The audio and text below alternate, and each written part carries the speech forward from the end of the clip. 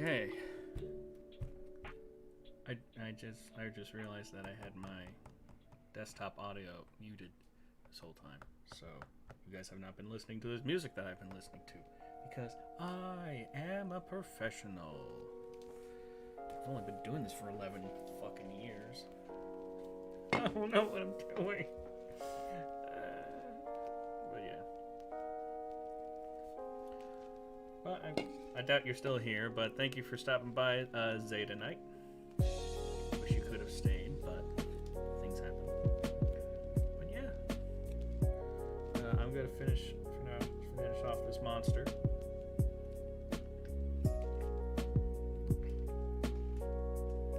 Okay. Ooh. Now we can get started.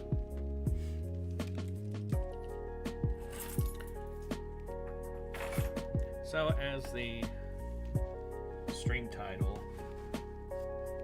elucidates,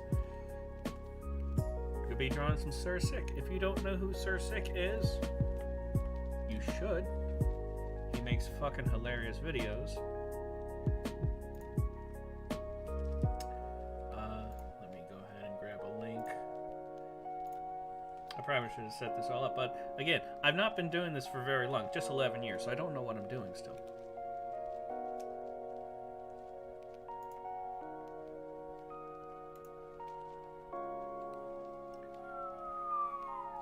There it is.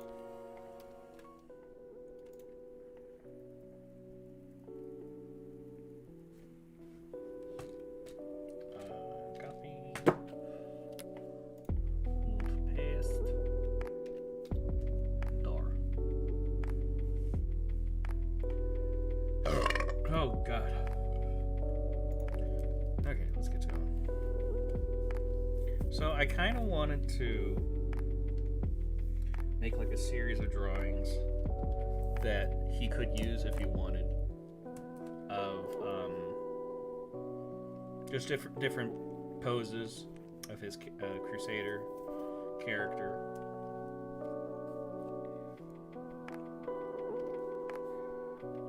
So I'll at least do one, because I also kind of want to do an actual illustration as well.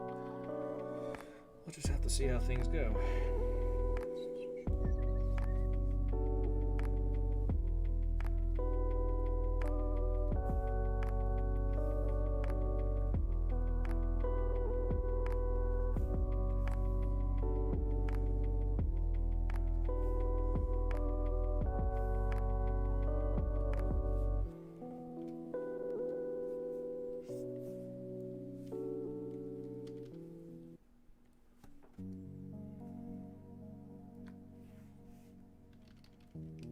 Setting up the desk here.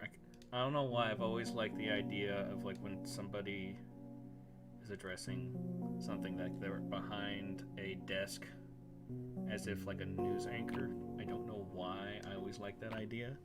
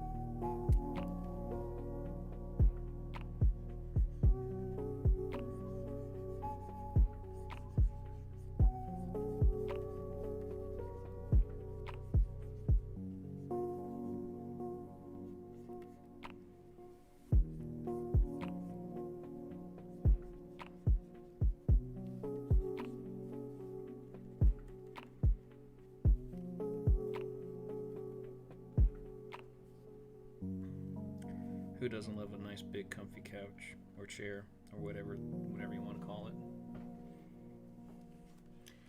I just thought couch because I was a kid in the 90s and there was a show called The Big Comfy Couch, and I actually used to really like that show. and I actually still like it. I've actually seen a few episodes recently, and it's still very quite charming, quite charming.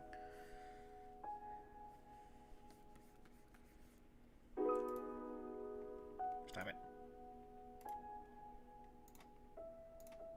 This is what I should have done.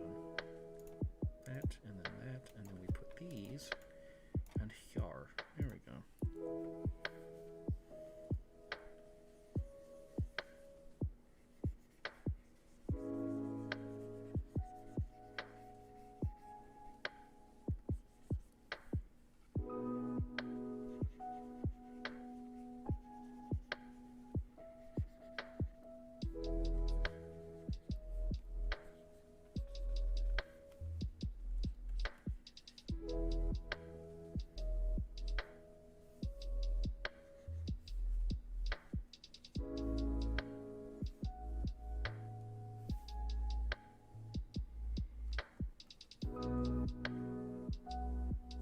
I think we'll do several drawings.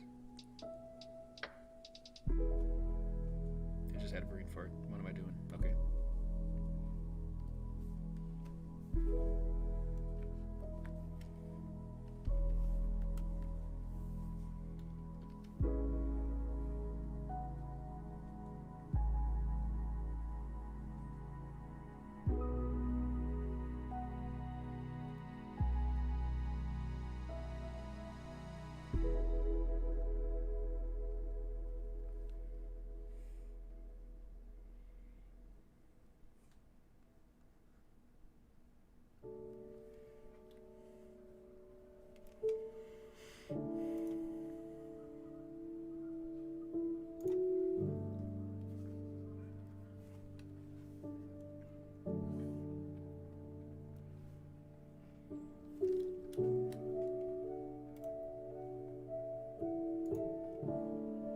I really need to make a hotkey for that duplicate.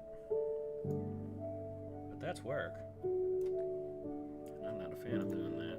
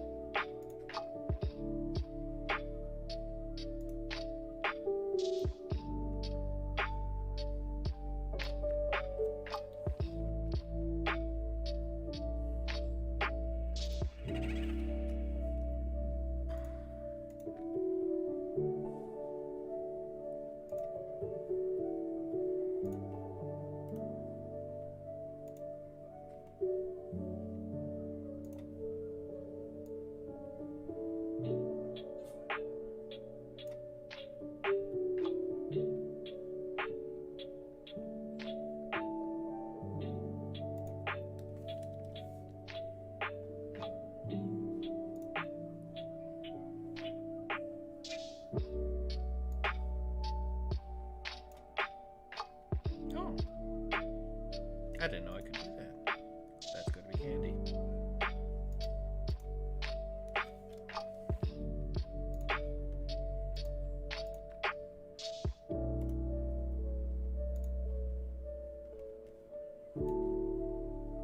Kind of wish it just automatically did that, but whatever. You don't always get what you want.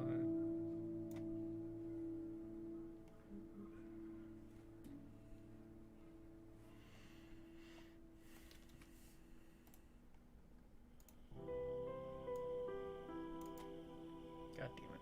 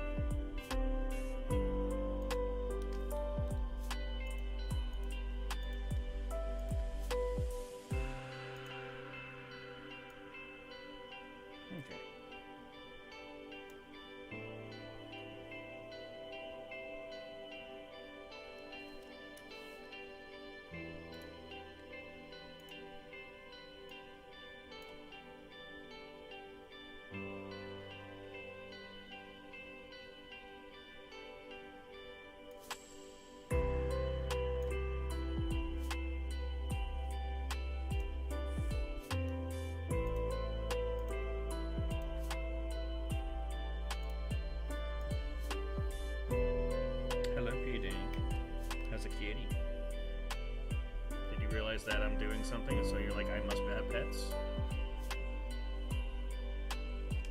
Because you don't get enough loving here. Oh no. Poor kitty never gets enough lovin's. How can kitty survive like this without the lovin's?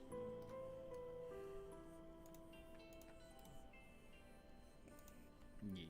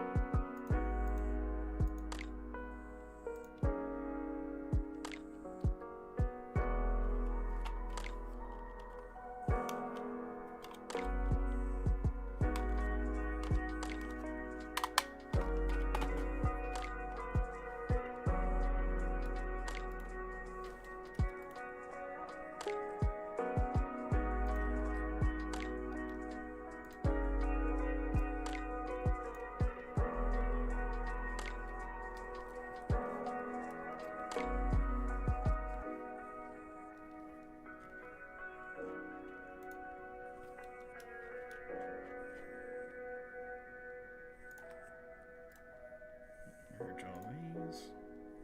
Hopefully that. Yep. What die at it?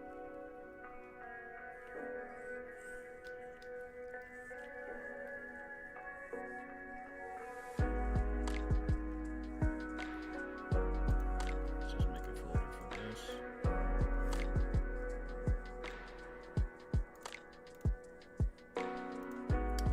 Wrong thing for the folder.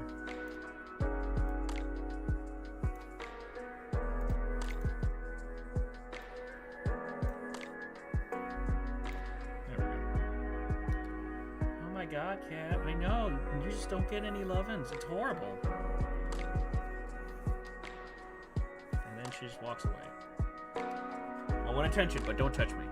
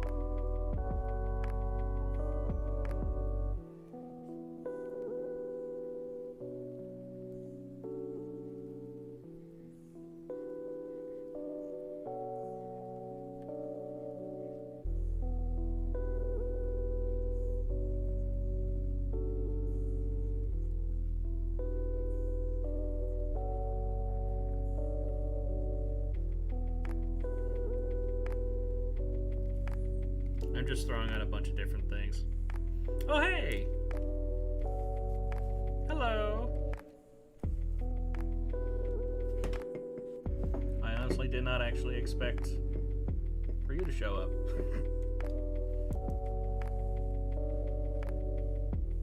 Well, welcome to Strim. Hope your day is going well.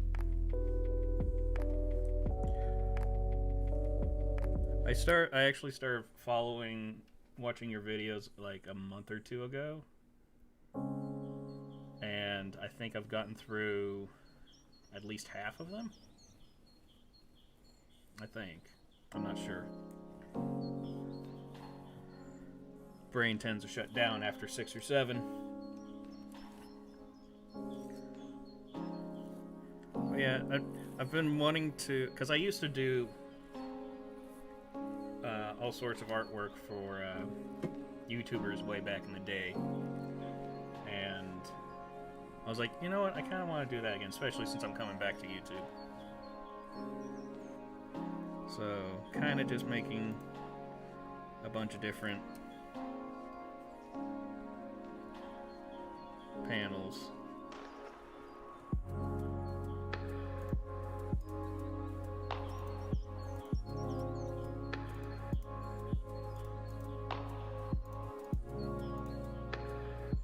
I don't know.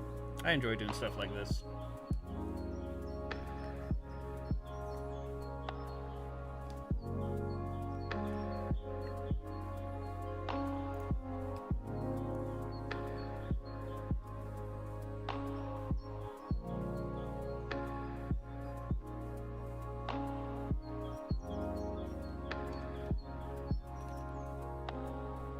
No, I don't want to do that. Doing what I'm doing.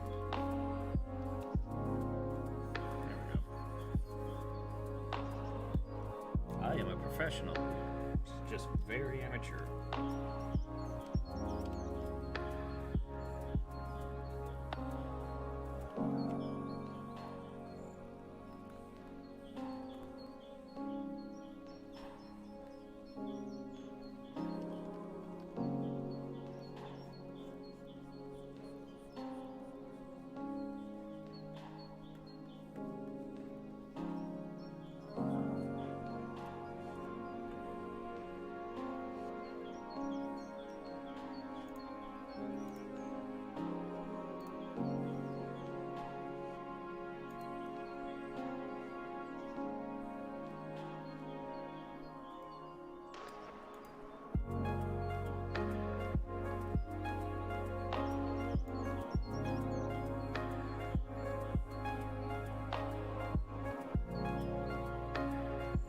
Ah. That's always fun.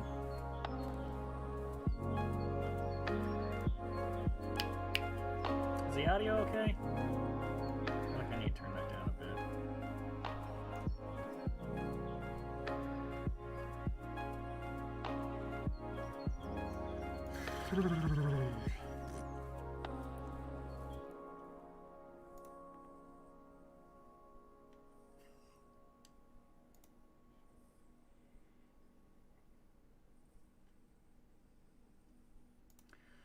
Well, shit. Okay. Tweak that a little bit. There we go.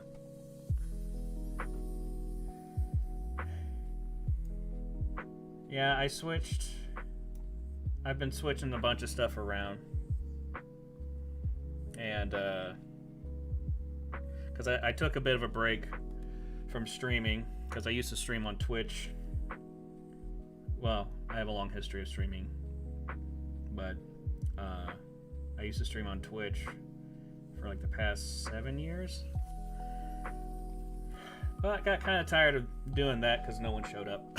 So I was like, well, I guess I'll go back to YouTube. I have subscribers there. Maybe they'll come back.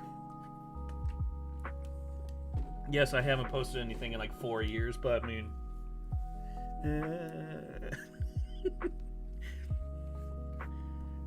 I just want to be loved.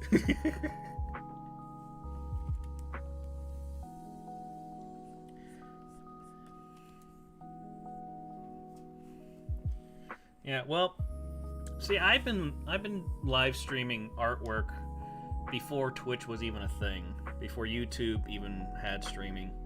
I used to stream on a site called livestream.com, and I started in '09, and then I jumped over to Picardo for a bit, and then I was on Twitch, and then I was doing YouTube full time because I became disabled, and I couldn't walk. Then I was able to walk again because I had to walk. Couldn't go through physical therapy though, because that was how I lost the ability to walk. So yeah, and then went to Twitch for a while, and then I just got sick and tired of it.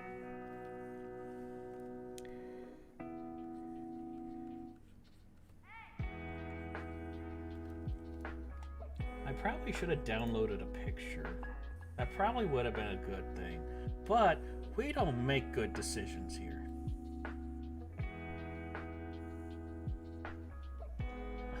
I have student loans because I don't make good life decisions. Why should that stem into my live streaming practices?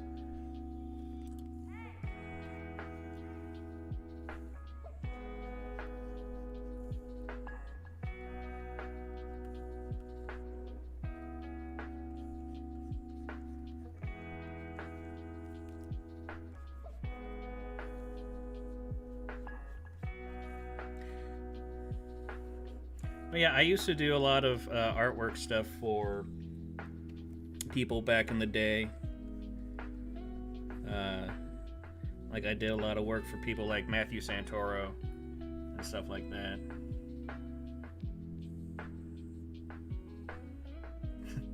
I started watching your stuff because I find it fucking hilarious.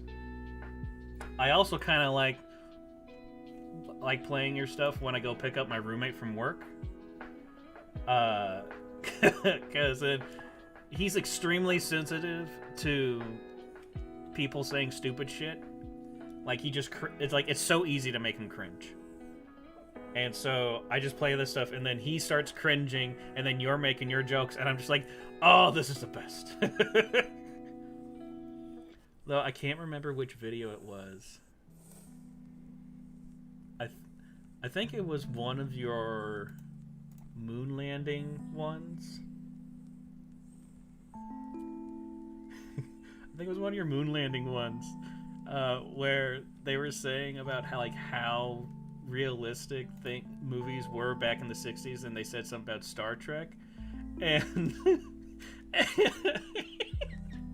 and then you said, come on, they can't even make William Shatner look real back then. Oh my god. we were both dying laughing. Oh man, like I was driving, and I was like, I can't drive, I can't see. Oh, it was so fucking funny. We had quite the chuckle from that.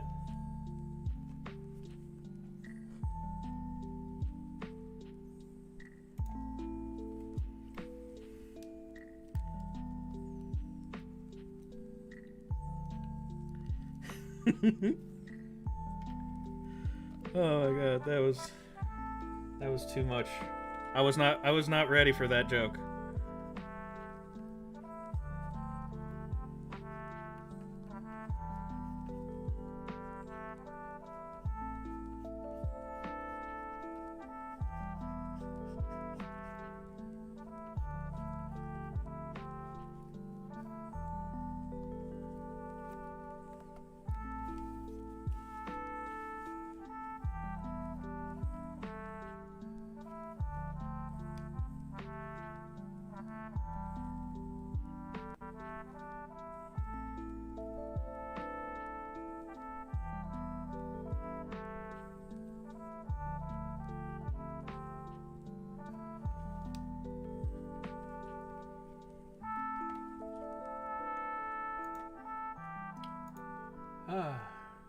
But enough on sucking your dick. Let's suck my dick.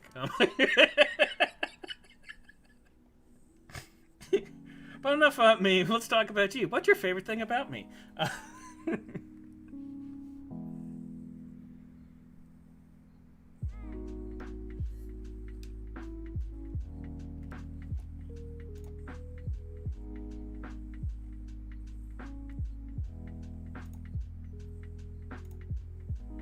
we go.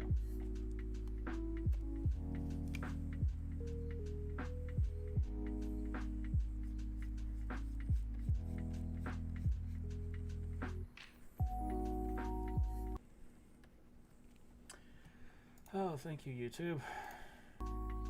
Oop.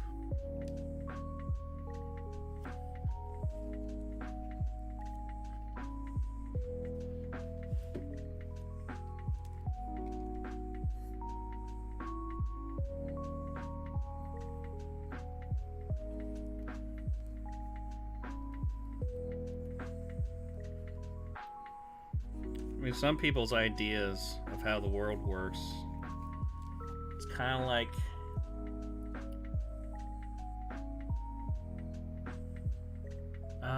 I had the phrase in my head, and then it just decided to go be like, nope, the brain go burr.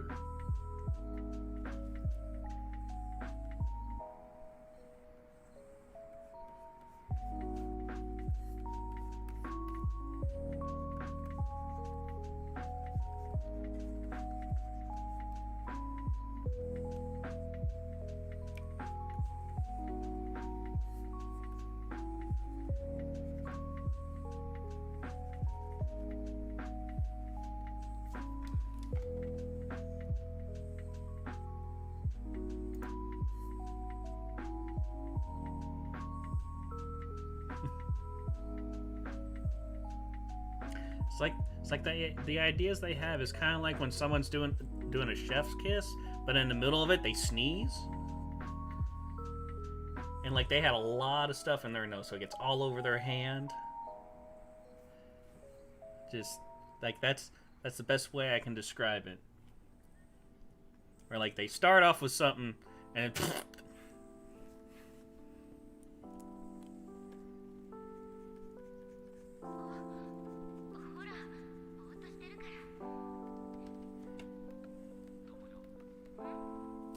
and they touch your face. You have a kind face.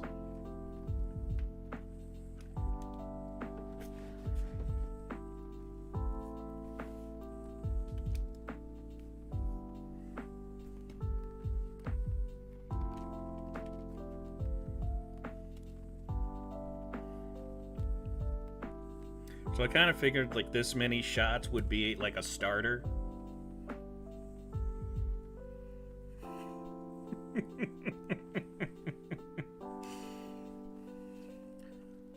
I know, the mental image is beautiful.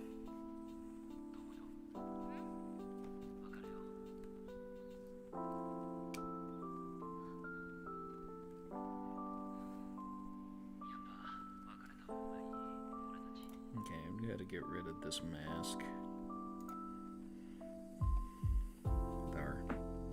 There we be.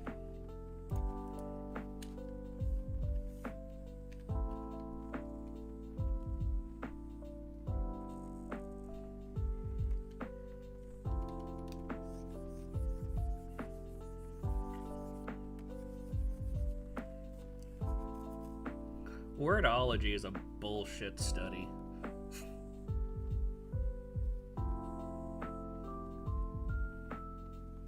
I never took any classes in letternomics.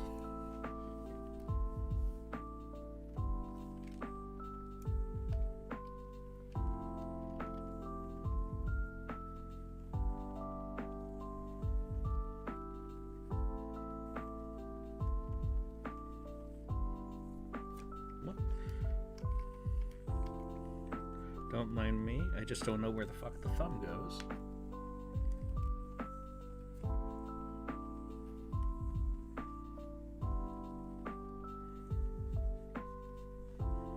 Don't forget, I'm a professional.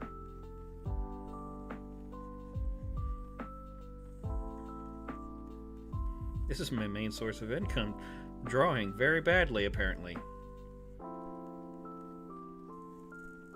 And I teach people how to do it too.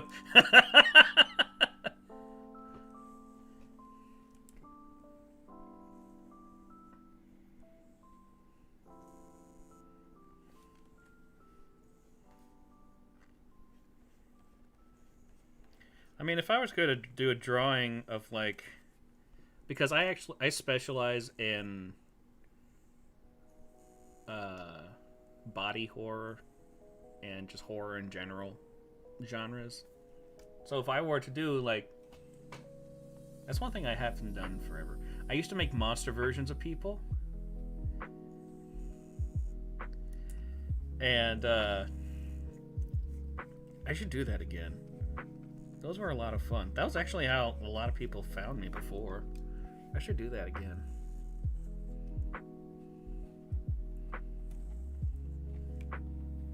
Like, I did that with Markiplier back in the day. And that character actually ended up being in a video game. Well, yeah, that's what I'm saying, is like, I should just draw you as you are.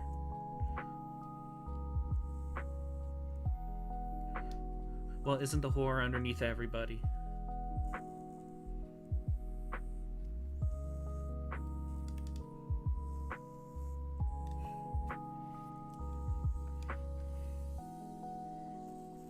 How can the horror be real if our eyes aren't? Oh.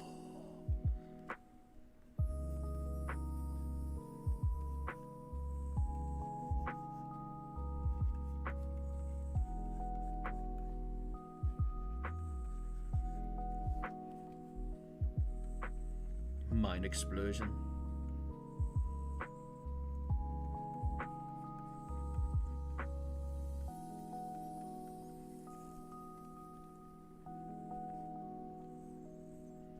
Okay, I really fucked up this.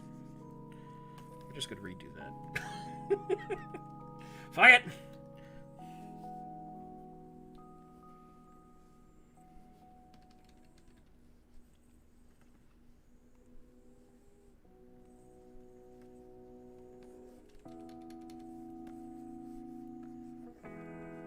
Okay, now I just really want to do that now.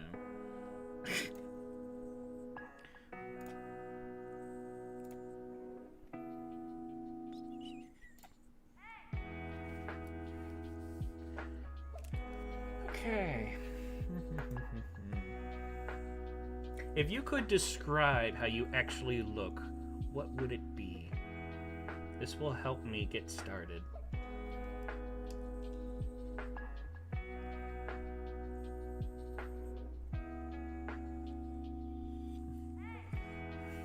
Oh dear God, not beard!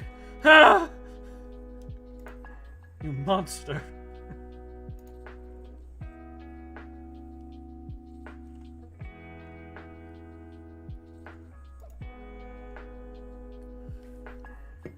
Make H.P. Lovecraft roll in his grave. It's too much.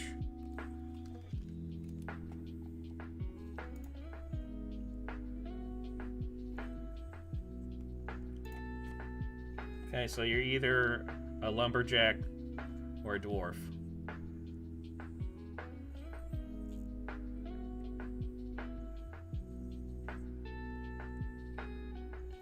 Or a lumberjacking dwarf. I know what I said.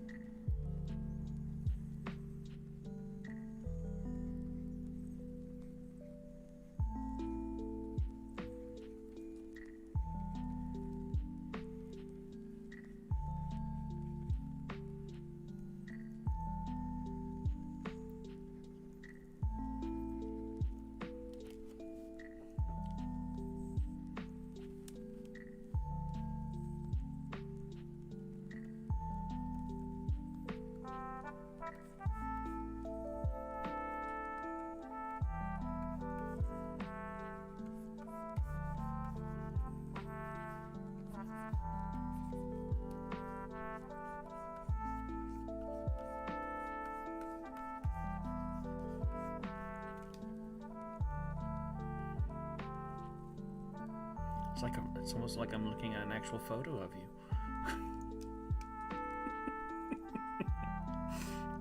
I take my craft very seriously.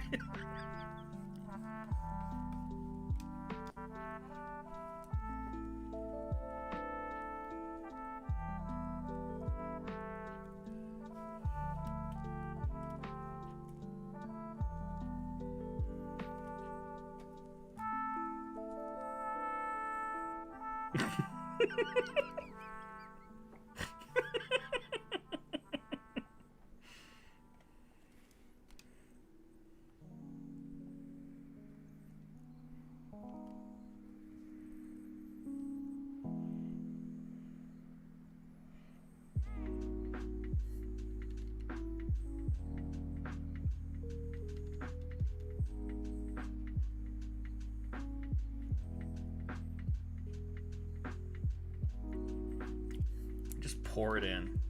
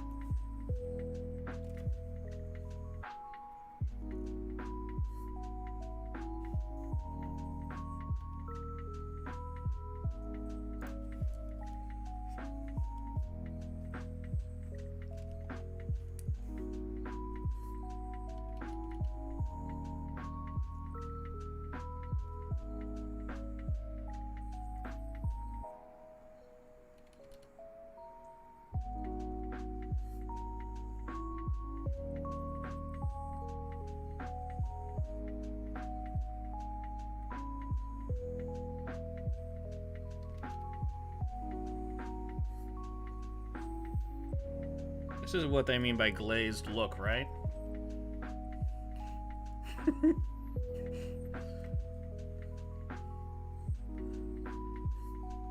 Well, you know that period of your life when you were having that weird thing happening where like you would just suddenly just go unconscious for hours on end, but then you found a way to fix that? Well, while you were going out from hours on end, I was watching.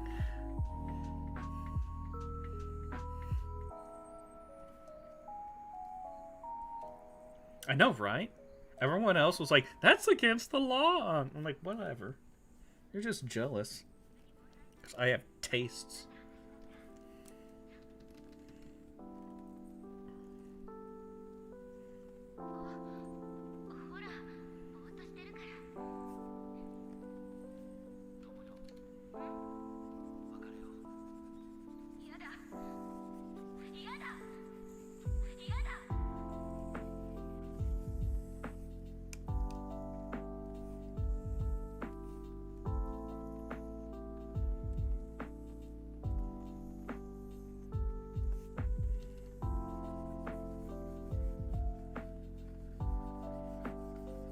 I just tell them if they're good. I just tell them that they better go get themselves some peanut butter if they're going to be that chilly.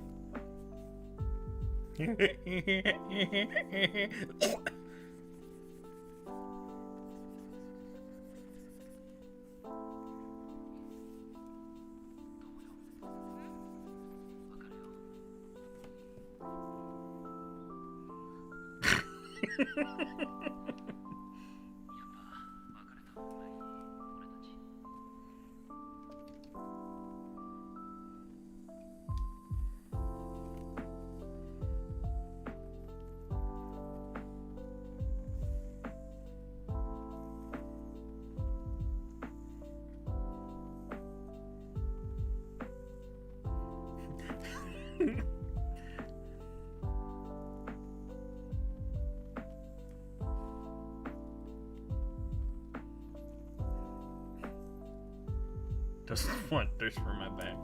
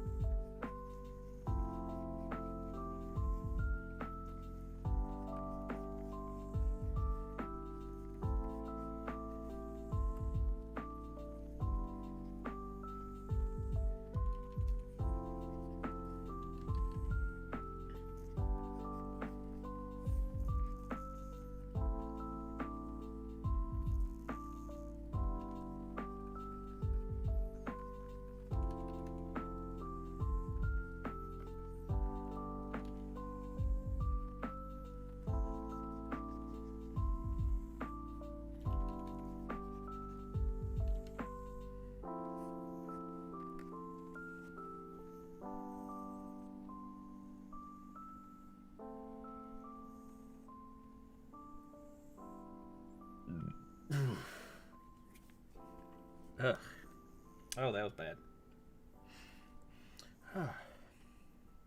Why, thank you.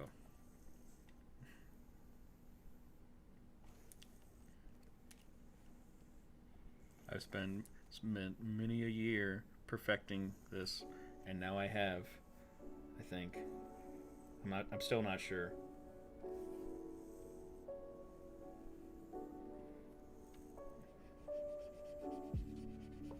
The secret is out. Oh no.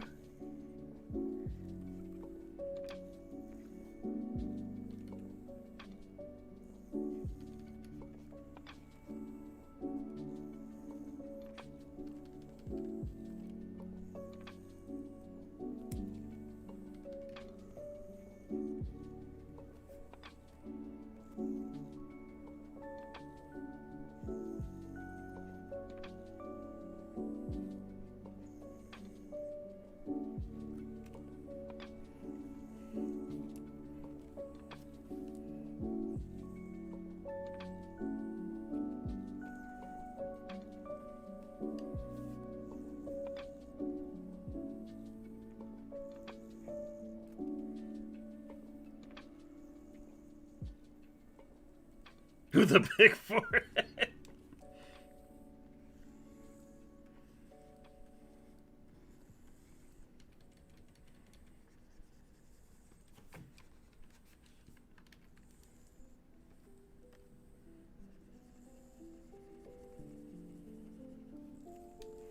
There, long flowy hair.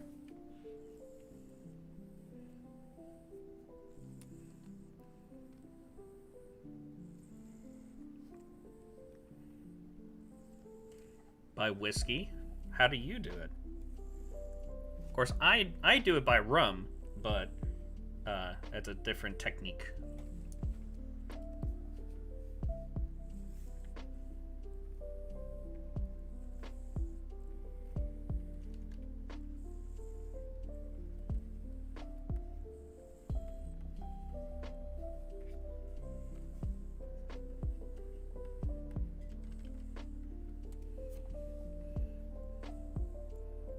I mean, that is true.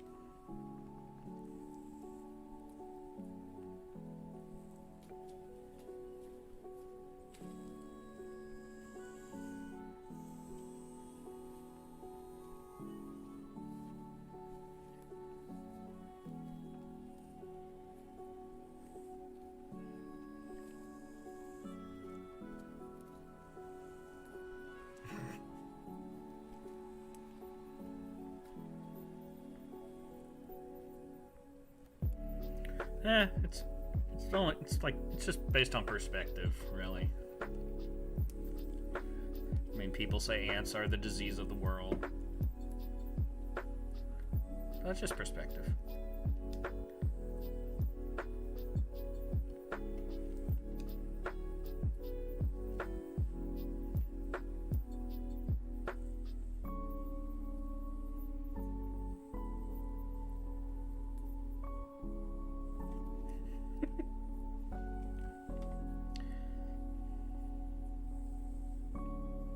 I did actually do a Viking piece recently.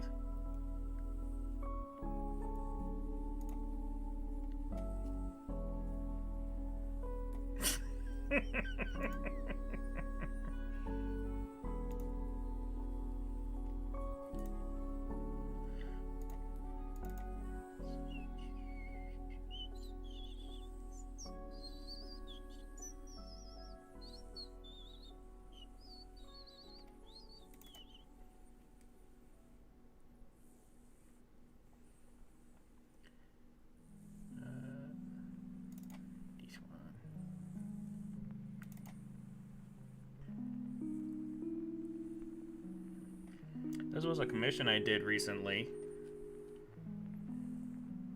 Someone wanted a Viking, cyberpunk Viking of themselves, with a robot door.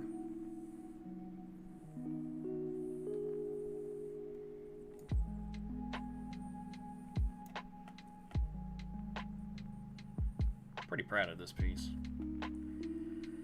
I think it took me about 30-ish hours to make.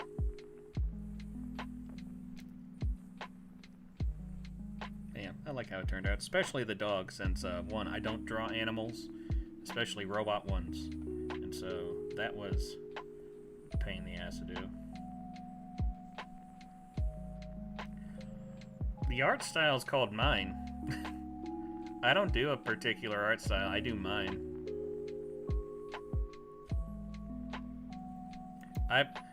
Basically how I learned how to draw, most of it was self-taught, and I just took what I like from other people's styles and then put into my own. And that's what I teach my students, is that they should take whatever I teach them, take what they like from it, and implement it to their own style.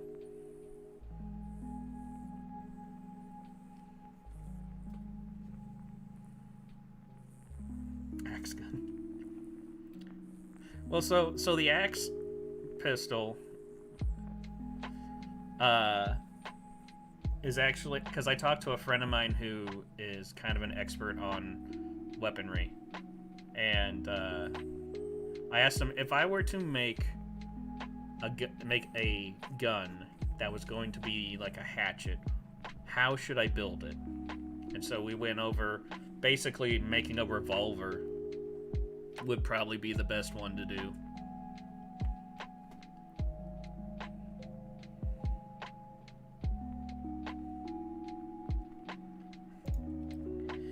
Yeah, I have a variety of styles that I do.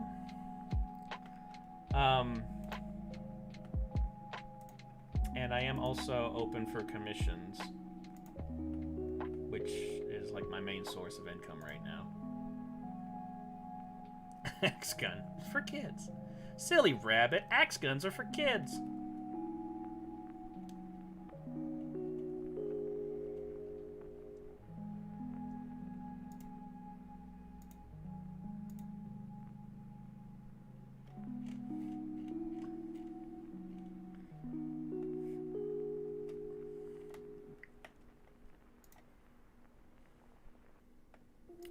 Yeah, I do a lot of different styles.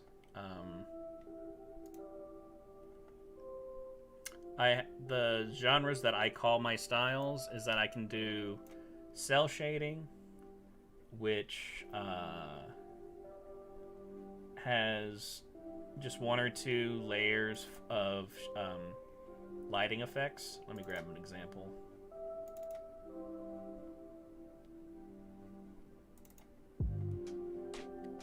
So this is another commission I did for someone's D&D character. And this is a cel-shaded piece, because it only has one layer for the lighting, or for the lighting, and then one layer for the shading. This one was kind of fun to make.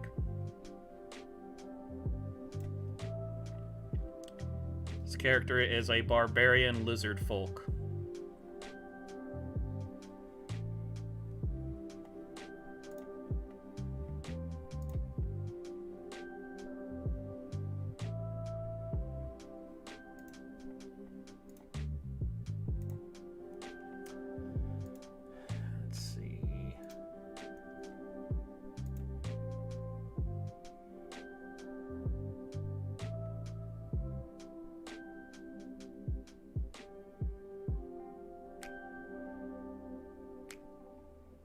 Well, I also have a payment plan with them, so just to make things easier for people. Because it's not really my priority to make money. I just want to do artwork for people. And I want to be able to get paid what I deserve, but I also want to make sure people are able to afford it as much as possible. This is what I would call a simple drawing. It's got more. It's got plenty of details. It's got more shading effects on it and lighting effects on it. So this is what would be counted as a simple drawing.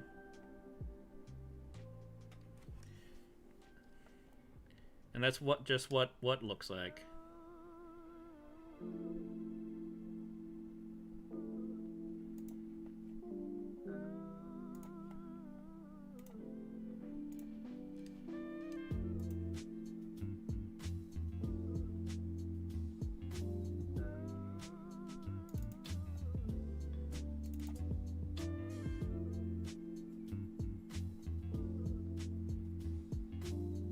Oh.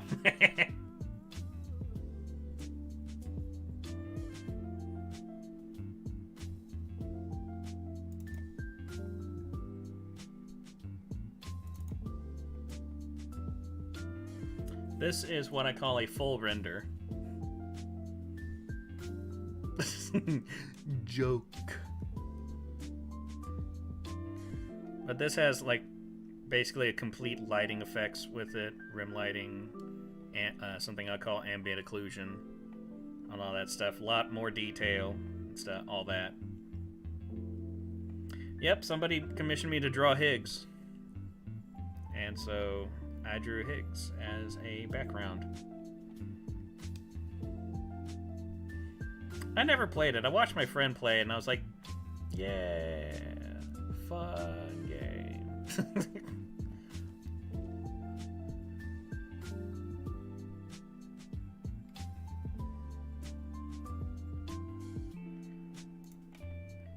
Yeah, I was never that interested in working at Amazon, so I didn't really care to play that game.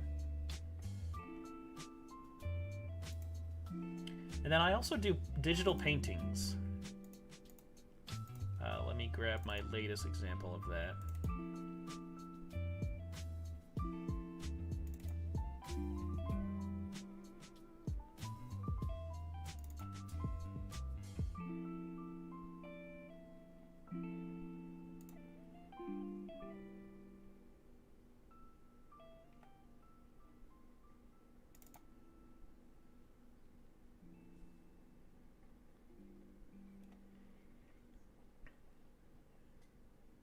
Yeah, so this is a painting I did last month of Double from Skullgirls.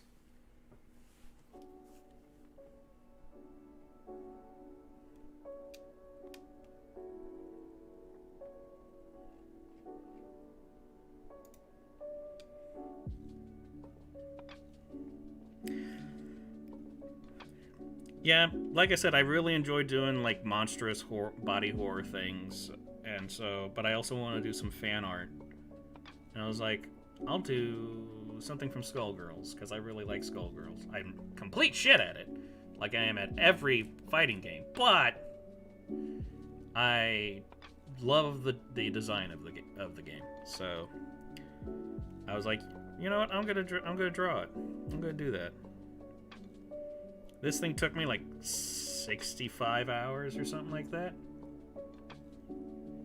But yeah, so this is a painting that I can do as well. I mean, this would definitely cost more than my average rate because there's a lot more to it.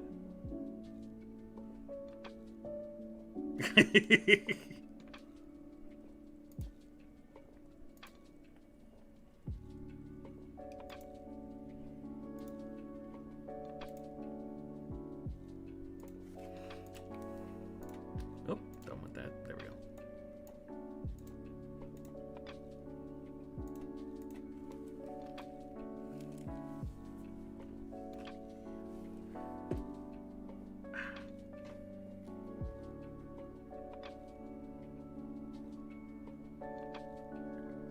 Sounds like a plan. You can also follow me on... There's a link in the description that takes you to all the links that I have. But you can also follow me on Twitter. And I have a Discord where hardly anybody uses it, but I still drop things in there from time to time. But, yeah. Let's do an actual drawing now.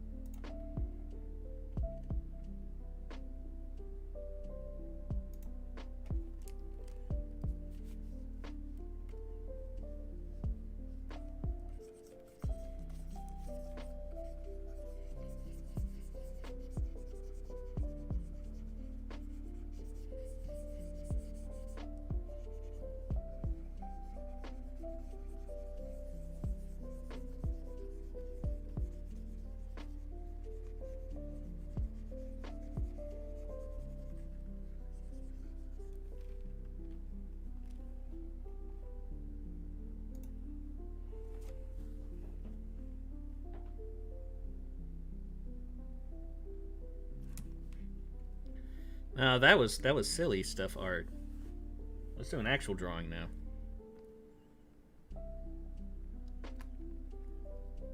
Also have me press the right hotkey.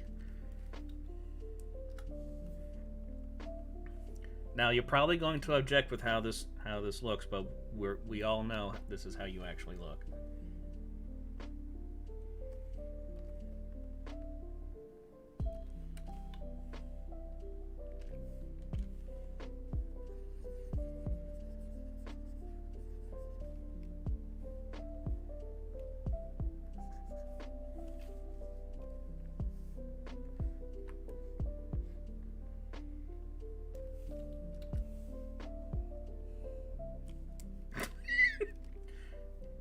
Damn it, you knew! Fuck! It was supposed to be a surprise.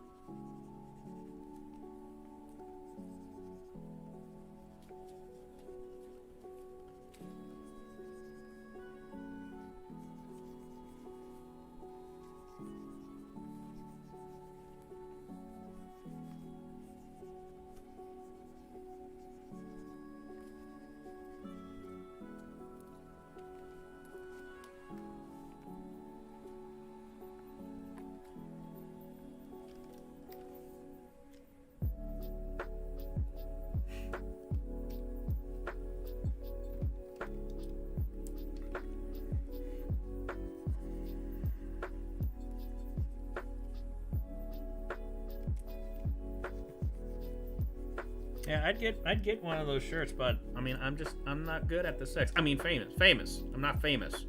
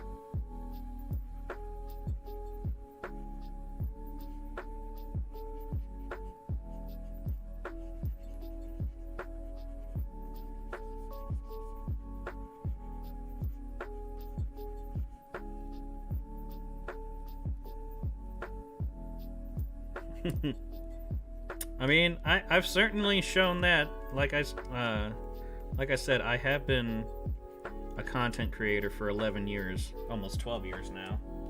Well, almost. It'll be August when I started actually doing stuff online, like content creating wise.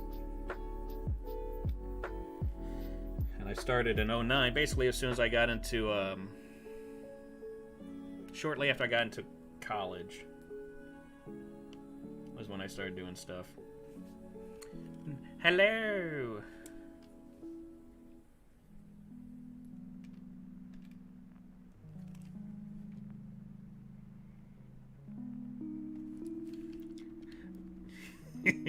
I am actually tempted to start an OnlyFans for not safe for work drawings.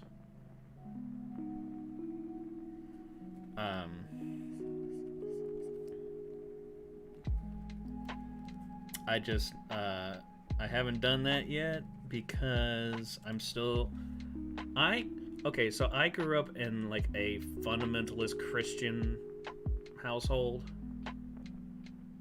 and so it was extremely anti-sex. So yeah, I'm not like that anymore, but every time I start drawing a no-no, then I just have like thousands of voices screaming in my head saying I'm doing a bad thing. And so I'm trying to get myself out of that, but it's going to take me a little while.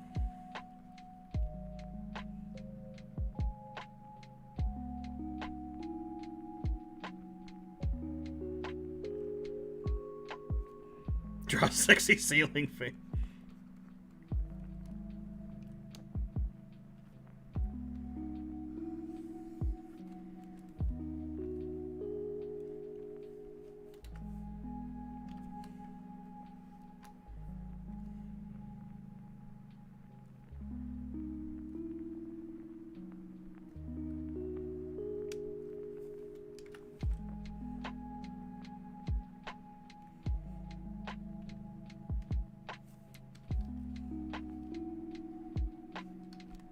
God damn it. Now I'm picturing a ceiling fan with, like, lingerie on it.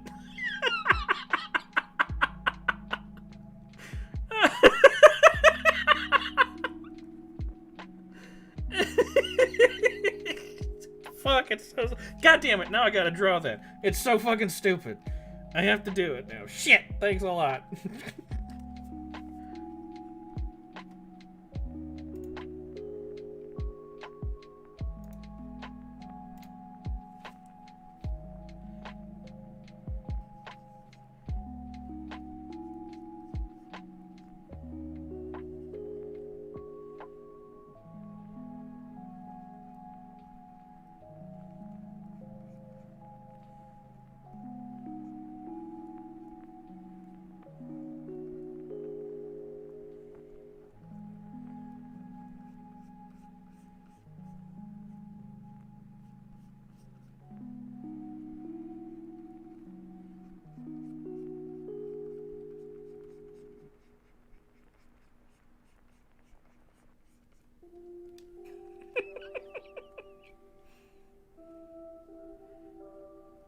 Alright, so I won't do a full drawing of it. I'm just going to do a stupid sketch of it then.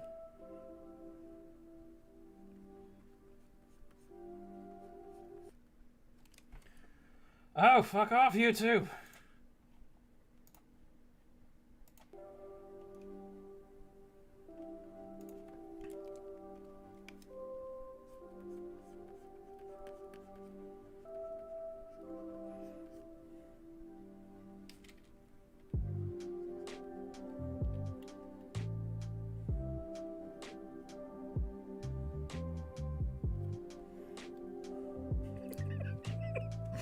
Okay, I'm trying to think of how to go about this.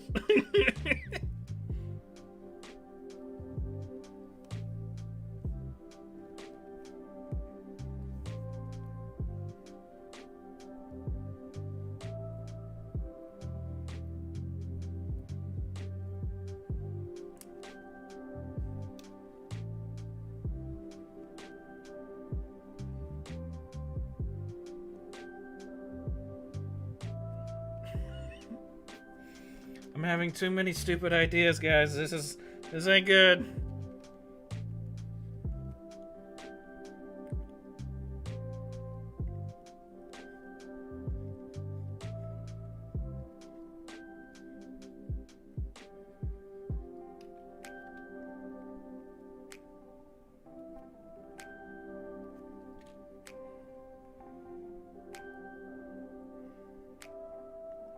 Okay, there's the 5th plate.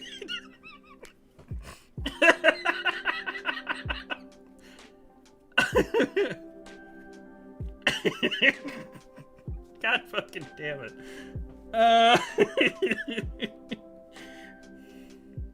It's so dumb. I love it too much. Shit. Now remember, kids, art's a very serious subject, okay? Now it's just a mugger fan.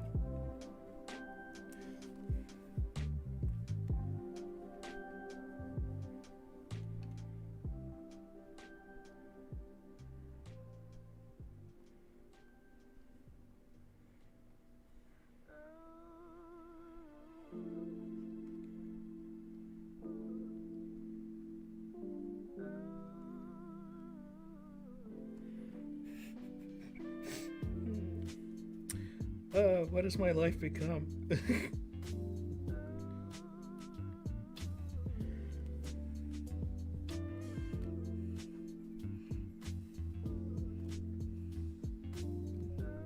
You're gonna go places, kid.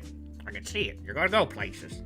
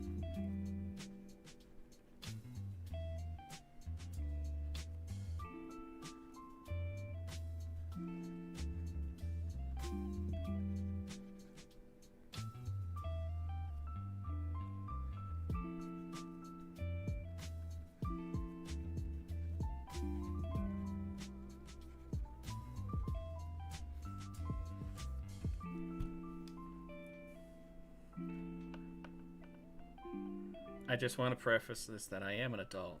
I swear. This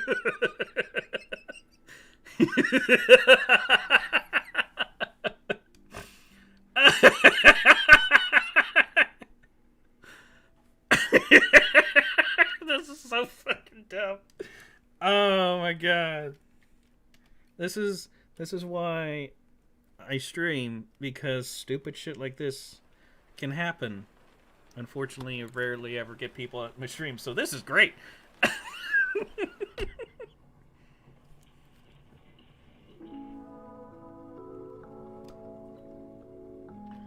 I'm having a blast right now.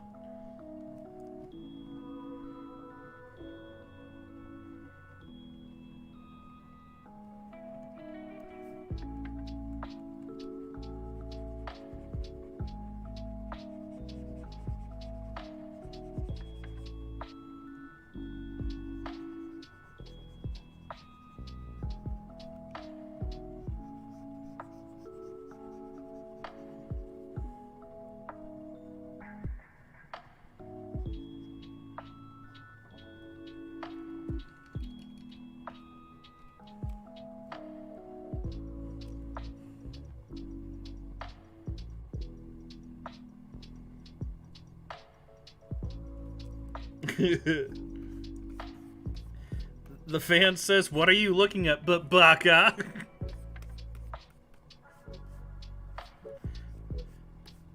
I only recently learned what the fuck Baka means. Because I don't watch the Amanies.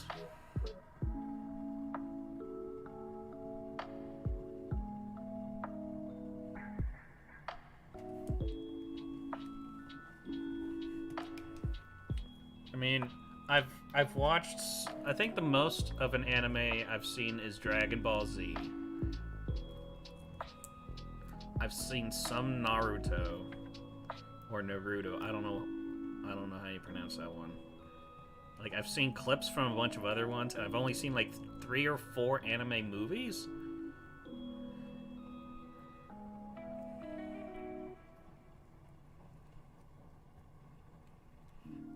I've watched Dragon Ball Z Abridged. I watched it as they were making it.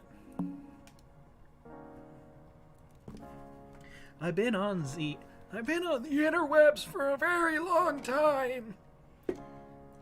I remember back in my day.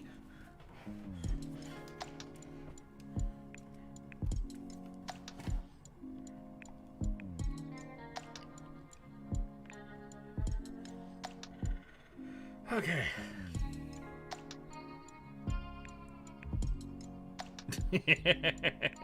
Yeah, I saw that one too. And then I've also seen Code Geass Bridge, I think's what he called it, or something else. It was by Purple Eyes. What the fuck? He stopped making them a long time ago, which is upsetting because they were really funny too.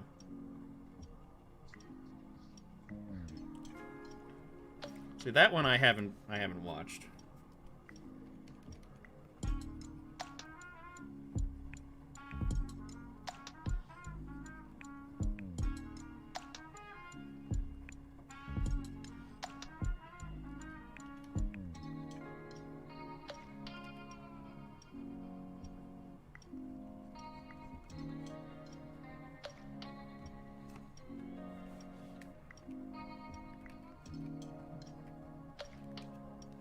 Well, it's a lot faster to get through it. Have you ever watched an anime? It takes 35 episodes for them to take a step.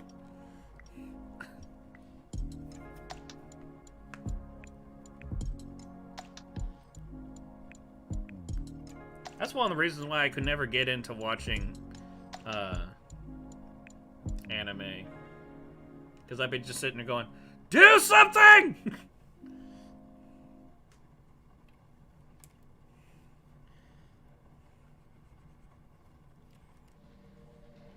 Okay, I need to set this up the way I did my last drawing.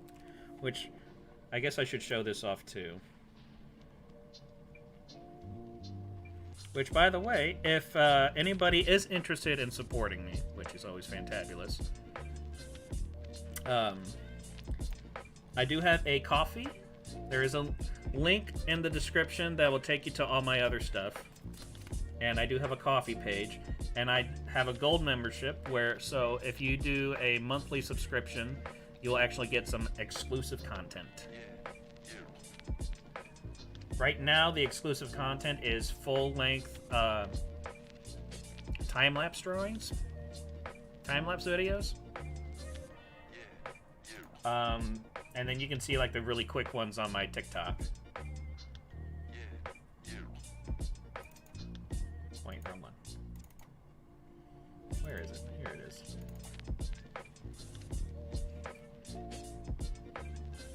So somebody on Twitter was like, "Hey, why don't we do a reverse Bowsette where where Peach puts on some cuffs that are spiked and she gets turned into a sexy guy, just like how Bowsette puts on that crown and Bowser puts on that crown and turns into a babe." And so I was like, that actually might be a fun idea. So I made this.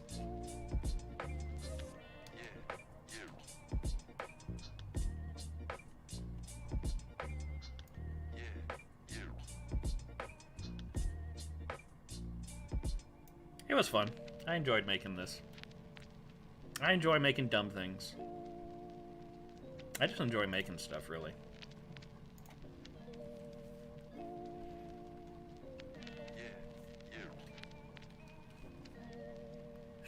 Oh, now we fight. Wouldn't that be so funny if that's how like MMA fights were? Like they spend half the fight just standing going, ah! And then like the other half they then charge at each other.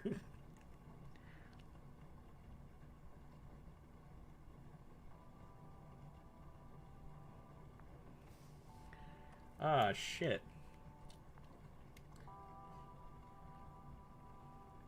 Well, I hope you're able to get another job. I got fired from my job last year, and so I just decided, fuck it. I'm going to be a full-time freelance. And a hockey match broke out. Oh shit! Oh shit!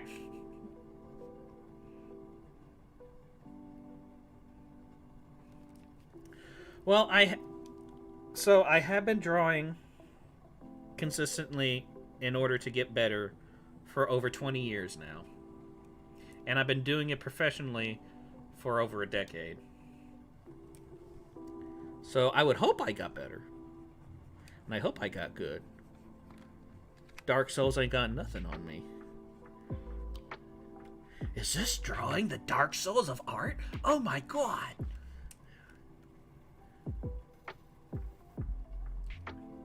Hello! How is you?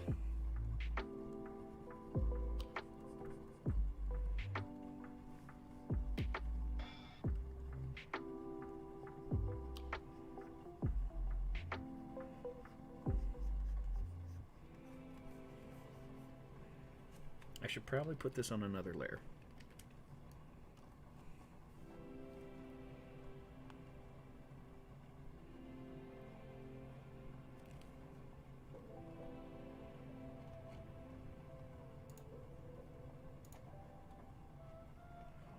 Okay, Streamlabs is not showing me all the things put into the chat, so we're just going to not look at Streamlabs anymore.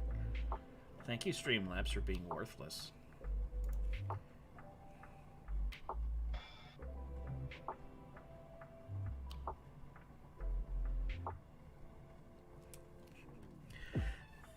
Yeah, I've said before, I actually teach art at my, I teach art at my local community center. And I just have kids that I teach, at least right now. I only started this year, but, it almost took a year to actually get it set up. But anyway, yeah, so, like, that's one thing that I tell my students. Because I have a problem with people saying, like, oh my god, you're so talented. I'm not that talented. I could never draw like that. That always irks me. Because it's this misconception of art that like is very prevalent, and I don't like it. Because, like, yes, I would love to be put on a pedestal. Like, this guy is amazing. But I want that to be because I am super good at something that I've devoted my life to. Instead of it being where, like, when somebody says you're so talented, they think that that's why I'm able to draw so well. And it's really, like, talent is a starting point.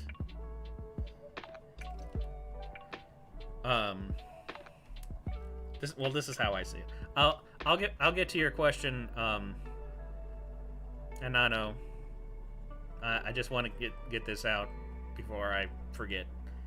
But talent is a starting point. Skill is where you go from there. I am extremely skilled because I've spent 20 years practicing and learning and stuff. Yeah, that's pretty much it. Like, talent only puts you where you're going to be when you start drawing. There are some people who are like almost Picasso, where they're 6 years old and they're able to make the most realistic drawings you've ever seen. And then there's people who are in their 30s who can barely draw a straight line. But if the person who could draw like Picasso doesn't practice or do anything, they end up not being that good by the time they're in their 30s. Whereas the person who's in their 30s who can't even draw a line, and they practice and learn things and all that stuff, they can end up drawing like Picasso by the time they're in their 40s or 50s. So it's mostly skill and dedication. And that's why it always bugs me when people are, like, just plop it into talent. And just like, yes, I was kind of talented. I did draw like shit. But I also spent a long time drawing because I just really enjoy drawing.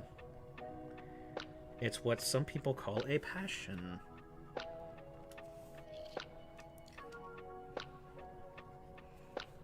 Hello! How's your... Okay, so... Anano asked...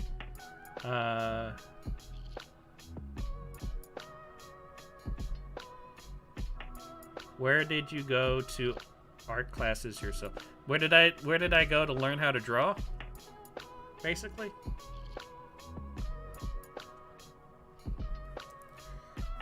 Yes, since there's new people in here, now you guys are stuck. You are being seduced and threatened at the same time. It's called having a fear boner.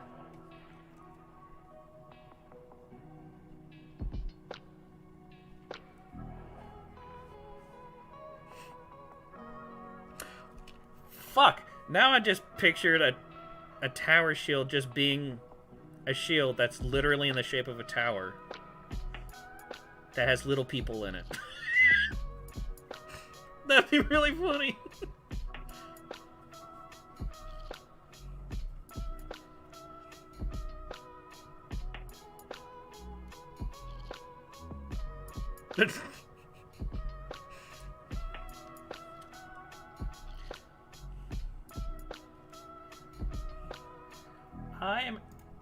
I'm definitely a stickler of accuracy to a point. I'm a bit of a perfectionist to a point, but it does kind of drive me insane. I'm going to look up tower shields to make sure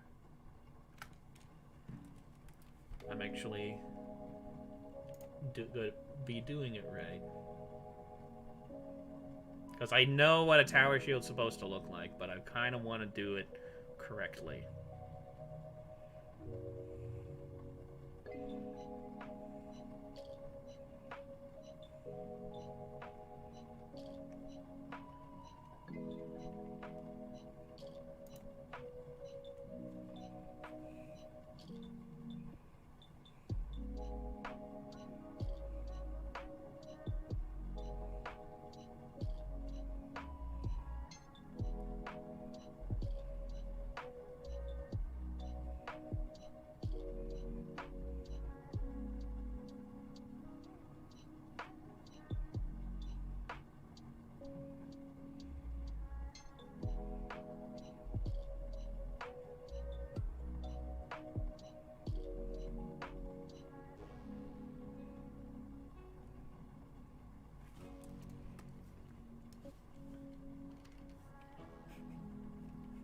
Mr. Sic is in here. Oh god, there's a female! What do we do? Me, every time I'm at someone's stream and a girl comes in. It don't matter if she got an itty bitty waist. Or some round things in your face.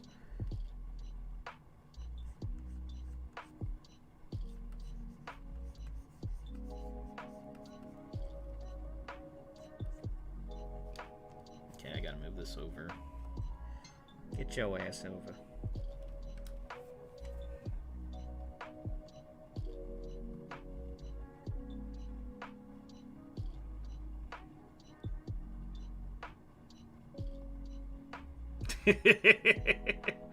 She's a monster. You're a monster.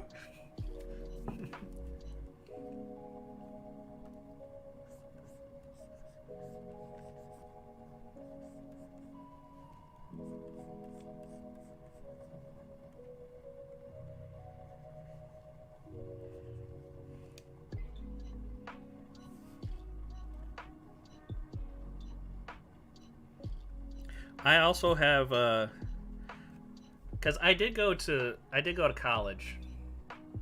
I got a degree in media arts and animation, so I have done animation stuff. So every time when Sic is like, If you want to hear my voice, go to Mrs. Sic's channel, where I talk and she does all the work. And I'm just like, yeah, that's pretty much true.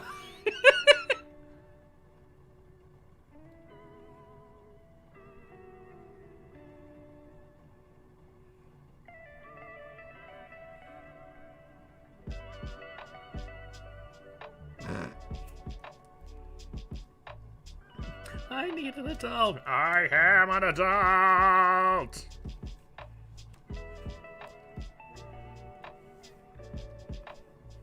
No. I saw a bird. It was pretty. Kick its ass. That's one of my favorite lines in that show.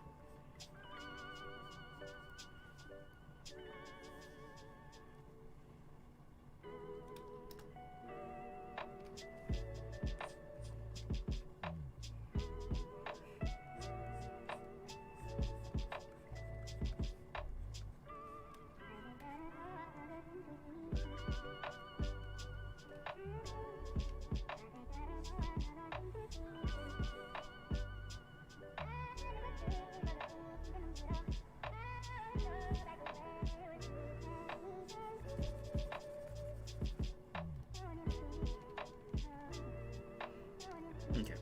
Whoop, wait. Oop.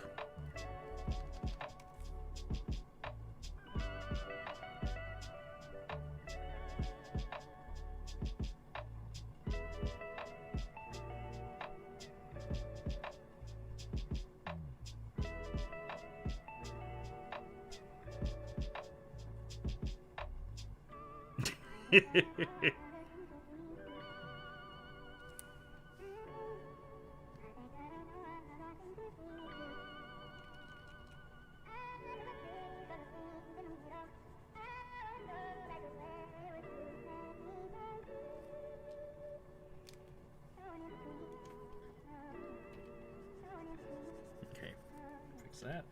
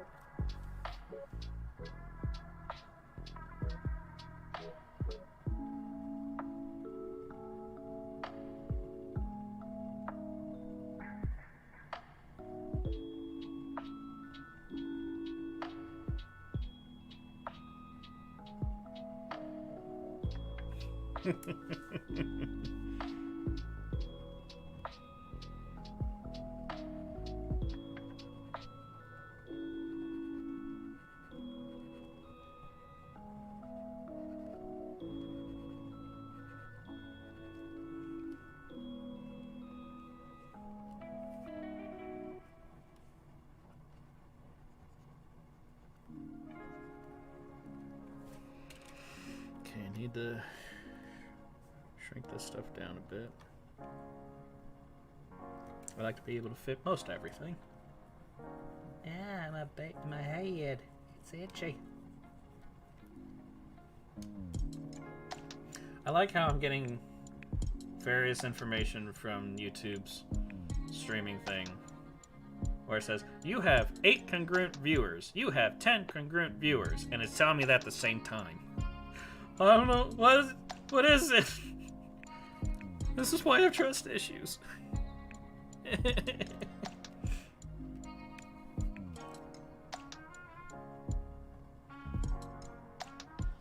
Alright, thanks for stopping by, Octavian.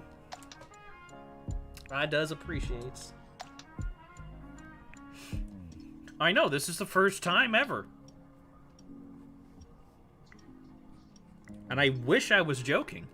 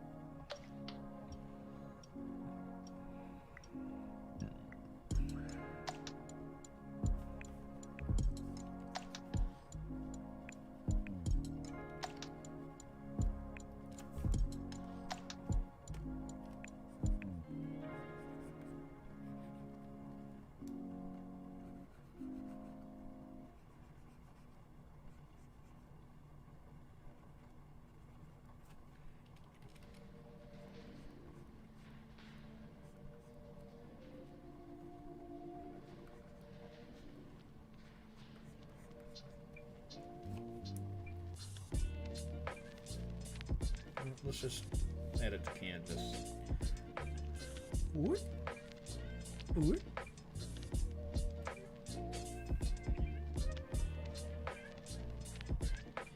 Lower this. There we go.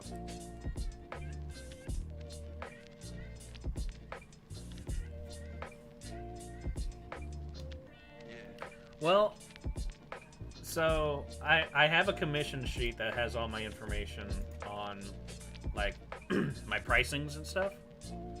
I guess I'll just go ahead and plop that in here just so you guys can sell your niz.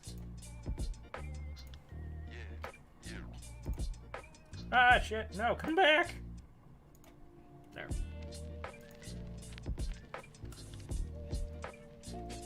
But yeah, basically the only things that I will not draw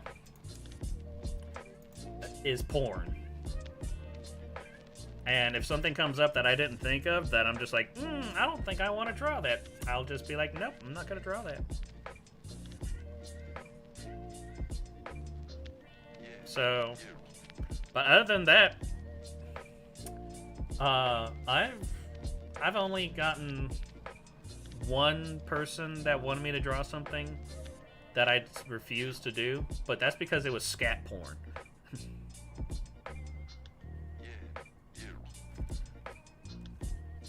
This is called a fetish, and some fetishes are okay in public.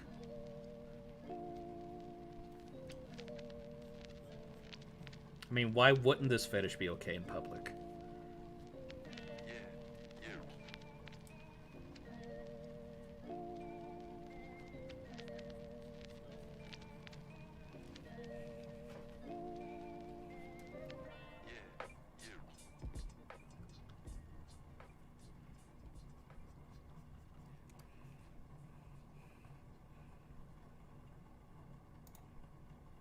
That's what you think.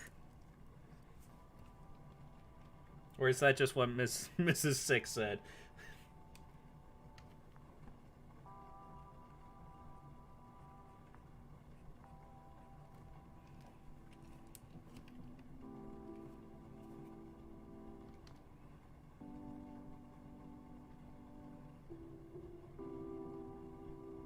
Do I want food or dignity?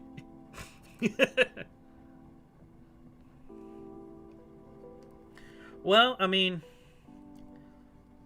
one beautiful fun thing about the law is that anything you do is only illegal if you're caught.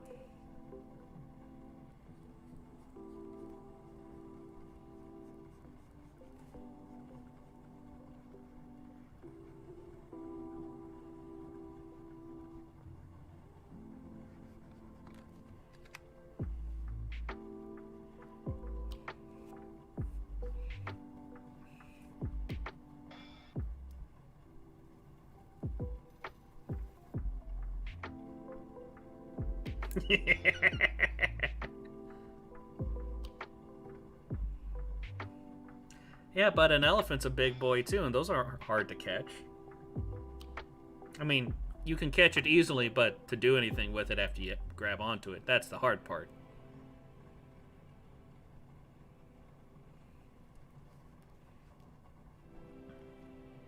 Well, in this drawing you are.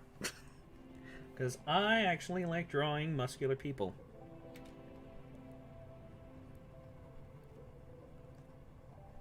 And no one has objected to it, so this is what we're going with.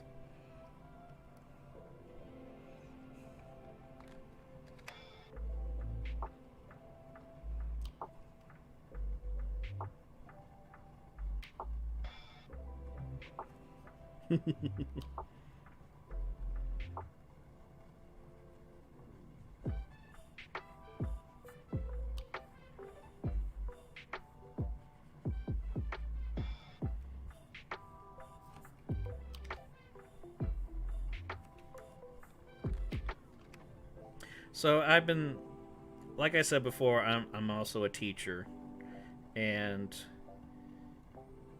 I teach just basic drawing stuff on pencil and paper, which means that I've been getting back into drawing on pencil and paper, which I have not done since I started doing digital art. And I realized I missed it. Why would I want to do that?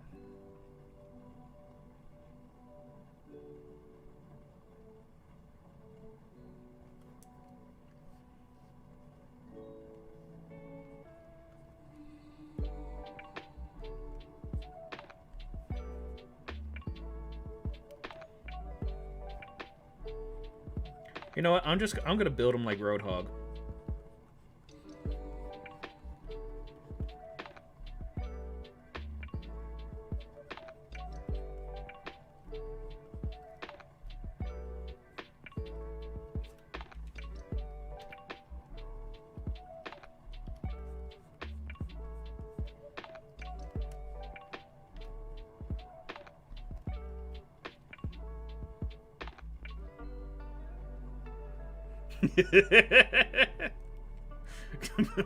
Can I commission you to eat someone specific? Ah.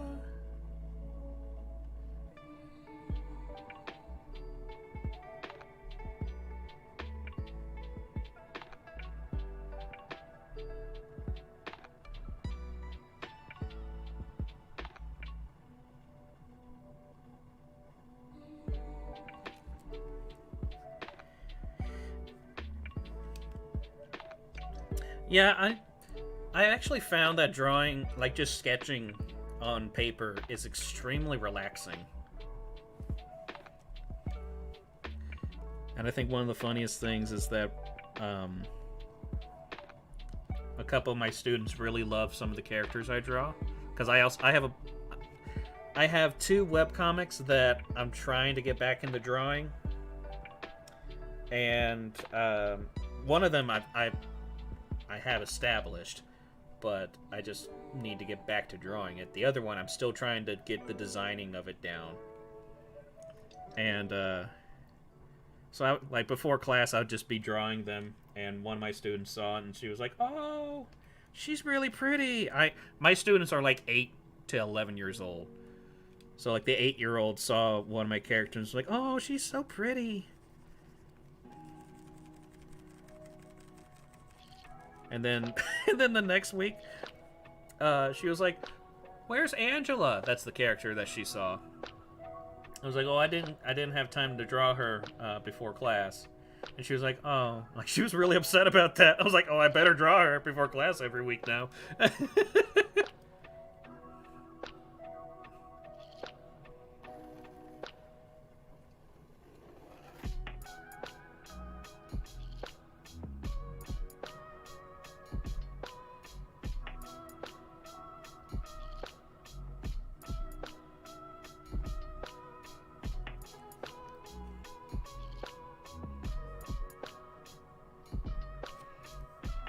Okay, we'll go ahead and merge. Where's the merge? There's the merge.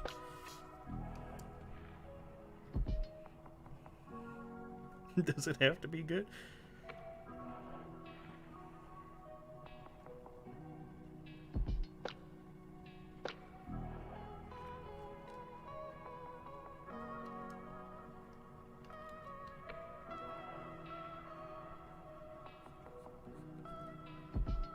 Might have if I was on the right layer. Don't be like me, kids. Know what you're doing.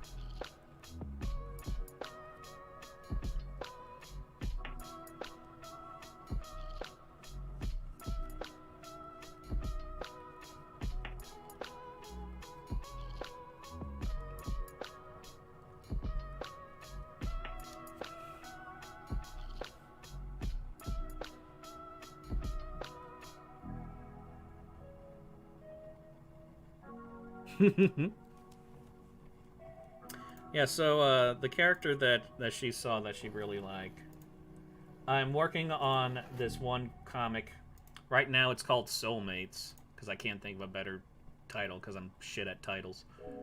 But it's about this girl or this woman who ends up getting soulbound to a succubus. And you know the whole deal with succubus is that they fuck you and then they take your soul and then go back to hell most of the time.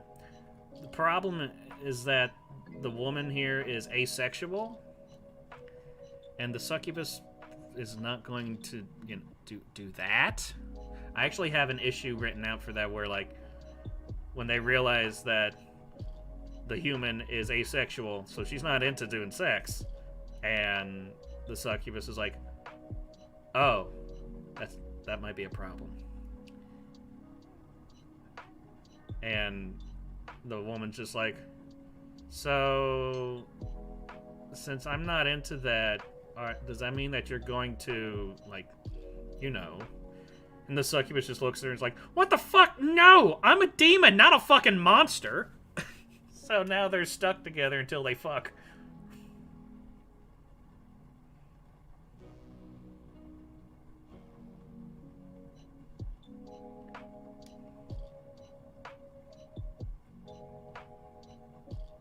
But yeah, so it's Angela who's the human, and Christina is the succubus.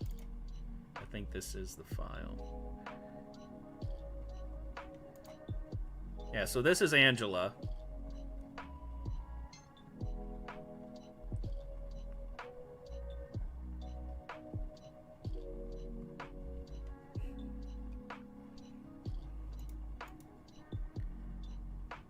She's a, like, pastel goth, as best as I can describe it.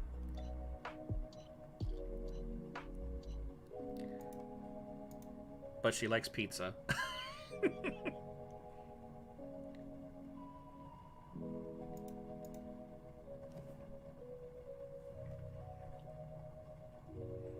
Yeah, so she's the human. I actually got the idea from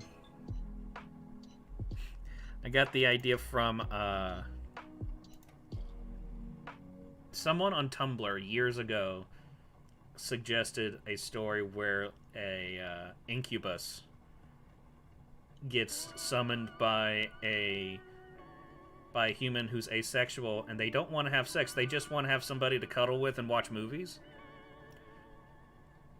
And so, like, I loved that idea, and it wasn't until recently I was like, oh, I should do that now. And then I just kept thinking about it, and then I came up with these characters. Recently been working on Christina's design.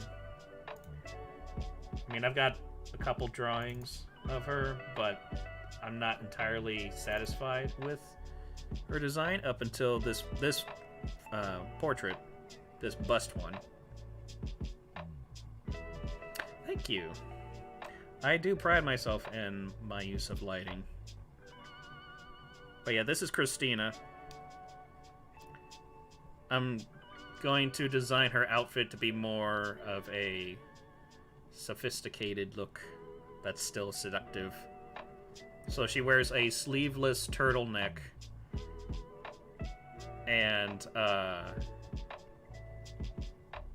tight leather pants and high heel boots.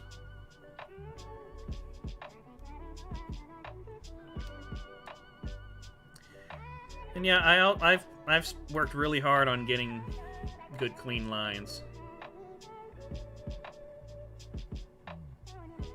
But I mean, I don't think I can make anything more sexy than this drawing. I mean, how can you top perfection here? I mean, come on, seriously.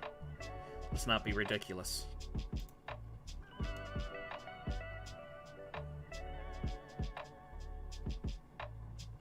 Yay!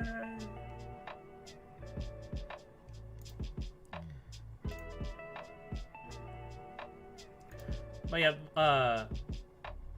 I used to use Photoshop for the longest time, up until this past year.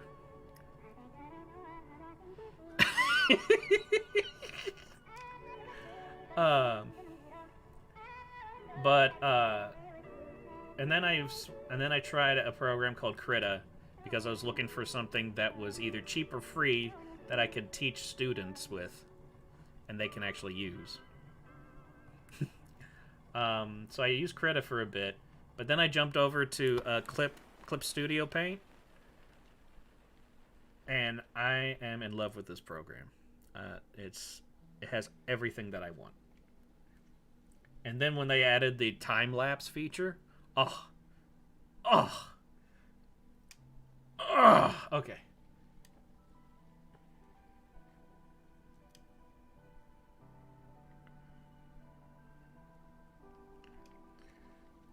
But yeah, I love the stabilizers because I have the hands of someone with Parkinson's during an earthquake.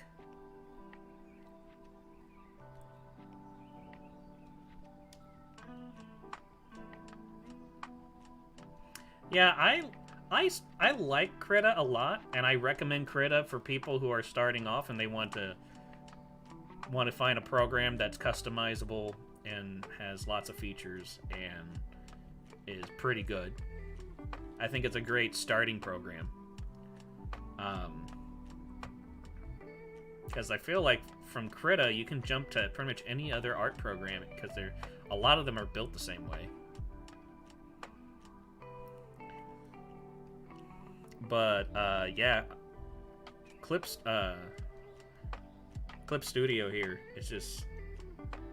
it's fantastic. I love this program.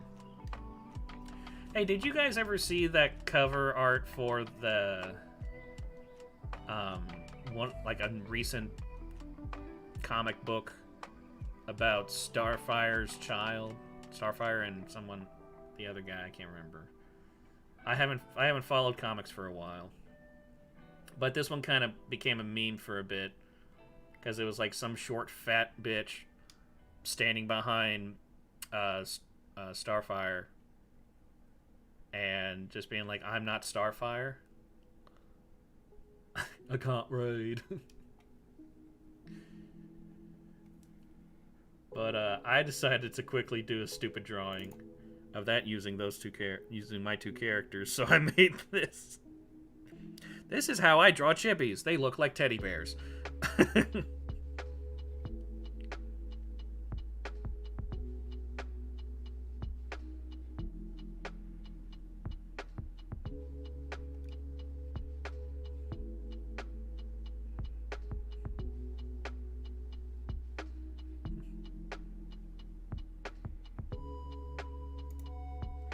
I had a little giggle from that one.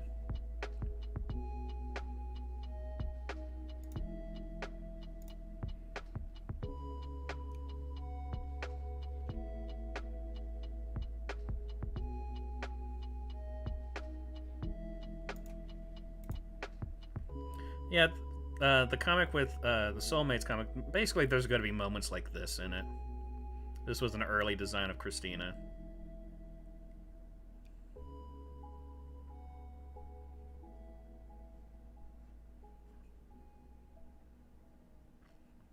I ain't flat. I'm like several circles.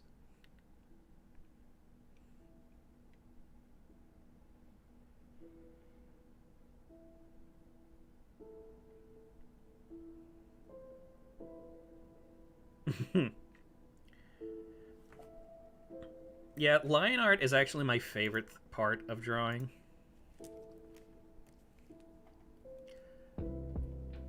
I don't know. I find it the most relaxing part. So obviously, like, line art's my best part, at least from how I feel about it, and shit. Oh, so a friend of mine on Twitter was saying how she was having a bad day, so she was like, "Can people send me cute things to help me feel better?" So I drew this and sent this to her because I'm a dork and I like drawing my characters doing stupid shit.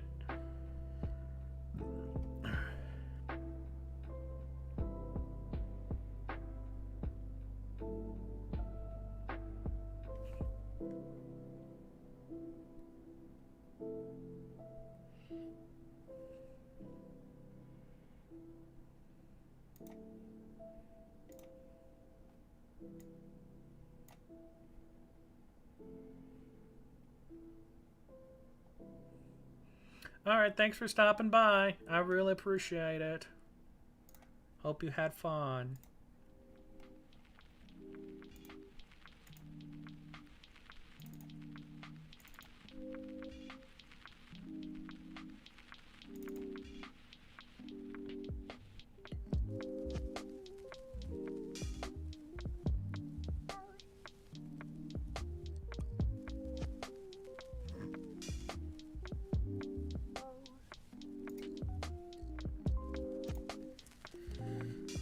Back to this.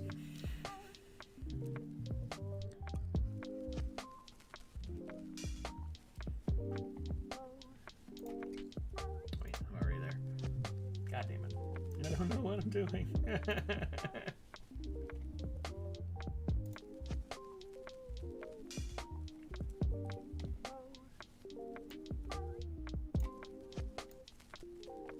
Put that there. Put this here. That. There we are.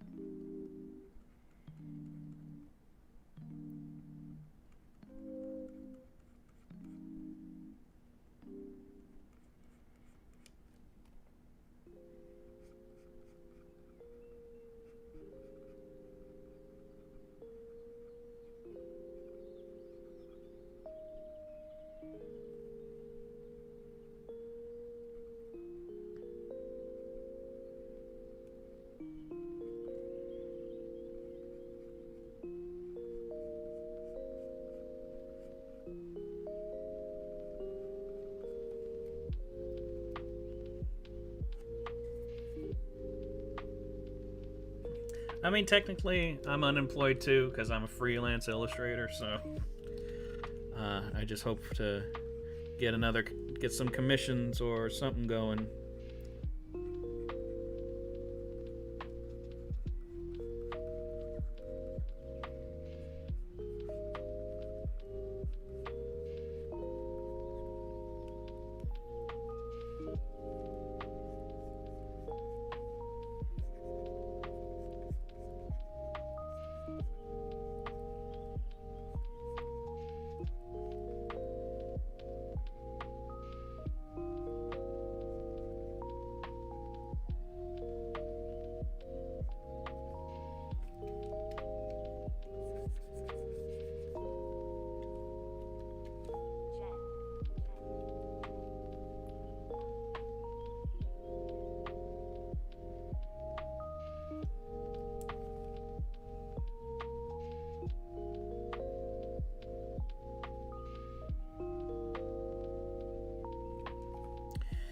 Yeah. I actually had to basically put my art career off to the side for a while. Because, like I said at the beginning of the stream,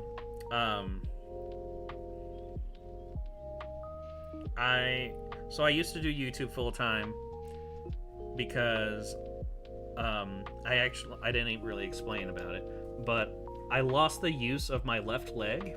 It went completely paralyzed because I have a nerve condition that's kind of like fibromyalgia, where I'm in excruciating pain all the time.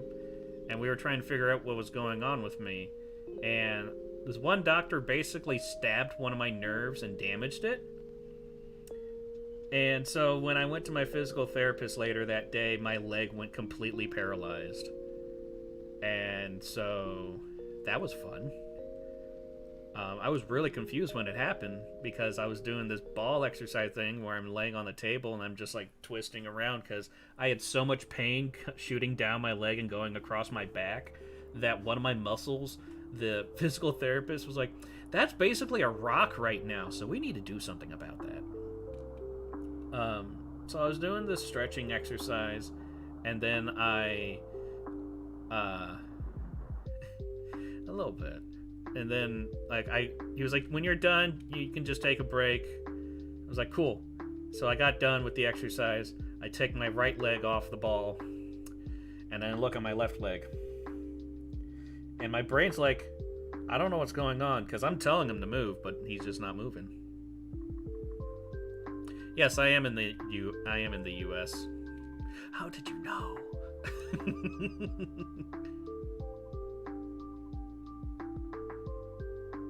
Oh, I'm still in constant pain. Like,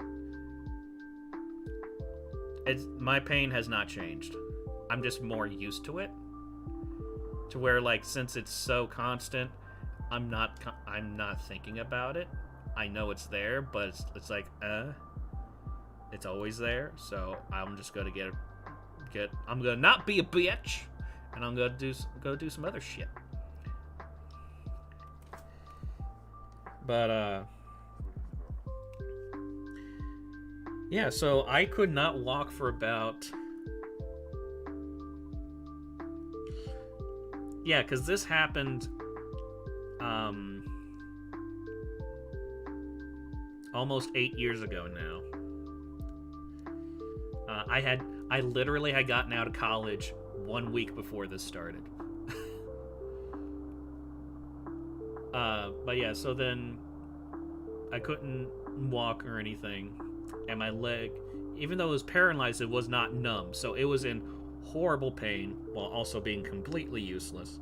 And then I started having pain going everywhere else. And so I was stuck in bed. I was basically bedridden. Like, I could get out to go to the bathroom, but I would have to drag my leg. And that was exhausting. But then I was like, I can't do this. Because now my parents are stuck with me being paralyzed, essentially. And I can't do anything. And my parents are in their 60s.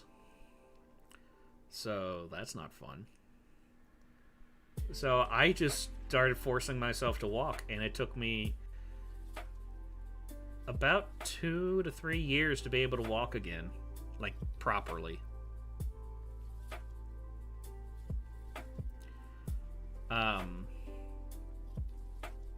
Yeah, so I basically I taught myself how to walk again. And then, like, during that time, I was trying to do art and stuff full time and being a YouTuber. That wasn't going so well because I had literally no real life support on what I was doing, and it just made it not fun it didn't make it feel worth doing this shit.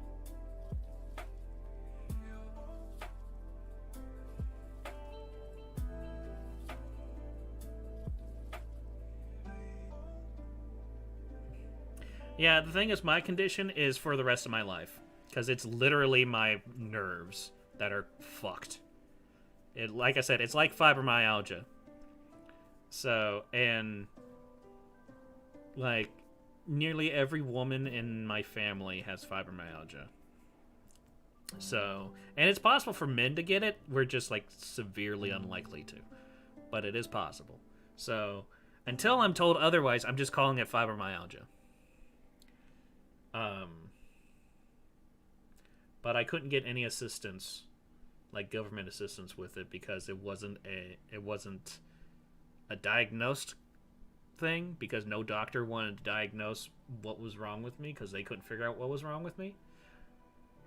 I had so many tests done to me. I had so many scans and so many x-rays and so many MRIs and all those things. I was afraid to get mad because I didn't know what would happen.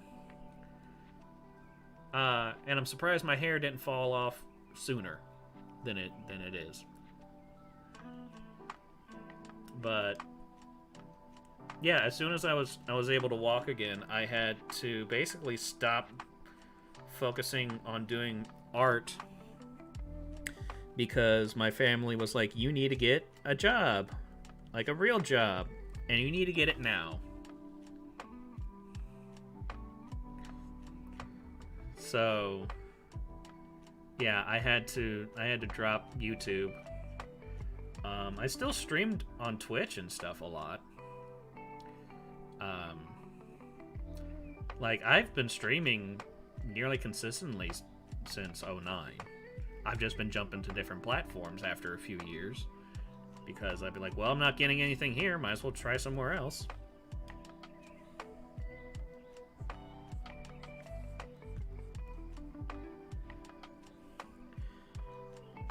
Well, yeah, so then I got a job delivering pizzas. And then I got another job delivering pizzas. And then I got a job working for a soda company. Where I was the guy that went to grocery stores and took the product from the back room and put it on the shelves. I mean, if you want to pay my travel, then yeah, I totally would do that. But Americans aren't allowed in other countries right now. So that might be a little difficult.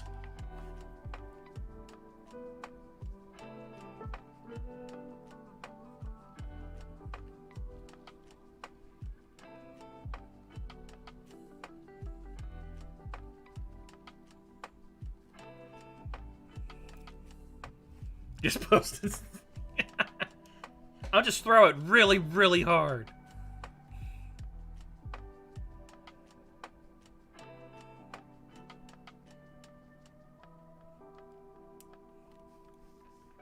Yeah, I've always considered, like, I feel like an asshole for being like, yeah, I'm really good at this one thing, but, like, I've always thought that I have, like, a stronger will than most people, because, like, I worked with a guy,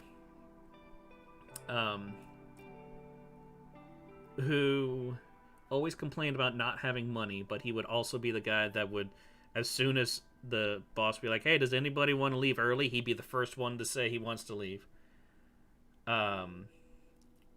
He would also come in super late or call off several times. And then when he got his paycheck, or whenever he got money, he would spend it all on weed. And then he complained about not having food. I'm like, motherfucker, get your food, then get your weed. Well, why is that so difficult? And so I was like, dude, why do you need weed so badly? And I've known him for a couple years after that point. So he knows about my nerve condition. And so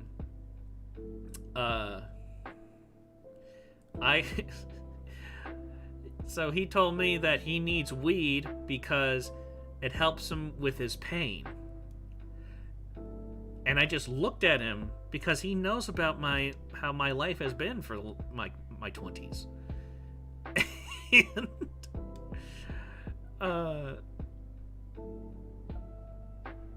And so I just looked at him like, oh, you poor baby, you hurt a little bit. Oh. He's like, fuck you, dude. And then he tried to flip it on me, and he was like, so what do you do when you're dealing with your pain? And I go, I take a Tylenol and I stop being a bitch. And he was like, fuck you.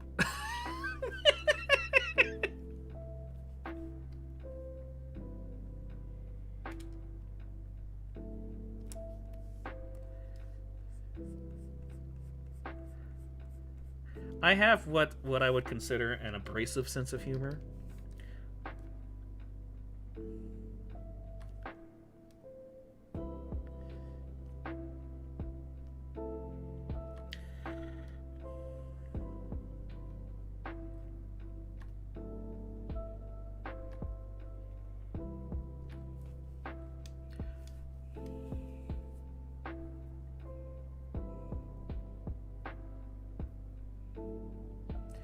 Yeah, I know, but he was like, when you are doing really stupid stuff, and then you're just like, oh, I'm doing it because I'm in pain. It's like, yeah, I get how pain can make you do shit, but he never said anything about being in pain before that. And he's someone who would always tell you if he's hurting. So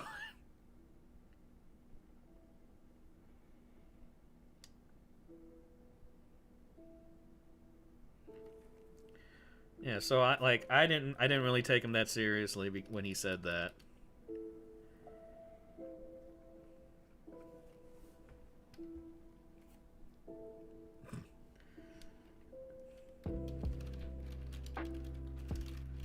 Like if he would have been somebody who's like, man, I'm really hurting today, or man, I have this condition and it just makes me hurt real bad some days.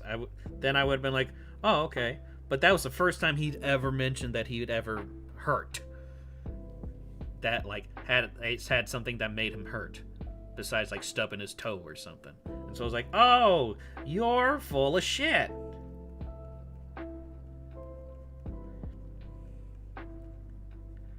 And especially when he was trying to turn it on me, and I was like, oh, are you seriously trying to do a Richard relocation on me right now? Although also known as a dick move?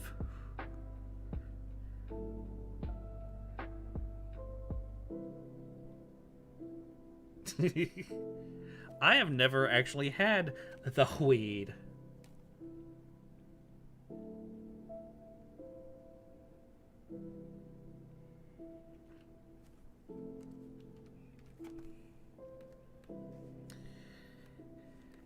Yeah, I just knew that he was just trying to make excuses for it, because he's always been that guy.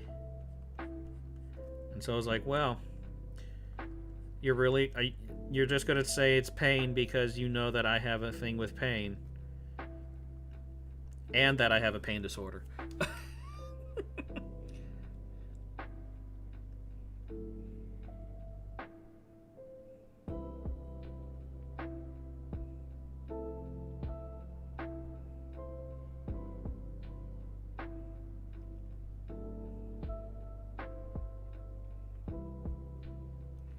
Yeah, my aunt actually, she has medicinal weed, and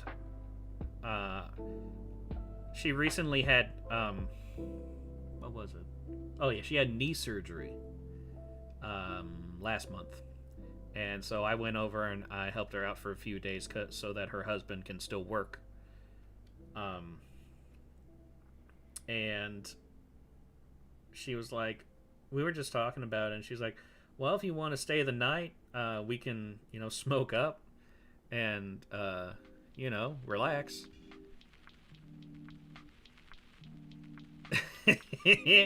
And, I really wanted to, but I also, I'm very... I'm very, work-oriented. And I still had 2 commissions to finish that month. So I was like, I really need to make sure I get these commissions done, because I was trying to get the commissions done before Christmas, and I managed to get them done on Christmas Eve. So, but yeah, I was like, I really need to make sure I get these done, but maybe next time.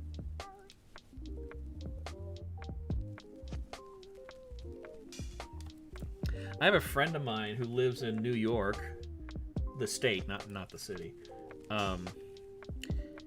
And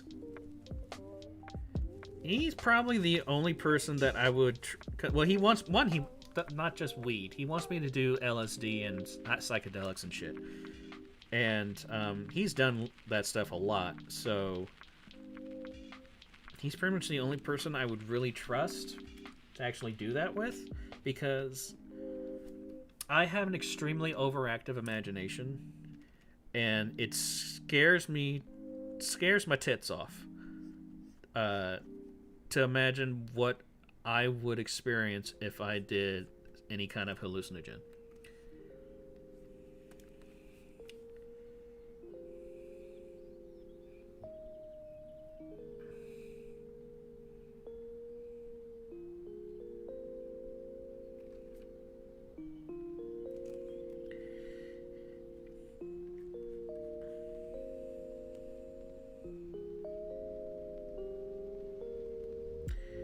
Yeah. I also don't have the same kind of response to most things as most people. Like, when I was first starting to have my pain stuff, whatever you want to call it, I was given hydrocodone, which is something that my mom had been taking for 22 years. Because she has fibromyalgia, and it was the only thing that was able to have her get going. But when I was given it, I had to be given the highest legal dose possible in order to have any effect. And it didn't make the pain go away. It just made me feel like shit.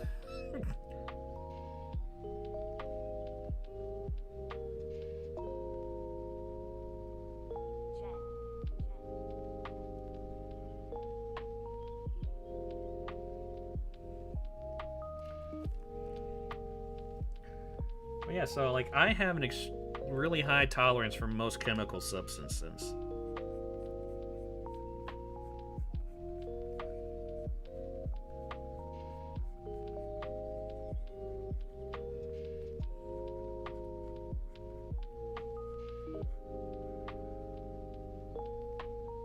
And it's not fun.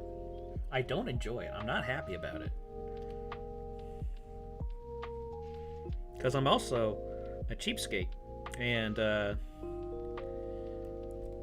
like I could there's a possibility I could keep up with Sic when it comes to drinking whiskey, because it's very easy for me to get tipsy, but it takes a lot for me to get blackout drunk. I've actually never been blackout drunk, and I've had a lot of alcohol.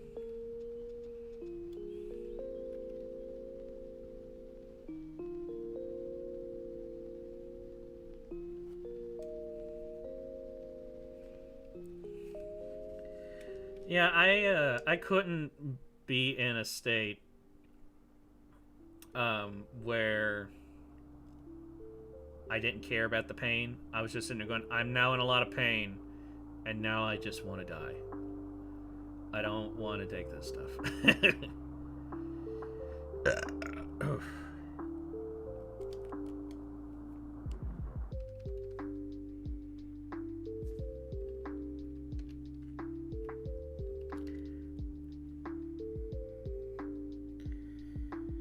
Yeah, I think so. The first time I went drinking, my sister took me drinking because she used to be an alcoholic, and she like really wanted me to get super fucking drunk because one, she thought it would be funny as shit, and also like my mom and her wanted me to get super drunk so that I never wanted to get drunk ever again.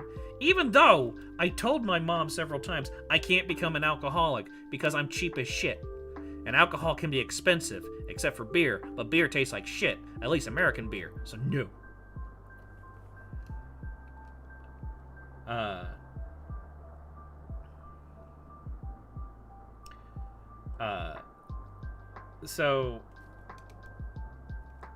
But I got, like, extremely wasted. I still remember pretty much the whole night. Possibly. I remember most of it.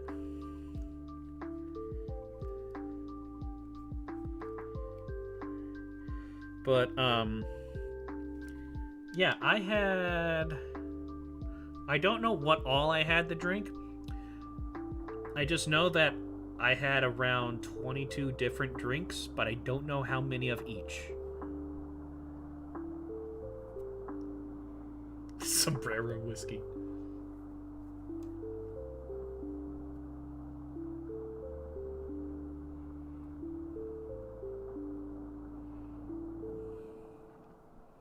I thought it was lime whiskey.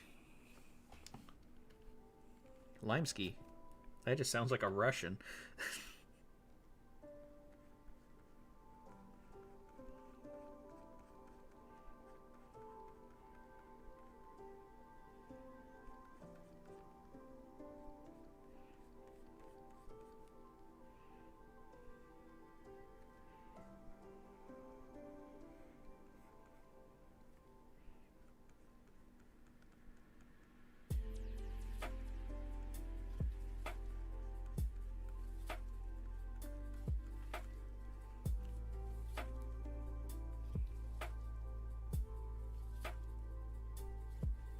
Spirit science. Oh no! Oh no! I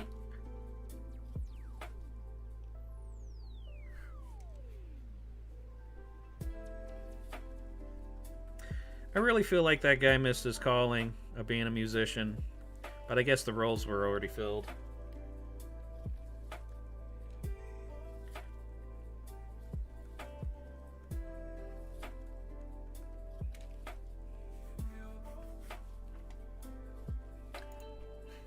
So, I had heard of spirit science way back in the day.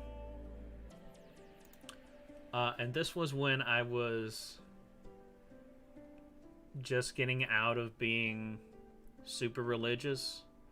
But since I had such a strong fundamental religious upbringing, I had that desire of something similar to it to fill the hole.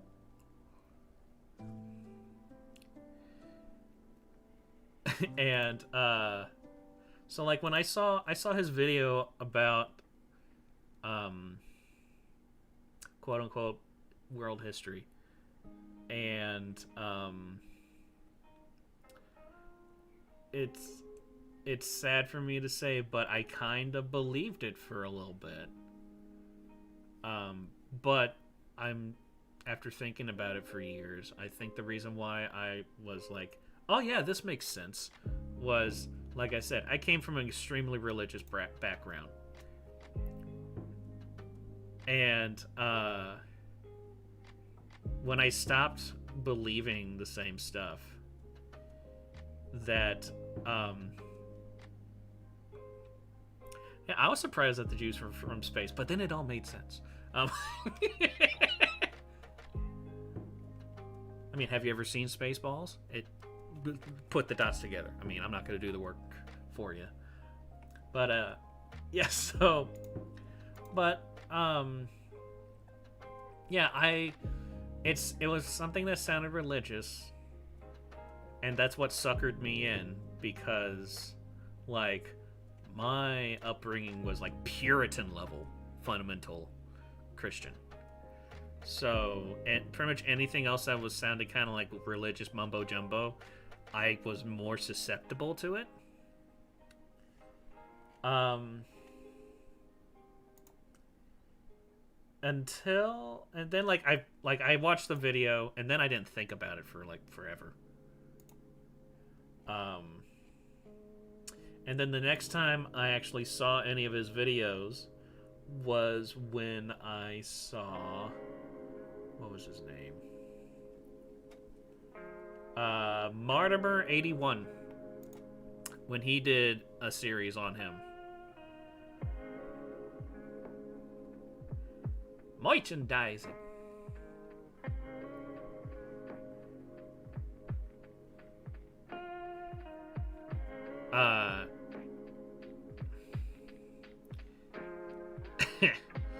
And so I watched Martimer81's videos on it, and I was like, wow, I can't believe I actually, like, for a few months I believed this shit.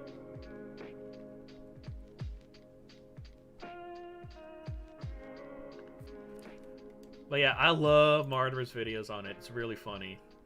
Like, he does have a bit of a mix of like actual hard science, because he is a physics teacher, and then kind of the sarcastic humor as just like you, Sick, just with less alcohol.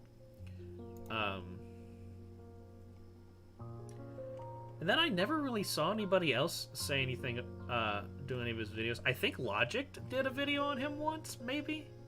I could be wrong. And it was probably a while ago.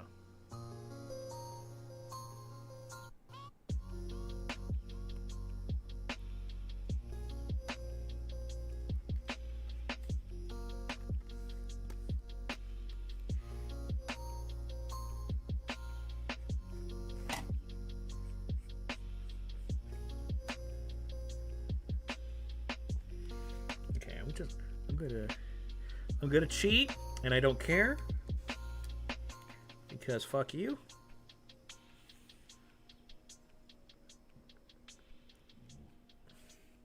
I did something like this when I was using Photoshop back when I was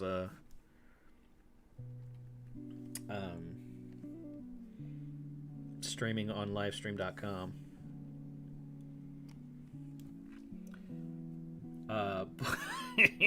But I was just drawing something, and I drew this one character's arm, and I was like, well, I'm just gonna make the other arm the exact same. So I'm just gonna lasso it, copy it, flip it, and then just move it over. And this person saw it, and oh my god,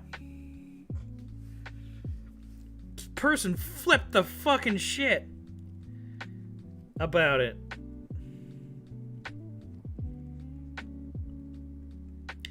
They're like, oh my god, you're mirroring. I thought you were a real artist. Blah, blah, blah, blah, blah, blah, blah, blah, blah.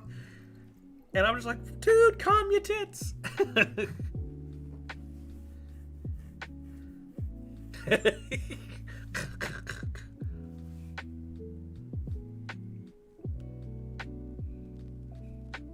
Also, welcome back.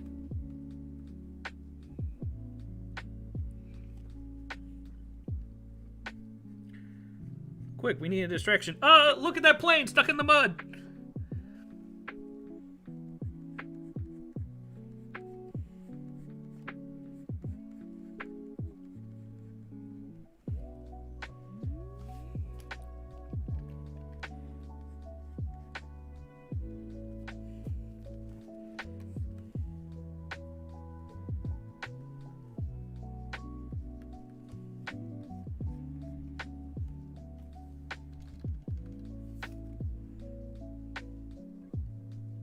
Oop, that's not right.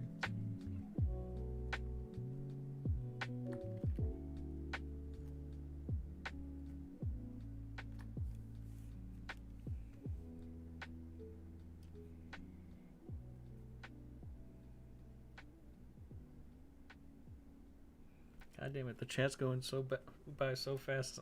I do a couple marks, I look up and there's... I'm not used to people being here.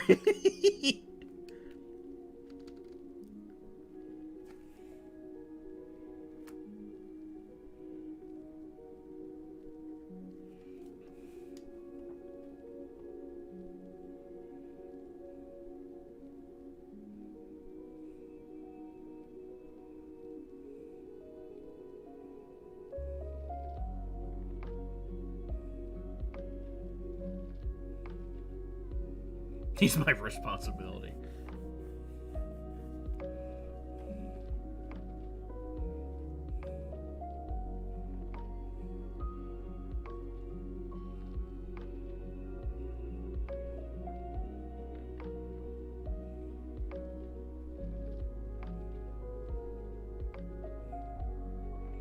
The roof.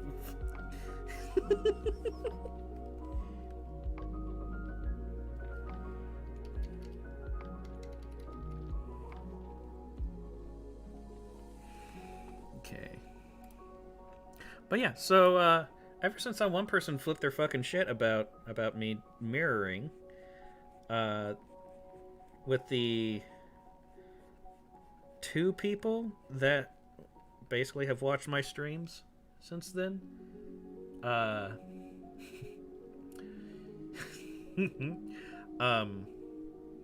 that's basically become like a running joke where every time I would do some kind of mirroring, Like my friend be like, "You monster! I can't believe it. Ah, I can't believe you done this."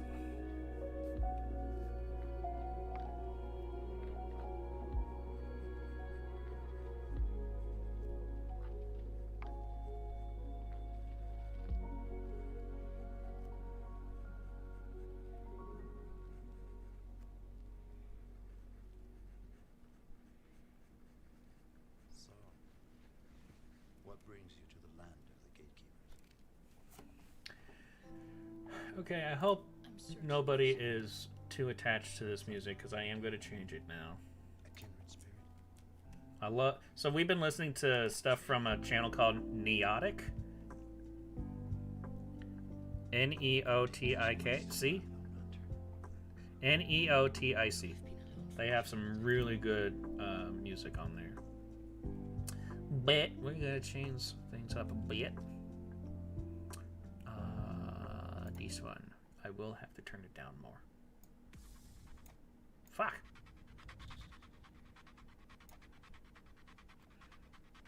Horrigal.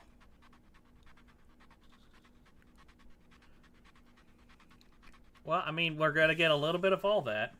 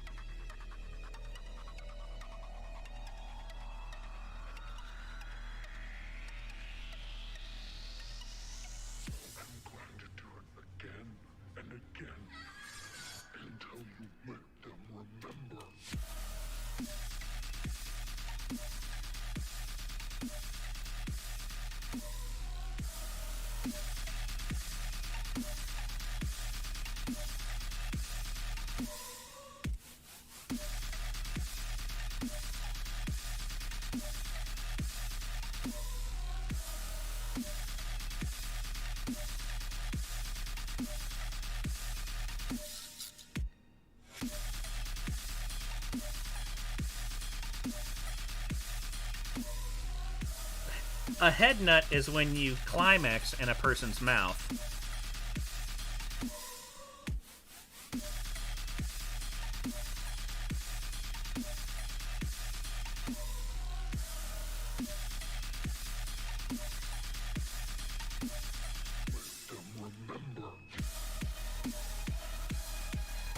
Honestly, I like listening to pretty much anything, but there are just some times where I'm just in the mood of a certain genre. And for a while now, it's been what I call dubstep that will snap your neck.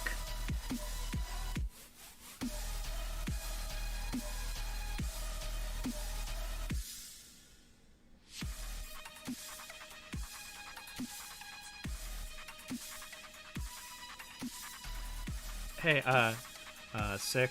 Apparently, Bearman has subbed, but, I don't think they read the fine print, so I don't think they realize that that's not gonna get them out of the serfdom. But they wanted me to let you know anyway, so, you know, just doing my part. I'm going to do it again and again until you make them remember.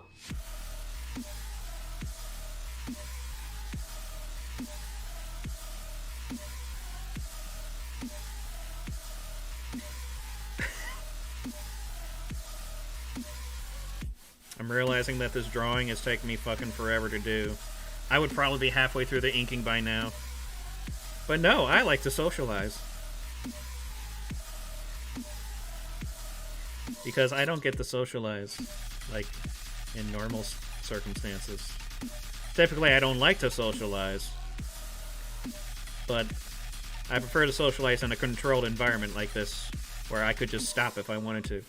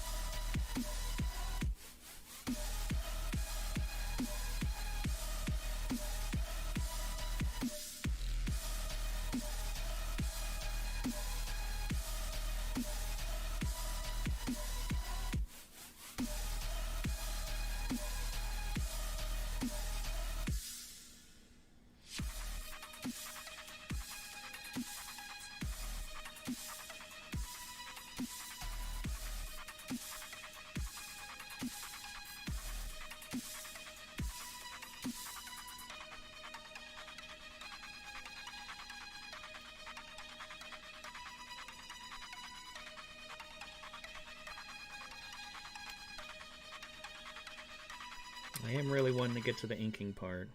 Like I said, inking's my favorite.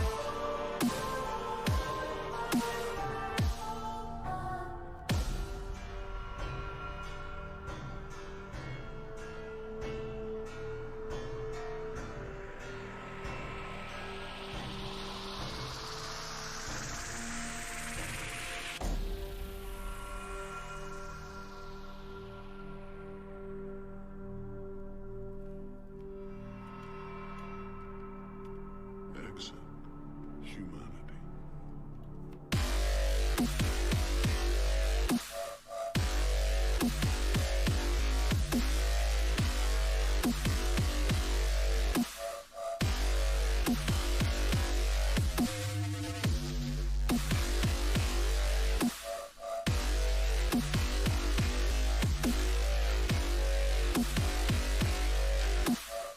Yeah, I kept telling people when lockdown started happening that I was like, "Wow, I've been training myself for lockdown for 30 years. Awesome."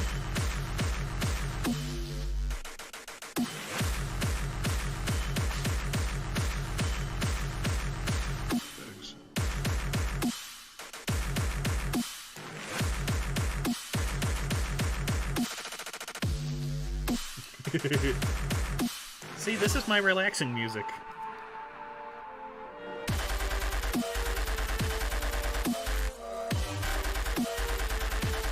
Or my drawing music.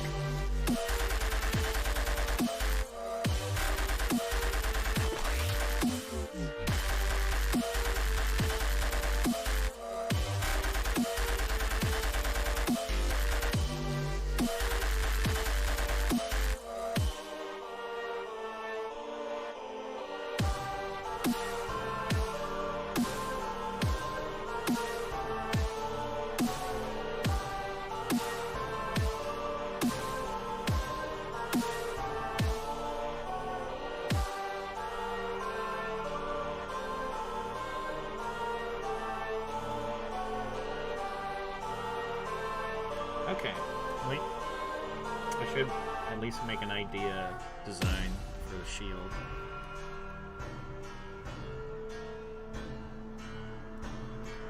No! No! Wrong button! Ah! Okay, we're gonna do the cheat again, because fuck it.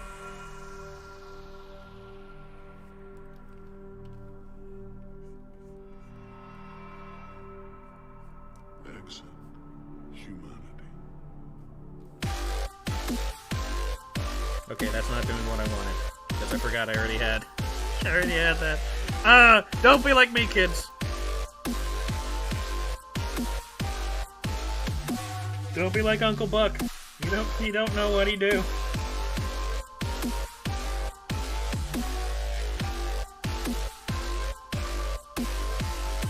Everybody can draw. You just need to spend a lot of time doing it.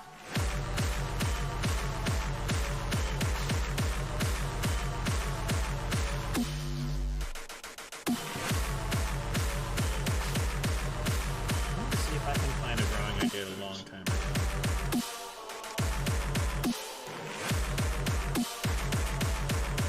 Actually, I can show a comparison thing.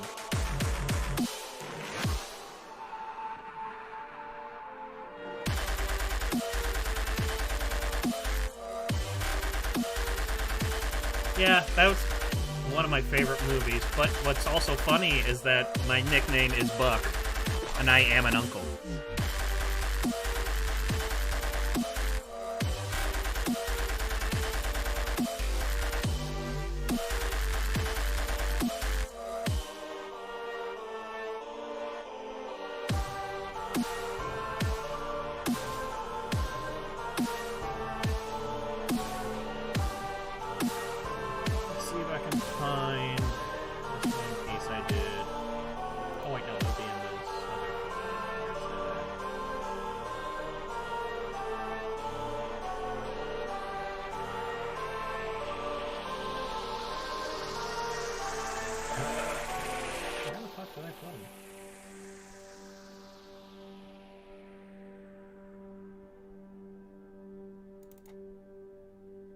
that's not it.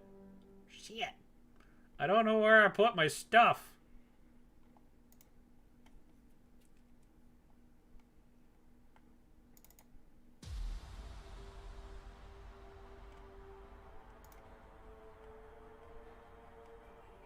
Okay, fuck it. I'm just gonna find a link because I know where it is. Because I have what's called an art station, which is like a professional, like art gallery thing. It's like DeviantArt, but for like people who don't just have fetishes. Here it is. So I used to be a huge fan of Markiplier, and I did a bunch of drawings, like fan art drawings. And he's actually featured one or two of them in his videos. God is dead.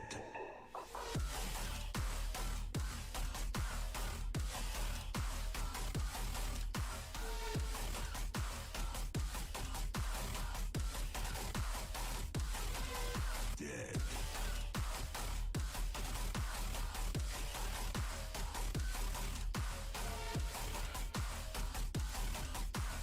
You see God while you were gone. So there's 6 years difference between those two drawings. And I feel like that's a good example of if you just keep on drawing, you do get better. Dead.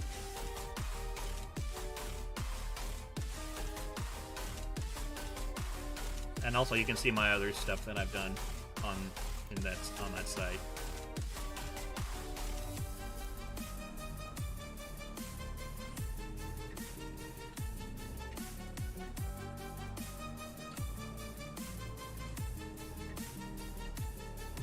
Hey there. How you feeling? You see God. Did I win? Yay! God is dead.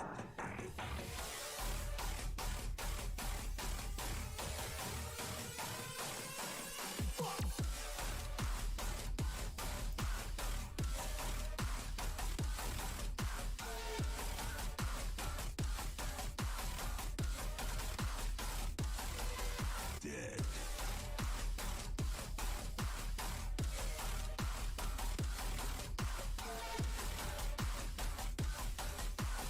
You see God.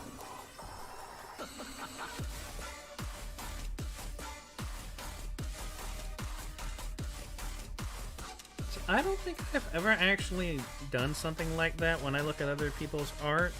The main thing that I do when I see someone's art is I actually just look at like the kind of feedback they get. And that's the part that I get like jealous about, because I have gotten next to no feedback on my artwork in my life, basically.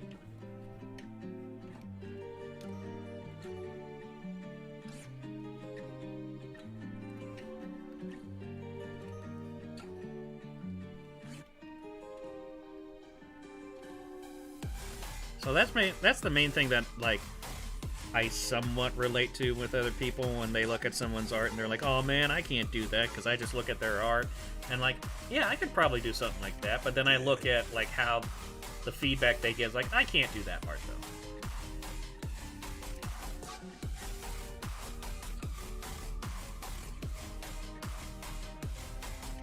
Well, that sucks. Oh well. That's all I have to say about that.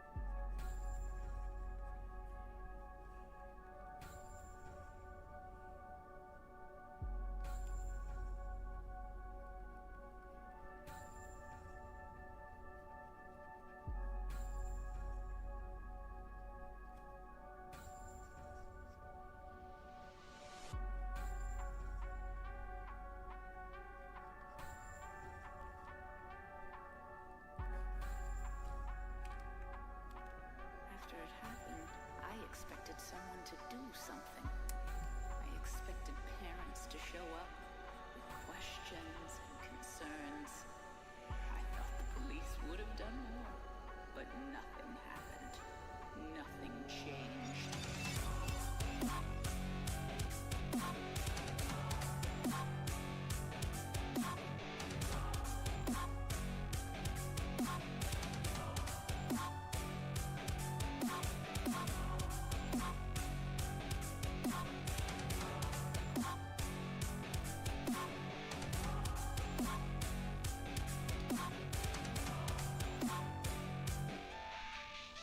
They opened it again the next year, and they were back to their old habits.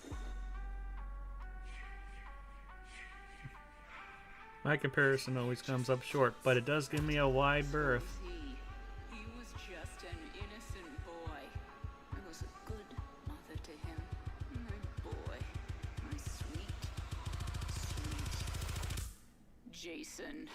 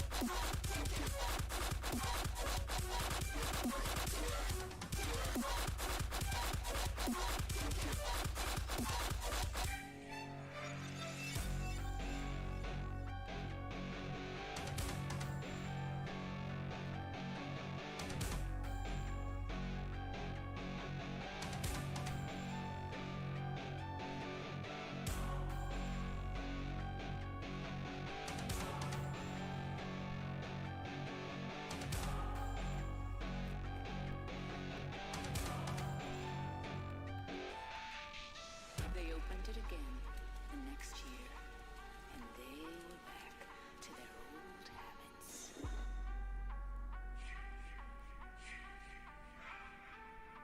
They're just kids, right? So was he. He was just an innocent boy. I was a good mother to him.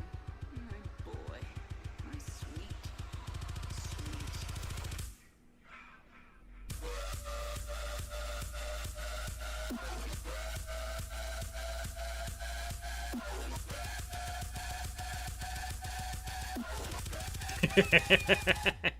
Jason.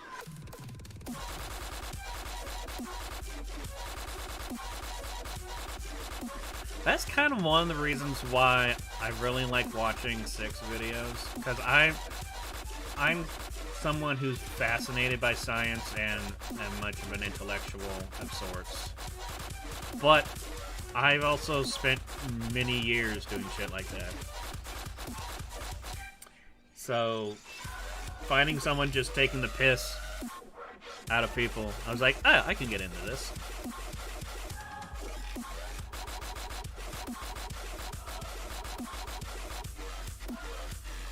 Let's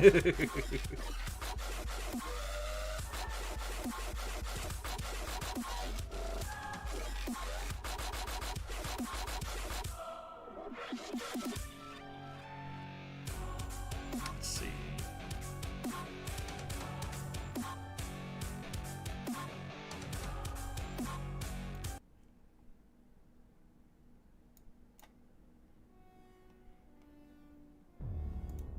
Change up the music a little bit.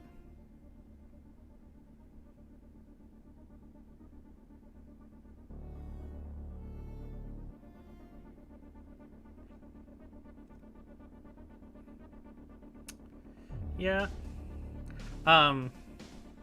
Bearman. We'll just go down the line of all the things that I use. I am using a Cintiq tablet. I have, so yeah, it's a tablet that has a screen on it. It is a Wacom 13 HD or HD 13, whichever way that is. And I've had it for a few years now. And then also I'm using Clip Studio Paint Pro is my program that I'm using.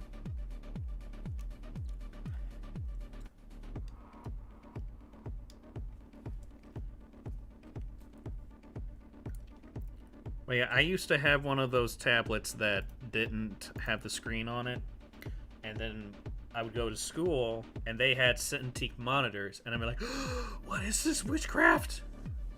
Oh my god, it's so awesome!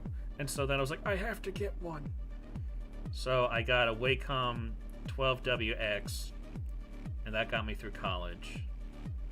And then that started to crap out after like, I don't know,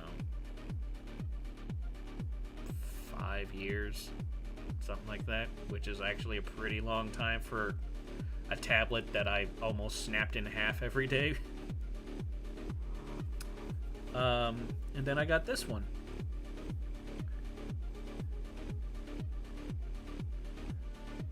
Which I would actually not recommend getting a Wacom, because they're kind of like the Apple of tablets. They're stupid expensive when you can get one just as good for like a quarter of the price.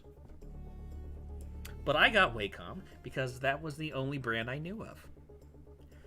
Okay, we're going to get to inking because I really want to get to inking. So do that. Add a layer and then put that up. Get rid of that. Drop this down.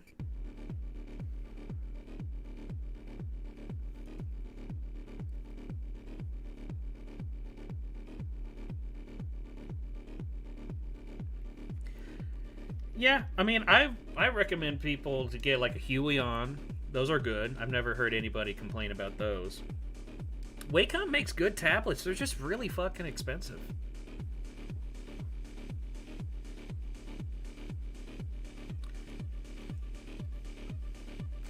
But Huion and EX Pen or XP Pen, whatever it's called. Those are two brands that I've heard pretty good things about.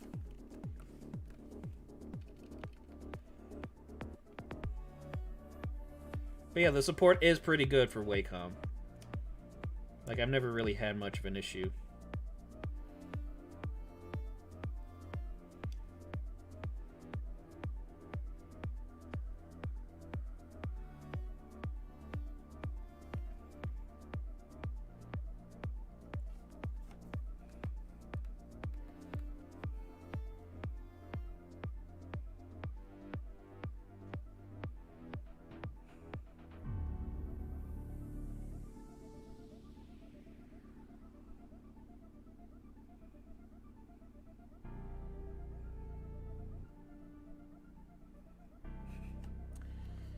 Yeah, I mean, that is what the Dunning-Kruger effect is.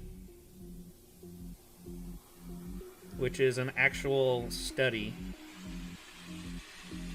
where they found that people, in order to understand how good you are at a thing, you have to be good at that thing. So basically, if you don't know jack shit about something, you don't know that you don't know jack shit about that.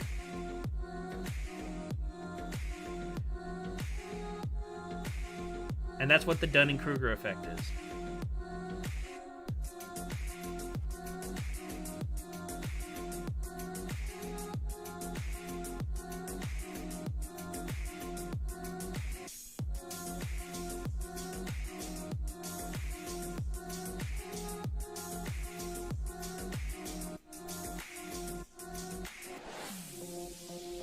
Even with a stabilizer, I still have to get real close because my hand, like I said, my hand has the stability of someone with severe Parkinson's during an earthquake.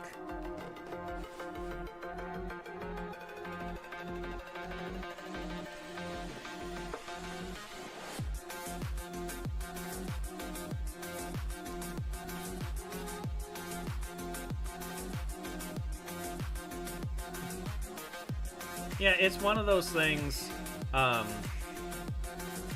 actually spent a lot of time before I even started teaching. I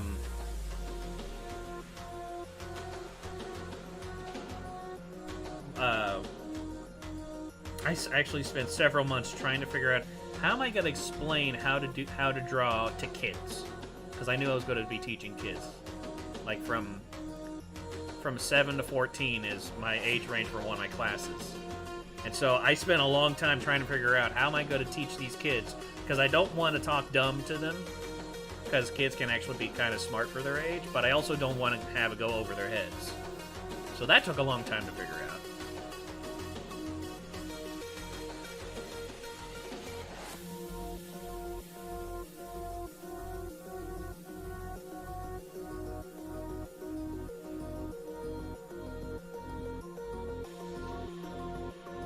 And,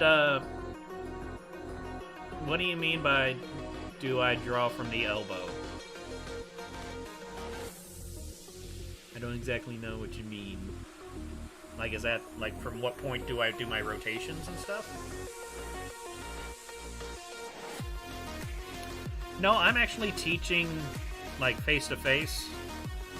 But, I'm limited on how many kids I can have. We have all the desks separated by a lot. I make sure that every kid has a mask on and every kid sanitizes before we even start. So we take every single precaution that we can. I can only have 6 students at a time anyway.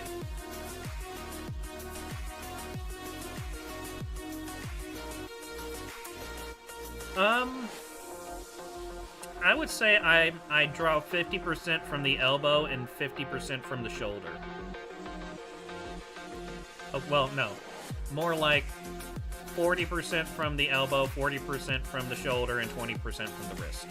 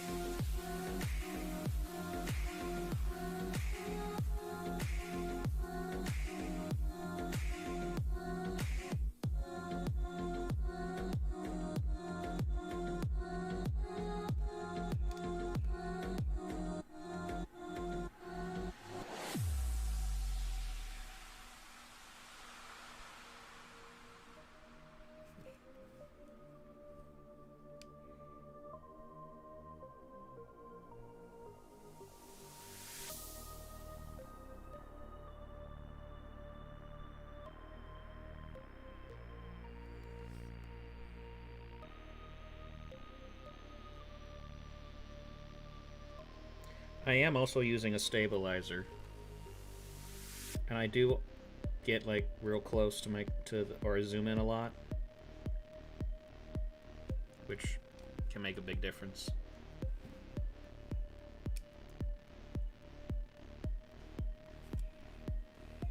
Okay, I need to catch up with chat.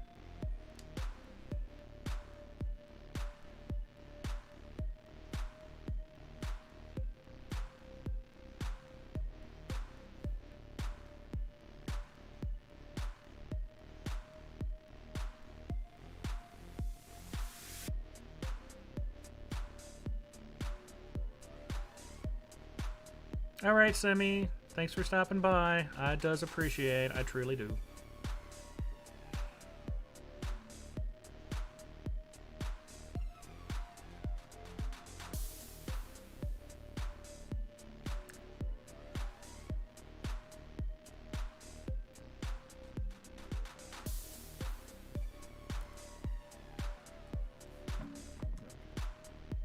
I just had a heart attack because I was like, oh fuck! I don't have my phone! But no, it's right next to me. But I don't have my lights on, so, and it's a black phone. And I have a dark desk, so it blends in perfectly. I'm like, oh shit! Oh wait, okay.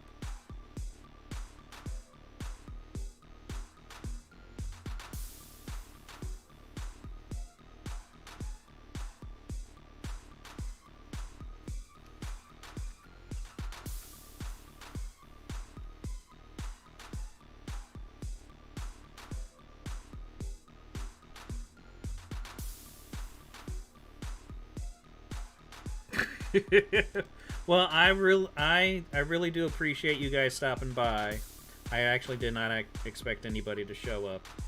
So this has made my streams so much more fun. I hope we can hang out again soon. And I look forward to your next video.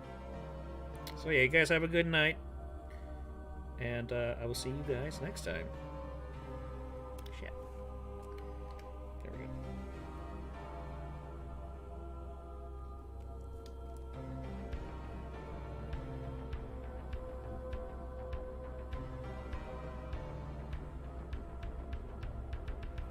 Yeah, I'll probably get this done tonight, so I'll post it on Twitter. And I'm also recording the time lapse for it right now, so I'll be posting that on my TikTok as well.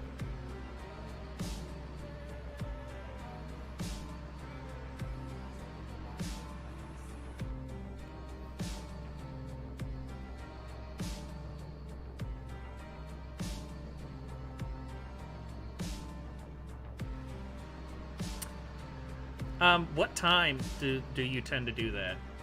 So I can make a note of it. That you do your streams, I mean.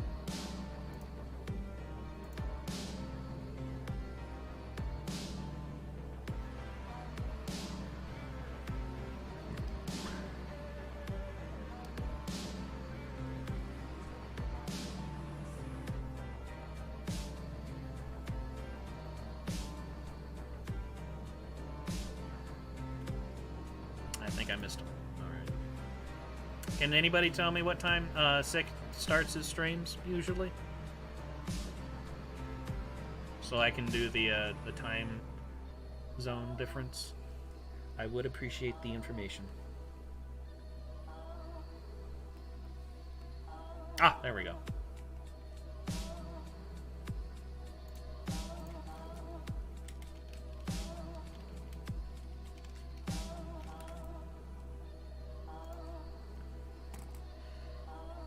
Okay, that's not gonna help me.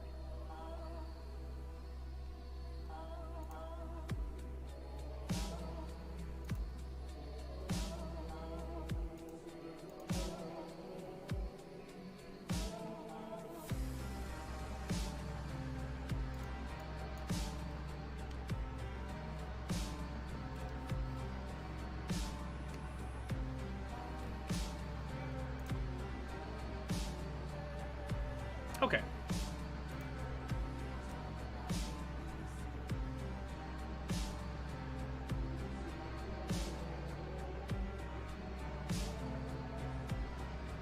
Yeah, that's why I wanted to know, so that I can look at it. And it will be 4 p.m.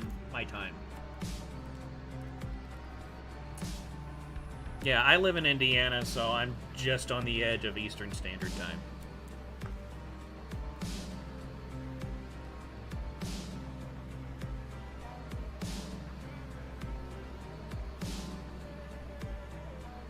Yeah, I should be clear of any kind of adult responsibility bullshit around that time.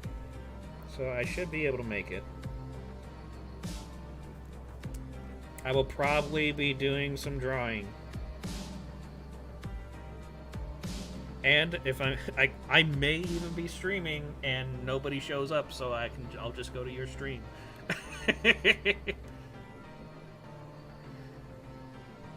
All right, thanks for stopping by. I really do appreciate it. Hope you guys get a good night. That was something I used to do.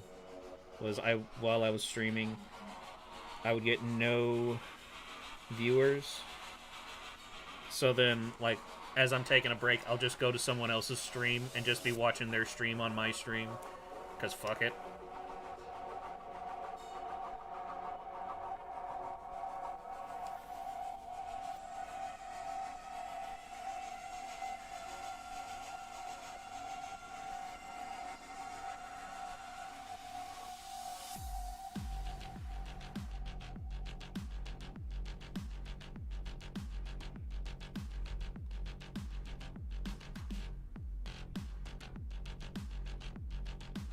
So how's everybody doing so far?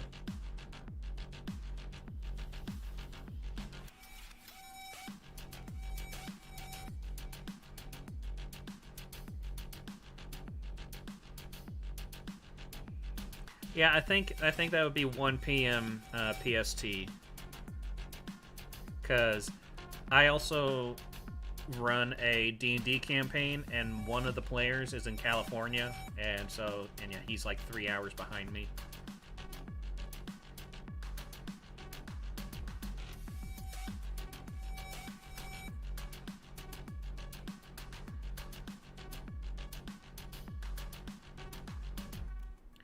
Yeah, I don't have a streaming schedule right now because, one, switching over to YouTube, because I was also taking a break from streaming in general because of the fact that I have been streaming for 11 years now, and I was still getting an average of 1.2 viewers a month.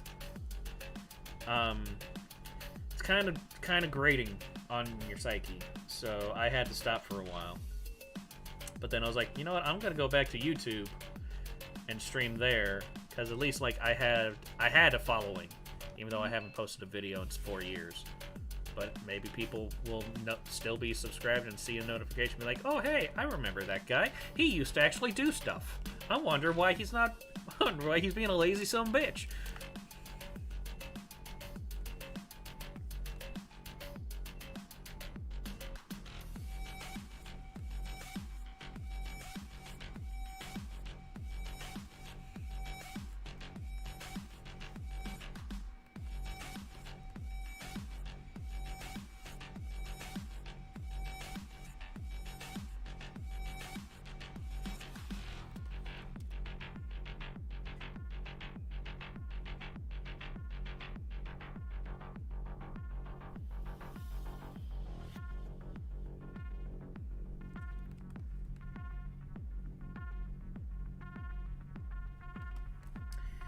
Yeah.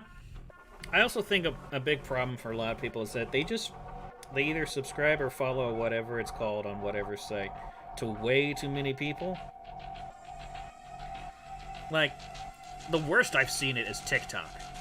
I've gone to people's profile pages on TikTok, and they'll be following like 10,000 people.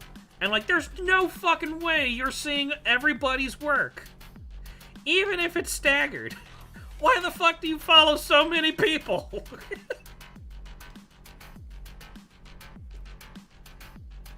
Because then that just drowns out a lot of other people because of algorithms and shit.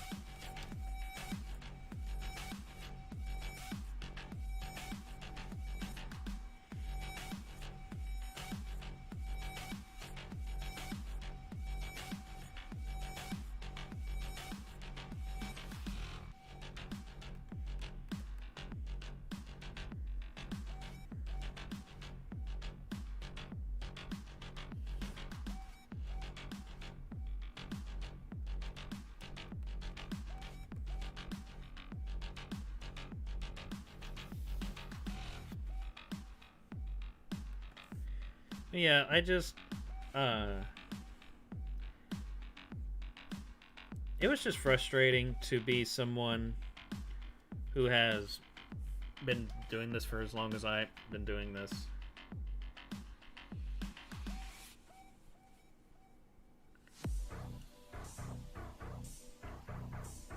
Yeah, I'm trying to unboomerify myself and understand how to use these other sites and shit.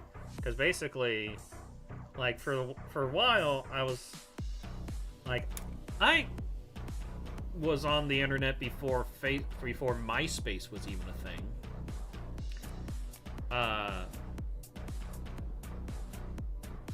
But then, like, went from MySpace, and then that everybody switched to Facebook, so I tried going to Facebook. And then that's when it started. I started noticing that nobody was seeing anything I was posting. And then had the same thing going on with Twitter. Kind of the same thing on Tumblr. Very much the same thing on DeviantArt, because I used to be on DeviantArt for a long time. But, yeah, well... Okay, so I mean, I think it says it on the page that I have over 2,000 subs, I only have 2,000 subs because I was making voice acting videos of Five Nights at Freddy's when Five Nights at Freddy's came out. And those exploded. Because if you look at my other stuff compared to those videos, nothing. Like, just relatively speaking, nothing in comparison to views. So, yeah, that was a bit obnoxious, but yeah, right. I'm now at the point where I just don't care. The only reason why I ever started streaming my art was that I just want to hang out with people. I don't care if I have 3 people, 2 people, 1 person. As long as we're hanging out, chatting and stuff, I don't care. But like, if I had 1,000 people watching but nobody was talking, I would die.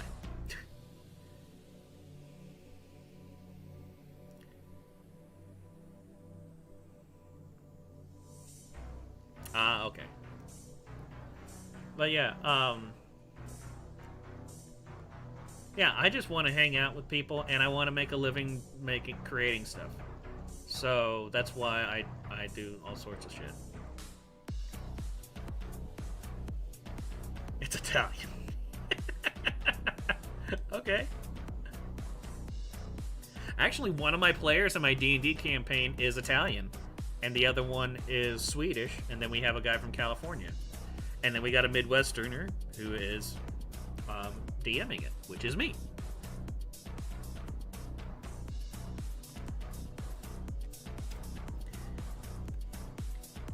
Like, I love being interactive, but then, like, the workaholic part of me is like, dude, fucking get your shit done. I'm like, I'm trying, but there's people here. It's not nice to just work and not talk. They're saying things. Appreciate them. This is what we wanted.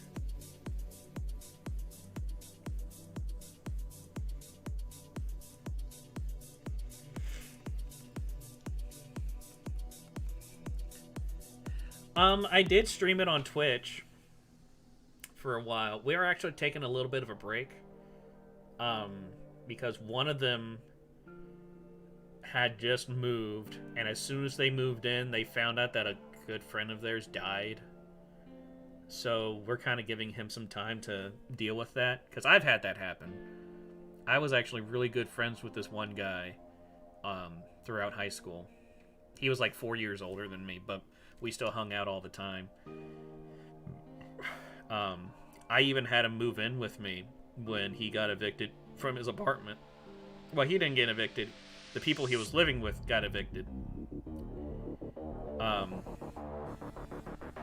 And he was just living with them. But then, so I had him move in with me. And then after he moved out, he just stopped talking to me. And then it was about 2 or 3 years later, I get a text message saying that he passed away and that his viewing was going to be at a certain time. And then, like, I did not know how to process that. So, yeah, I'm just like, let's just give him however much time he needs, because it actually took me a really long time to fully process that happening.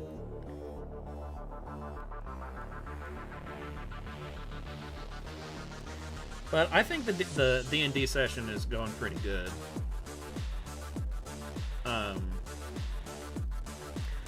The way that I like to run it,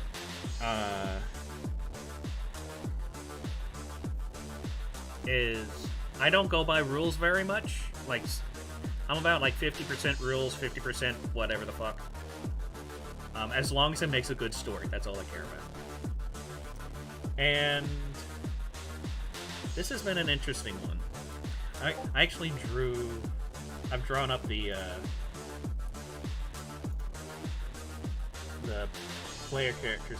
Dear God, a friend of mine sent me a picture. I can't look at it right now because I'm... Jesus Christ. Oh, no. Oh, no. Fuck, now I gotta look at it. Shit.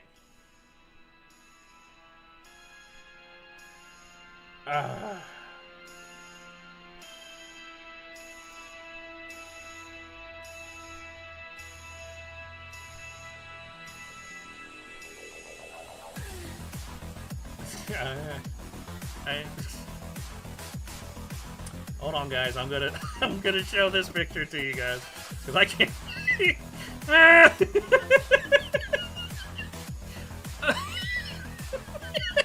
God damn it! These are my kind of friends. These are the friends I have. They send me this kind of shit. Fuck.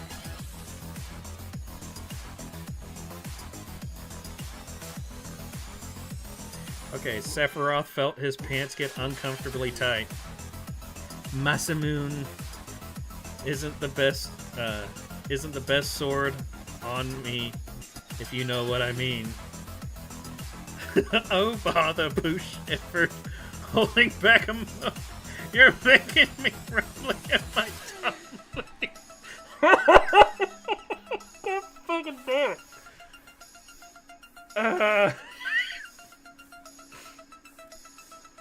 Oh, man. These are the people I talk to. This is the shit they send me.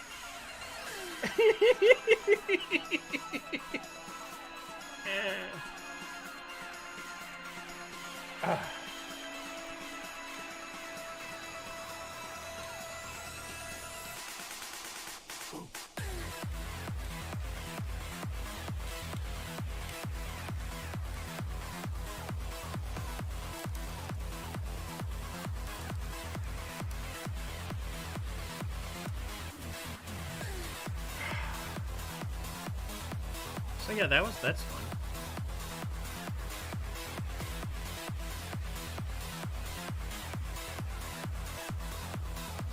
So yeah,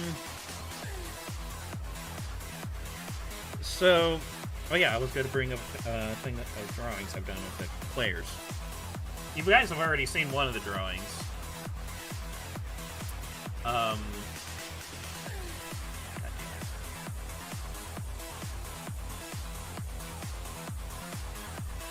So, if you guys were here, I'll just go ahead and show this picture again.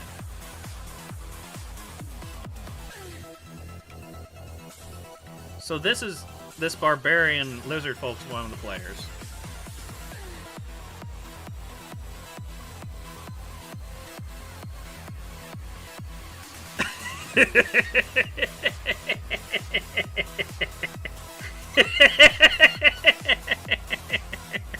Yeah. Yeah. Yeah, this is our barbarian in the group. He's a lizard folk. I actually made this drawing before we started the campaign because he commissioned me to do it.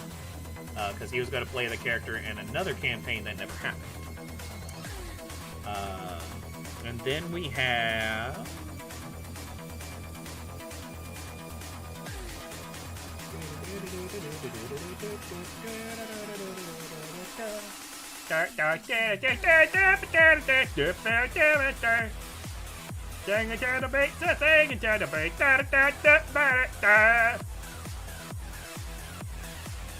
I should be a musician.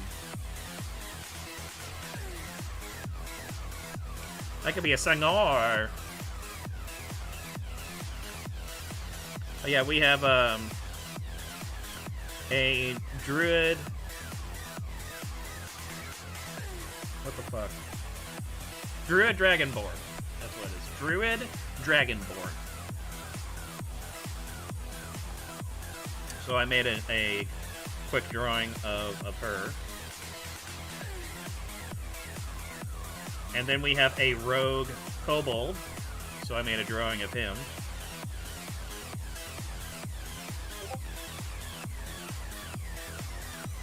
And, yeah, so, and the group has decided to call themselves Lizard Squad. Because why not? There's too many levels. How can this not be a great name?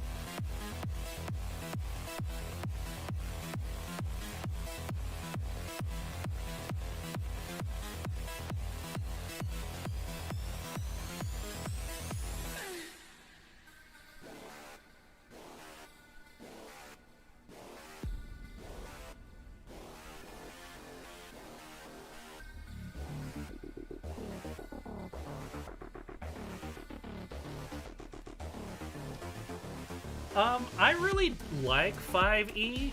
I started playing D&D when in 3.5. But,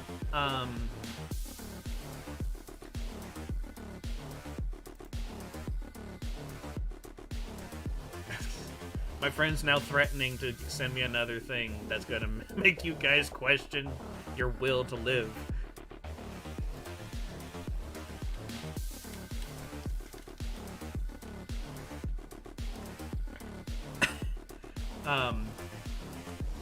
Anyway, so I do like 3.5 a little bit, but I think I prefer 5e because, one, it simplifies a lot of stuff.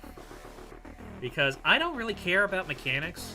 I just want basic mechanics so so things can work. And then I just want to be able to make a fun story. That's all I care about, and to make fun characters. So if you can give me a lot of things that I can customize my character with, and then to have like simple rules for a lot of stuff, I am happy as a clam. Which I don't know how happy clams are, but apparently they're quite happy because I hear that phrase all the time. Fucking assholes being all chipper and shit.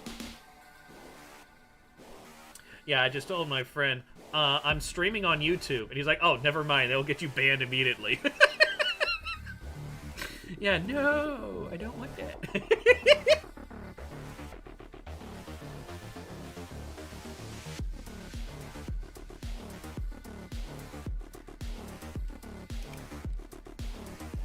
But yeah, the campaign that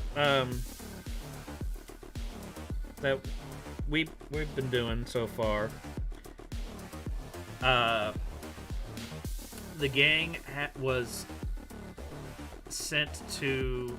So the world they're in is one that I came up with. And, like, there's...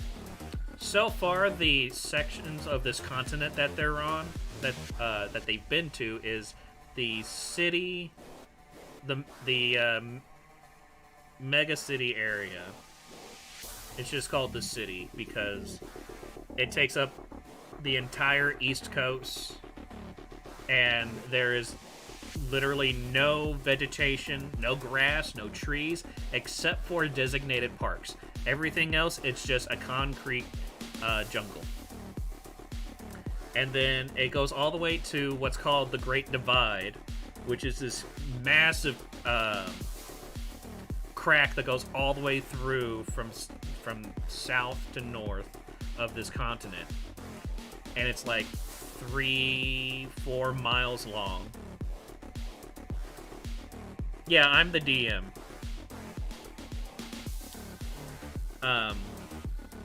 But yeah, so this crack goes all the way across, and even goes down so low that you can see the lava and shit.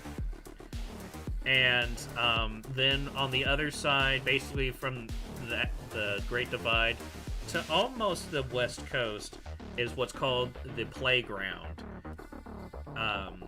Because that's where the wildlife kind of just exists and does whatever.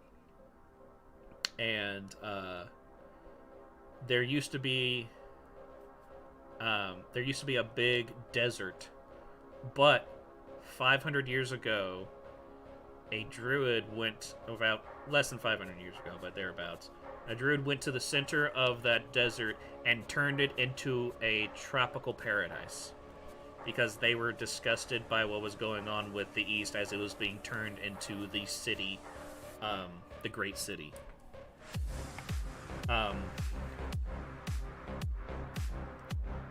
And then, like, there's the West Coast, which is, like, some cities. Mainly there's settlements. It's not that vastly populated. And then up north is what's called the Beastlands. And it's covered in this kind of thick fog that never goes away. And there's a bunch of monsters and shit up there.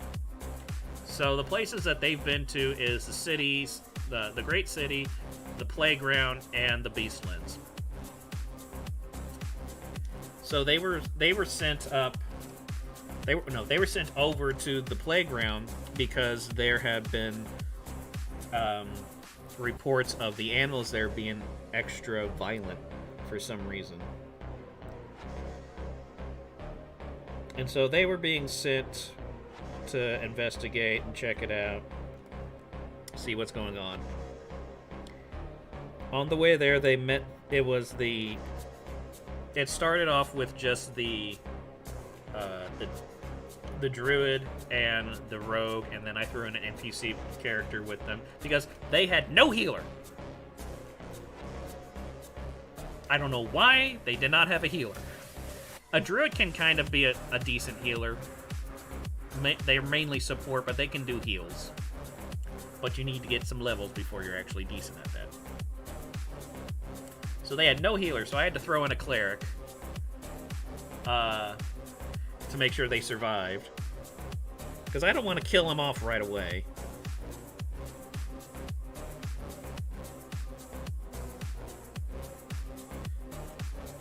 But yeah, so they go and while they're there, they meet the barbarian.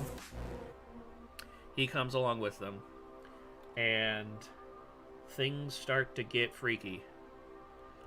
Like I've said before, I really like body horror. I think it's because there's very few things that actually get under my skin and creep me the fuck out. But body horror stuff really freaks me the fuck out. It's one of the reasons why the movie The Thing is one of my favorite movies of all time.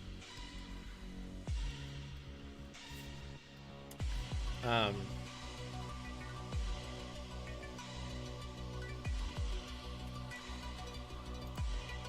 checking something real quick.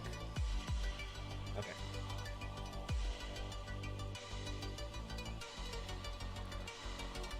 But yeah, basically when they go in, they start seeing like this flesh developing on everything. And the deeper they go, the more... Yes.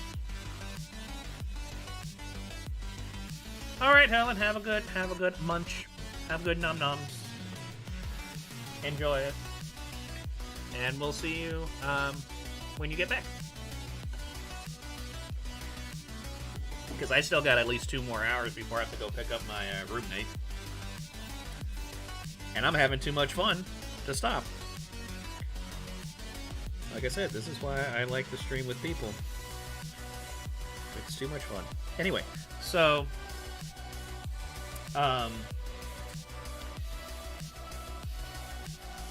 yeah, the further in they go, the more they see, like, this stuff that we've started calling the corruption. Just infesting everything.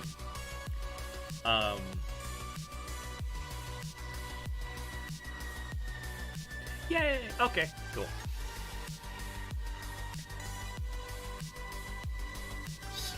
So basically what this corruption is doing is that it's kind of consuming all organic life and turning it into one flesh, a single organism. And so then as they go deeper, they see more and more of the trees getting covered in this flesh stuff until all the trees are covered in this. Their branches have been turned into like these tentacles that just drip nasty stuff, and then there's all these flesh pods everywhere just crawling around. And like they naturally fight a bunch of shit, and they're going through, and it's just worse and worse and worse until eventually the sky is actually blocked out because all the flesh on the leaves has started to connect to each other. So basically they're now inside this thing. And when they get to the center, they find... The best I can describe it is if you took a Deku tree and made it out of flesh and had a dying god inside of it. That's what they found, and that's what they had to fight as a boss fight, which was kind of fun. Because it wasn't like a typical boss fight where it's like, oh, just do more damage to them before they do than they do to you.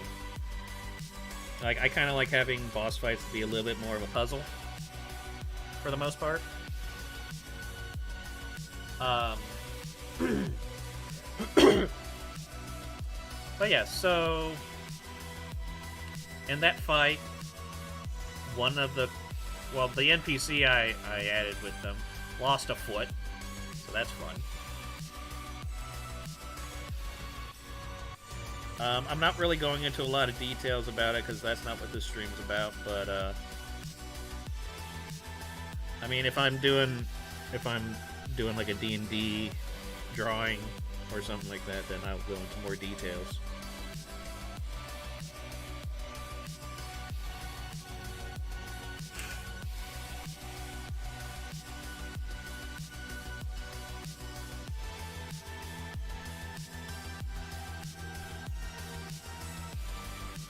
Yeah, hands are extremely hard to do, and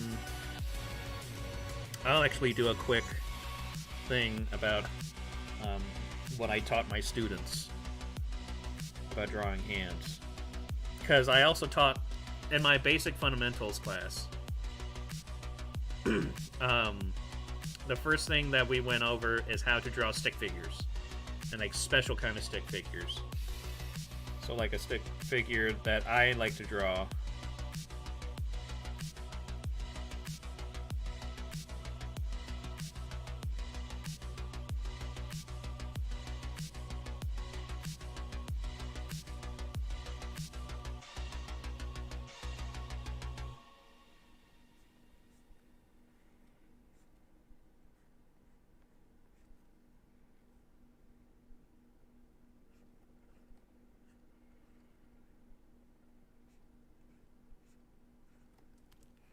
Yeah, so I taught my students to draw a stick figure like this, because then you can get a better understanding of,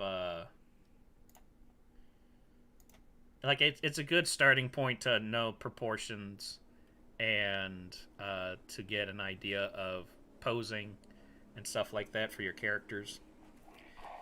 And then in one of my classes, I went over how to draw a hand,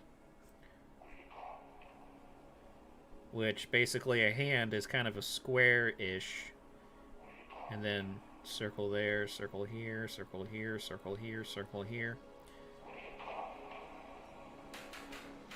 Thumb. And I found that my students really understood hands a lot better when I went over it like this.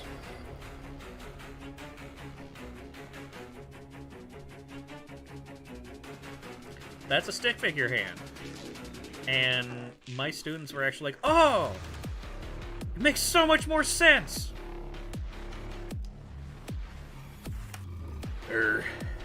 Hold on a second. Getting a call.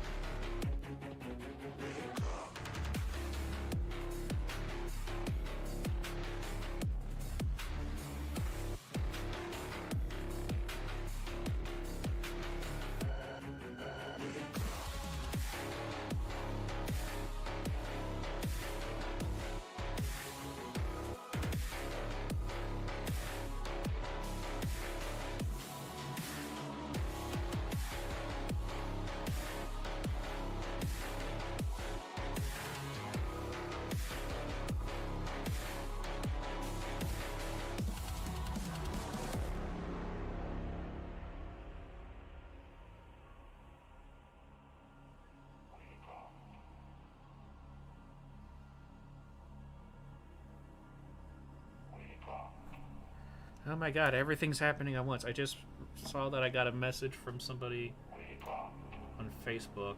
I don't know if anybody here is into the underground rap scene, but I don't want to say I'm friends with the guy. I've started hanging out in this one guy's streams who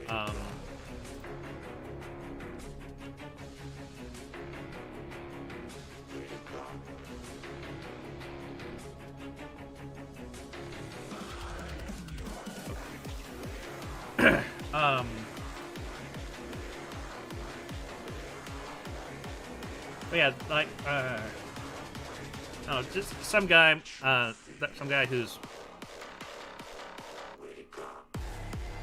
I don't want to say celebrity, because I don't know how popular he is exactly, but he has some of a name in the underground rap scene, whatever that means. Like what you can take whatever you want from that. But yeah, he does a Twitch stream, really funny, really enjoyable, and I just made him some emotes one day, and then yeah, he just messaged me, so I'm just checking that real quick.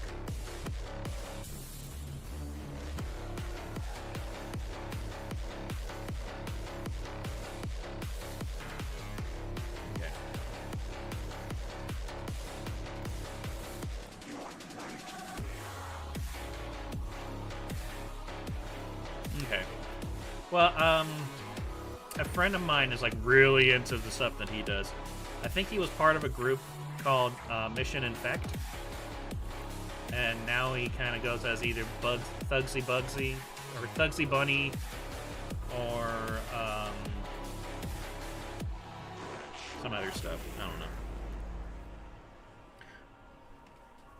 Like I'm not really into rap. I do like some things that he's done.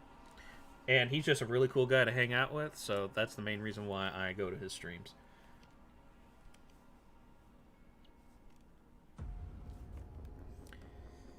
Yeah, and he only streams like once a week. It's on Saturdays at 9 Eastern Standard, 9 p.m. So if you guys do want to hang out with him, you can even hang out with me there too, because I always go to his streams. He does... I think he does YouTube, Facebook, and Twitch. Like, he multi-streams. But it's the Zargorg show. Let me just grab his, let me just go to his Twitch and see if I can get to his, YouTube.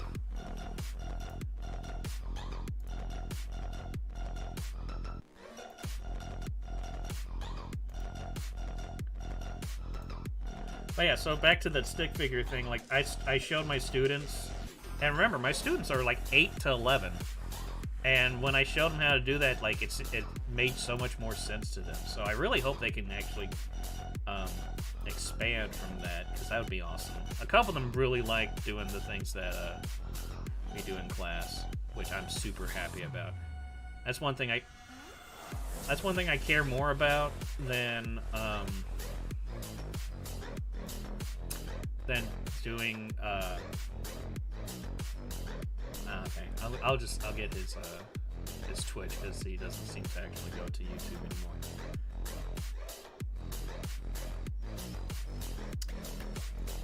But how can oh, there it is. Here's a link to that guy's stream on Twitch. He also does Facebook, but you can get to his Facebook through that too.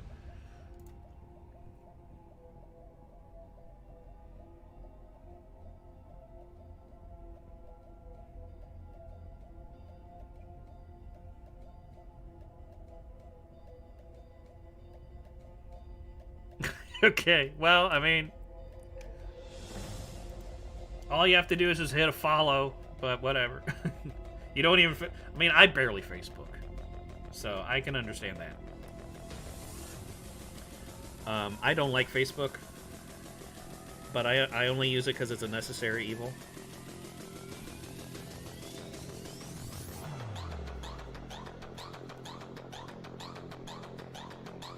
But yeah, the one thing I care more about than, like, making money from teaching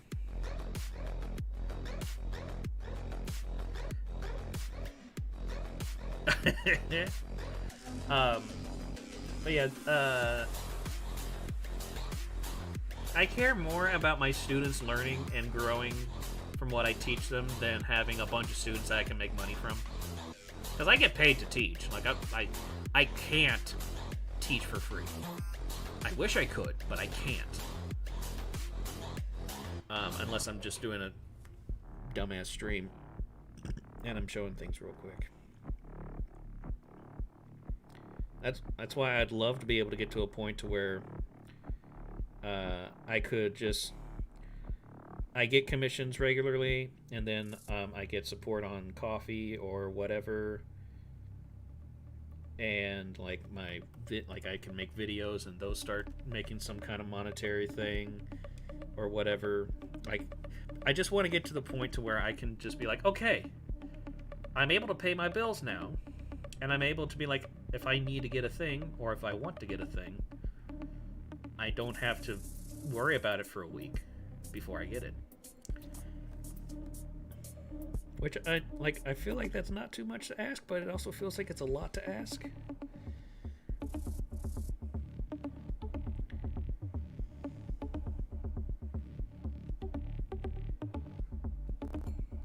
But yeah, I decided when I got fired from my last job, I was like, you know what? I don't care what happens. I'm going full-time art. I don't care how fucked up my life gets because of that. I neglected doing art for about 6 years, and I was absolutely miserable that entire time. So fuck it. If I die, fuck it. I'm willing to go to hell because I'm a piece of shit. I ain't hard to fucking tell.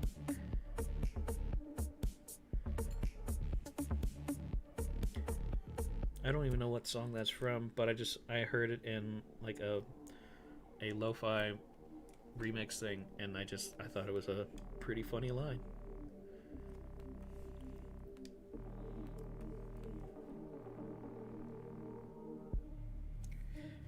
If I was talking about something and then I'm not talking about it anymore, and I was in the middle of talking about it, please remind me, because I have the memory of a turnip.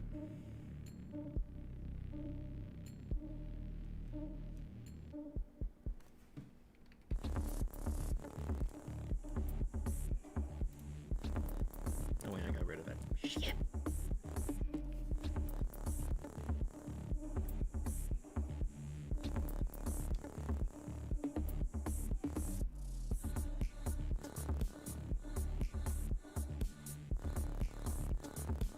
I would love to do that. Like I've shown before, I like drawing characters and shit like that. And like I've said before, again, I do have payment plans set up. Like, we talk about it, but yeah.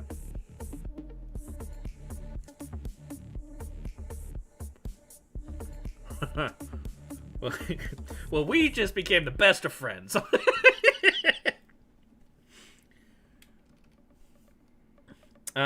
I think I was talking about my D&D campaign.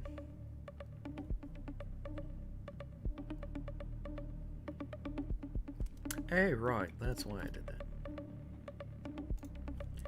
I don't even know if that's even interesting.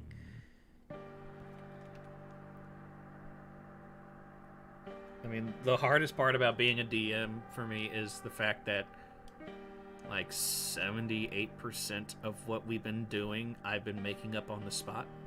And so I'm just like, fuck, I gotta make up a new thing. Ah, fuck. And what also makes it hard is that each session can only be at most 3 hours. But we try to make them 2 hours because we get started at 4 o'clock my time, and then for the Swedish guy and the Italian guy, that's 10, and they've got work in the morning, so that kind of sucks. But we've been making it kind of work.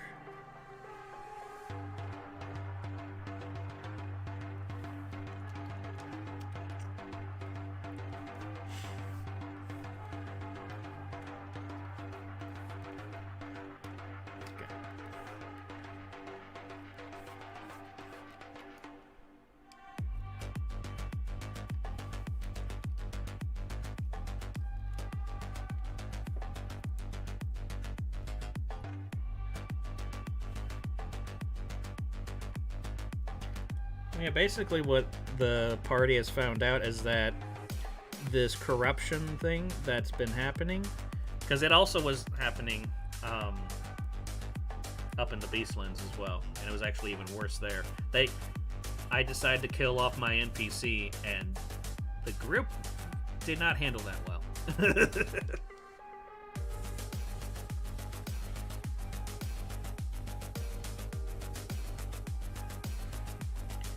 Yeah, I'm still stuck. I'm still in the same town that I've grown up in.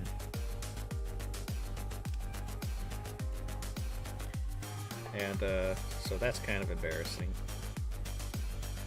Well, not really embarrassing, but the fact that I know of a couple people that I used to go to school with.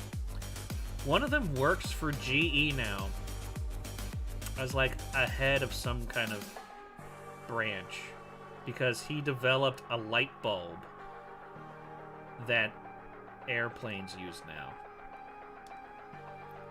And I'm like, what the fuck? When the fuck did something like that happen? And I'm just like, I want to call him up and be like, hey, remember when we were friends?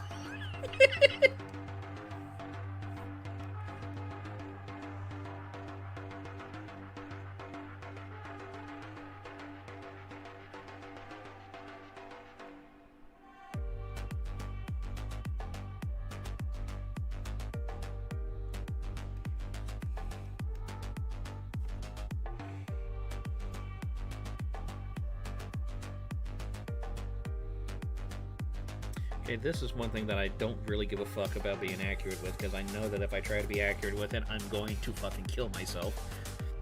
Because I've tried it before, and oh my god. Because he's wearing chainmail. I don't want to fuck with that.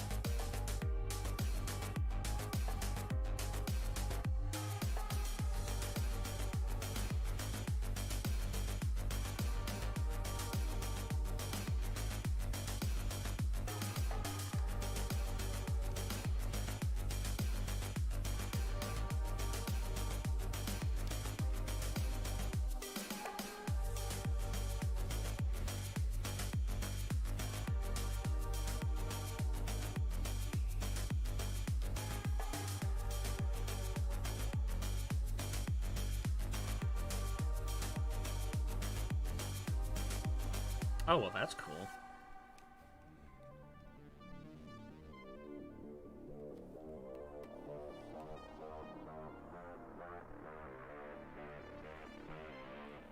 Yeah, I kind of felt shitty about how my life went.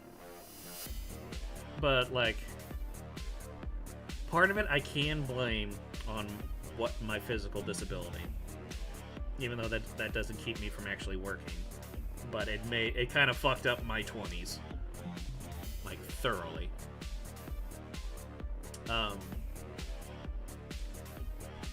But, brain fart.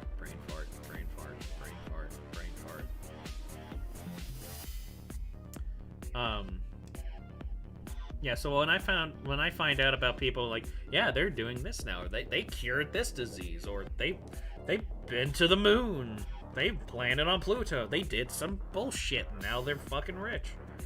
And I'm just like, god damn it. Like, what? Damn it. I'm not that good at things. Shit. But then, and this is especially when I was delivering pizzas for a living, like, I was always humiliated whenever I would run into somebody I went to school with and I'm delivering their pizza. And I'm just like, oh, they have a family and shit. And I don't. Fuck. But then I ran into my favorite person. Because it was a guy that I went to school with who was kind of a dickhead. And I delivered my pizza to him, but I still felt good about myself.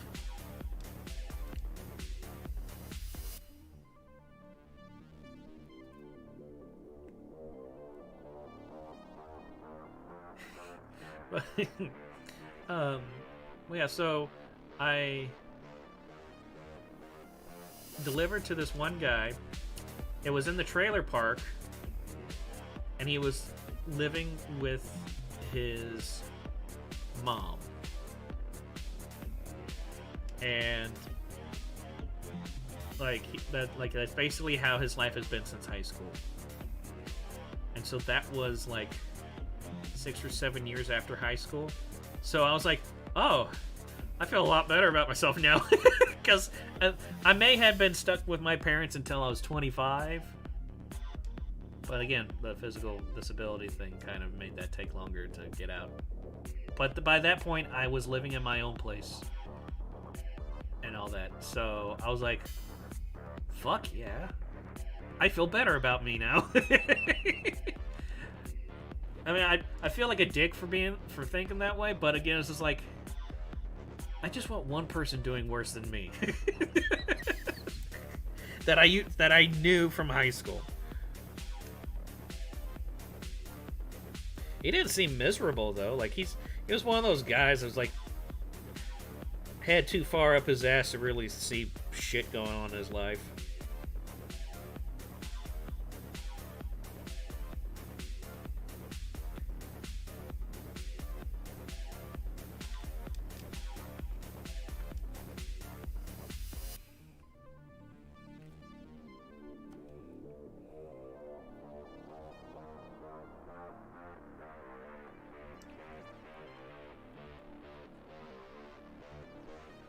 Yeah, I was just, like, the thing that just made me upset wasn't, like, people being like, oh, I'm rich and famous now. It's more like, oh, I've actually figured out how to do my life to a point to where, like, I'm not in a pickle forever.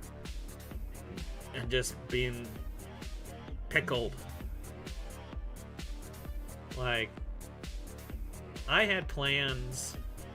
Well, I mean, before I graduated college, I had plans to move to Oklahoma because there was a girl that I was online dating, quote-unquote online dating with.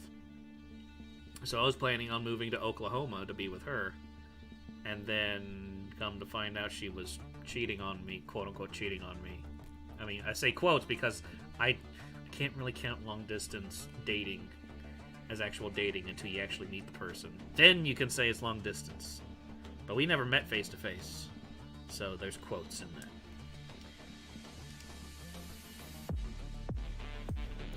But yeah, she ended up getting married while we were quote unquote dating. So I was like, oh well, fuck me.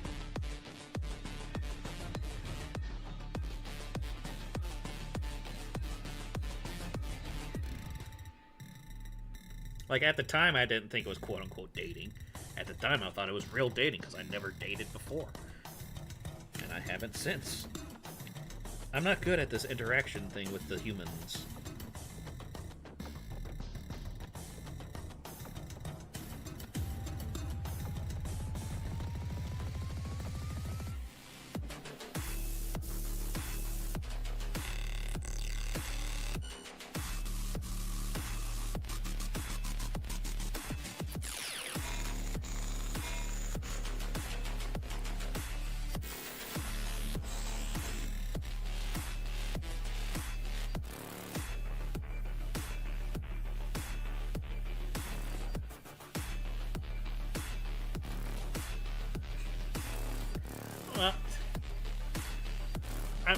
Okay. I really wish I could describe this person accurately so that it made it clear as to why this person in particular made me feel good about my life situation. Of course, part of it is also I've had extreme pressure put on me to be super successful and everything because I'm the youngest of 3 kids.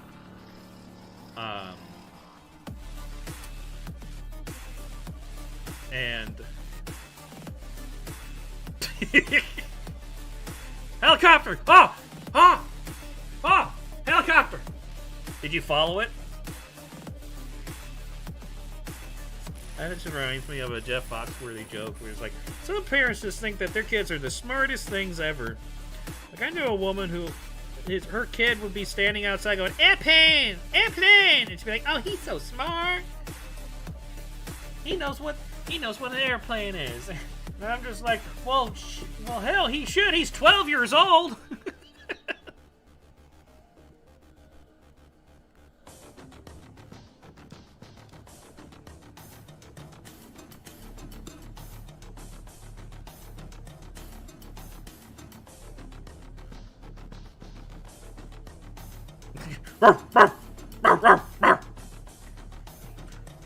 Helicopter.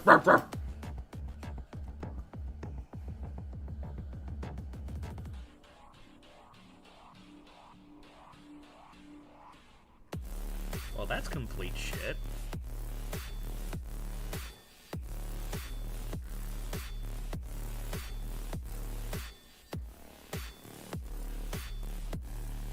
Damn it, I'm one of those people who's like, man, I wish I could do something to help. I am a contradiction, because I fucking hate people, but I want to help people. So I was just like, why? I'm too tired for this shit.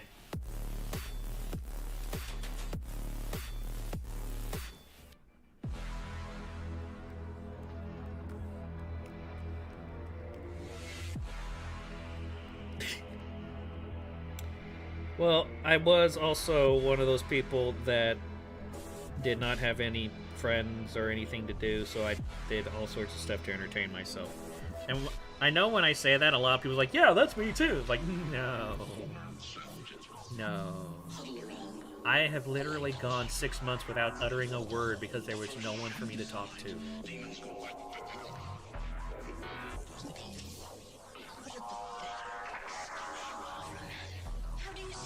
Above anything, you who betrayed your own pitiful faith.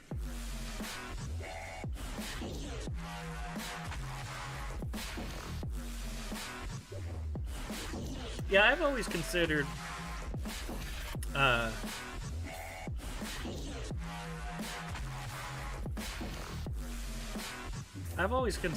like, if because like I said, it's always been expected me to get super successful and super rich and all that shit. But I'm one of those people, like, if I had a job where I was in a position of being a CEO or something like that.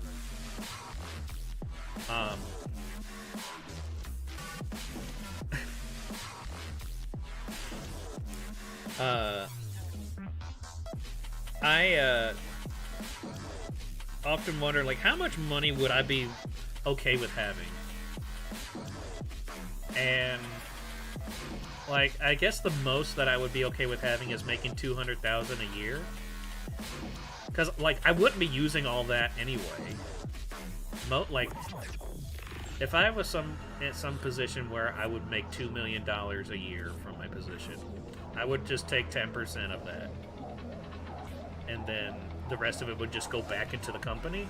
And then I would just take whatever I have and just support everybody that's, like, my family, and, like, help out people and, like, donate to charities and all that, because I'm a very simple man.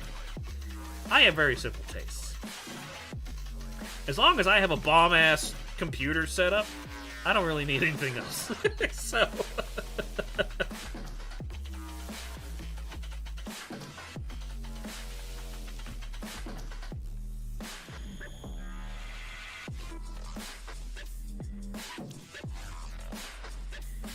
Yeah, I lived in South America for a few years because my parents were missionaries. Again, very religious upbringing. And that was when I had the least amount of interaction with anybody. Because I only just recently kind of figured this out.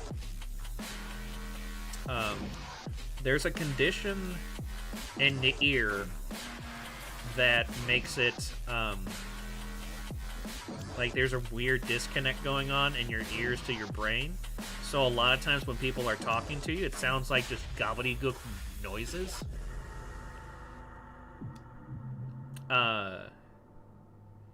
So that's always made it really hard for me to talk to people when I was a kid, because I literally could not understand them half the time.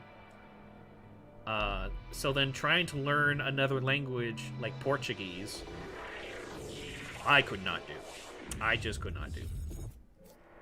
I could barely do English, let alone a second language. Which is really sucks, because I would love to learn another language. I kind of want to learn Russian. That'd be cool. Or Gaelic. But yeah, so because I couldn't learn the language, and my parents were more focused on doing church things than actually taking care of their family, I spent a lot of time just in my room.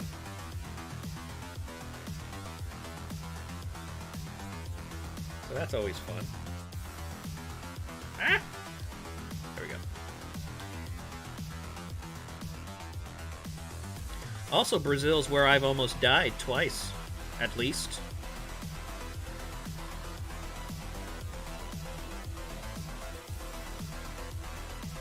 Oh my god, I took... also, welcome back. I took Spanish. The only Spanish class I ever took was in college, because it was mandatory. And, this is how bad I was at it. On one of the quizzes, I did not know what a single word was. Okay, I'll get back to that in a second. I want to... because... okay, we'll get to that in a second. So, college, Spanish class. Didn't know any other words for a quiz. So, my solution was to write the English word with an O at the end. My teacher... like, I got that idea from a Brian Regan bit. And my teacher actually gave me an FO. I was like, so worth it.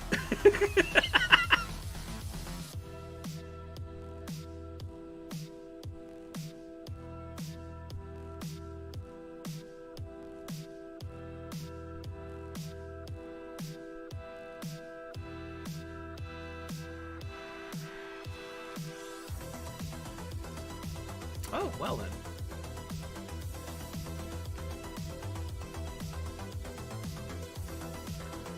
But yeah, that was kind of a highlight for me.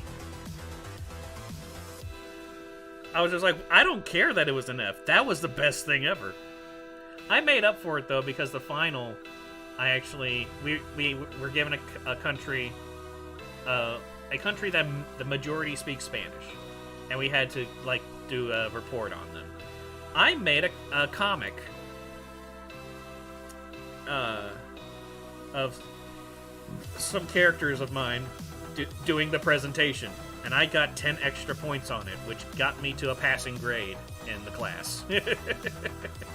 So, I was happy about that. But anyway, back to Brazil and almost dying. I have almost died many times in my life. Like, almost gone to the light at the end of the tunnel. I've almost drowned in Brazil twice.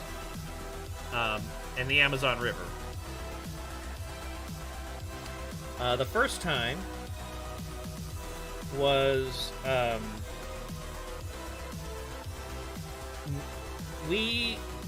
my family would go to this village called Santo Antonio. It's about a 7-hour speedboat ride upstream from another city that we lived in called Manaus. I think it was like that. Yeah. They would say it would be 7 hours. I thought it was years. But I was also a kid. So it always seemed like forever. Just being on a speedboat, not able to do jack shit for 7 hours. I mean, once you see a rainforest tree, you practically have seen them all. But, yeah. So, one of the times when we were at Santo Antonio, there was a couple missionaries that lived in that village. So, I would mainly hang out and play with their kids. And we walked down the road and went down this hill that led to the river. Because it was during dry season. So naturally during dry, because Brazil only has 2 seasons, wet and dry, and the only difference is that dry season, it rains 3 less days out of the year. or 3 fewer days out of the year than in wet season. Like, that's the only difference. But apparently that's enough, because the river goes hella low during that time, and all these like little cracks and crevices kind of form on the sides, and people park their boats there. Well, somebody parked their boat in one of these crevices, and we were just like, hey, let's go swimming. So we just started jumping off the boat and swimming and all this. I've had a good time.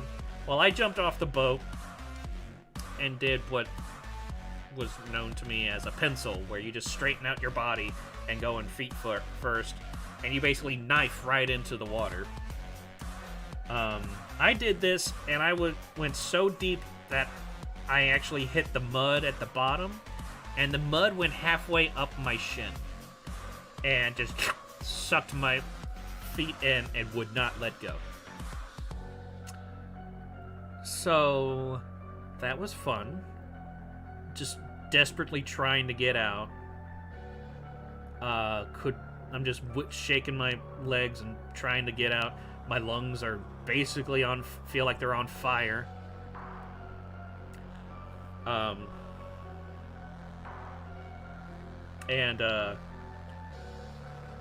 Yeah, like, I almost drowned right then and there. But with all my struggling, I managed to break up enough of the mud to get out of it. So, like, I get up to the surface, and I'm gasping for air, and I'm trying to climb out. Well, I mean, we've been swimming and diving in so much. The spot that we were climbing up was real muddy now, and so I kept on slipping and falling back into the water. Yeah, fortunately it was not quick mud. It was just mud. Just mud.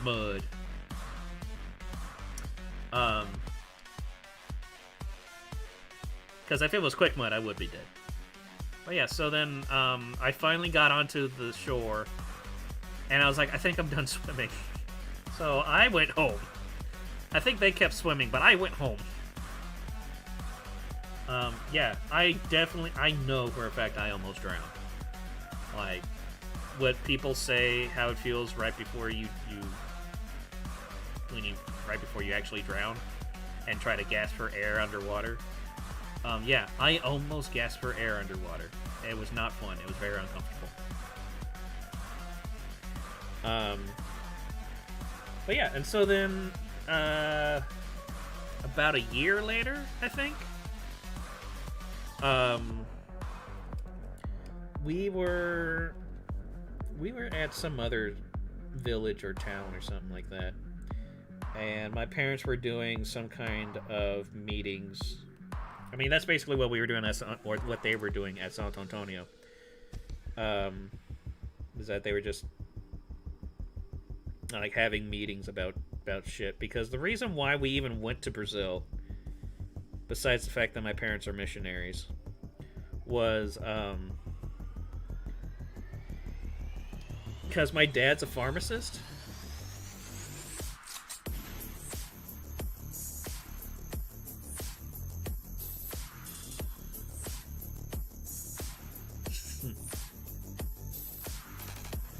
Yeah, I kind of like the ocean. I don't like the beach, though. Too dirty. There's too much sand on the beach. And you know what also has too much of something? Pools. They have too much water. Ugh.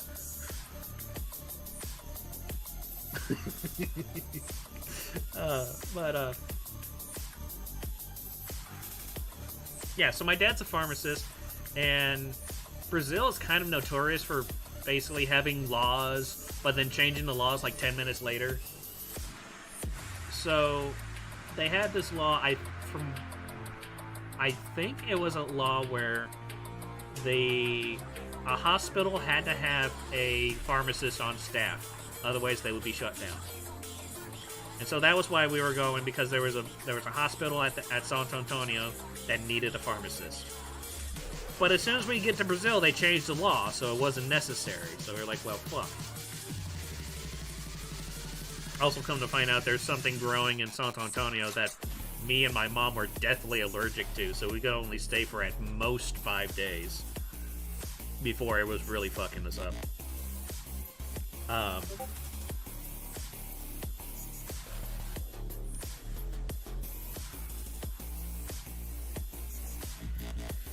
So, but we would just go there for because my parents need to do meetings and shit. So,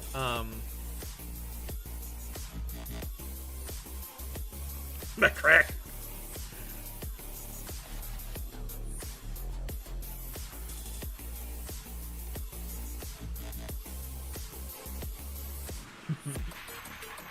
Yeah. So I think we were like stopping at some village or something, or some town. I don't know. We were not at home. I know that. Because this was also the same time when my brother got second-degree burns from fishing all day long.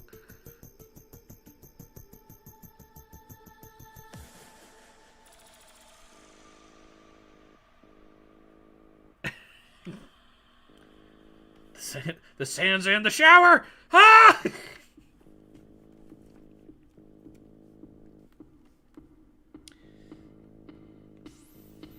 But, yeah, so we were at some other town or something.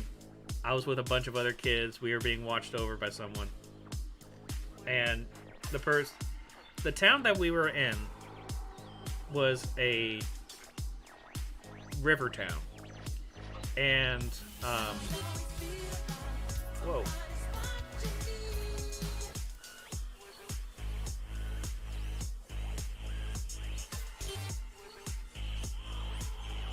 Okay, what?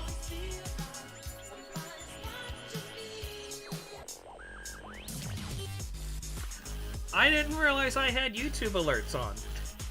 Okay, cool! I have a feeling those are taking way longer than they should have. Because I've had a couple people be like, hey, I'm subscribed to you now, and nothing happened. So, probably in about 6 more hours, we'll get more alerts.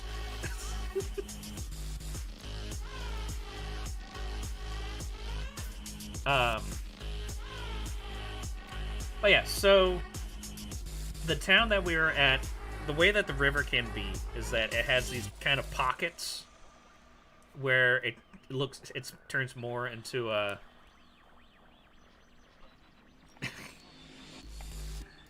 it turns more into like a lake of sorts. The water flow typically is a lot slower and stuff.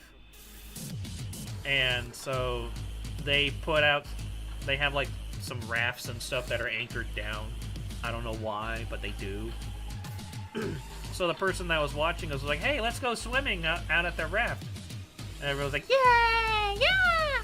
So, and I was excited because I love to swim. So we go out there, we're swimming, jumping off this raft and all that stuff. I get on the raft and I jump off it. And apparently I landed into a current that put me underneath the raft. It's not like a tiny one that you would see like in the movies. It's like big. Like 20 feet by 20 feet type of big. And I got sucked right to the chain that's holding it in the middle. And I was stuck there. And I couldn't figure out what the fuck to do. Because you can't see in river water. Or at least you can barely see. And I don't swim with my eyes open. So yeah, I was stuck under there. And then I was having a familiar feeling of, my lungs on fire. And shit. But finally, like, I figured out to, like, kind of unstuck myself. Got up. Got to the surface, climbed into the canoe, and I was like, I want to go home now.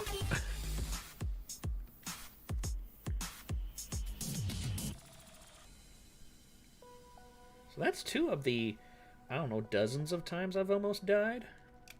I almost died in Washington, D.C.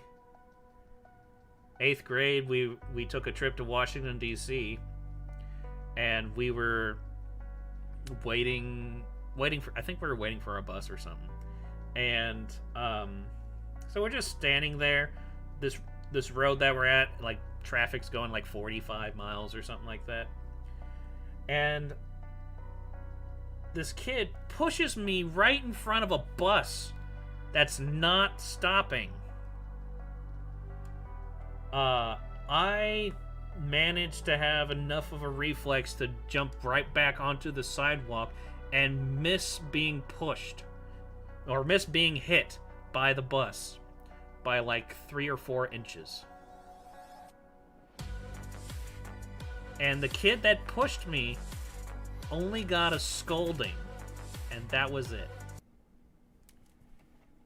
Which I'm like, okay, cool. I'm glad I'm worth that much of a concern.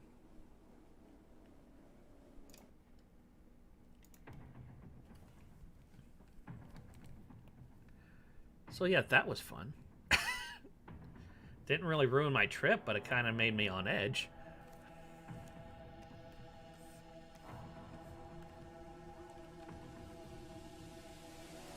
I mean, I guess it's understandable that I'd be on edge.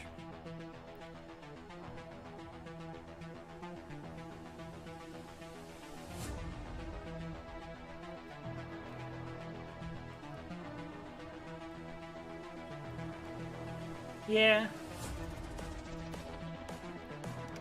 I don't know, I feel like my position in school was an odd one. Because I was an outcast, but I was This is the future. I was an outcast to the outcast as well. No one would hang out with me. Except for like a couple potheads and a metalhead. And they only hung out with me at lunchtime. This is the future. But then everybody else that either knew me did not like me. At all. Which I found weird, because like they never talked to me, so I don't know why they didn't like me.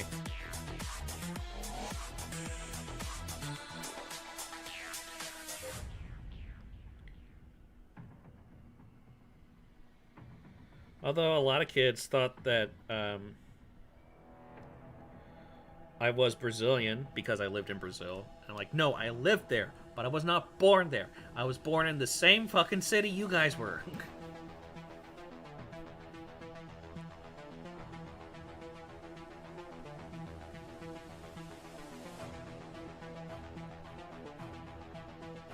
Yeah, I kind of don't know why I don't have, like, agoraphobia. I have arachnophobia.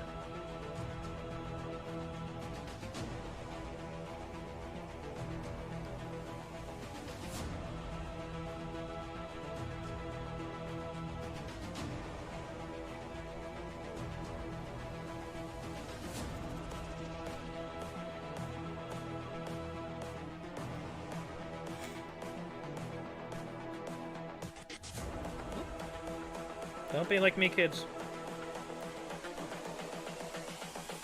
This is the future. Human error. There we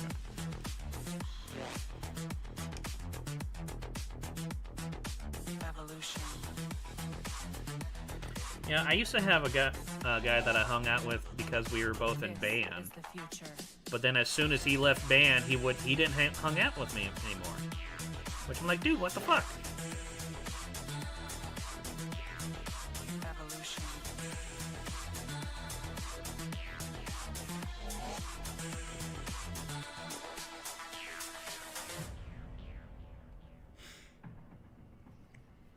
But, I mean, whatever.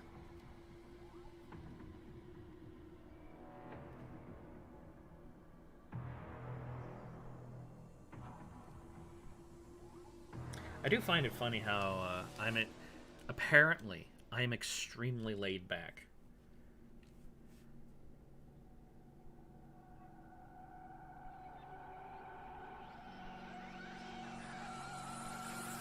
Well, agoraphobia is basically a fear of open spaces or just being outside. It's very much connected to a fear of death and a fear of humiliation.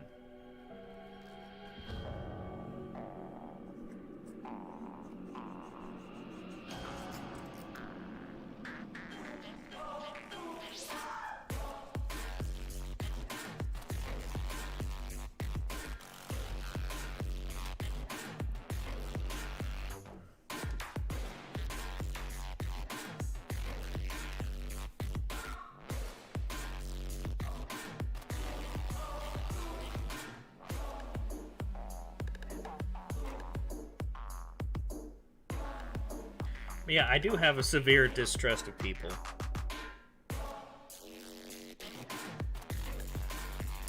I know I actually have trust issues, and I know why I have trust issues, and it's not because of the shit that I've been through that I've discussed. Like I like to talk to a therapist to see what they think about it, but I can't afford one, and I've pretty much never been able to afford one. So I just study psychology, and I just be like, okay, that doesn't sound like me at all. That kind of does, but I don't think that actually is. And stuff like that.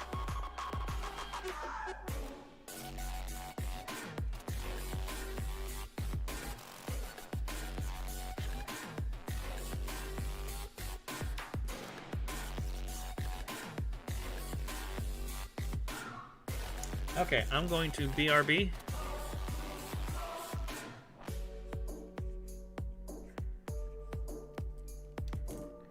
So, yeah, BRB.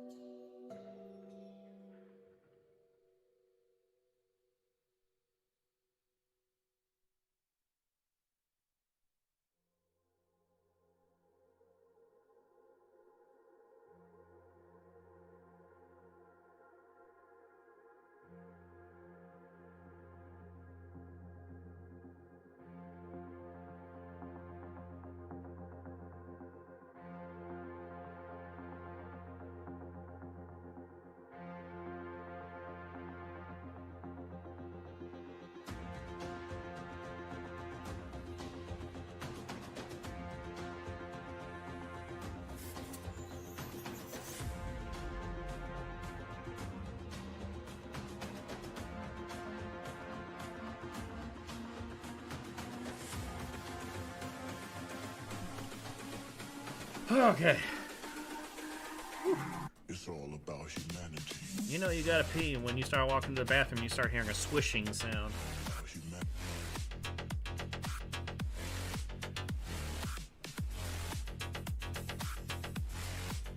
Yeah, I'm not... Okay, so I'm not self-diagnosed.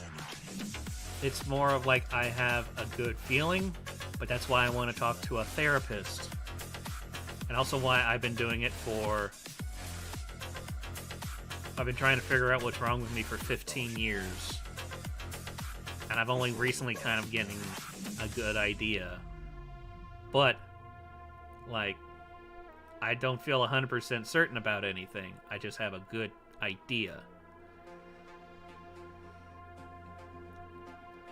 So it's not necessarily self-diagnosed as just trying to figure out what the fuck's going on so that we can speed along the therapy.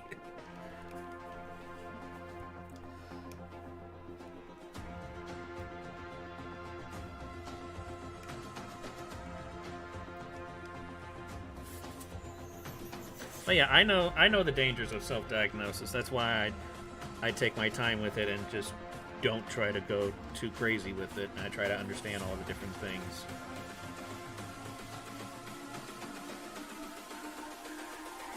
It's all about humanity.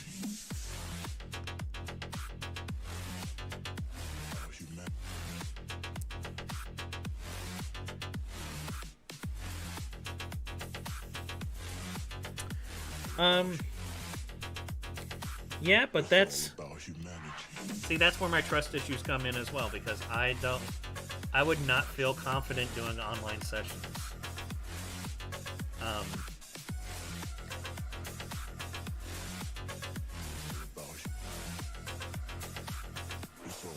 It might just be that, but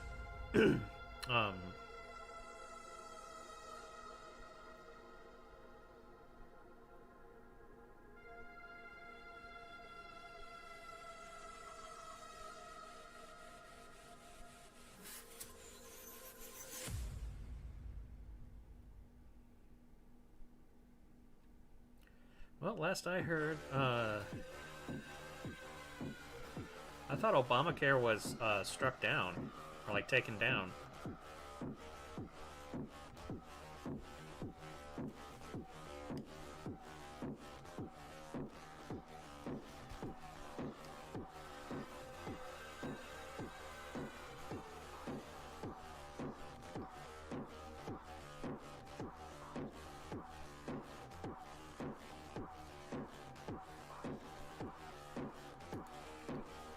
I don't know why I'm doing this. I should just do it like this.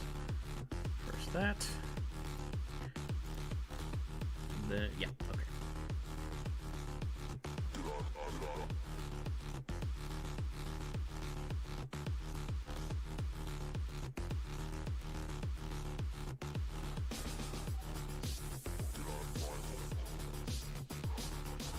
God damn it, forgot to do another thing. Shit! Don't be like me, kids. There we go.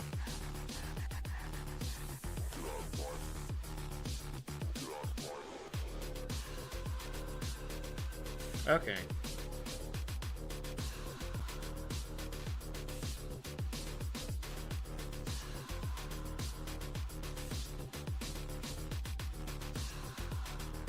Well, I will have to look into that.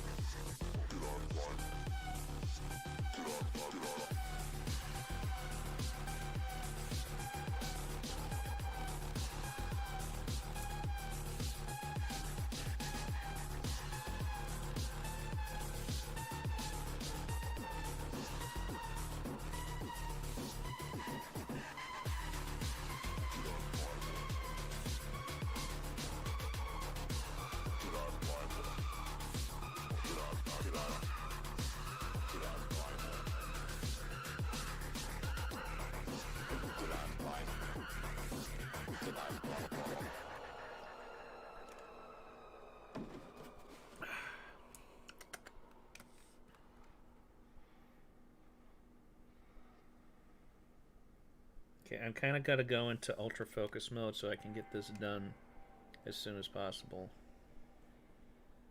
And we could just, you know, hang out, chit-chat.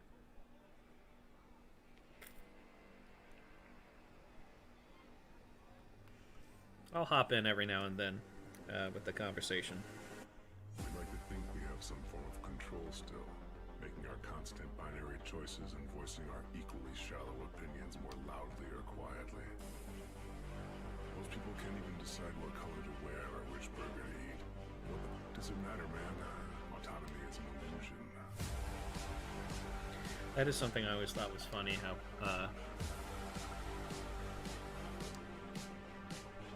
Oh, the tiny animal. That is a chibi version of a character of mine called. Her name's Vicky, Autonomy and is she an is the main character of a webcomic that I do, that I'm trying to get back to doing.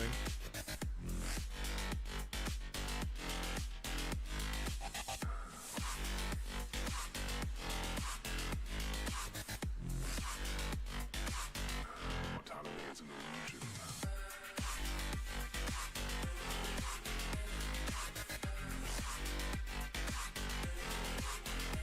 The webcomic's called The Perfect Roommate, P-U-R-R Effect.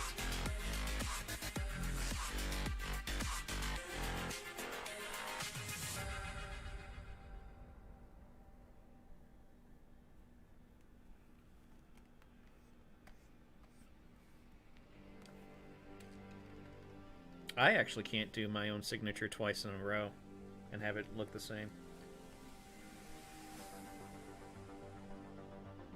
That's part of the reason why I just make it look like scribbles.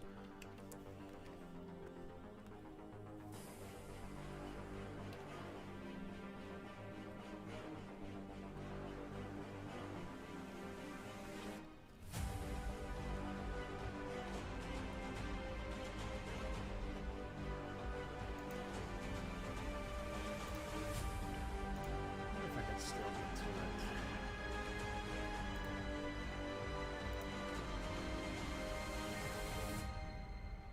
Most people can't even decide what color to wear. I mean, it's been a or few which years bird since to I've eat. actually made anything Doesn't for matter, it. man. Autonomy is an illusion.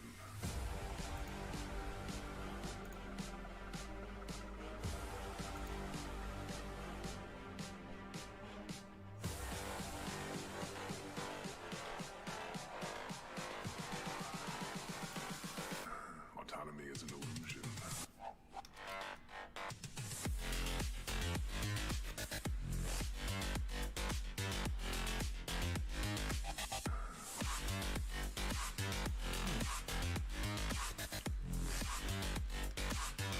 Autonomy is an illusion.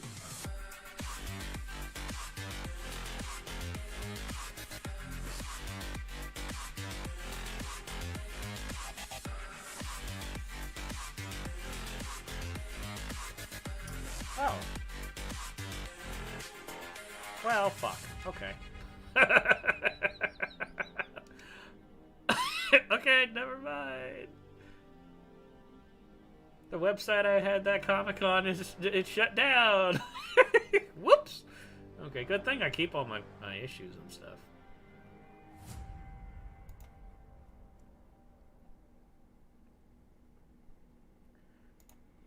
I was wondering why I couldn't get to the page. I thought it's just because I lost my domain. Because I couldn't keep up the payments. Everything makes so much more sense.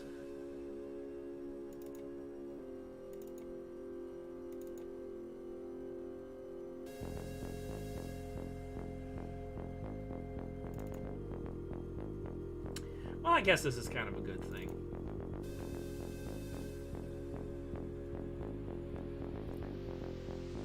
Where could I...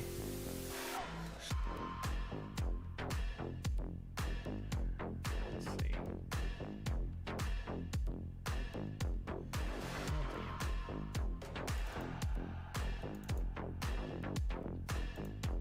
Okay, well, I'll grab some like extra images I have of the comic.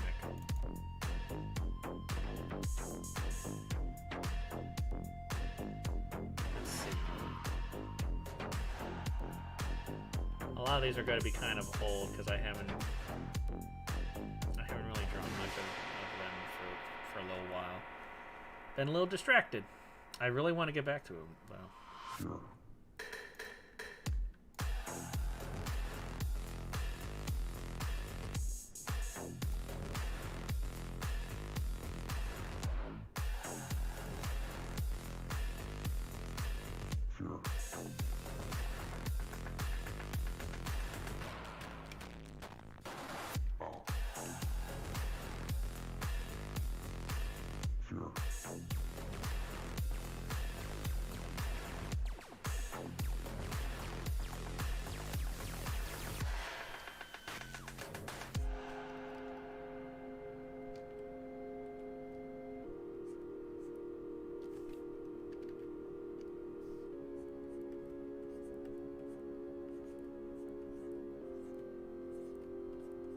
There, I added some handsome.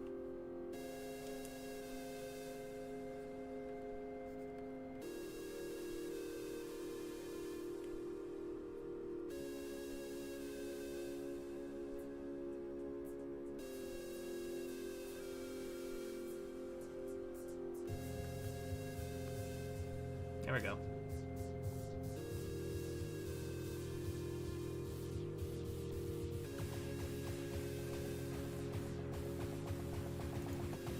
I know I just said I'm going to try to focus on getting this drawing done, but I'm kind of a liar and a hypocrite. I'm what they call a piece of shit.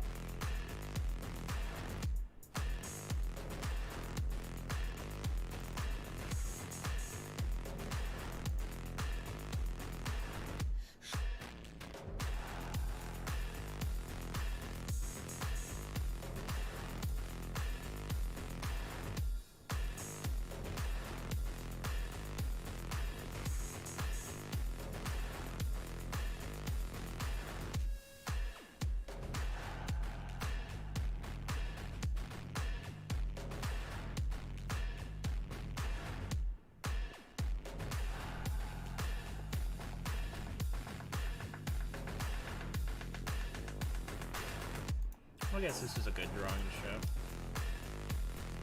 So these are the characters from the webcomic that I was making called The Perfect Roommate. I like doing these meme, like, draw your squad things.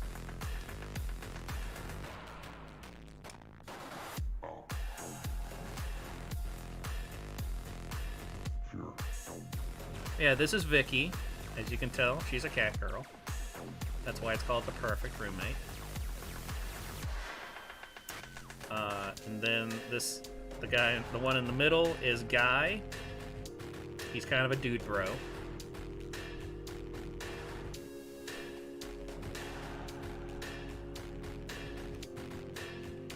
And then the guy on the left is Ned. He is a shy nerd.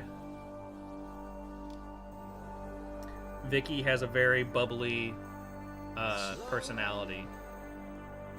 Best way to describe her is that she just wants to be best friends with everybody.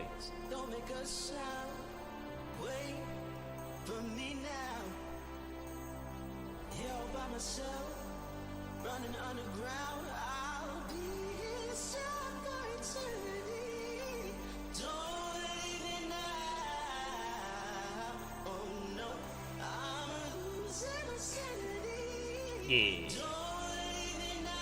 Because I'm a dork and I'm shit at naming things.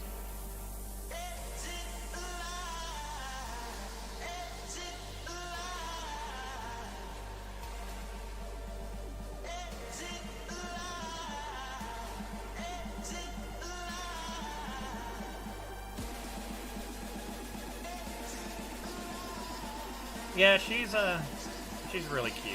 I really like her. Here's a couple drawings of her spending time with Guy or Ned.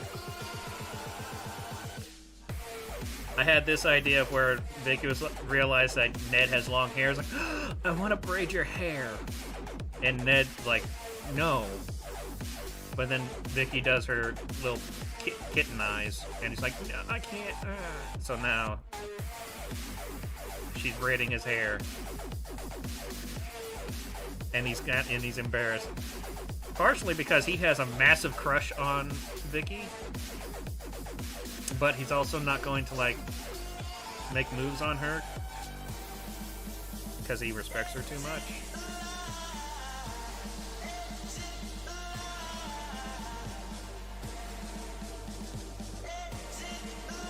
Well, I mean, if you're the whole ass, you get to be the squishy part that people like.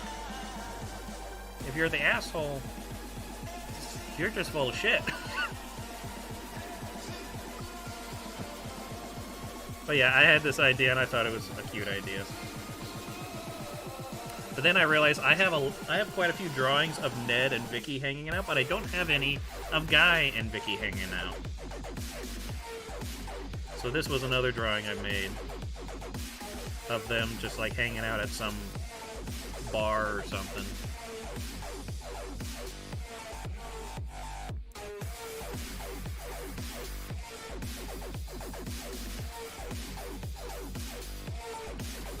And basically, the way that the three of them, their relationships are, Guy and Ned are best friends from back in college. Vicky, they didn't actually know Vicky until she moved in with them. But their relationship with Vicky is more of like siblings, where like Guy and Ned are kind of really protective of her because like she's got all these great traits about her, but her biggest flaw is that she's extremely naive because she comes from a very pampered life, sort of. I mean, her parents were millionaires, but they also didn't spend any time with her because they were busy working, running a international multi-million-dollar, almost billion-dollar industry. So she was mainly raised by nannies and butlers and maids and stuff. But she always had everything taken care of for her.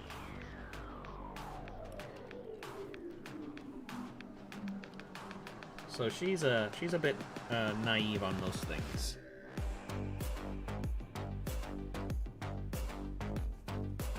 Yeah, I would have had this done a while ago, but I enjoy talking too much.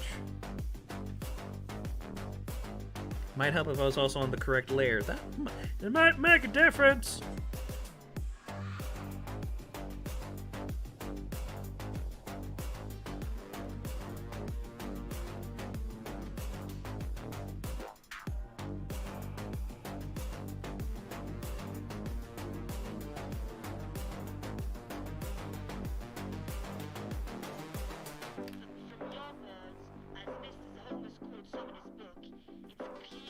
But yes, Ned grew up in like a middle class kind of family, but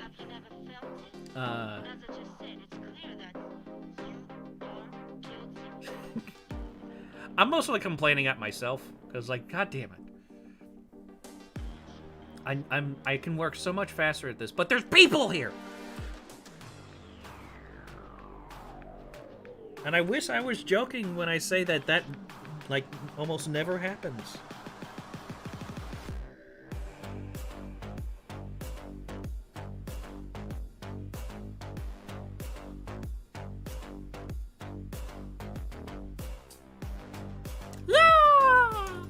Alright.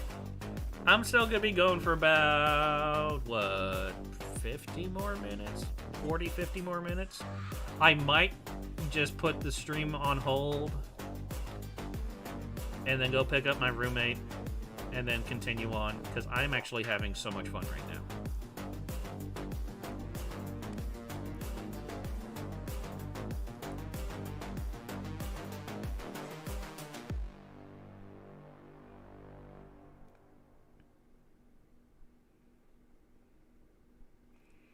I can't. I don't want it. You guys are making it okay. I don't want to do it. I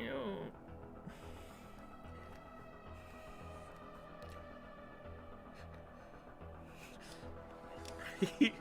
No, he'll probably just say like, "Oh God, I don't want to mix them. There's so much stupid. I'm trying not to mix up the stupid because like, this is going to sound racist, but all stupids look alike."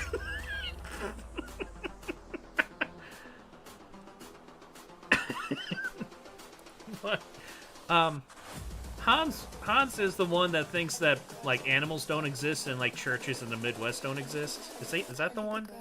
Because I keep mixing him up with like the French guy.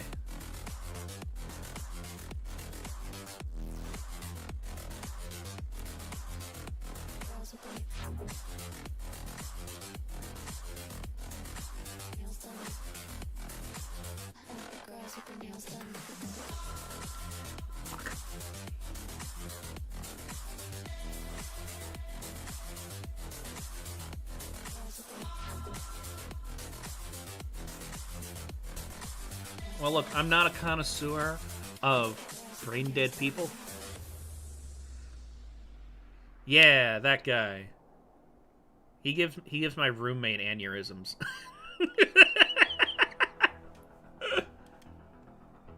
Yeah, and penguins. And Midwest churches don't exist. Because how can cowboys make these? What?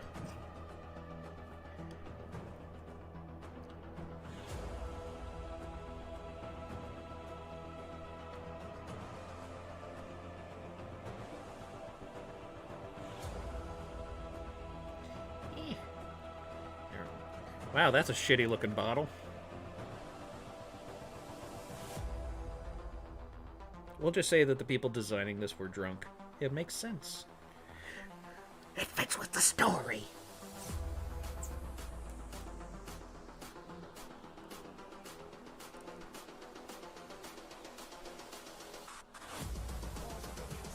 I do feel like he would come to my stream and then he'll just be like, I don't think that guy's real.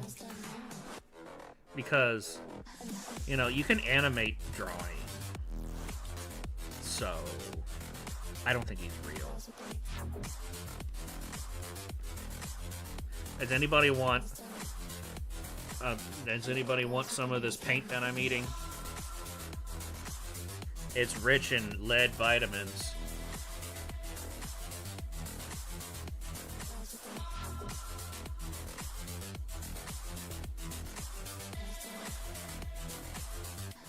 Oh yeah, zebras.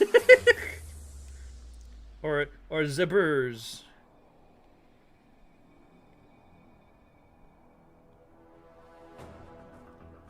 My roommate gets a little pissy with me because of the way that I pronounce caramel. Because apparently it's kind of a Midwest thing. Like several other places do it, but a lot of people in the Midwest say caramel. I don't know why, because there is another A in there. I don't know why we ignore that A.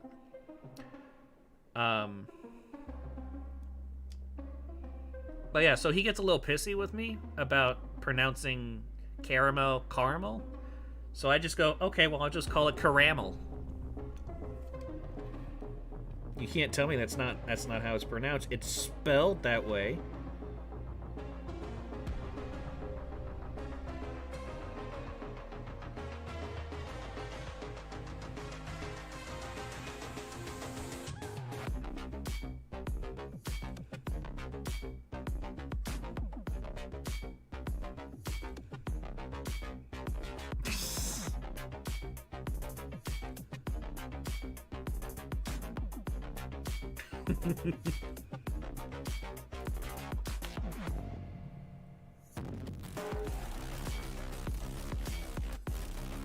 Now, I do get annoyed about how some pronunciations are done. Because I can never understand why you would call it. Like, when you say wash, but people pronounce it wash. I'm like, that's a different word altogether. It's somewhat similar to caramel, except you are taking a letter out and then you're adding 2 letters in. And like, the fuck? That is too much effort for your words.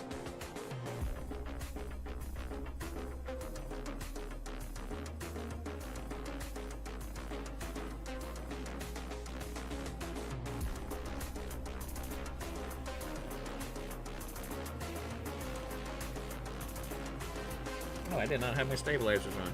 That explains a bit.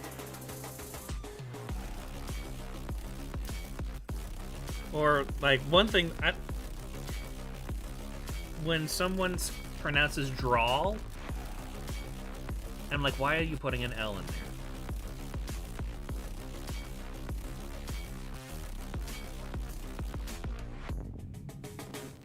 Well, I mean, that's his alcoholic cousin.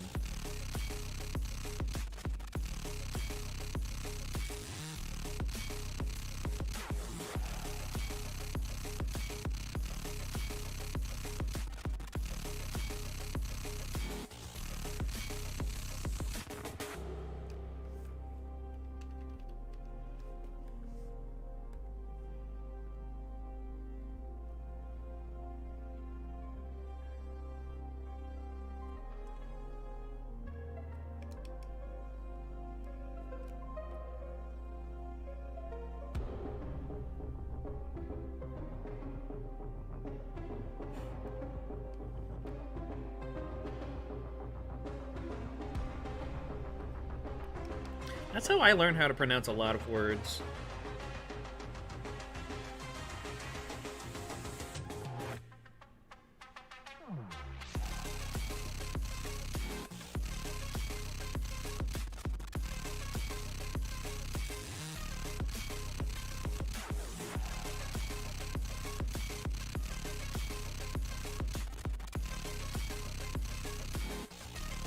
Okay, I think the shield's done now.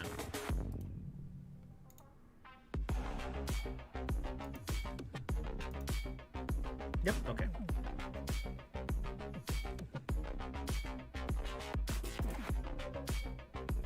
Well, good luck. Thanks for hanging out. I appreciate it.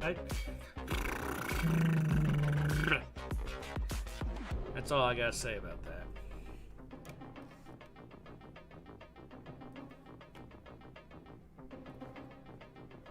Be on the right layer.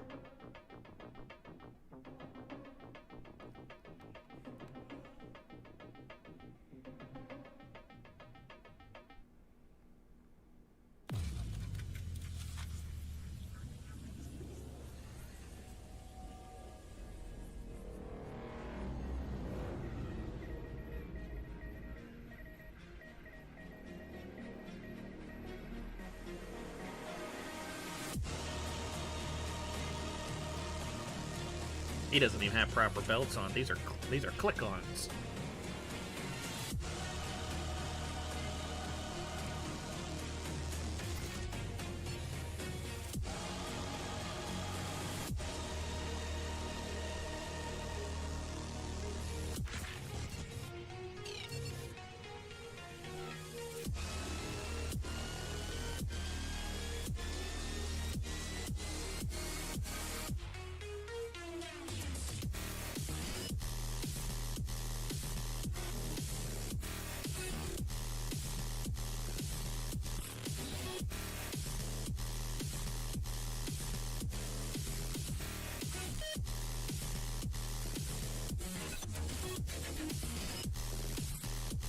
Did anybody ever watch the movie Inspector Gadget? Either one? Well, specifically the first one, because that's where I'm going with this. Because I used to watch that movie a lot. I didn't really have a choice on movies when I was a kid. Because I think most kids didn't really have much of a choice. Back in my day, we were told what to watch and we liked it!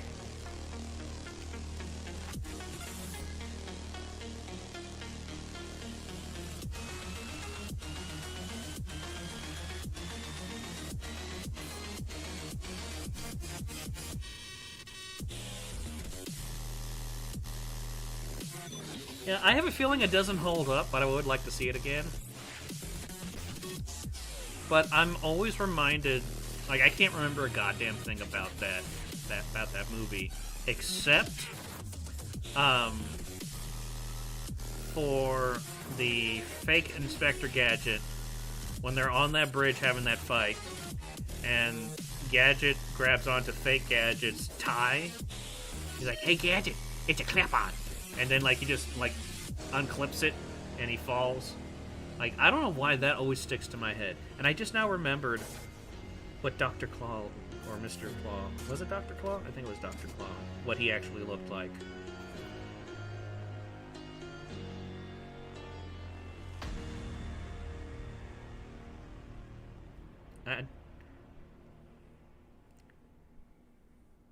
I'm kind of getting flashbacks to things about that movie, but not a whole lot.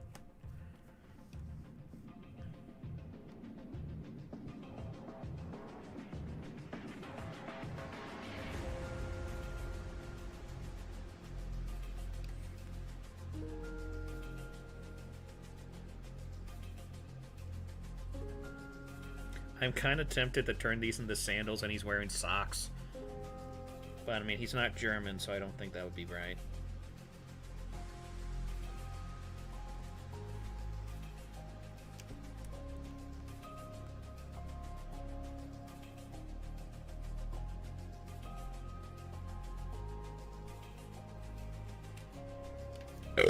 Oh, God.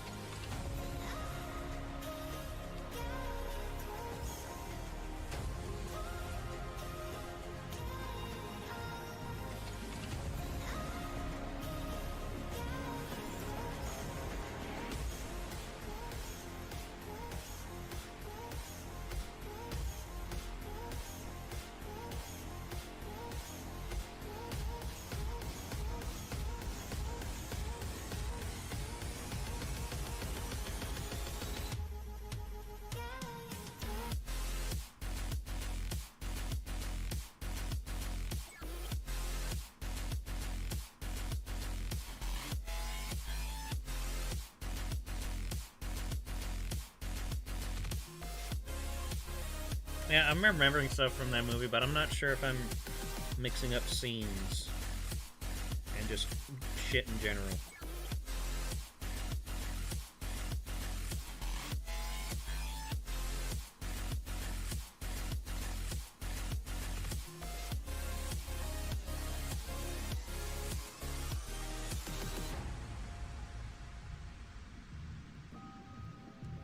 Because I kind of want to say that Dr. Claude blows up in a helicopter at the end. Or I could just be mixing that up to when Inspector Gadget got blowed up in a car before he got turned into Inspector Gadget.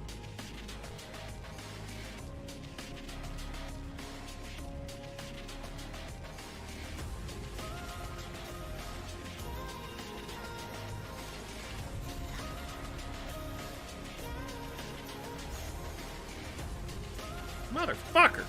God damn it. Don't be like me, kids.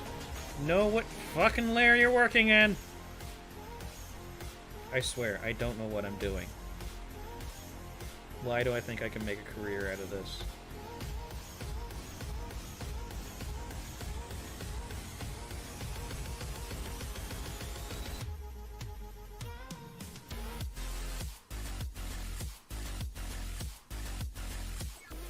Blah.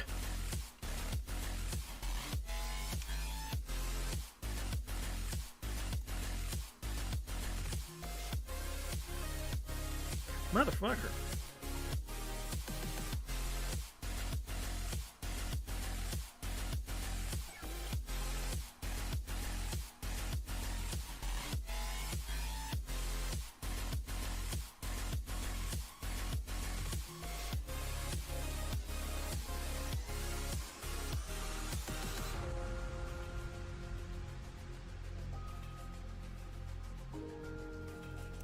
I know, that's what's terrifying. Yeah, these feet are very not right, but I'm losing more and more care as we continue.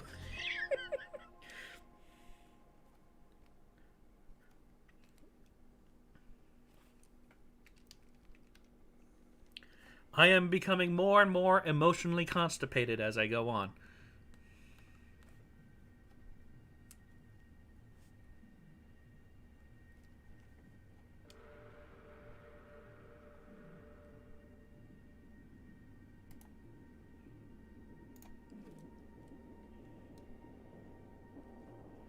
Fuck. There we go. Jesus Christ. I'm losing it! Oh, God damn it. I'm a professional, I swear, sometimes. Well, no, I swear a lot, but I swear I'm a professional sometimes. God damn it, you know what I mean.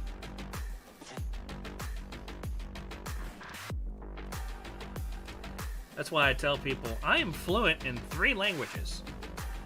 Okay, 2.5 languages. I'm halfway fluent in English, I'm fluent in sarcasm, and I'm fluent in French, but not the kind you think.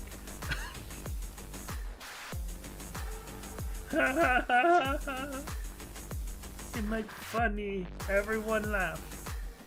This is the part where we throw our heads back and laugh. Ready? Ready!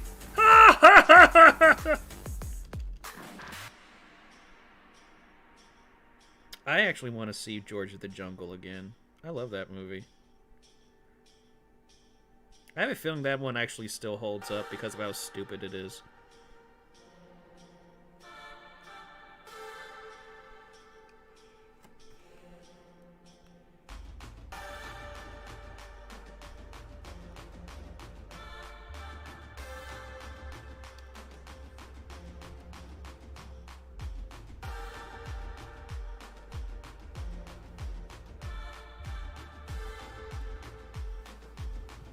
Keep it together, man!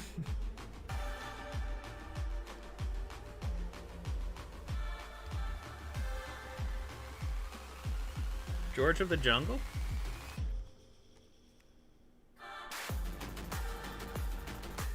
George of the Jungle, strong as he can be. Ah! Watch out for that tree!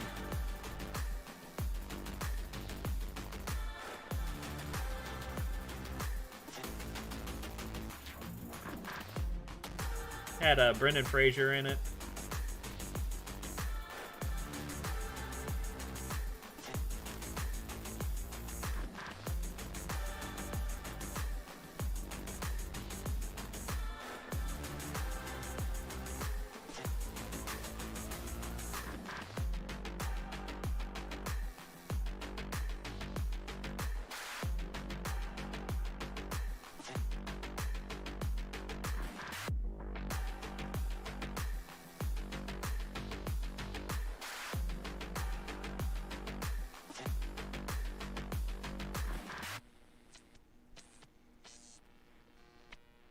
It might have started off as a cartoon, like way back in the day.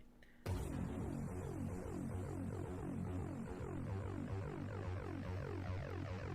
I'm not entirely sure.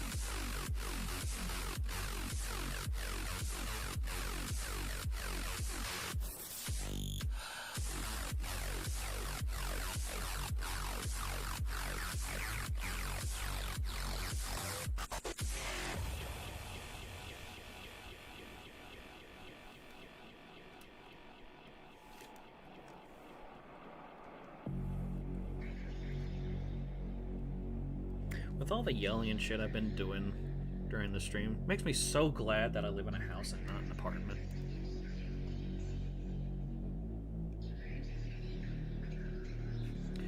When I was a kid, I used to watch TV all the time, and I would watch movies all the time.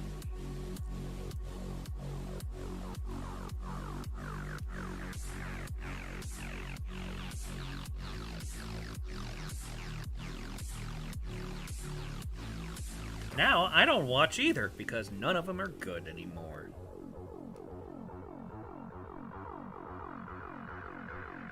Unless it's an indie film, apparently.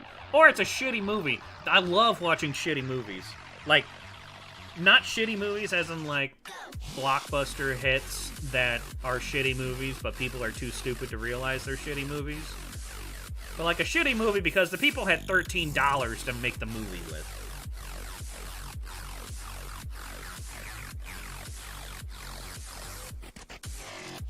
Those are my favorite kind of movies. Movies like Birdemic, or The Room, or Manos, The Hands of Fate, or shit like that. Like, made from clearly incompetent people. And they also did not have a lot of money. Because those movies are fucking hilarious.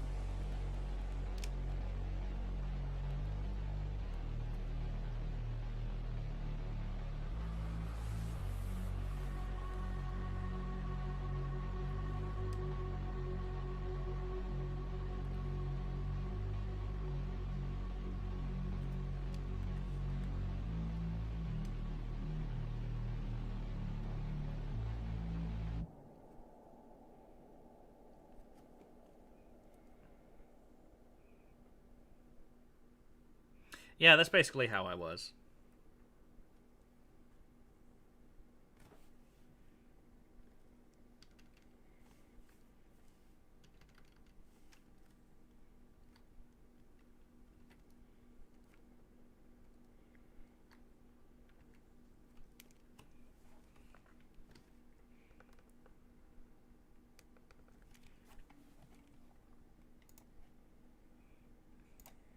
Bring me another soundtrack!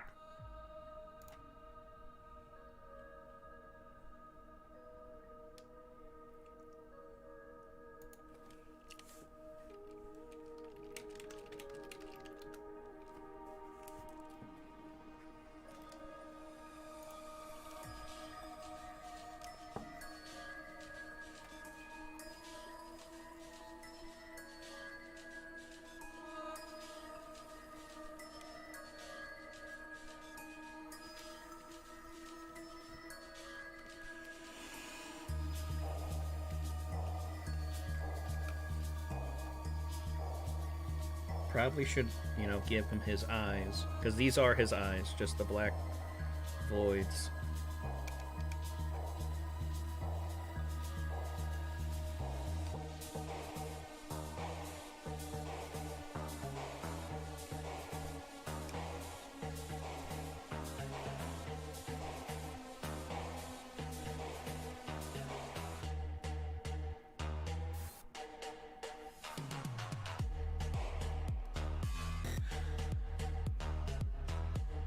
Again, need to be working on this at the correct layer.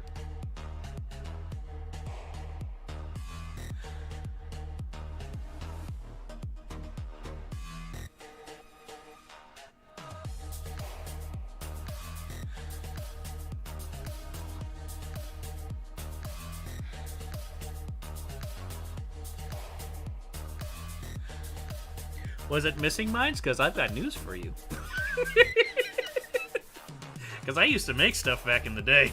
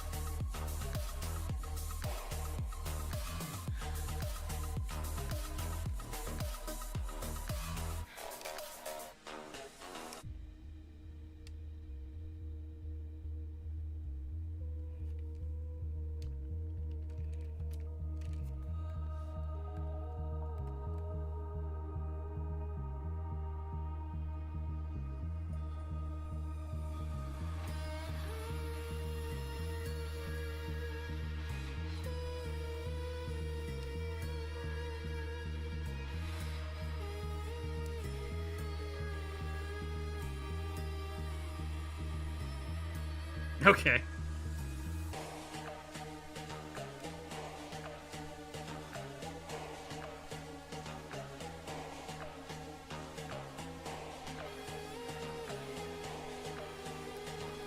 Okay. Let's merge these.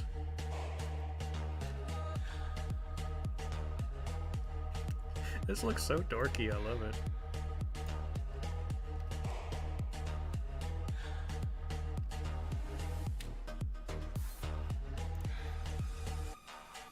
Son of a bitch! What did I do wrong?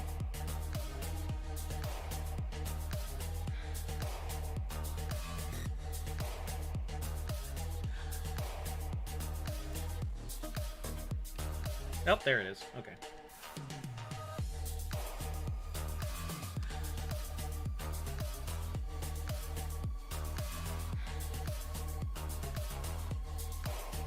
One of my favorite kind of memes to do is whenever someone says something that's just like either super stupid or it's something that's kind of mind-blowing, but it has absolutely nothing to do with religious thought or anything like that.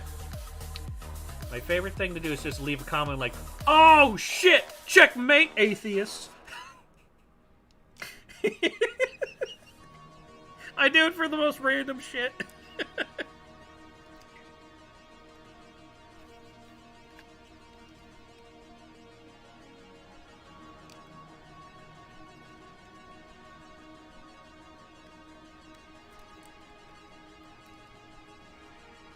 Okay, here we go.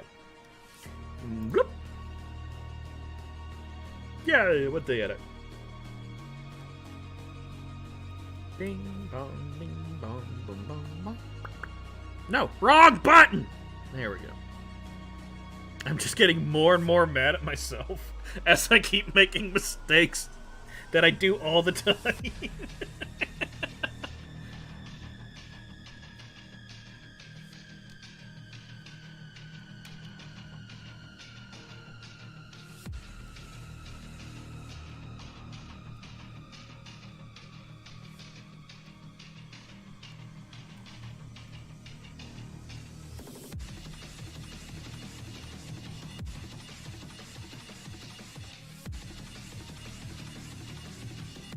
There it is. There we go.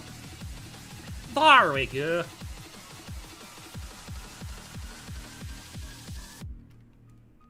Fortunately, the line works easy enough that I can mostly just do this.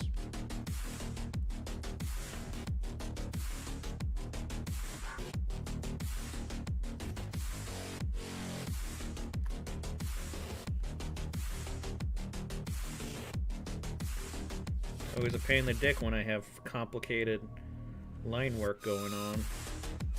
And I'm like, well, now I gotta put color in this bitch. Fuck.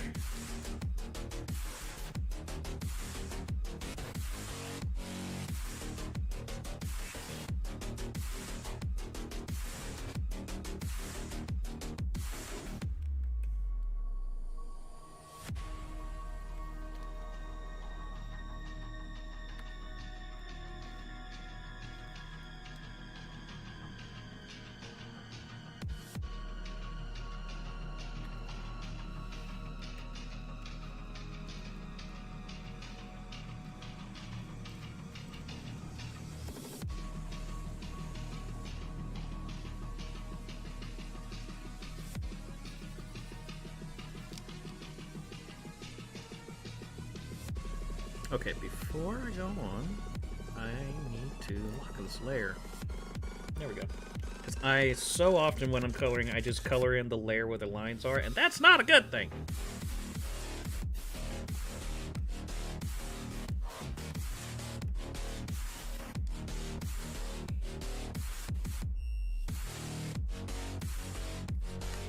Yeah.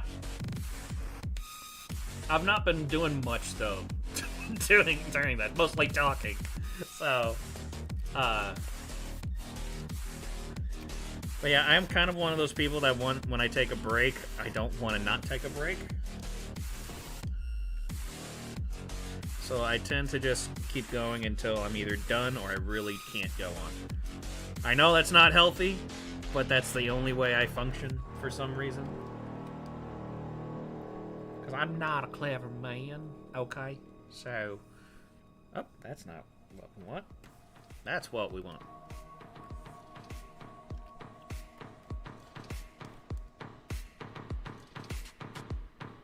Yeah, especially since there's people here to talk to, I have a lot more energy than I usually do. I've had people tell me like, "What? You should talk more in your streams when they're watching my VODs or something." I'm like, "Well, why would I talk to myself when I do that off stream?" I know it helps, but I don't want to do that.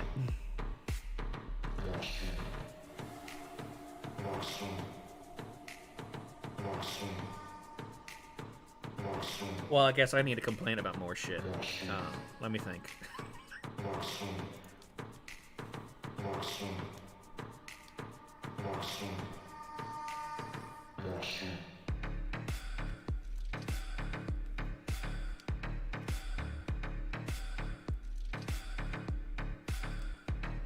I'm mostly just going to be doing a different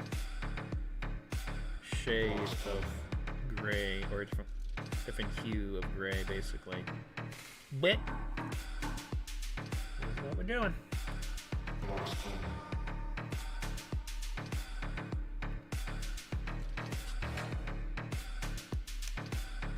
Ow! My sternum popped when I stretched my back. I hate it when that happens. It weirds me out so much. I was like, well, I just broke my ribs.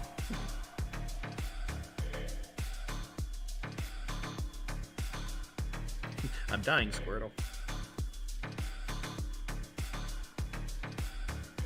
Did I do anything? There we go. It's very, very subtle, but I was able to see. One thing that I think is definitely a big difference is that my tablet has way more colors.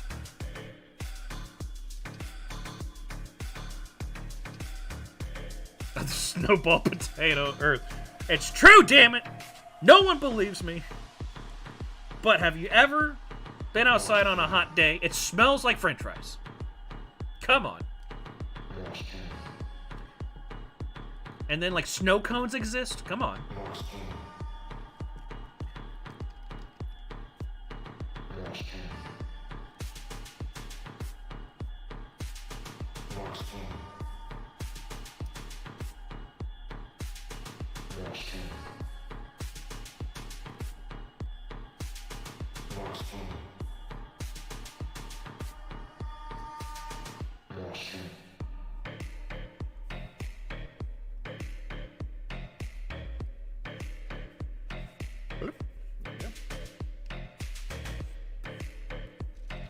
You know what? I'm actually gonna do the socks and sandals thing because I think it's funny.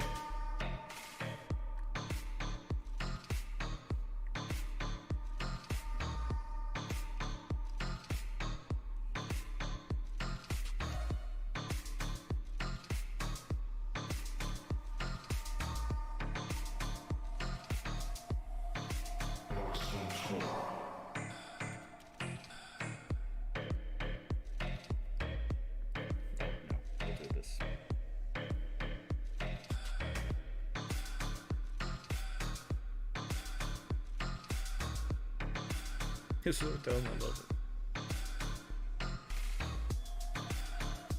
Oh my god, that'd be great. Because Logic is very much into like thorough and scientific and understanding all this stuff, and then Sic is all about bullshitting and not giving a fuck.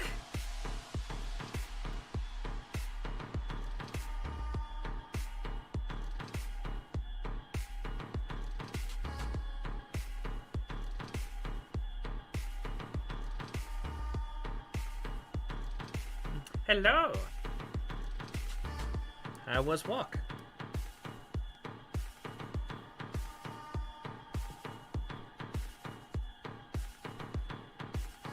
How was walk of the dogging variety? Which apparently has a different definition in the UK. If you are dogging. I like to watch a lot of British comedy shows, like the panel shows, and so they say that all the time. I'm like, I don't know what the fuck this means, and then they like add context, like, oh, that's what that means. Okay. Yeah, we're just not gonna talk about that now.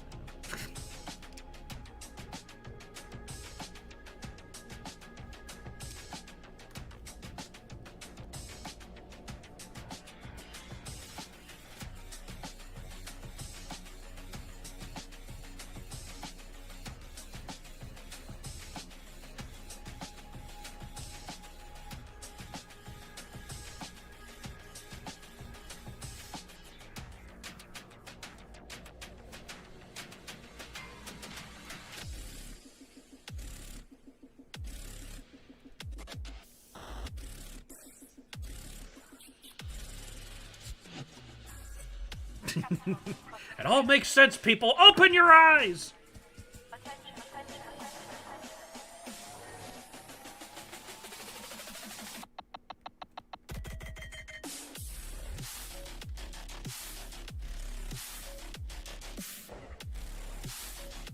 Okay, so it is getting kind of close to that time, so I want to know what you guys think. Would you guys be okay with me just pausing the stream, like keeping it going while I go get my roommate? Or do you think I should just end the stream and then come back? Or just end the stream and call it a night and then work on this offline?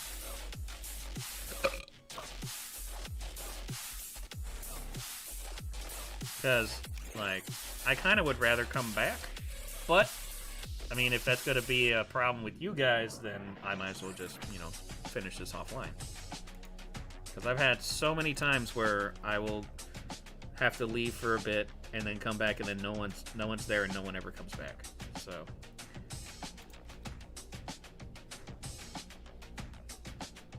again, I have a lot of experience of being alone on stream.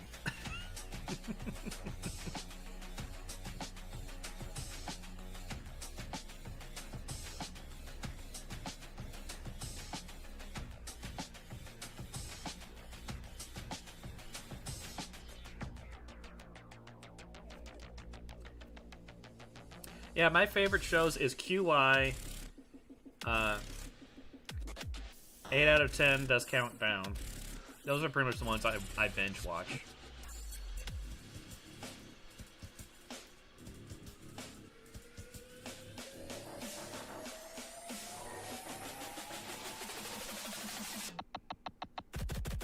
Yeah, it's about 9:30 here.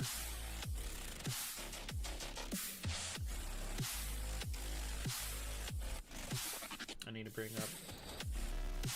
That's the wrong one. There we go. Okay.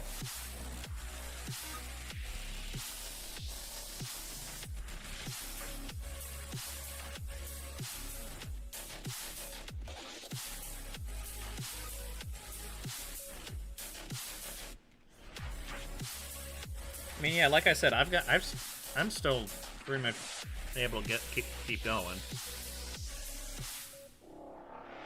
Yeah, I've watched Would I Lie to You, and like I don't want to actually watch the whole episodes. I just prefer watching like highlights of that one. Unless something is done and done quickly, man as the dominant species of life on Earth would be extinct. Living here. I don't think I've watched Taskmaster, but I've been kind of wanted to. Infested by swarms of nightmare creatures. Crueler, deadlier than the armored giants of prehistoric eras. Even civilization itself, threatened with annihilation. Because in one moment of history-making violence, nature, mad, rampant, wrought its most awesome creation. But born in that swirling inferno of radioactive dust. Gojira? So horrible, so terrifying, Gojira. so hideous. Gojira. There is no word to describe creatures. Gojira.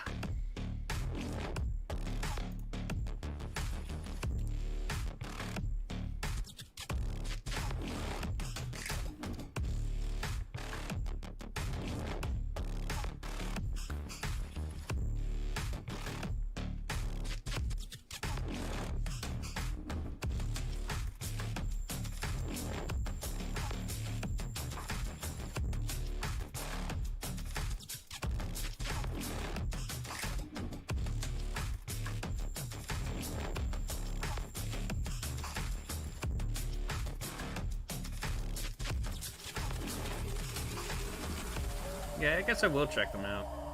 Here is a wild, headlong flight into terror, as the desert erupts with the grim battle for survival. Here is a fear-frenzied moment of suspense, as mankind totters before a thing that multiplies faster than it can be killed.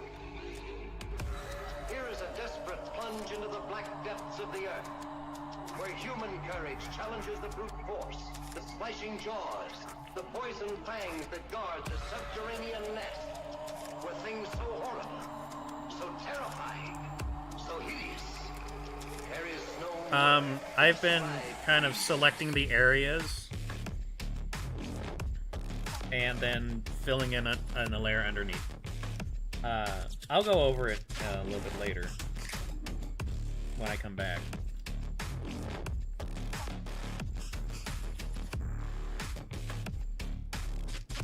Because I've said this plenty of times before. I am more than happy to explain how I do things and go and do like little tutorials on how I do stuff.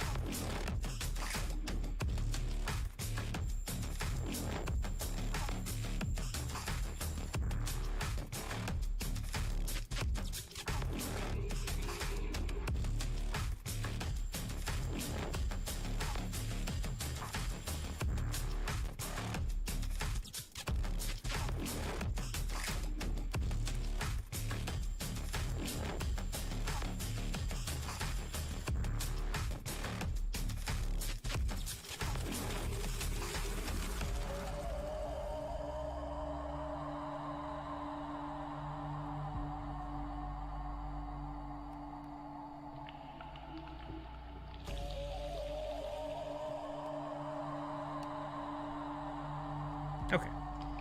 Just want to make sure that was working right.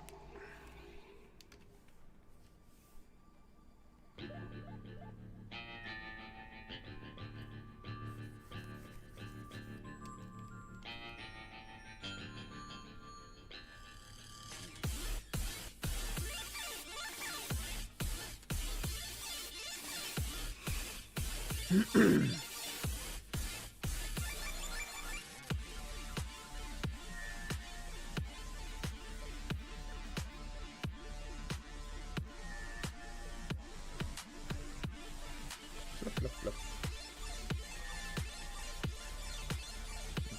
got 10 minutes. Let's see what we can get done.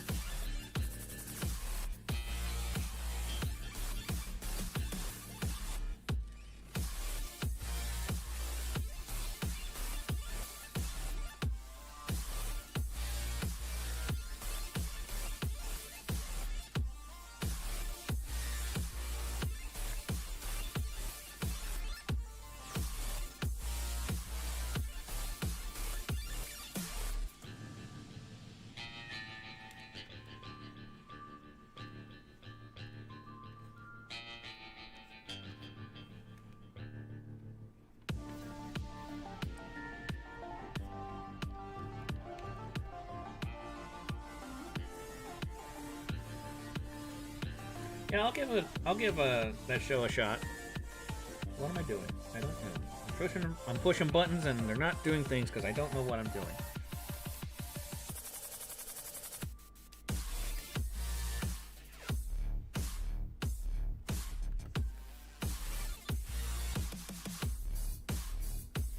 Okay.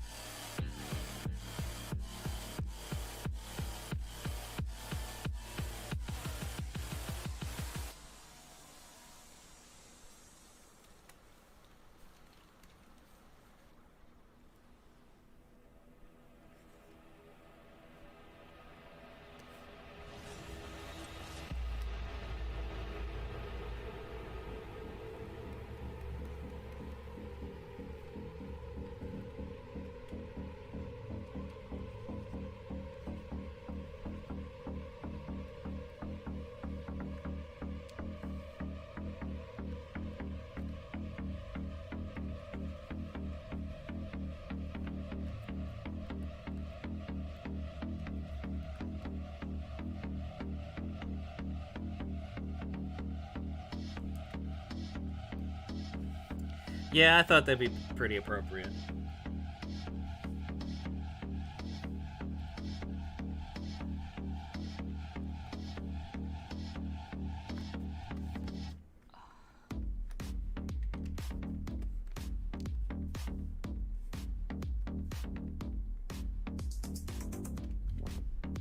Okay, gonna be doing a little bit of experimenting.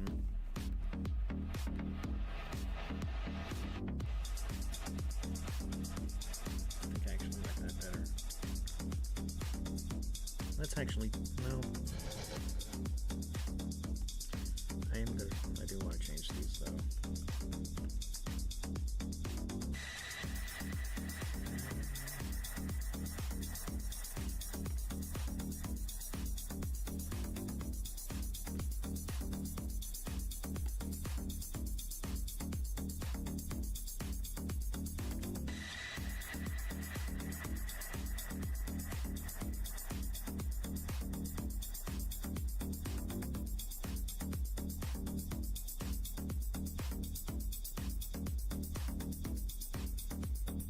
Oh, Jesus Christ.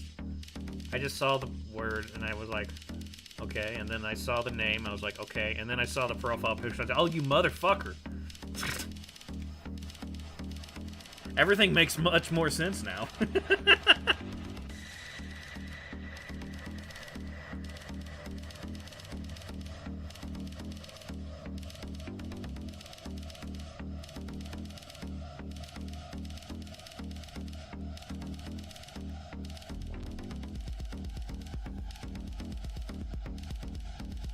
wrong one. There we go.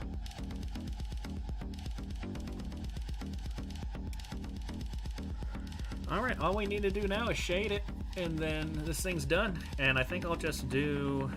I'll do a cell shade. Maybe a little bit of simple drawing. Well, I'll just do that with the lighting.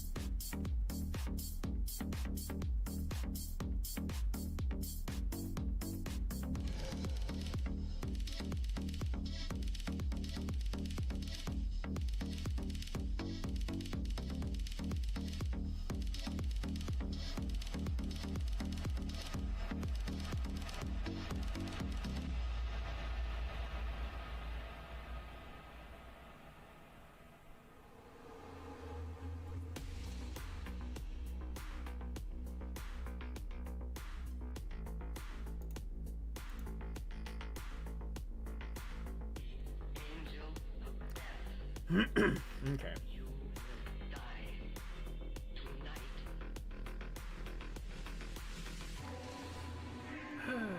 Right.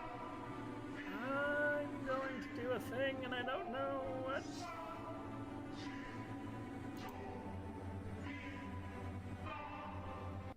Okay. I'll keep the stream going.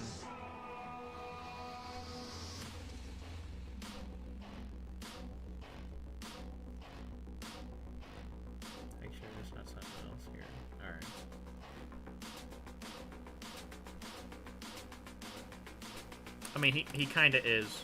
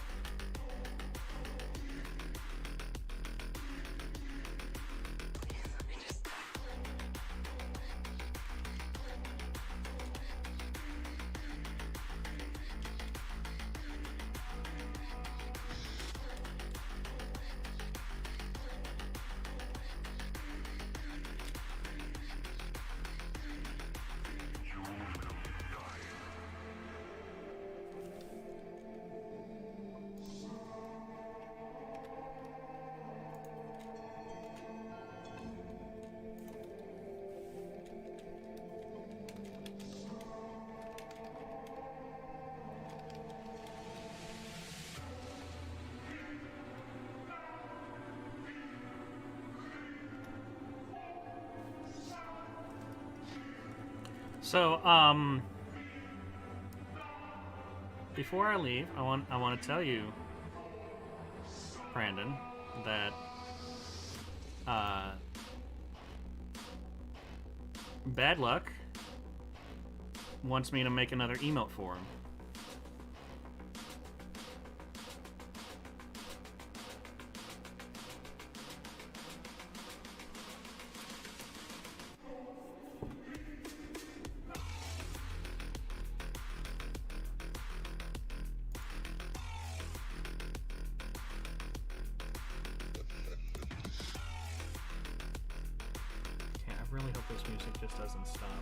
You know what? Okay, to make sure that the music doesn't just stop in the middle of it, I'm going to change the music while I'm gone.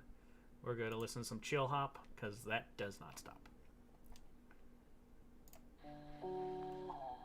So some nice relaxing music. He just wants me to do Zargorg. I told him that I'm going to have him pay for me this time, since I gave him 3 free ones. I just messaged him that, so I'll see what his response is for that. But yeah, I will be back in like a half hour, something like that. So,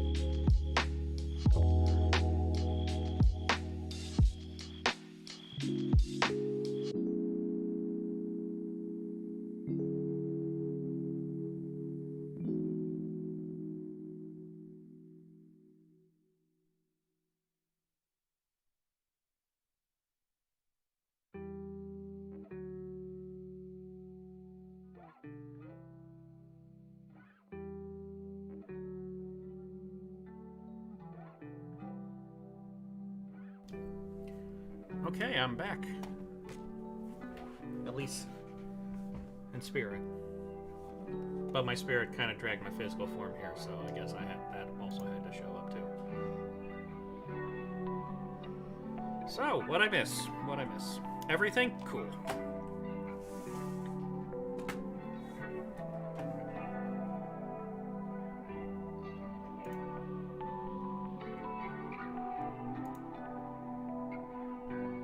What's going on with my connection? Does the stream seem fine to everybody?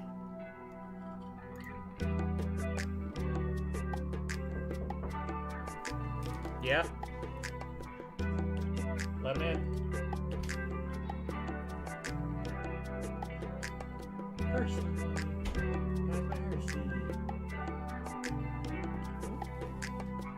My cat went in my room. I closed my door since my roommate's now here.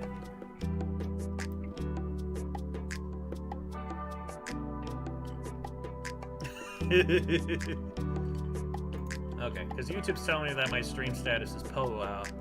And I'm just like, I know I'm poa.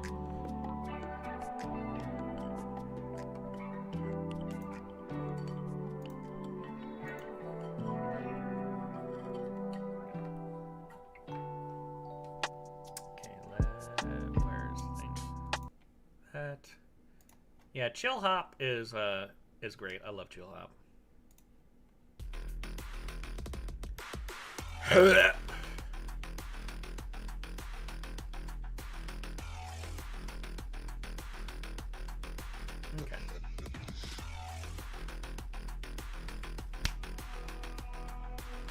I'm assuming that audio is still working because I am getting a response from someone. So, let me see what I missed. Let me catch up with chat.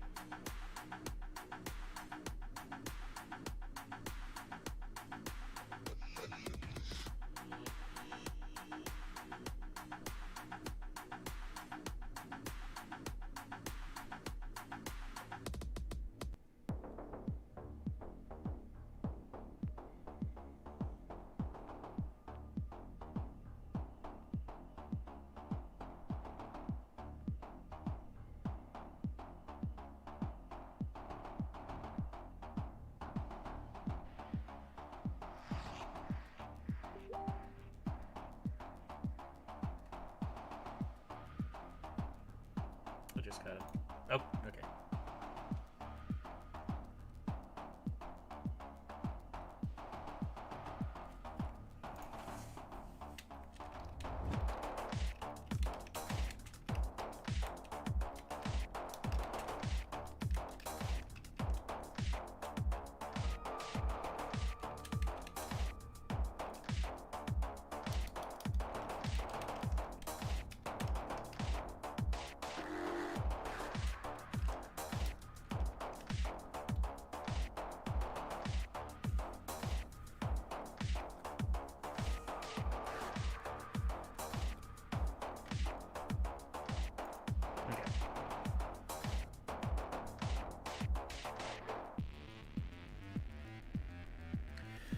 All right.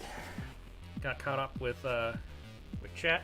I'm a really slow reader, so it takes me a while.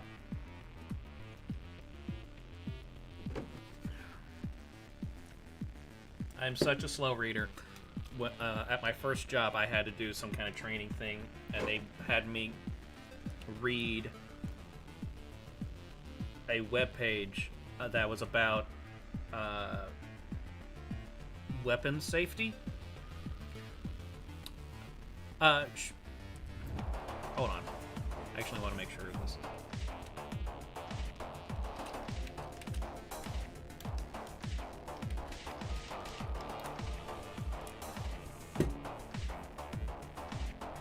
I mean, if they can't hear me, I'm not going to ask them via audio, because that'd be kind of dumb.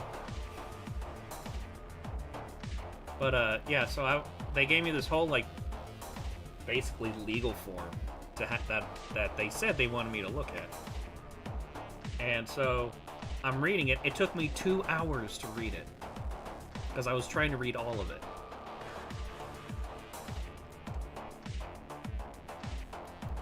Pretty much every job has stupid shit like that. So my last job, I'm clicking on the wrong things. I'm clicking on the wrong things! There. That button. There we go. Okay. So, like my last job I had. Okay, cool. So yeah, the last job I had, I was what's called a merchandiser for a soda company. I'd go to grocery stores. I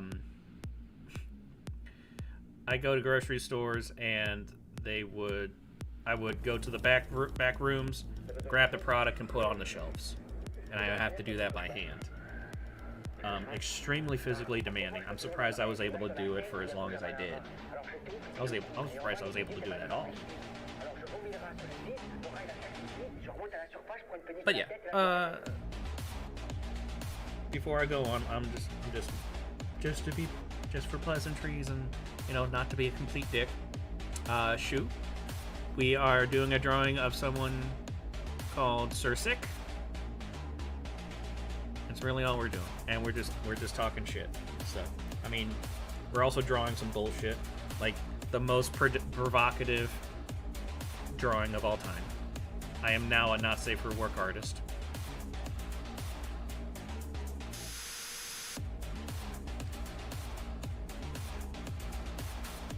Yeah, so that's what we're doing. Not much. Anyway, so yeah, so that's all I did. I just go to grocery stores and I take soda from the back room and put it on the shelf. That's all I did. But when I did orientation, one of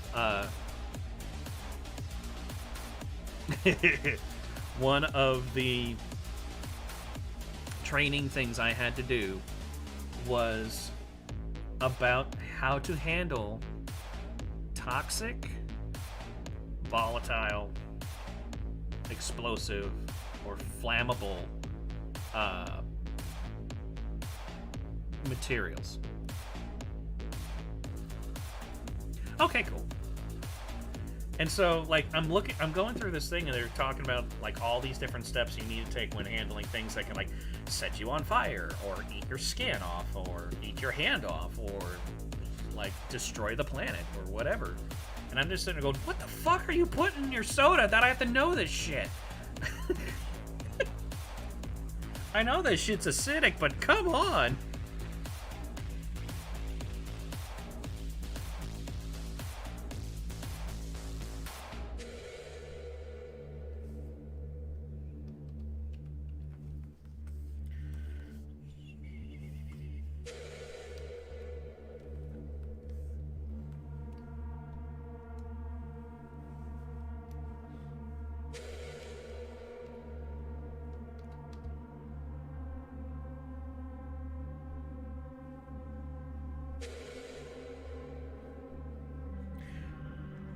Actually, this past week, or last week, I taught my students about the basics of shading. And like some of the like I went over how lighting works and a couple things that that they would want to keep in mind when they're doing their shading and stuff like that. And then we went over some techniques on shading, so like cross-hatching and dotting and stuff like that. Ça va peut-être vous paraître un peu con, mais je crois que je suis bloqué dans un cauchemar. And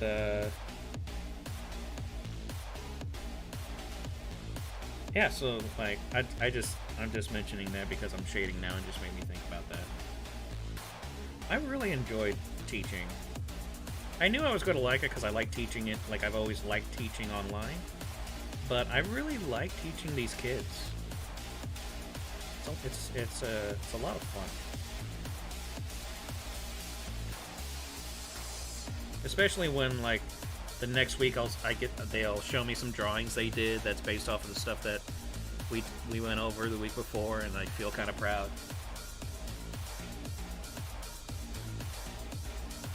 Yeah, they were here for what, a couple hours, like 3 hours or something like that.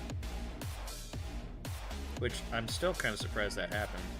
I never expect the actual people that I'm doing artwork for to actually show up.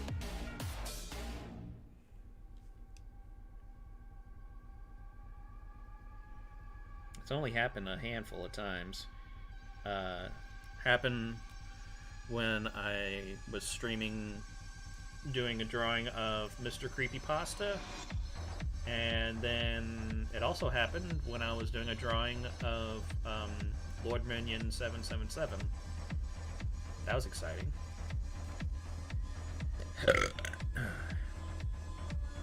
I did a monster drawing of him that he actually used for his videos for quite a few years. He doesn't use it anymore, but I mean, it's pretty fucking old, so. I want to make him a new one.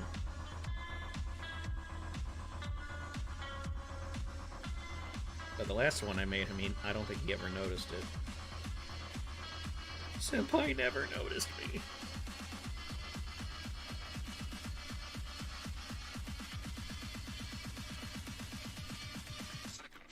Oh yeah, I saw that he retweeted it. Do you mean he posted in his YouTube?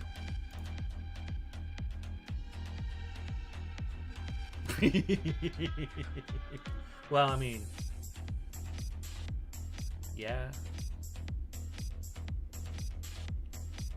Now I'm curious. I want to look at see this. God damn it, wrong thing. I don't know how to internet. I've only been on it forever.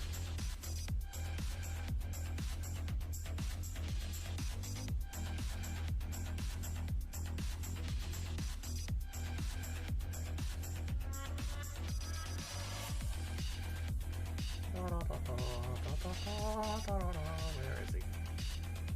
God damn it, where is he? There he is. Oh shit! Some terrible person is drawing me for some unknown reason.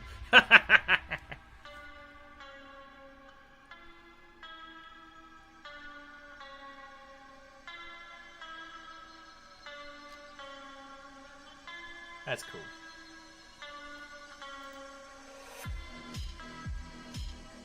That was a notification. Okay, cool. Phew. Cool beans. Anyway, I have no idea what the fuck I was talking about. One paralysis of the limbs. Two, refusal of food to the point of starvation. Three, bleeding from the eyes. Four, death. One, two, three. Death. I am 30.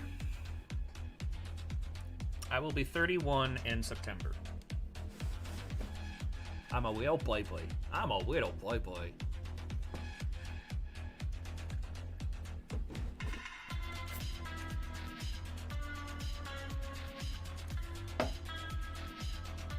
I can't want it in this room. And now he's sitting by the door. I'm not gonna let you out. You wanted in here.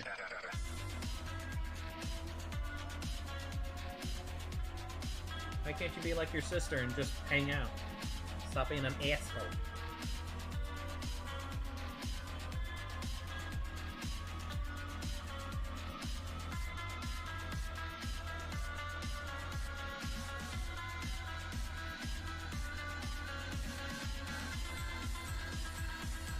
Yeah, I never have a problem with telling people how old I am. I never understood why people have a problem with, like, saying how old they are, unless they're young. But, I mean, I guess some people just have reasons, I guess. I have 4 cats. Because I have no girlfriend, so I have 4 cats. Hershey is a black, long-haired domestic cat. Then there's Angela, who is a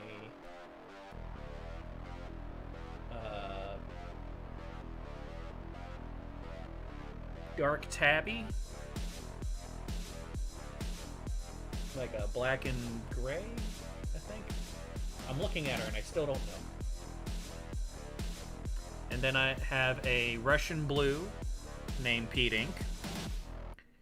And then I have a flame tip Siamese named Rowan. And they're all fucking brats.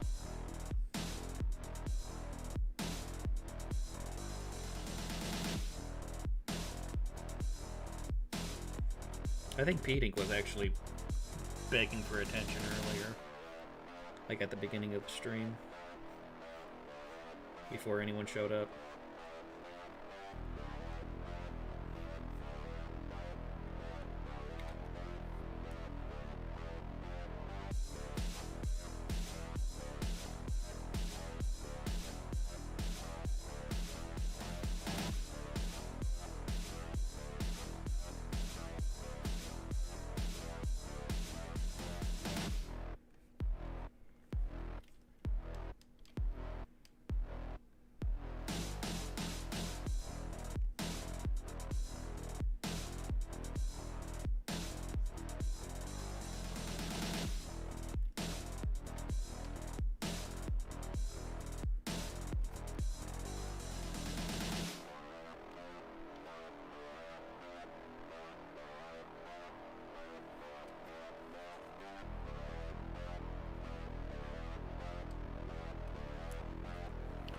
Yeah, I don't know.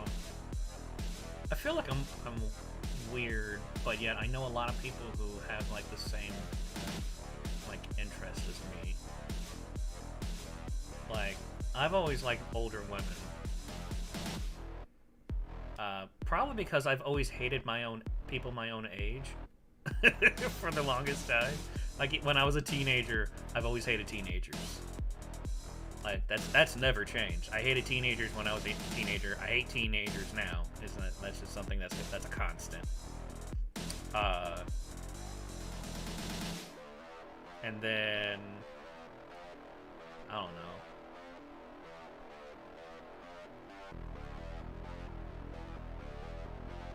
I don't know. That's always been something with me. I also apparently have a thing that if a woman can snap me in half, that's exciting.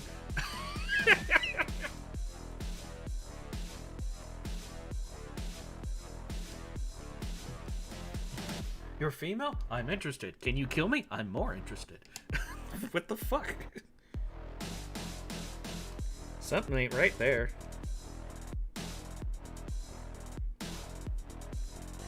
I'm also pretty much an open book. I don't really hide things about myself.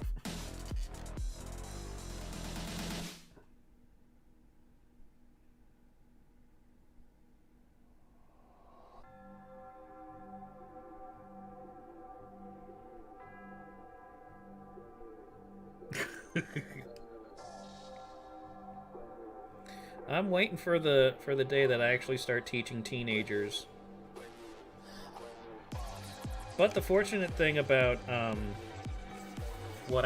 me teaching is that I'm not like at a school or something where kids are kind of forced into a class. Kids only take a class that I teach if they want to, if they're interested in the subject.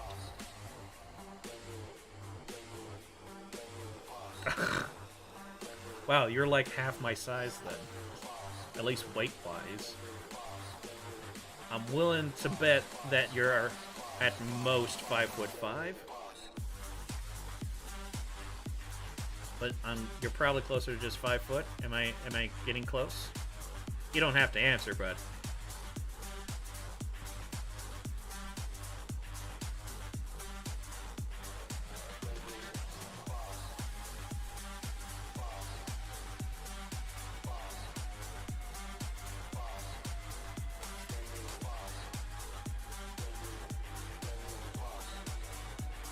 ah, okay.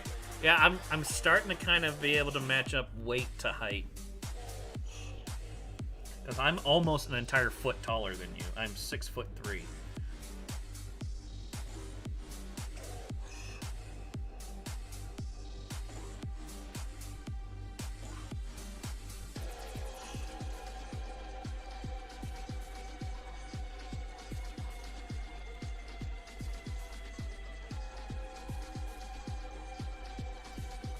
Yeah, because my mom is about 5'5".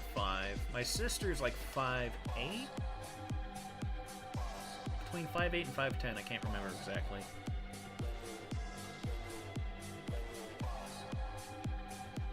That's close enough. We round around here. Getting exact numbers is a pain in the dick.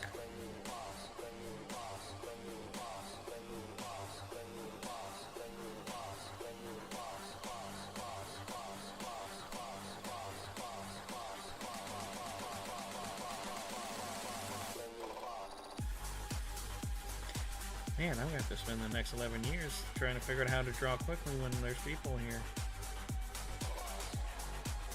So, I don't think I'm ever going to get used to this.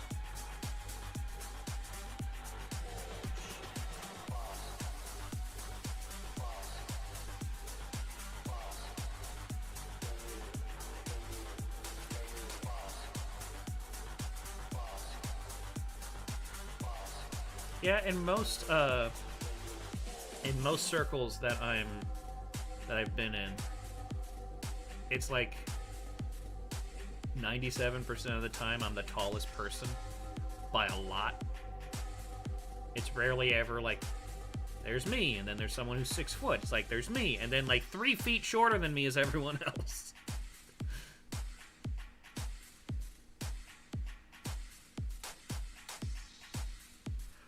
I believe the last time I checked, I am 175 centimeters.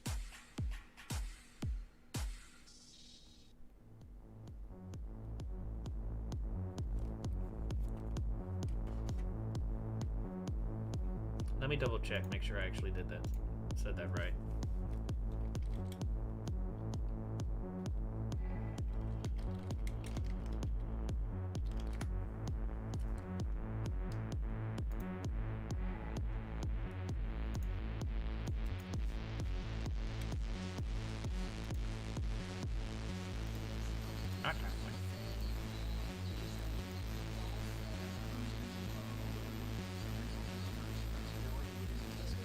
I have a feeling I'm actually wrong. Let me get that. Let me get it real quick.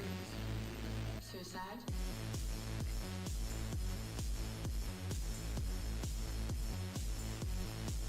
I have a feeling I got that wrong.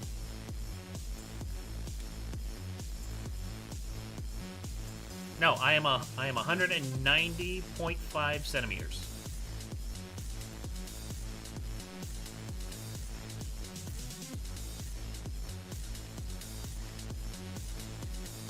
Because I am 75 inches. So yeah.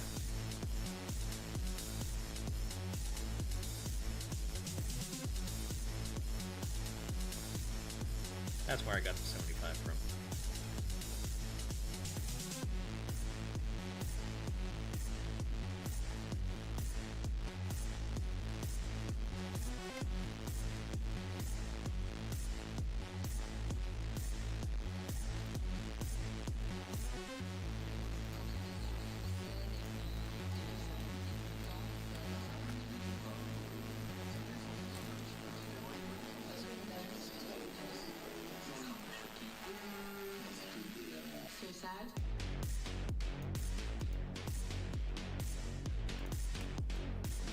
Yeah, I'm almost 2 meters.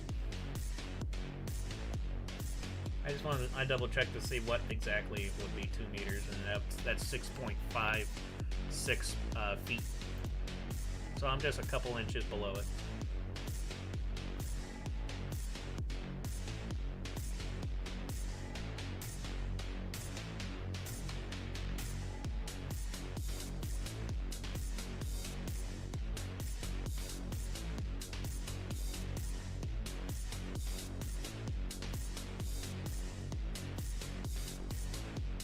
Oh no!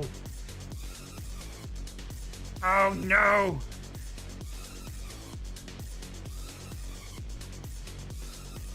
That's so gross.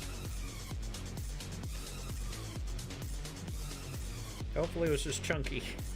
That makes it a lot easier to clean up.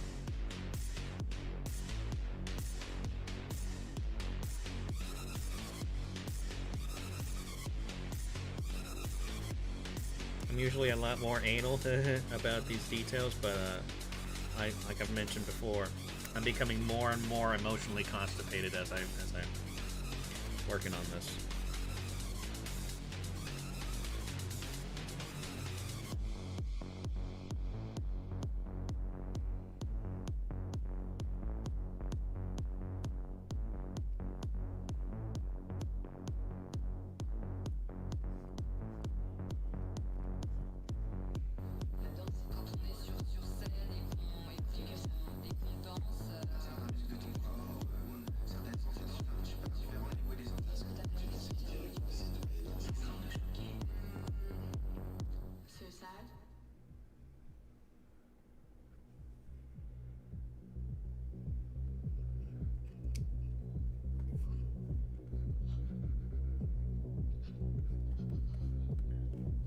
I always hate it when my cats throw up.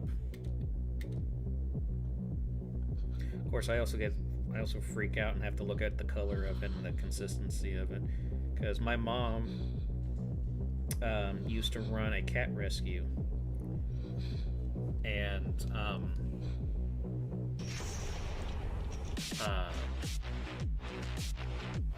God damn it, I'm trying to think. It hurts.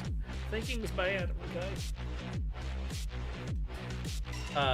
Oh yeah, so one year we had a bit of an epidemic in Indiana of a disease called Pan-Luke, which is probably the worst disease for cats ever. It's extremely contagious and extremely deadly. It's like the worst of everything. There's basically a 90 to 95% chance that an adult cat will survive it, or will die from it, rather. And then it's basically 100% chance that a kitten will die from it. So, yeah, that year we lost, like, well over 100 cats. It was not fun. That was not a fun year. And it's so contagious that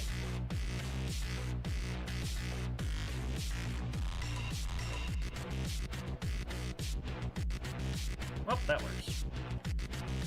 But yeah, it's so contagious that it's kind of like how you sort of have to treat COVID, where sort of. I mean, if you're really paranoid about it. Or if you have a good reason to be paranoid about it. Because, like, we had a garage where all our cats would be in, or the foster cats and kittens would be.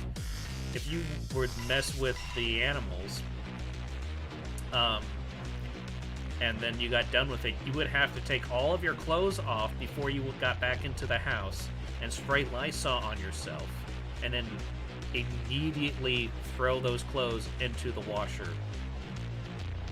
That was the only way to keep that shit from spreading. And the disease is called Pan-Luke. I don't know exactly how to spell it. But yeah, it's rough. There's no cure for it, but there's a way to treat it. which is actually you just take Tamiflu and you give that to your cats and kittens, and it gives them a much better chance of surviving.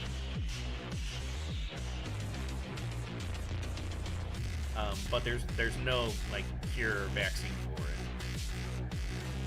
and it's a rough way to go.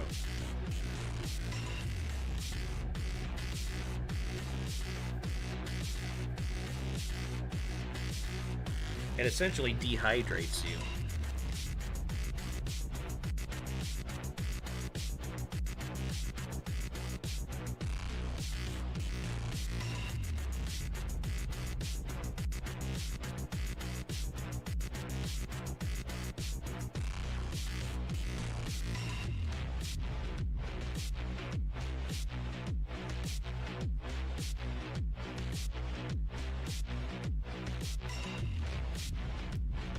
Yeah, it's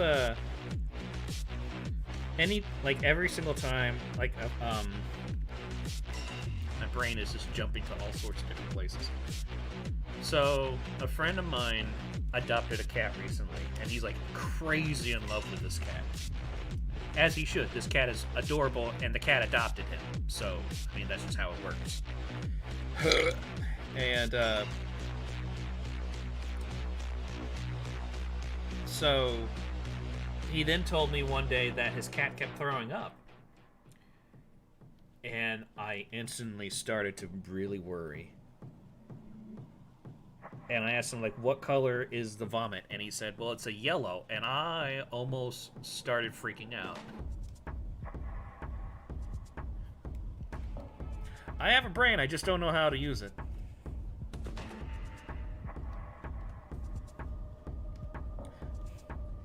But yeah, so because one of the signs of a cat having pan-luke is if they start vomiting bright yellow.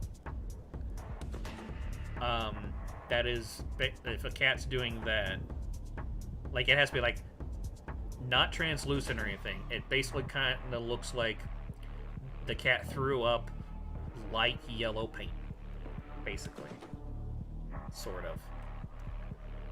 I mean, it's not a super prevalent disease, but it's just one of those diseases. Well, it can't be prevalent because it spreads quickly, but it also kills very quickly. So basically, it's kind of like dropping a biological bomb.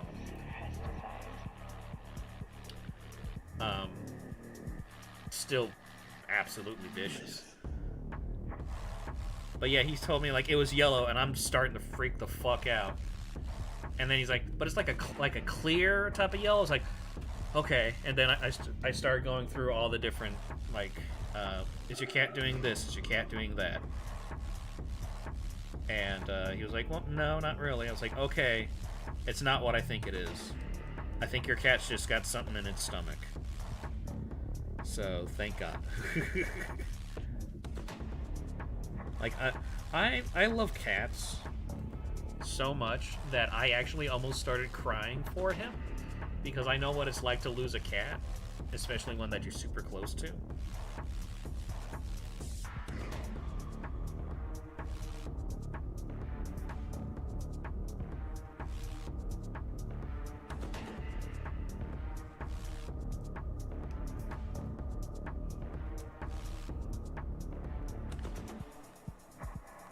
A little bit. Because, like, my mom, I helped my mom run that cat rescue, and she did it for 8 years. Thereabouts.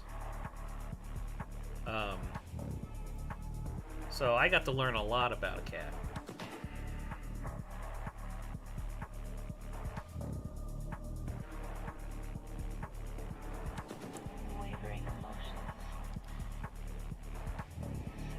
Yeah, I'm one of those people that almost always instantly thinks of the worst case scenario. So, like, when someone's like, hey, we need to talk, I'm like, oh my god, someone's dying, I'm gonna die, you're gonna hate me, we're not gonna have sex. Oh, that's a guarantee that's not gonna happen. How could this happen to me?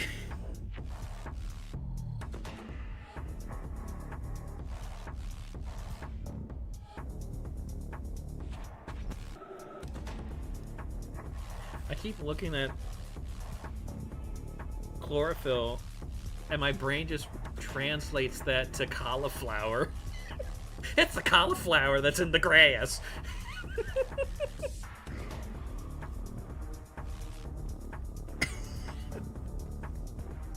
That damn cauliflower making me throw up and shit. When'd you have cauliflower? I ate some grass. It's in the grass. It's like Soylent Green. It's made from cauliflower.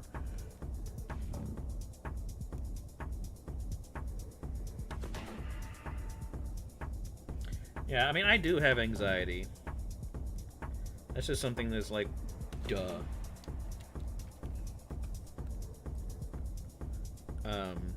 About me. Or if it's not anxiety, then it's got to be some form of OCD. But I don't know which. Anxiety seems more likely. But we'll just have to see once I actually get to talk to someone about that.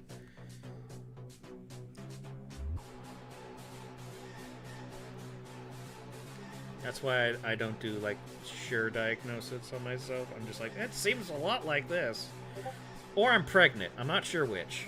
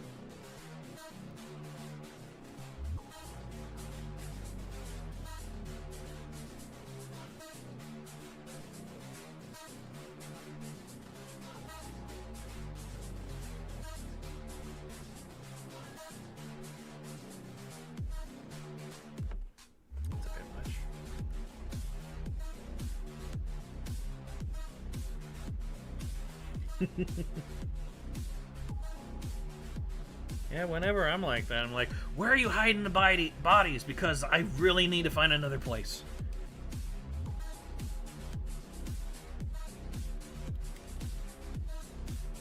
That's one thing I really want to do to those scam callers that won't fucking stop calling me. Just answer the phone and just be like, okay, I did it. What do I do with the body now? Hello? Okay,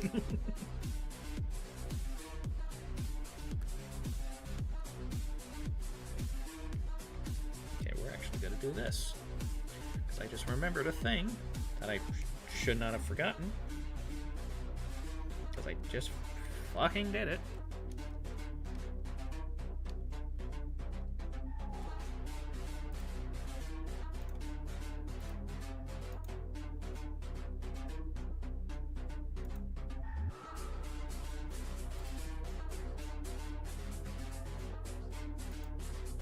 Oh, right.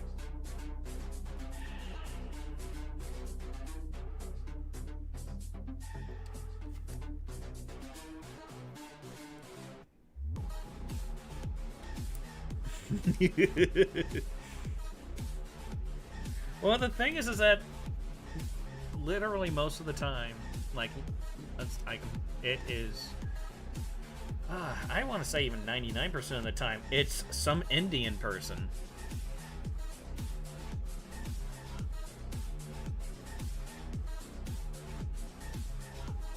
I don't have a '69 Cadillac in my garage.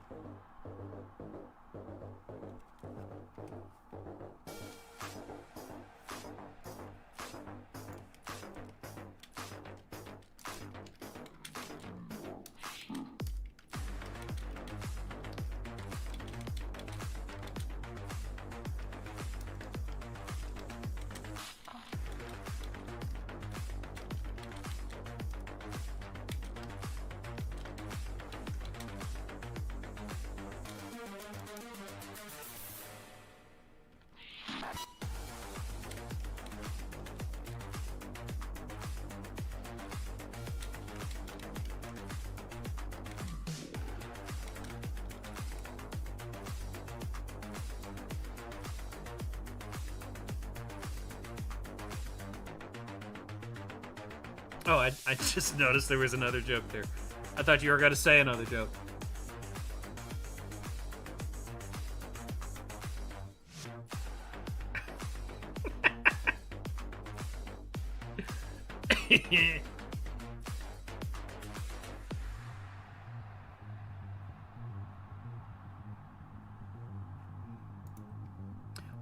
One of my favorites is there was a study in Japan recently that showed that that Japanese businessmen who get throughout their to mid to late 60s, a large proportion of them get cataracts. It's like about 70-75% of them get cataracts. And then the rest of them get chevroles and rinkins. My dad told me that one, and he just howled laughing. He loves that joke.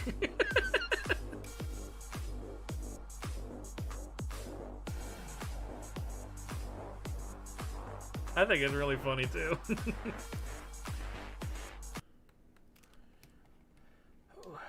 Come on.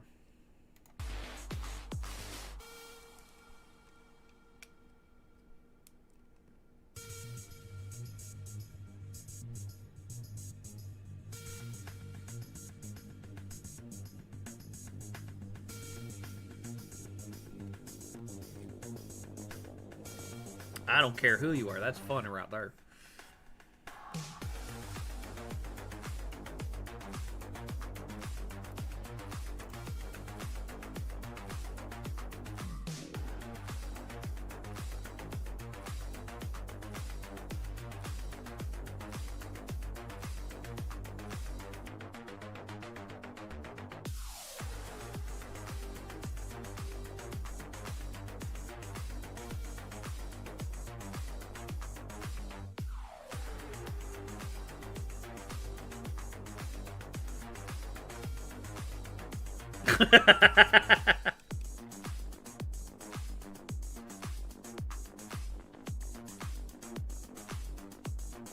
There was one I read somebody post a question on Yahoo Answers forever ago, when people still use Yahoo Answers. And they asked, is it bad that that there are just some races that I prefer over others? And then it's like a big space. It's like, because like I like the 5K, but I can't stand the 10K. It just kills me. And I was like, oh, you son of a bitch.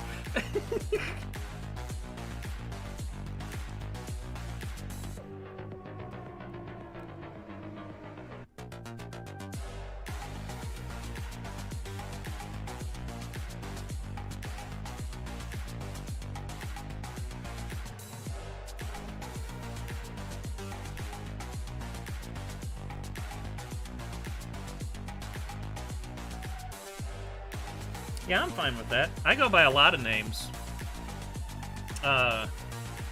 People call me Missing Minds, or Missing, or Minds, or Buck, or Bucky, or Jackass. You know, I go by a lot of names.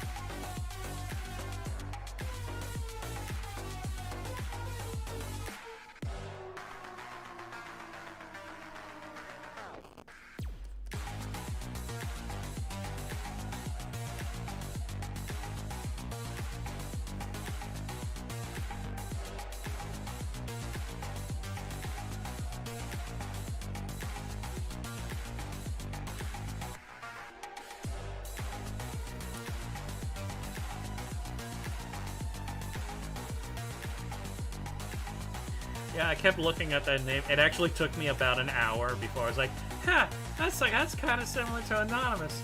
Huh, I don't know if that's I don't know if that's actually what they're going with, but huh, I can word together thing man.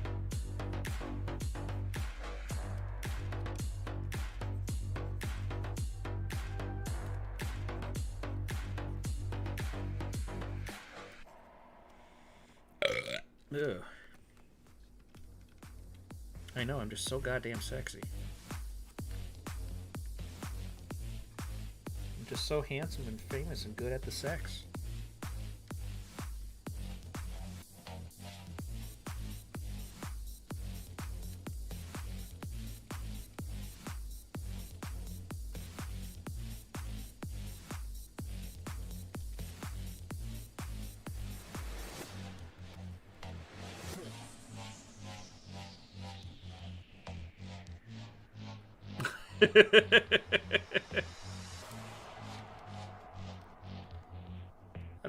Now I'm just picturing you just like staring at the chat.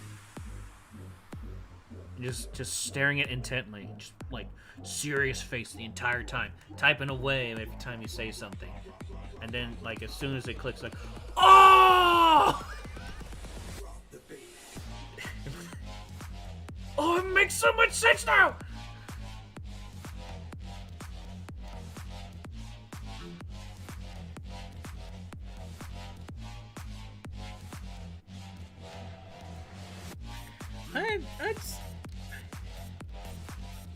I know you're not making up, but I'm still struggling believing that. Like I know you're not lying, but I'm just like, how?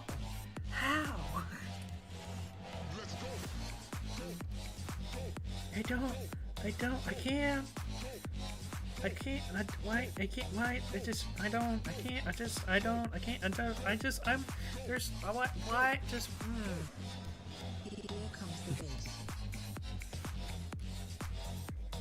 My brain is like refusing to accept that as fact.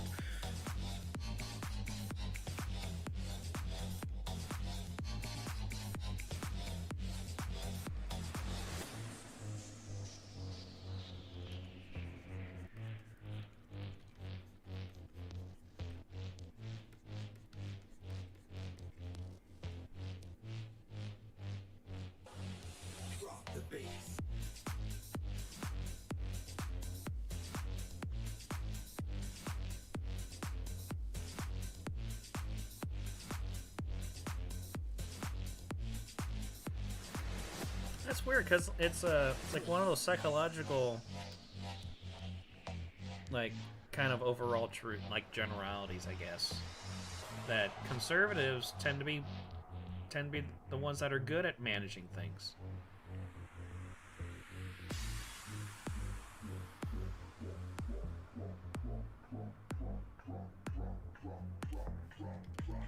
Okay, that I can understand more.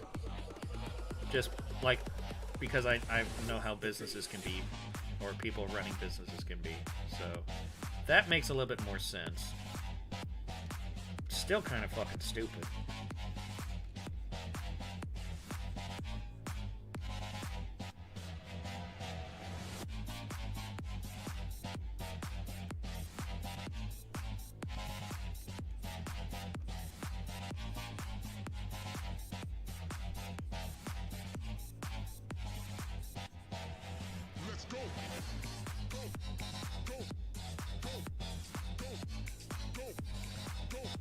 They probably saw him like, I'm not good at the sex. What the fuck?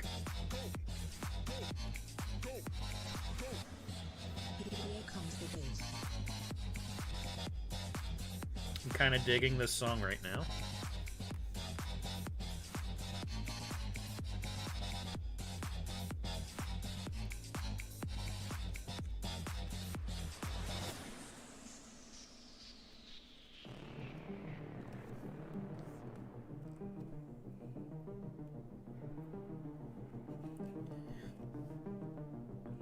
You regret that decision as much as I regretted putting O at the end of everything in my Spanish quiz.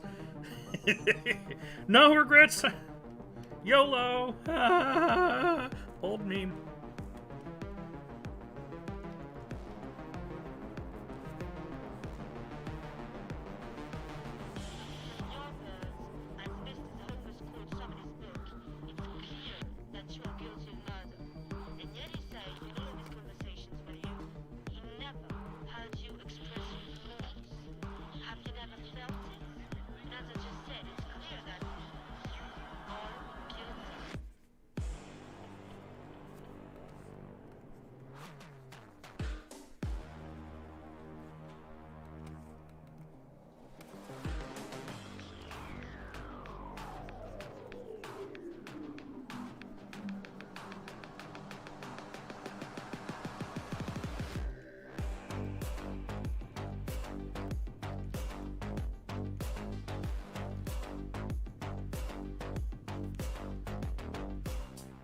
I'm kind of giggling on the inside that I'm having him wear sandals with socks.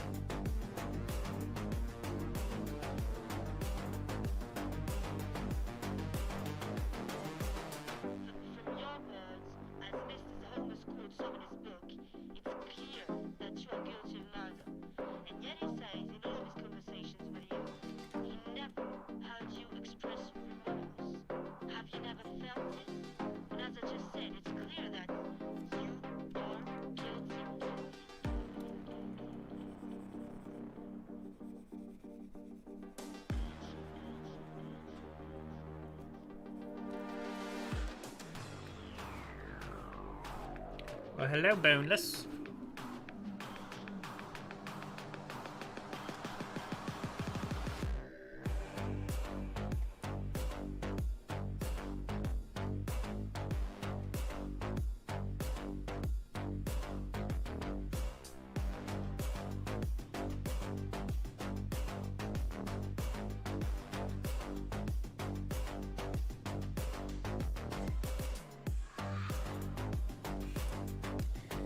Yeah, I used to work with a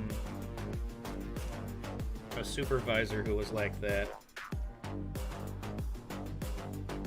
Just some God damn it. Brain. No, come back.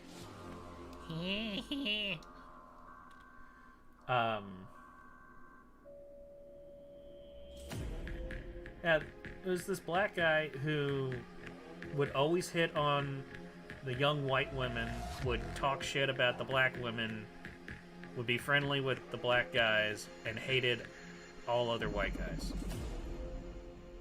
And I'm just like, that's a confusing set of ways of how to handle things. I just hate everybody. Just stamp. One stamp. All.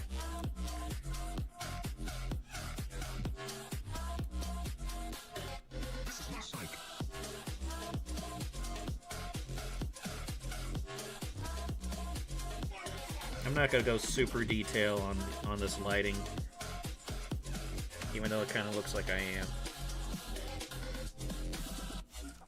But I could go insane with it if I wanted to. I do this thing called ambient occlusion, which is basically the shadows that appear no matter where the light source is. So, like, the best example is if you held your hand up and you looked at your hand, and the shadow between your fingers, no matter where the light is, that's ambient occlusion.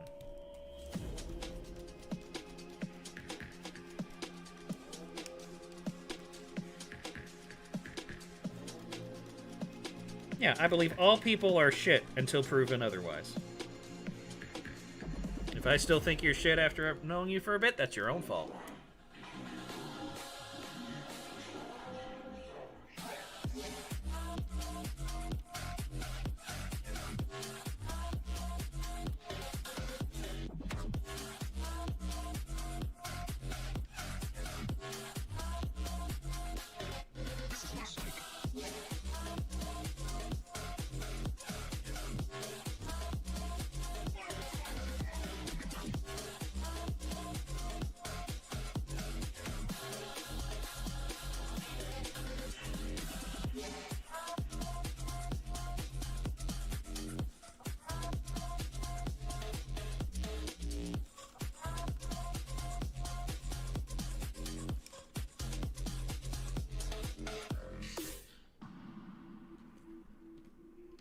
What about it?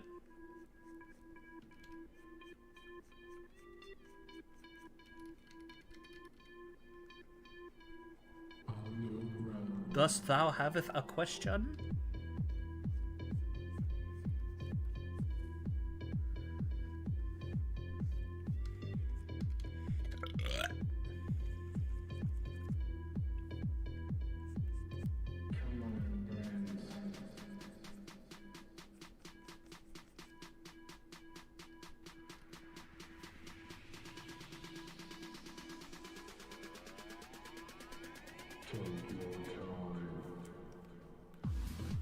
Basically, I don't quite understand what you're asking.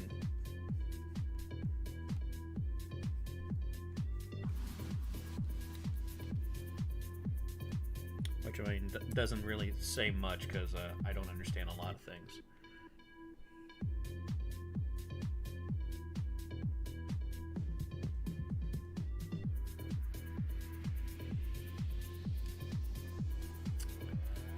Oh, shit.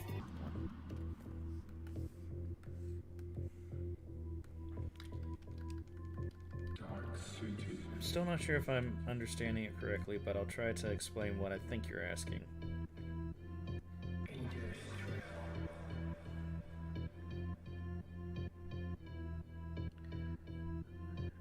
how do you base it by thinking about light angle?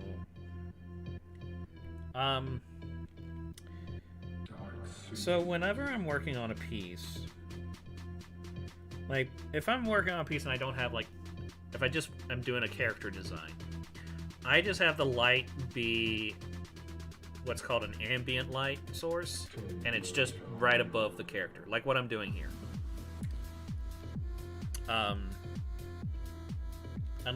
But if I'm wanting to put them into an environment, I first plan out where the light source would be. Like, where's the sun at? Or where is, like, I'll actually bring up an example of something I showed earlier.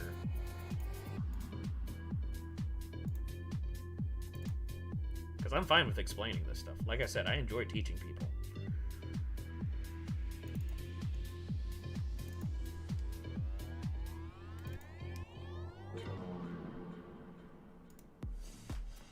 Okay, so this piece has lots of light sources. That was one of the challenges with it. But, trying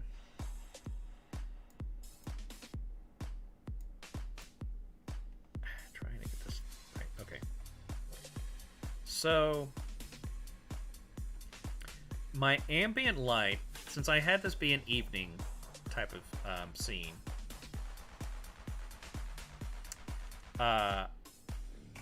I had there be a very dull ambient light, mainly to light up the buildings here, because the light source here would mainly be the shield, this energy shield, and the light coming off of the trimmings here. So, since I knew that this is where... Well, I knew that the shield would be a main source of light. And then later on, I decided to have these glow because I thought it'd look cool. So, when I was doing my line art, like, if you notice with this one, let's get rid of that. You see that I have thicker lines along, like, the bottom parts here of everything, because that's using lines will help me with my shading to have the shading pop out more. I don't do it completely consistently, as we see up here, but then I can just fix that by putting in an outline all around it. But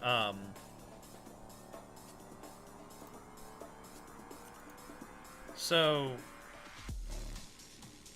with having this light source be the dominant one, everything here is mainly going to be lit up by this. That was my first decision.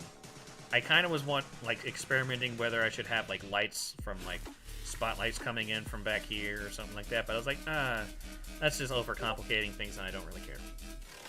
He likes it like this. I'm not going to add more to it because I will just hate myself even more than usual.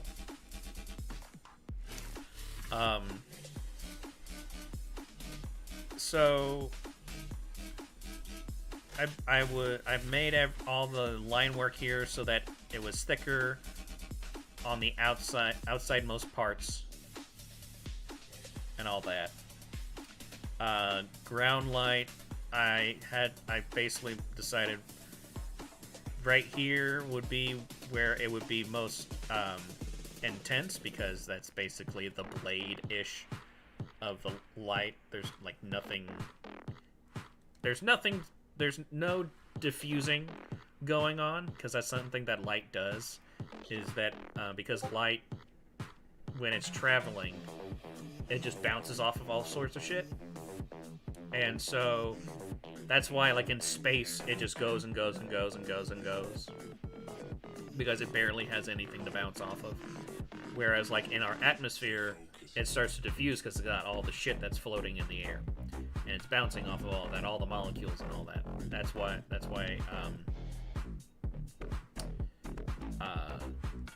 you get softer and softer shadows as you get further and further away from the light source.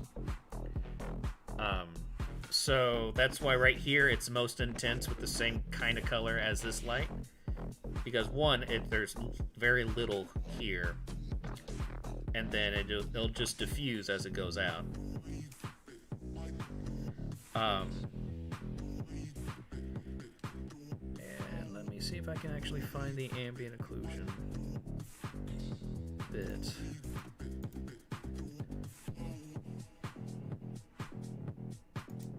Nope, that gets rid of everything. Okay.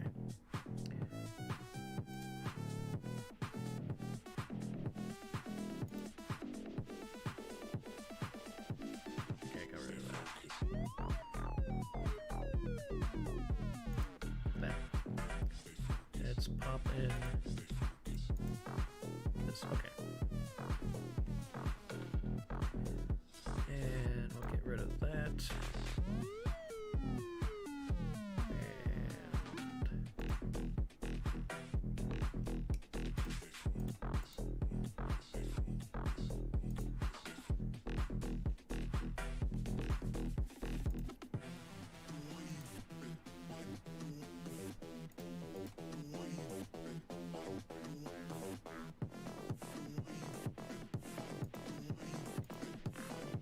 Oh, okay. So this is what I call ambient occlusion, and how I work with it. So you can see, like, this is probably the best example, is his arm, because there's so much going on. Basically, ambient occlusion would be where less light's bouncing into the viewer's eyes. At least that's how I use it, and that's how a lot of people. Typically, it's using 3D lighting and stuff like that, but I was like, you know what, I should start doing that too. Some other people do it that way, but I don't think they think about it the way I do, but I'm not sure, because I don't talk to a lot of artists, because nobody likes to talk to me. But, yeah, so I basically use it to kind of mold the shadows to kind of give the thing more of a 3D look. So, like, in here, it's a lot darker and stuff. And that's what ambient occlusion does. So that's another thing I do when I'm making my lighting, is how's my ambient occlusion gonna look based on how this character is designed. And then I kind of, like, really along here, it should be completely cleared. There shouldn't be any shading here, but I just use it to add more form and shape and all that.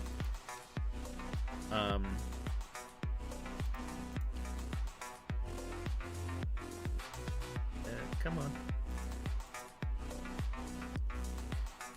So, let's see, I will get rid of that, and pop this up here. So, when I was doing the lighting for this wolf here, I already knew where this would be.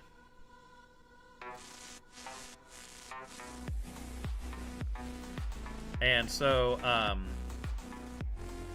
the things that are closest to this light would be more intense, so more similar to this color. So you can kind of see, like, a bit of the edging here and all that stuff. And then it kind of, like, diffuses out and stuff. So that's how I decide how I'm going to make the lighting for this look. And then, just put some lighting around these parts where there's glowing red bits.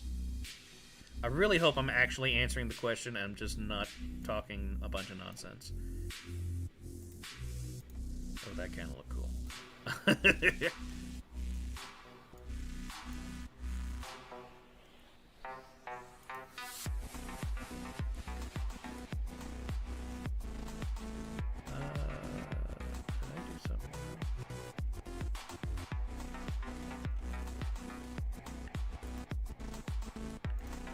God damn it.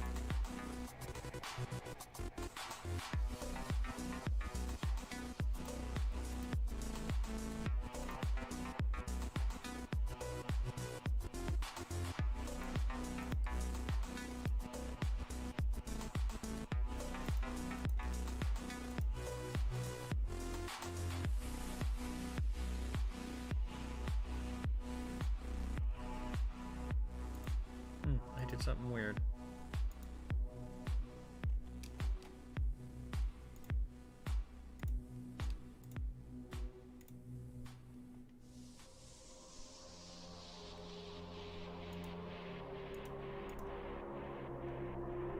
Oh well, I mean the piece is done, so whatever. I'll just not save it when I close out of it. Well, yeah. So having this as my main light source gives me an idea of where shadows are going to be casted out and all that stuff. And then adding difficulty was adding this little color, this light source here, which mainly because it would still kind of be overshadowed, ironically, by the shield light here, so it would only really affect things that are really close to it. That's why the wolf here is not getting a bunch of yellow on it. There's not a bunch of yellow going on his legs and like out here and stuff like that, or the roof here. But yeah, it is kind of a complex thing to go through. I have no idea what the fuck I did with that. Oh well, I just don't save. There, it's fixed. So that's basically how I go about when it comes to my lighting, and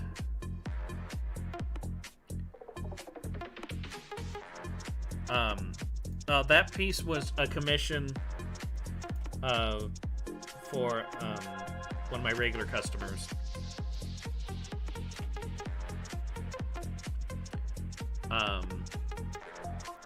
All he wanted was he wanted a cyberpunk Viking version of himself with a mechanical wolf. Which I was like, great, I've never drawn a wolf, let alone a mechanical one. God damn, I'm just full of gas. I'm a little gear.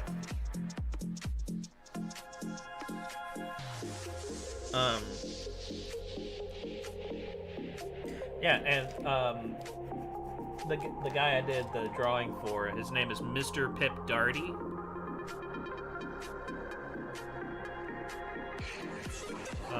He mainly streams on Twitch. But yeah, that piece was fun to make. I made that piece at the same time I was making this one.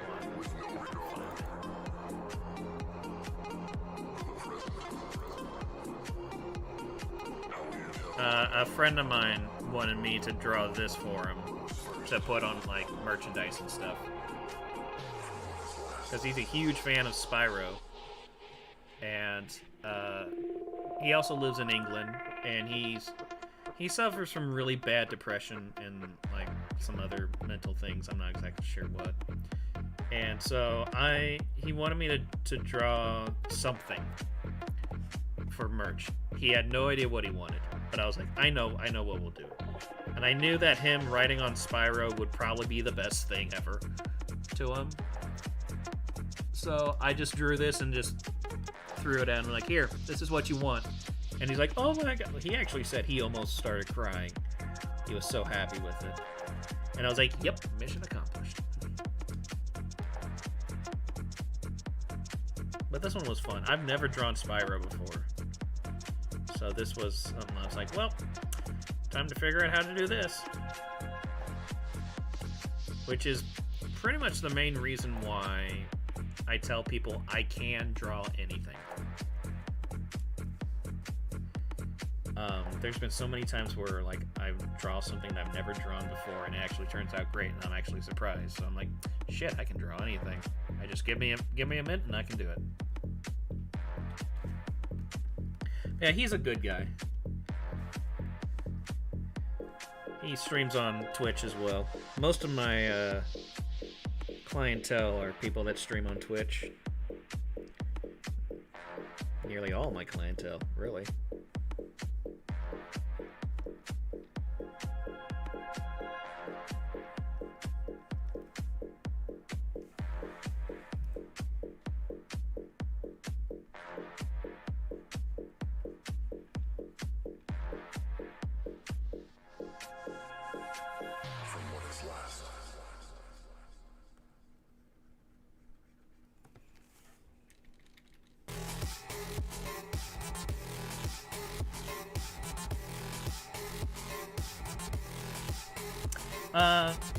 That is my Bowsette, and I made her back in September. I still really like how that piece turned out. It's one of my favorites.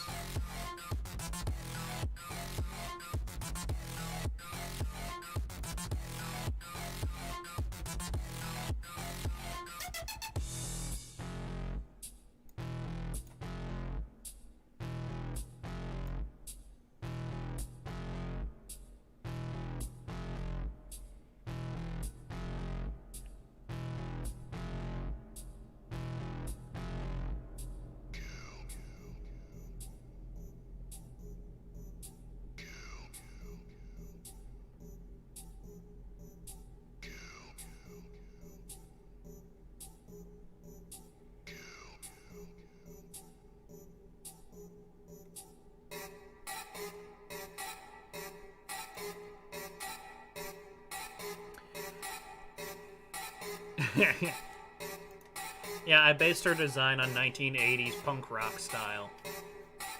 Because I just felt like that's appropriate, you know, since Bowser's from the 80s and very punk rock.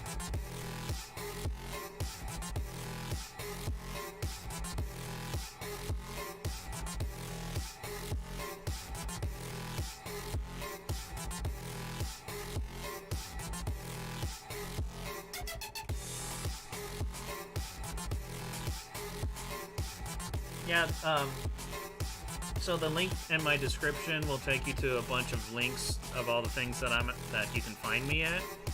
And if you go to my art gallery, you can actually see multiple layers, multiple steps of the drawing for that one in particular.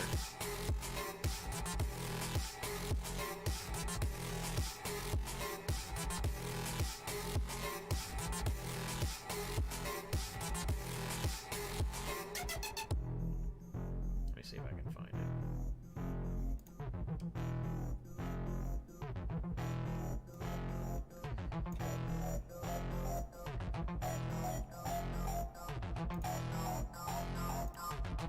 Yeah, so like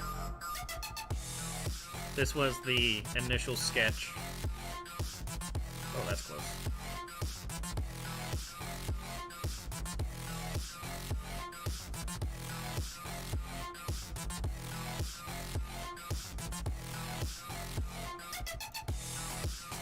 And then this was the ink work.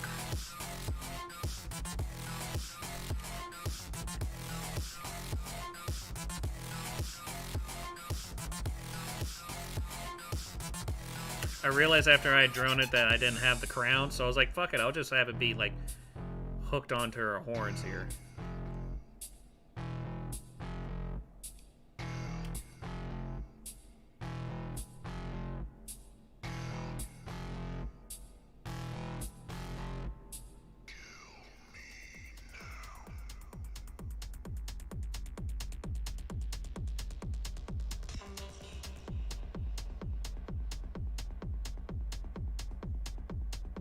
Got them thick thighs.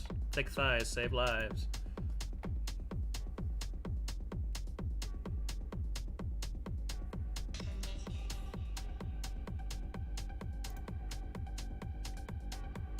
Here's the flat colors for it, and I also added in the tattoos. I kind of hated myself when I did that. I was like, fuck. Strong's taking longer now. But she needs tattoos. Damn it.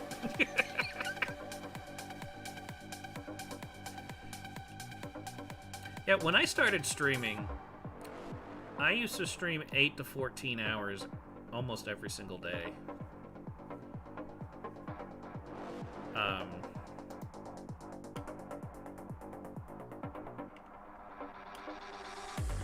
I even did a little detail in her makeup to have scales there.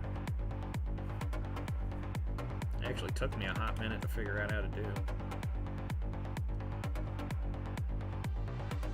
And I made her skin this color because it's more similar to actual Bowser's skin.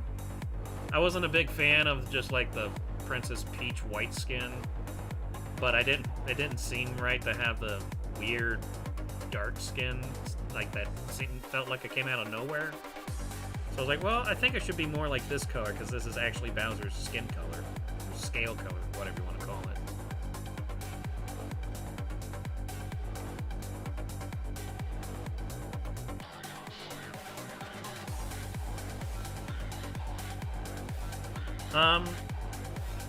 Basically just from practice of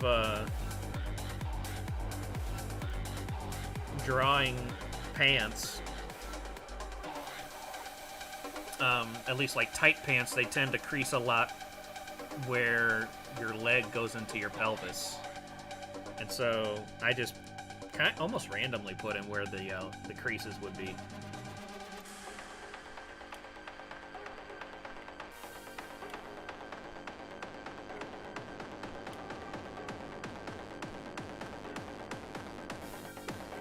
I'm pretty happy how these tattoos turned out. And then I added a little bit of like scaling here on her.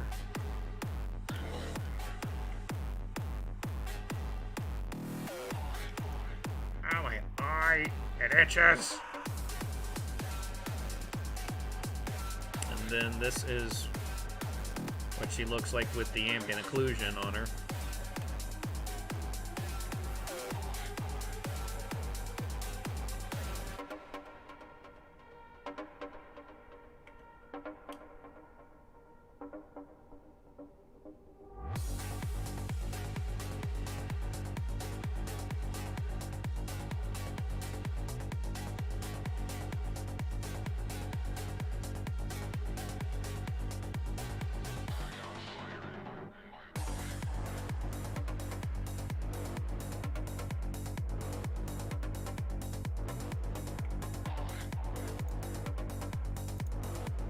And then the final render.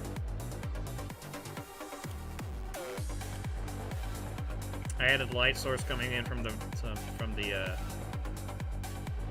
right side here, just to add a little bit more dynamic lighting, and then having like what light comes off of the lava back here, so you can see it a little bit down there. Yeah, that's basically how I felt, even though I still hated myself because it just gave myself more work.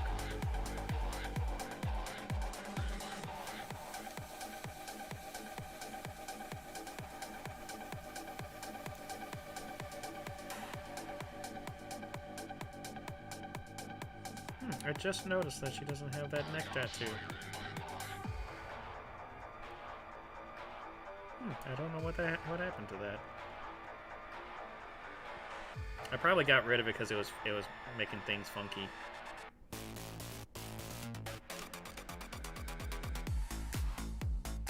But yeah, here's a bunch of stuff that I've done.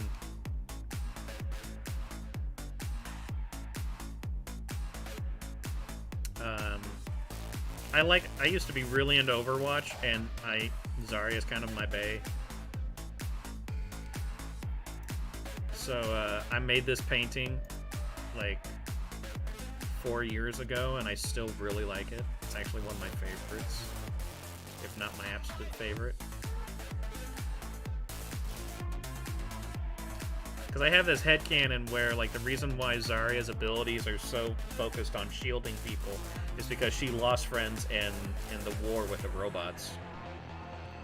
There's a war with robots in the story for Overwatch. And the craziest thing about this painting is that at the same time I was making this painting, another guy was... No, this is a digital painting. But I call it I say painting because I work kind of the same way as a painting. But at the same time that I was working on this, somebody else was also working on the like pretty much the exact same kind of theme of Zarya experiencing the aftermath of a battle and seeing someone dead or finding someone dead.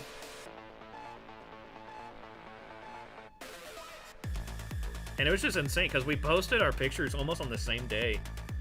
Like, we were really close to posting at the same time. So that was kind of crazy.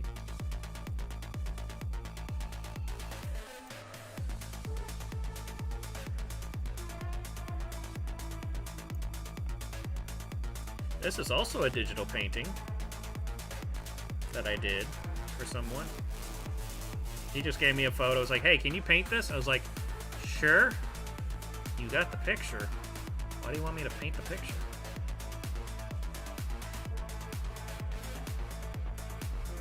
Yeah, Overwatch is like one of the very few multiplayer games that I actually like. I don't know what made it click for me.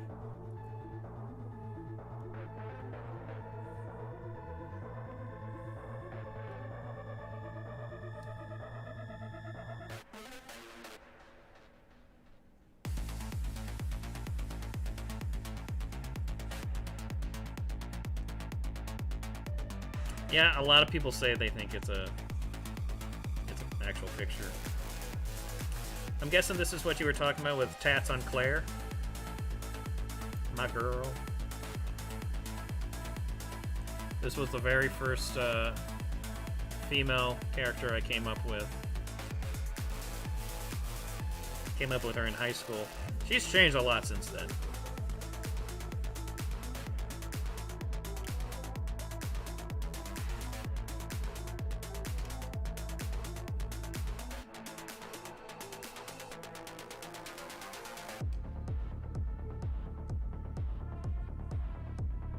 Yeah, she's pretty fun.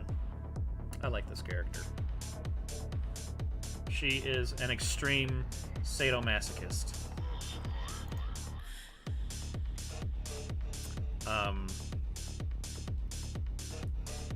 Like, these tattoos is actually scarification. So these are scars, actually. And she is her heritage, at least like just based on her parents, is her dad's from England and her mom is Native American. And so when she decided to put some Native American symbols on her body, I looked up a bunch of different like Native American symbols and stuff that mainly focused around death, because she is a complete sociopath and she actually enjoys killing people.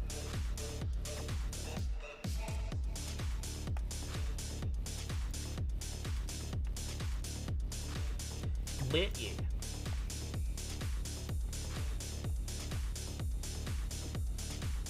I've never played any of the RDR.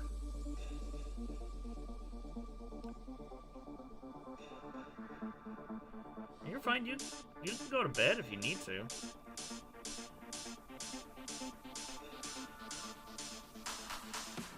I haven't even gone into her backstory. I guess I'll, as I'm finishing up here, I'll go into her backstory. So, like I said, her mom was Native American. Her dad, from England. Her dad is actually a mass murderer. Like, not even really like a serial killer. He just slaughters people indiscriminately. In this story that I've been developing for nearly 20 years. But yeah, her dad is a mass murderer, and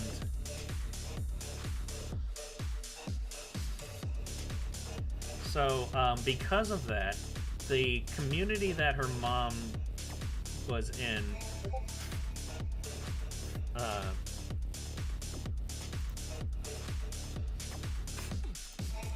God damn it, my brain.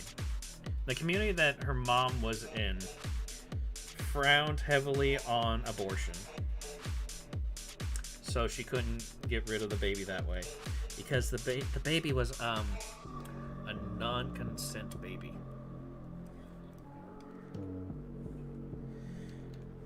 And so, but since she basically couldn't get an abortion, and her community also frowns on giving up kids to like an orphanage or something.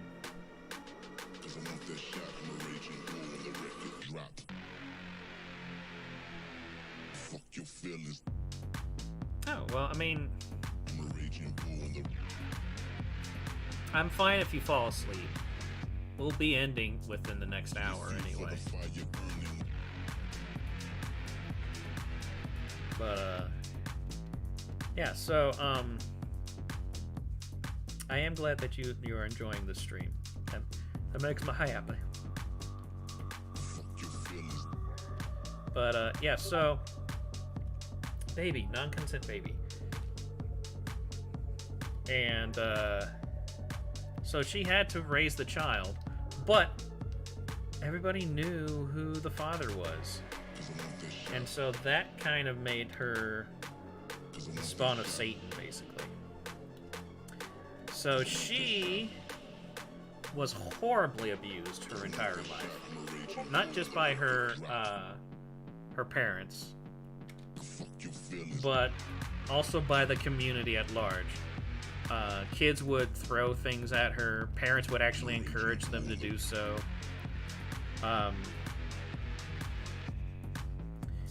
And she wouldn't fight back because she would get in trouble if she ever did. Everybody just hated her just because of where her lineage came from. So, yeah, like every night her technically stepdad would come home from work and then basically beat her, and then would lock her in her room. And then, like, during the day, whenever she was with her mom would just scream at her all the time. And, but because it is her child, hey, Bearman, we're just talking about one of my characters that I've been developing for a long time, who has a kind of a fucked up backstory. Of course, almost every single one of my characters has a fucked up backstory. But, yeah, so, her mom, because it is her daughter, so she does have a little bit of, like, those motherly instincts.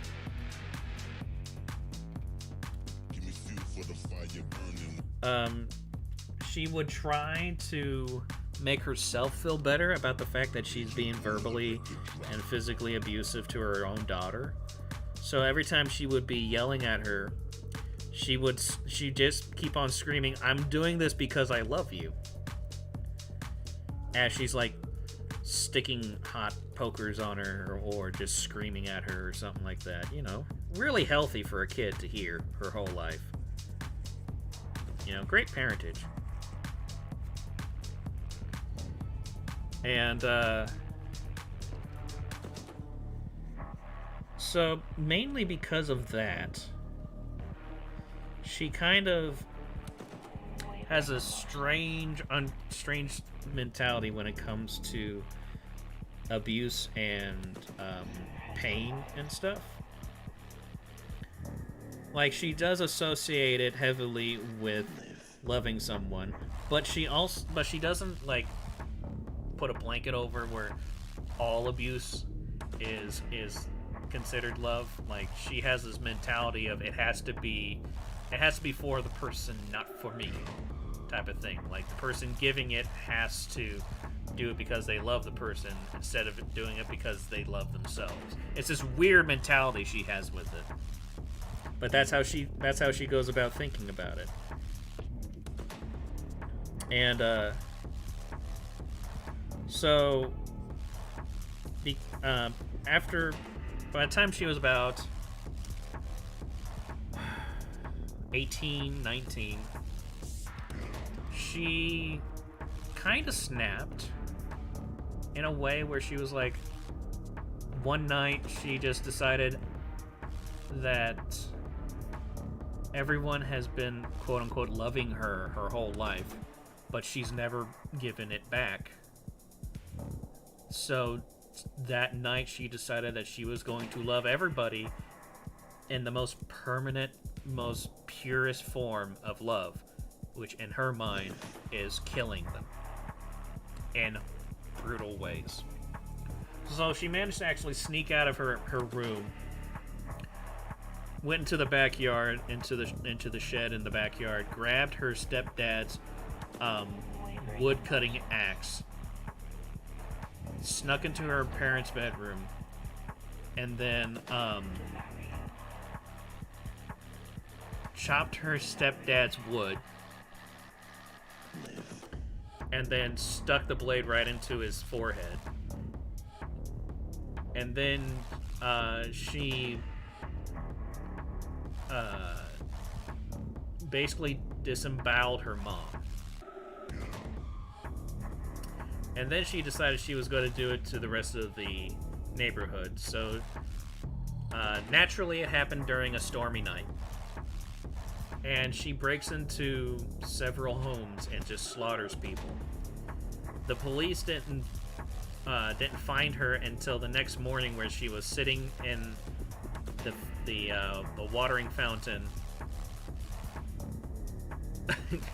She was sitting in the watering fountain in the middle of the park, and the water was now red, and she was completely covered in blood. And she's just sitting there humming some song. It's actually the song that her mother would hum a lot. Yeah, so yeah, she ended up getting sent to a psych ward. Actually, to an insane asylum, because I've had a fascination with asylums. And so she was sent there, where they kind of wanted to study her a bit, because she's hella crazy.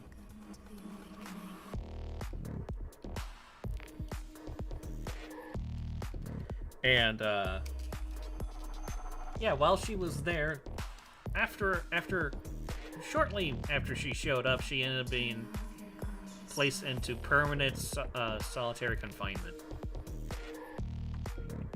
because she ended up killing a security guard, permanently disabling a doctor, and disfiguring a nurse. And then, like, broke many bones and stuff like that. The reason why she's able to do so many physical things is because in this storyline, in this whole world, her father was genetically modified back in, like, the 20s. And, like, 20s and 30s. And, he ended up escaping, and that's why he slaughters people, and he's, like, an advanced human. So his DNA is kind of different. And so part of his DNA went and became Claire. So now Claire, she doesn't have like superhuman strength, but she's a lot stronger than most people. or pretty much anybody, really. If she's not, like, before she was trained and all that stuff, she was stronger than most people, especially her size and her age.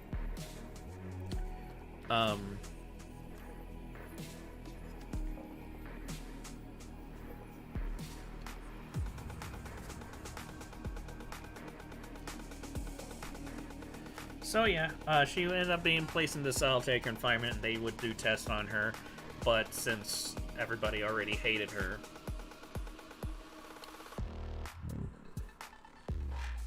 yeah, her dad basically ages extremely slowly now. Like, her dad is like the perfect predator when, like, in human form.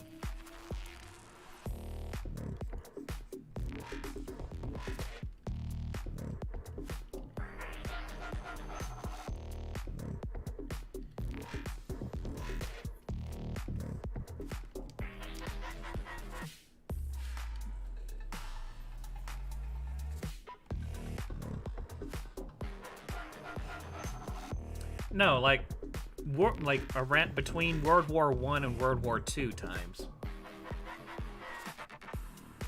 Like, a scientist was like super advanced in his techniques and like the things he came up with, but he was extremely unethical, so nobody would actually work with him on anything. So he eventually had to like privately fund this experiment.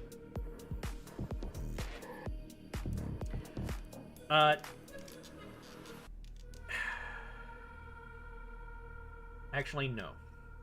I was about to say possibly, but then I remember, because I have another character who's genetically modified, but he didn't actually get out of the experiments until after World War II ended.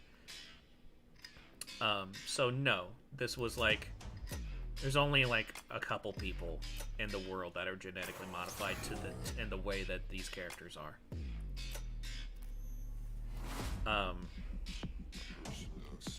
But like, it is basically kind of an alternate history thing, because now there's this like individual who slaughters up to this point thousands of people by himself with his bare hands, who's also a cannibal.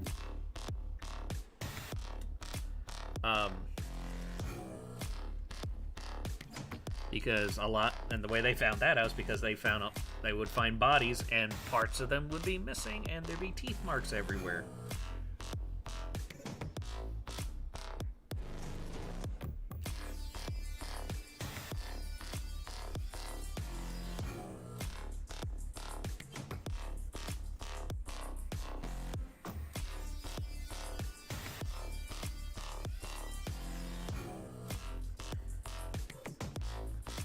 Oh yeah, and then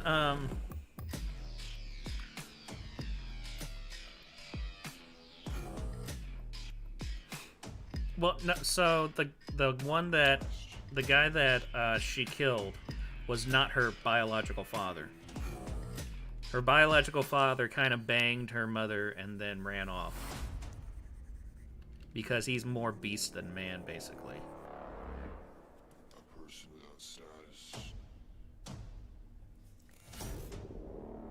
Yeah, the thing is that, like, the only way that they were...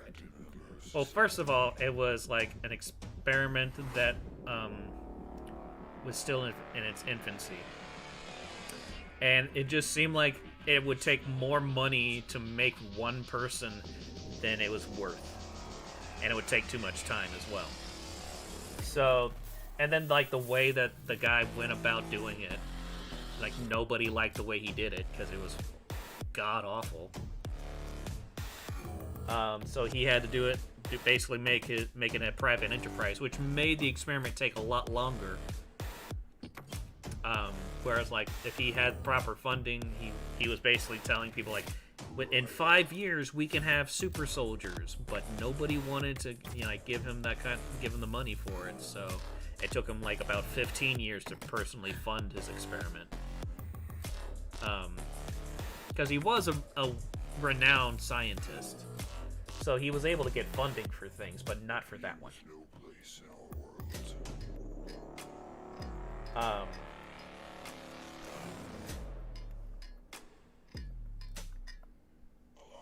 trying to remember.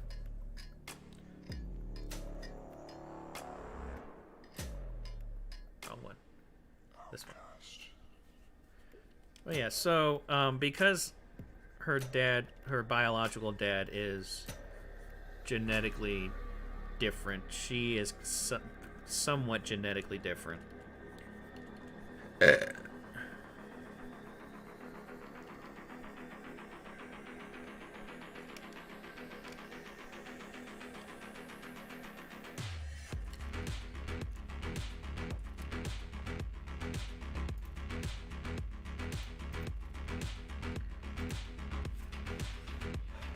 But, yeah, that's not even where her backstory ends. Because, there's another character that falls into this who is basically a crime boss who is obsessed with gaining power and knowledge and money. And I actually have an anthology that I'm writing, kind of an anthology. It's a really long story arc that spans over the course of 30 years, I think I have so far. But it's about the rise of this one guy getting to power, to being basically the most powerful person in the world. And the mass murdering psycho who's known as the dealer, and Claire fall into this story as well. Claire comes in when she's been at the asylum for a couple years, and the crime boss, who very few people actually know his real name,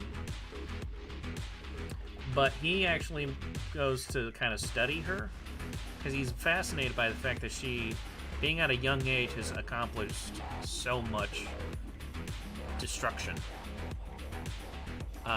Slaughtering about 22 people in a night, and then like hurting a bunch of people and killing more people and disfiguring people while at a high security asylum.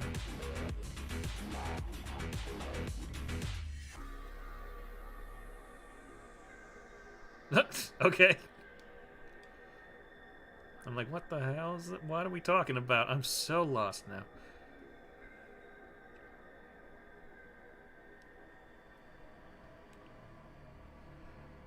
But yeah, so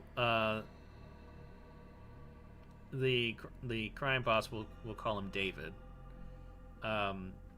David finds her and is fascinated by her. He kind of watches her for about another 6 months, and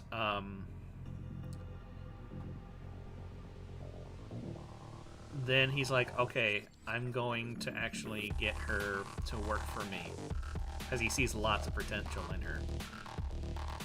And then she ends up being trained by one of the most one of the deadliest men in the world.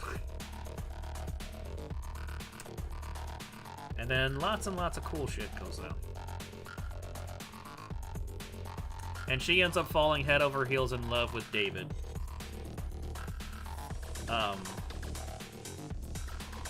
Because he's actually horribly disfigured. And he did it to himself, and she just finds that fascinating, and she just fell in love with him when she found out about that.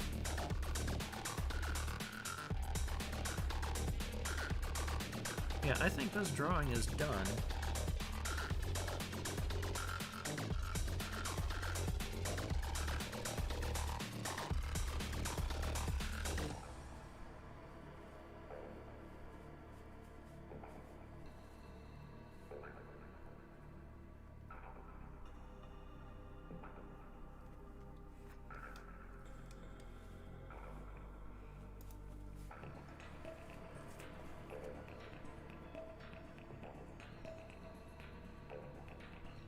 I wish I could actually read properly, because I would love to read you guys the short story I wrote about Claire killing David's wife.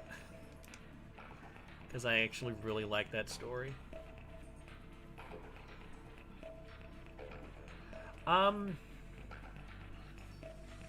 It's hard to tell, because she's already like extremely fit and all that stuff. So really the only blemishes on her are her scars. And she's not all that old, really. By the end of the story, she's not that old. So it's really hard to tell with her.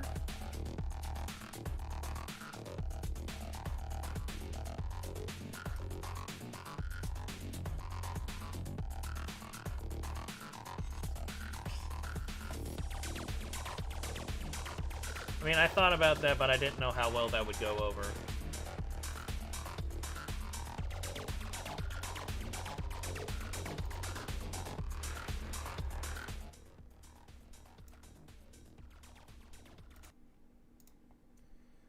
Let me see if I can find it. Because I have that, and I also have another book that I'm writing. And then I have my 2 webcomics. I have myself do too many things.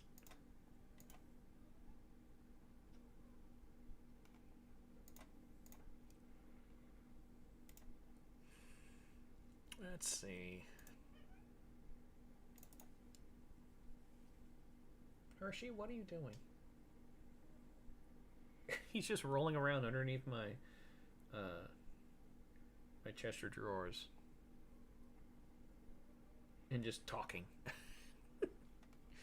He's so weird.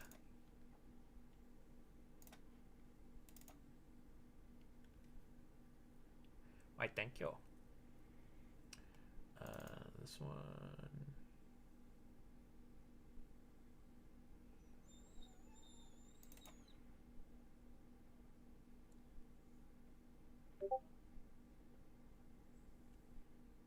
Let me just make sure.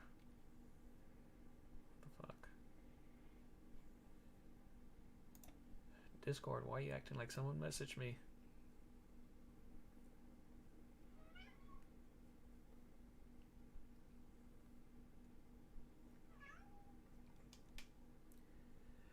Hershey, you're so weird.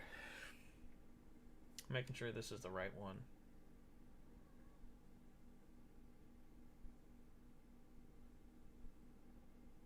Okay, I think this is the right one. Okay. I guess we'll listen to this and then we'll call it a night. Or day or whatever time zone you're in. Oh, God. That was not comfortable. Okay.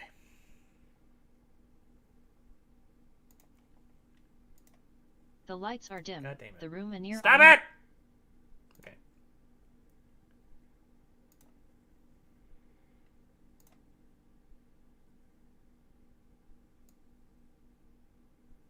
Now, one thing I kind of hate about this auto read thing is that it does not quite read things properly, which I kind of hate, but I also love because it's so fucking funny. But yeah, so we'll just listen to this. I'm going to actually make some adjustments to the audio real quick, and then I'm going to mute myself. So just giving you guys a heads up, the audio is going to get a lot louder when it comes to like computer audio, but I'm going to go ahead and just mute myself. So yeah.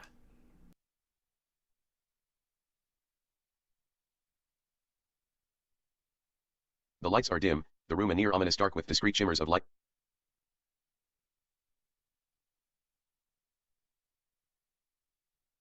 The lights are dim, the room a near ominous dark with discrete shimmers of light. From the outside window, every surface is colored as sleep black, with walls reaching 20 feet above. A dark red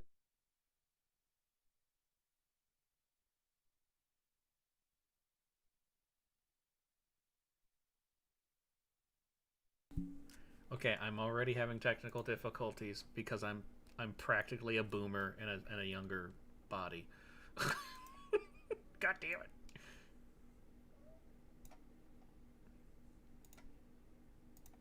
The lights are dim, There we go. the room a near ominous dark with discrete shimmers of light from the outside window. Every surface is colored a sleek black, with walls reaching 20 feet above. A dark red carpet runs from the entrance to a desk with a table on either side. The tables are long, solid wood with a black gloss. 10 black leather office chairs snug under them facing towards the center. A man stands facing out the large panels of glass behind a sleek metallic desk. His gloved hands clasp to each other behind his back as he seemingly basks in the city lights many stories below. His attire is a vest suit number with the jacket draped over the chair behind him, black, pinstriped vest and pants with a dark green shirt and black leather gloves. His head is concealed by a hard, featureless covering of a matted material. A glass of brandy sits on the desk half full next to a flat screen, on which are multiple windows with numbers constantly changing with their associated departments of various business dealings occurring at that time. The door at the other end of the office room opens, and a woman steps in. "David, we need to talk," she says in a measured tone. Her light gray pants with a light purple button-up shirt stand out immensely in the nearly all-black room. A golden pendant over her chest bobbing slightly with each step. Her wavy, dark brown with small streaks of gray hair draped to her shoulders. She is of a slim build. Shallow wrinkles adorn her olive skin which helps accentuate her emerald eyes. David continues to stare out over the city below. "Do we now, Karma?" he asks with a tone as though he was expecting those words from her.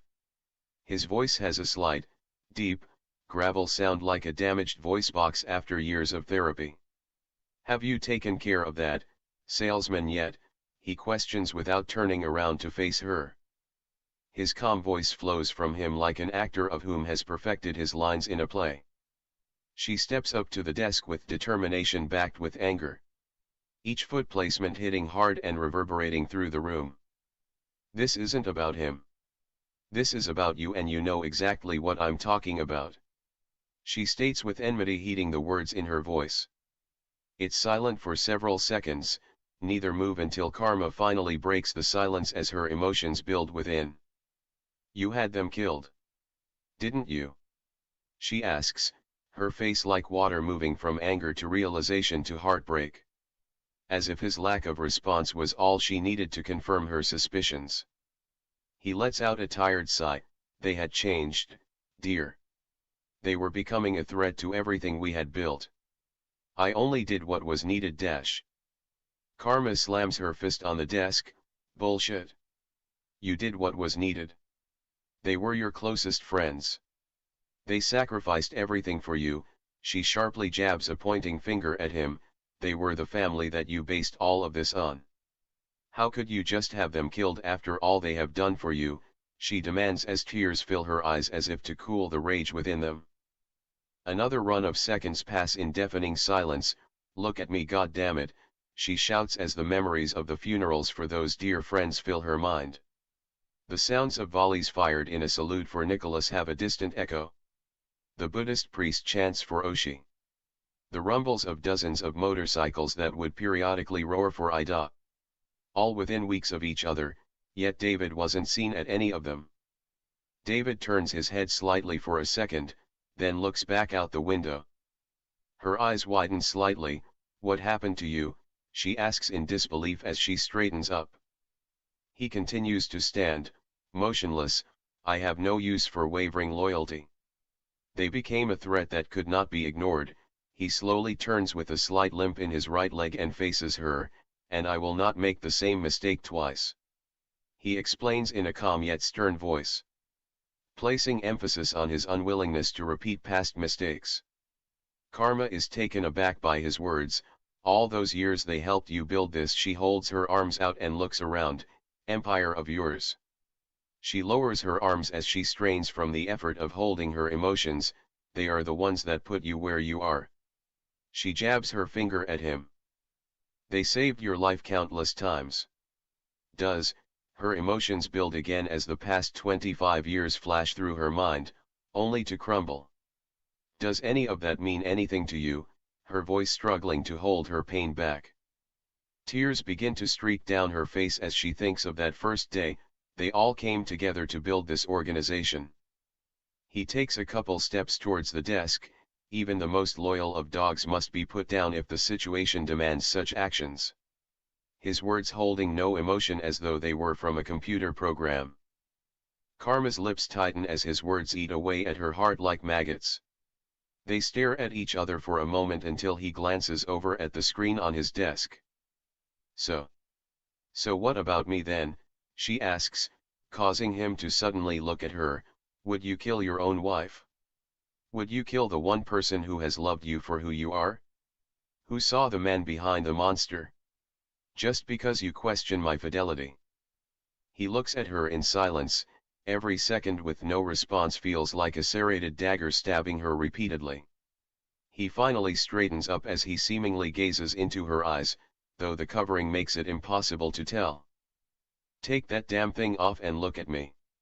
She demands, a growing fury in every word. The mask disconnects him from her on a personal level, and his refusal to remove it plunges those daggers deeper into her soul. He continues to look at her for a few seconds. Yes. He merely states, the word sharp and hollow with apathy. Her mouth opens partially, and she takes a step back. Her heart feels as though it froze, and her stomach twists as more tears run down her face. What have you done with my husband? You are not the man I met 25 years ago.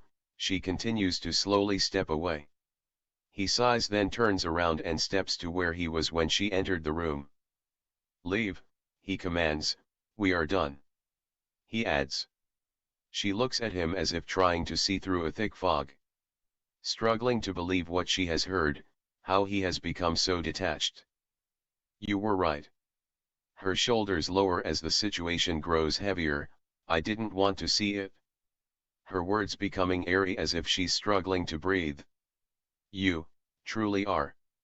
A monster. After a moment of complete silence, David continues to look out the window. She walks out, stopping at the door to look back at him. This is what a monster looks like. David sits on the floor of his office in an old, run-down bar. The light from a ceiling lamp dimly glows, barely illuminating the room. Karma, kneeling in front of him, reaches out and touches his face. He flinches from her touch but puts little else in resistance. She runs her fingers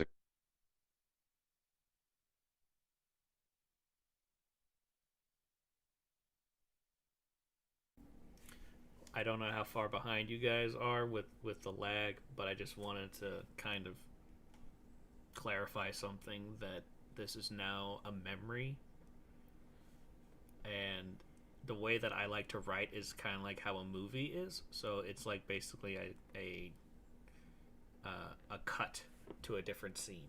Basically, I just wanted to make that clear.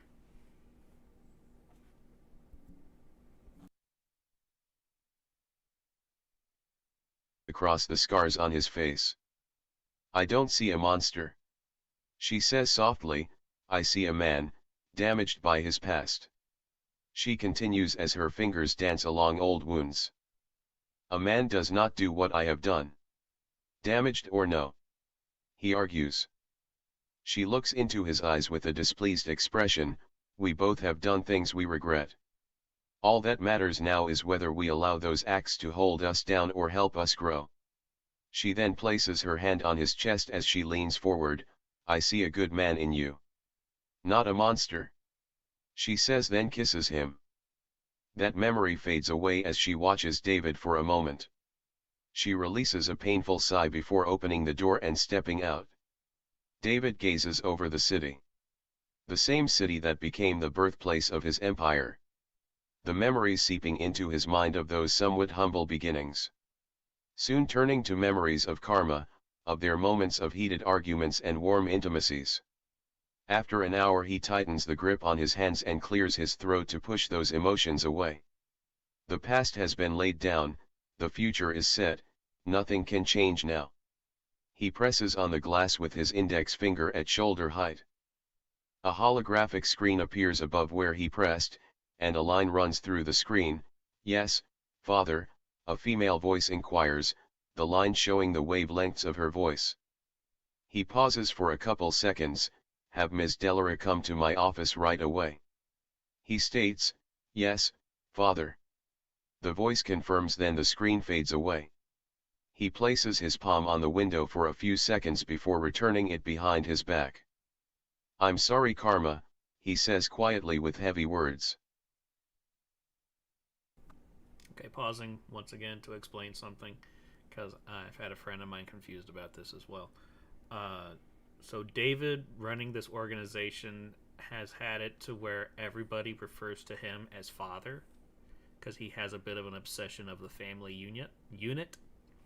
So yeah, everybody calls him father, or as we'll see, some variation of that. But there's no actual blood relation.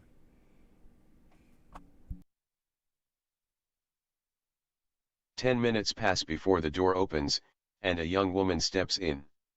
She wears a dark red button-up, low-cut, dress shirt with the top 2 buttons undone, the sleeves stopping with collars just above her elbows. She has black, fingerless gloves with metal bits over the knuckles. Black leather pants grip tightly to her legs with 3 belts running from across her left hip down to her right thigh. Her steps give out a thud due to her heavy combat-style boots that run halfway up her calves. Her head is half-shaved with the remaining maroon hair partially covering one of her sapphire eyes. Her skin is pale with scars running all over her body, some seemingly from past injuries, other appearing as self-inflicted designs. She has spent years developing her body into a powerhouse. Her skin tightly wrapped over her pronounced muscles. Every step she takes has power and purpose as excitement sparkles within her eyes. She walks up to the desk with purpose and a smile, which seems to be touching her ears from 2 scar designs along her cheeks. She stops at the desk and lowers her head. "You called father?" she asks. Stopping herself to correctly say father instead of the name she personally refers to him as. David had stood in place, waiting for her patiently, as his thoughts coursed through his mind. Knowing what he will be doing will change everything. Although it was too late to turn back when he had his first friend assassinated. This, however, felt different yet familiar, and the contradiction was like acidic tar in his mind. He continues to look out the window. "I have lost faith in those who surround me, child," he says softly as though quite troubled. Clara's eyes widen, a small pang of fear runs through her as she wonders if she failed him somehow. She remains gazing down, though. "My family, they have left me. Deserted me in my time of need. Plotted to destroy everything we have built. All of this leaves me hopeless and wary of those around me," he continues. Claire finally looks up. "I will always be here for you, father," she assures him. He takes in a breath. "I know, my dear," he sighs, "that is why I need you, now more than ever." He looks over his shoulder. "Come closer." A smirk creeps across her face as she steps around the desk and walks up to David. She stops at his side, facing him. He continues to look out the window. "My wife," he starts as the sound of those words cause Clara's smirk to fade away. "She refuses to understand what I must do to ensure our future." He continues. The thought of Karma being considered David's wife seems to boil Clara's soul. Ever since David saved her from that hellish place, the Silent Gate mental facility, Claire had a growing interest in him that turned to infatuation, then an obsession. Once she saw the man behind that mask, she knew that he knows more than anyone what pain feels like and the pleasure it can bring. Karma had become the one obstacle between them. The one thing getting in the way of them being together. Every day grew Clara's hatred to her for that. She keeps her composure, however. "I understand what you gotta do," she states, giving a soft smile.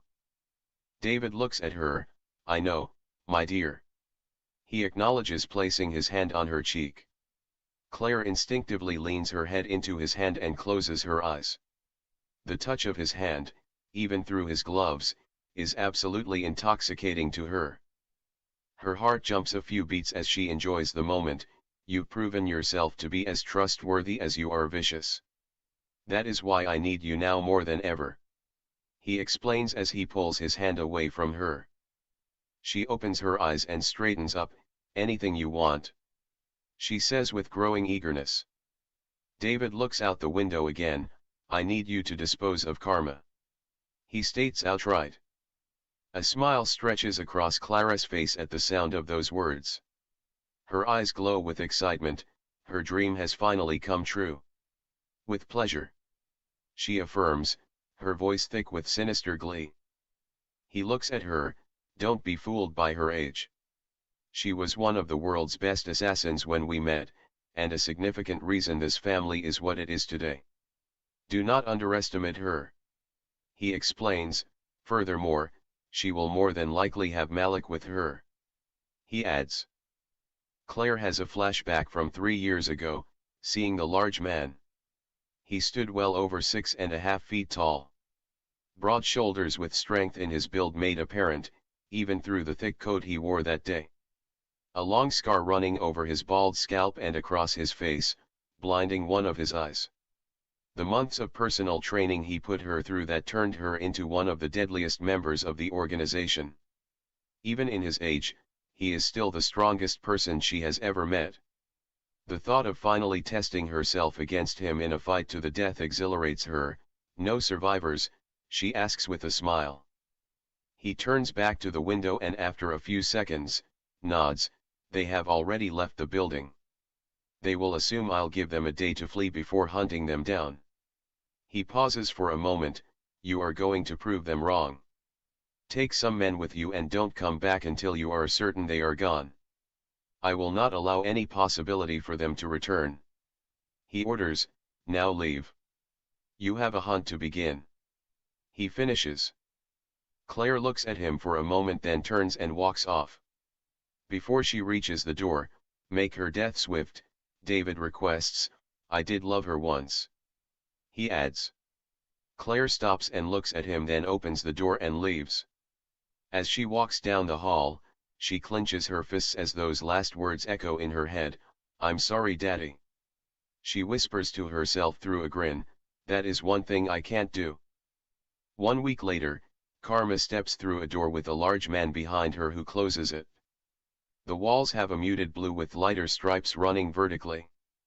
The hall stretches 10 feet into the living room, all with wooden floors. With only the hall lights on, the rest of the house is filled with darkness. She hangs her large gray fur coat on a hook on the wall and looks back at the large man. A thick scar running over the left side of his scalp and over his eye. He stands a foot taller than her and as wide as the door they stepped through. All entrances have been secured. Guards are set along the perimeter. We should be safe till morning, he says with a strong Russian accent. She smiles and places a hand on his shoulder. Thank you, Malik. She softly says, her face mixed with pain and gratitude. She walks down the hall of this ordinary-looking home. Though behind the facade is a fortified safe house. This place, like many others, was built during the rise of the family empire in case of dire times. This one, in particular, Malik had constructed in secret in case of an internal threat. He had never imagined that the threat would be the person he trusted most. Karma steps into the living room, waving her hand over a sensor to activate the soft lights, and sits on one of the couches as though her legs gave way from exhaustion. Malik steps into the kitchen and pulls a bottle of wine from the chilled wine rack. He grabs a glass and enters the living room, setting it on the coffee table in front of her and places the bottle next to it. Karma holds a pendant in her hand, 2 golden hands holding a red diamond. Memories of her and David standing on the rooftop of that old, run-down bar where they began the formation of this empire. The night sky utterly black from the oversaturation of light from the surrounding city. Yet 2 stars flickered through the darkness next to each other. He slid a small box over to her on the building's ledge that they would lean against. She opened the box to see the pendant inside. After a moment she looks up at Malik, who is looking through the window. Did we let this happen? She asks, causing Malik to look at her. Did we just ignore the signs? How could he be someone completely different from all those years ago? She continues.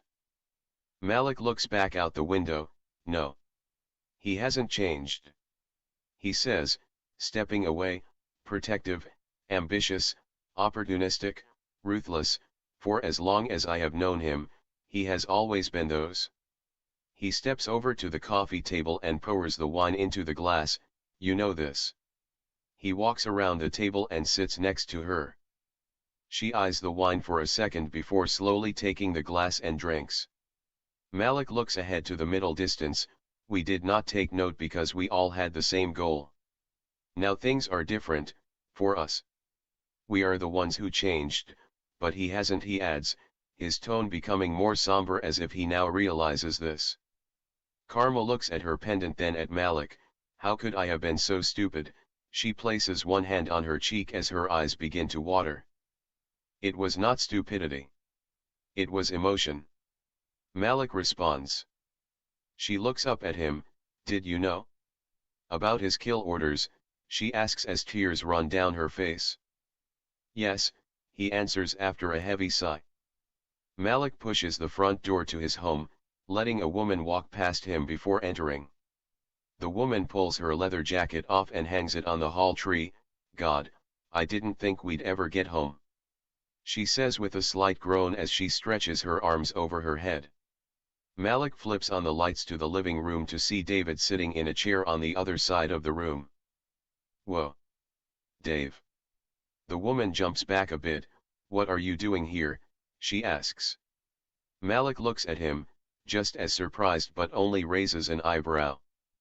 I have something important to talk to Malik about, David answers, not moving but even through the head covering Malik until he's staring right at him. The woman looks at Malik, then back to David. Okay. Why didn't you just talk to him at the Abdash? Go ahead upstairs. I'll join when we are done. Malik interrupts. Ida looks at him for a second and sees the serious look on his face. A more severe than the usual one. All right, well, don't be too long, babe.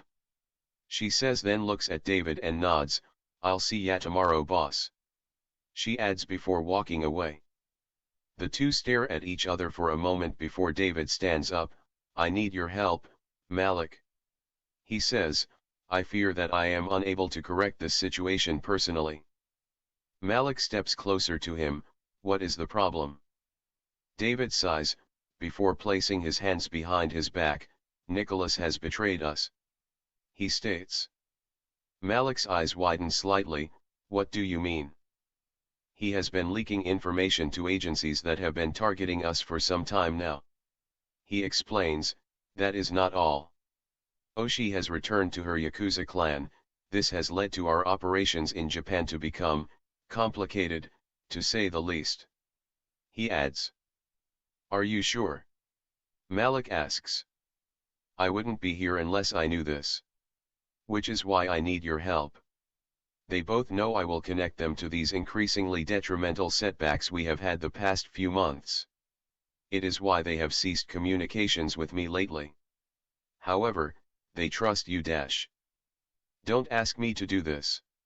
Malik interrupts as he sees where this is going. David pauses for a moment, then sighs once more. I know about you as well. He says. Malik remains stone-faced. I know you have been aiding them in their schemes. Because of that, they still trust you. Whether you intentionally helped sabotage the family or not, I don't care at this point. I came to you to offer a means to redeem yourself in either case. Malik continues to stare at him. Kill Nicholas and Oshi. Doing this will ease my mind of where your loyalty lies. That I can still trust you. David steps closer to him with a slight limp in his right leg. Need I remind you who saved you from that prison? Who brought you and Ida together? Who has stood by your side all these years? He stops about a foot away from Malik. Of everyone in the family, I always considered you a brother. For my own sake, For the sake of the family. He adds. The two stare at each other for a moment, Malik remaining stern and silent. Finally, David walks over to the door as Malik continues to stare ahead. He stops at the door. I'll give you the night to think it over. Relax, enjoy your time with Ida, but make your choice tomorrow. He says, then leaves. He offered me a chance out of this. Malik pauses, but I refused. He looks at Karma. He already had plans in motion even before the offer. They were dead before I could warn them. He explains as slight cracks of remorse trickle into his voice. He then looks at the wedding band on his hand, and then I lost her because of it. He adds as a tear runs down his face. Karma shifts over and places her hand on his. It's silent for a moment, then she offers him the rest of the wine in her glass. He takes it and downs the rest as she places her head on his shoulder. What are we going to do? Two old criminals of a secret organization now being hunted by the same thing we built. Almost poetic in a way. She says with a half smile as she attempts to find some measure of levity. It's silent for a moment. We could have some more wine. Malik finally points out, and Karma chuckles lightly. 6 unmarked, black, SUVs drive down a road. 2 in the back of the line turn down a street while the rest continue on. The middle 2 slow to a stop while the front 2 continue down the road. The halting SUVs park in front of an old apartment building. The town seems to have been forgotten by time for the past 30 years with dated architecture yet still well maintained. The entrance to the apartment has a set of 13 concrete steps. The door itself large, wooden, painted a dark gray, and with narrow windows with metal rods designed in them. 2 men step outside, one pulling out a lighter as a cigarette hangs from his lips. They notice the vehicles and appear confused while the one without the cigarette reaches into his coat. The windows of the SUVs lower in unison and automatic weapons fire. The man reaching into his jacket falls back into the door as dozens of crimson lines run down his body and he slides off the door and scrapes his face along the brick wall. The other man spazzes from each round penetrating his body, then falls down the 13 steps. The doors to the SUVs open and 8 black masked men in black suits step out with AR-15s. Half of them check the area while the other half rush inside the building. Alarms blare throughout the complex as gunfire echoes through the halls. Malik and 2 men escort Karma down to the hidden tunnels that lead to an emergency exit with escape vehicles waiting. The halls are a chrome metal with 15-inch wide, soft white lights every 10 feet. As they turn a corner, the 2 men at the front are riddled with bullets, and the others get to cover. A canister is tossed, hitting the wall and rolling on the floor before spewing a thick white smoke that fills the area. Karma smiles as the dense fog wraps around her and she squeezes Malik's arm. 4 men, dressed like the men who began the assault on the complex, enter the mist with their assault weapons ready. Suddenly dozens of rounds are fired, followed by the sound of bodies collapsing onto the floor. From the smoke steps Karma as she slides a small knife under her bra strap, blood on her hands. Malik follows close behind with a smirk, was wondering if you lost your touch. He candidly remarks. They round the last corner before reaching their destination but halt in place. Malik scowls as his knuckles crack in his grip, stepping in front of Karma. Karma stares intently as Claire slowly walks towards them, humming the Jack and Jill nursery rhyme, with the smile that looks as though they touch her ears.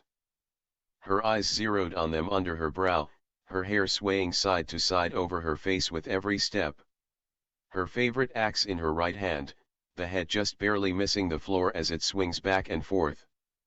I should have expected him to send you. Karma sneers.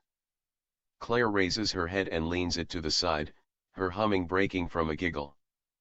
Claire, stand aside. I wish not to kill you. Malik states.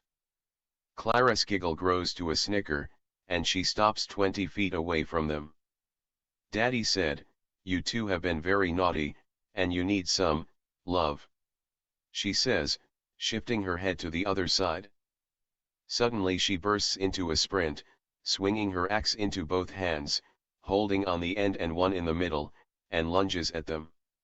She swings the axe over her head. Her pupils dilate, her mouth waters, her heart slams with every beat as the excitement overtakes her. Malik stands like a stone statue until, at the last second, he shifts his body and grabs the axe. One hand close to the head and the other just above her hand. In a fluid motion, he rotates the axe until Clara's arms lock onto each other. For a split second, their eyes meet to show the minds behind them, an unrelenting energy against an unyielding center. Malik then places his leg around Clarice and throws her onto the ground with her shoulder. She grunts from the impact, then kicks him in the side, pressing the toes into his flesh. However, he does not react and remain gripped to the handle as they struggle to pull it from each other. Clarice's mind shifts, realizing her situation. She is not facing a mere bodyguard or even a highly trained soldier. This was her teacher, a man who killed over 50 men with his own hands. She let her excitement overtake her and was already in a position of weakness. Karma steps around as she unsheaths her knife. Noticing this, Claire lets go of her weapon, which causes Malik's weight to shift. Untwisting her arms, she uses their momentum to swing her fist into the side of Malik's knee. A loud pop resonates, and Malik groans.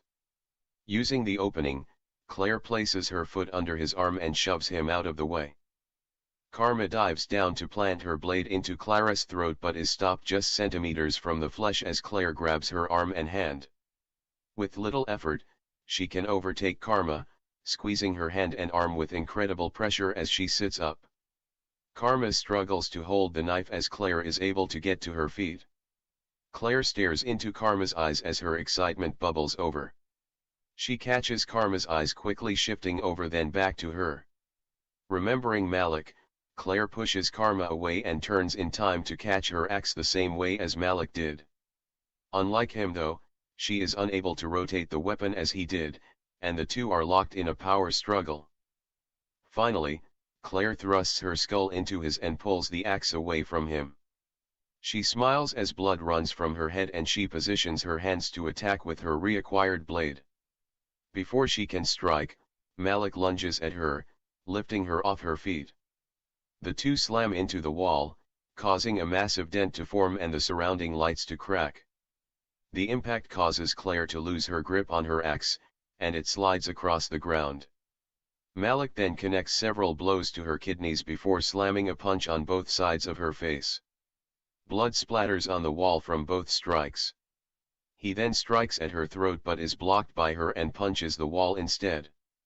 With a hold of his wrist in one hand, she places her other hand on his elbow and dislocates it with a loud pop. He groans from the pain but takes his other hand and jabs her right in the nose. Her head is crushed between the wall and his fist, blood gushes out from her face.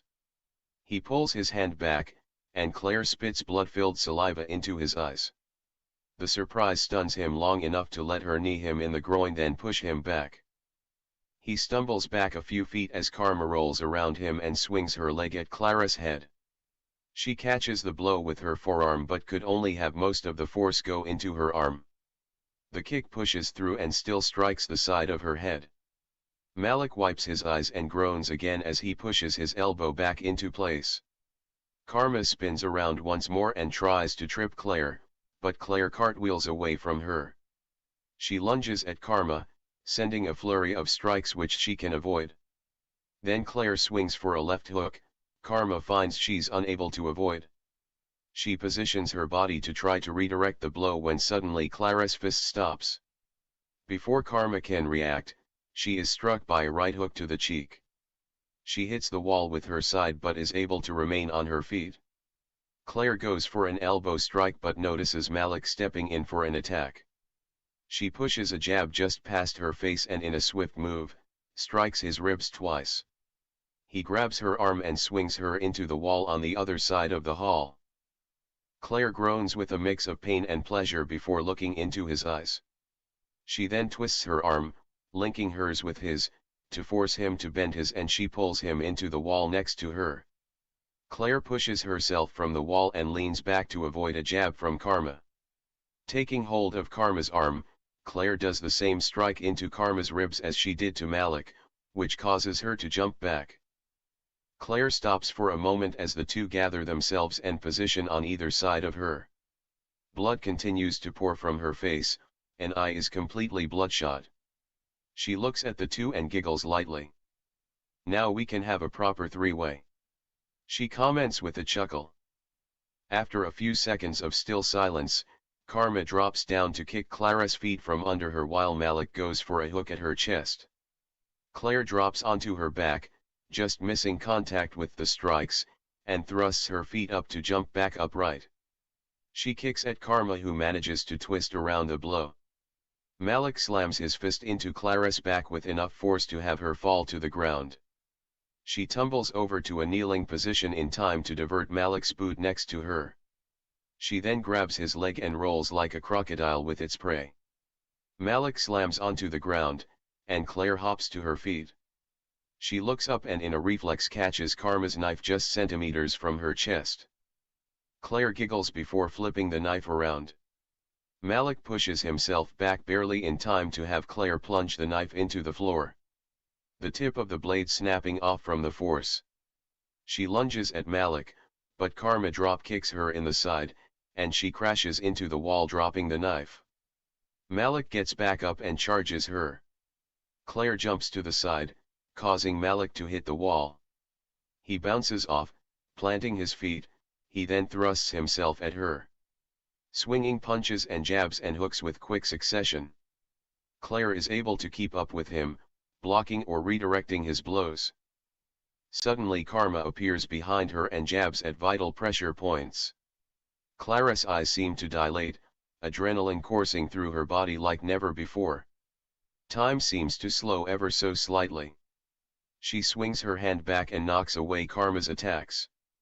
A hook from Malik is blocked, then a jab from Karma is redirected. Another strike, another block, another redirection. Claire moves like in a free-flow dance. Karma takes a step to the side, further behind Claire, and suddenly disappears. Claire is nearly thrown off by this and is almost struck by a rising knee from Malik. She strikes back at his knee and shoves it back, causing Malik to step back. Seemingly out of nowhere, Karma grabs hold of Clara's arm. She throws her body around the arm, lifting her legs up and wrapping them around Clara's head. The momentum gained, she whips around, shifting Clara's balance off. Locking Clara's arm around her body and disorienting her for just a second, Karma twists her body and flips Claire around. Just before they hit the ground, Karma separates her legs and plants a foot on the floor. Claire slams her head onto the floor and rolls onto her back.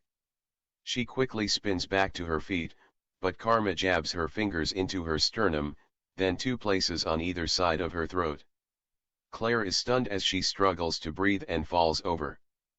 "Stay down, little girl," Karma remarks and walks away. Claire groans as she forces her body to function as normal. She can't lose them now, not when she's so close. In a fit of desperation, she slams her chest with her fist. The impact sends a surge of pain through her body as a rib cracks. Her body goes into shock for a split second, which causes the muscles in her throat to reset. She takes in a deep breath, then starts to snicker as she gets back to her feet. Karma stops and turns to watch her get back up with surprise. She won't stay down. Malik says. Karma looks at him. That wasn't part of her training. He adds with a wave of growing anger on his face.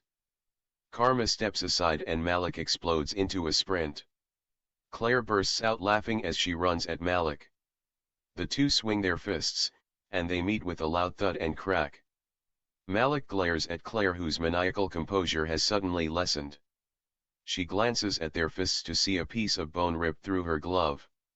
The pain rushes through her arm, and its pleasure becomes thwarted by misery. She hums out a groan as she looks back at Malik, who smirks. He pulls his fist back and uppercuts her. She stumbles back, and he strikes her gut, then knees her in the chest as she recoils. He grabs her arm and slams her into the wall. She falls to her hands and knees, coughing up more blood as the burning pain is almost overwhelming. I trained you better than this. You disappoint me. He says, then grabs her hair. As he pulls her head back, she shoves Karma's knife into his shin, the cracking of the bone reverberates through the hall. He roars in pain. She jumps up and with a spin, she plants her knee into his cheekbone, sending him into the wall. I'm upset too, Uncle Mal. She says as she spits out blood, you used to hurt me so good. A blood-filled smile stretches across her face. She catches a glimpse of something and looks up. In a pure, instinctive reaction, she grabs her axe that Karma had thrown. She looks at her hand now holding the axe as the blade is embedded into her palm. A look of surprise washes her sinister smile away as the pain plows through her arm like a tsunami. A deep groan escapes her lips as she attempts to contain herself. She grabs the handle, then looks to see Karma run up and kick the bottom of the handle. The blade digs deeper into her hand before sliding up and out. Claire lets out a short screech from the pain as Karma grabs the handle and pulls the axe straight back. The hook of the head has the point sink right into Clara's shoulder. Claire exerts a shocking grunt, her other hand grabbing the axe handle as Karma glares into her eyes. I always knew that a day like this would come. She says, her voice overflowing with righteous hatred, when you would try to kill me like a stupid, little girl. Delusional in thinking that he will love you if I am gone. Karma sneers as she pulls the axe deeper. Claire winces but stares into her eyes when she mentions father loving her. You will only be a tool for him. A feral dog that he controls. He will never love you. Not like how he loved me. Clara's eyes widen at the notion, her mind twisting around the idea of father never actually loving her. Time seems to stand still. The feeling of his touching suddenly poisoned with a sting of callous affection. His voice twisting to speaking words like all those people who tormented her as a child. The taste of his kiss now filling with a bitter salt. Her mind darkens, her world shattering like glass in an explosion. Everything leaving her but Karma and father wrapping his arms around her. Her heart races faster and faster, her lungs seeming to refuse to pull in air. Karma's words burn into her brain with more agonizing misery than any physical trauma. Suddenly everything is gone, silence, surrounded by an empty void. I need you, now more than ever. Father's voice echoes in her mind, I need you. It repeats. Those three words repeat over and over in her mind as the world around her pieces back together. A feeling of a hand presses on her cheek. His hand, as he looks into her eyes, repeating those same words.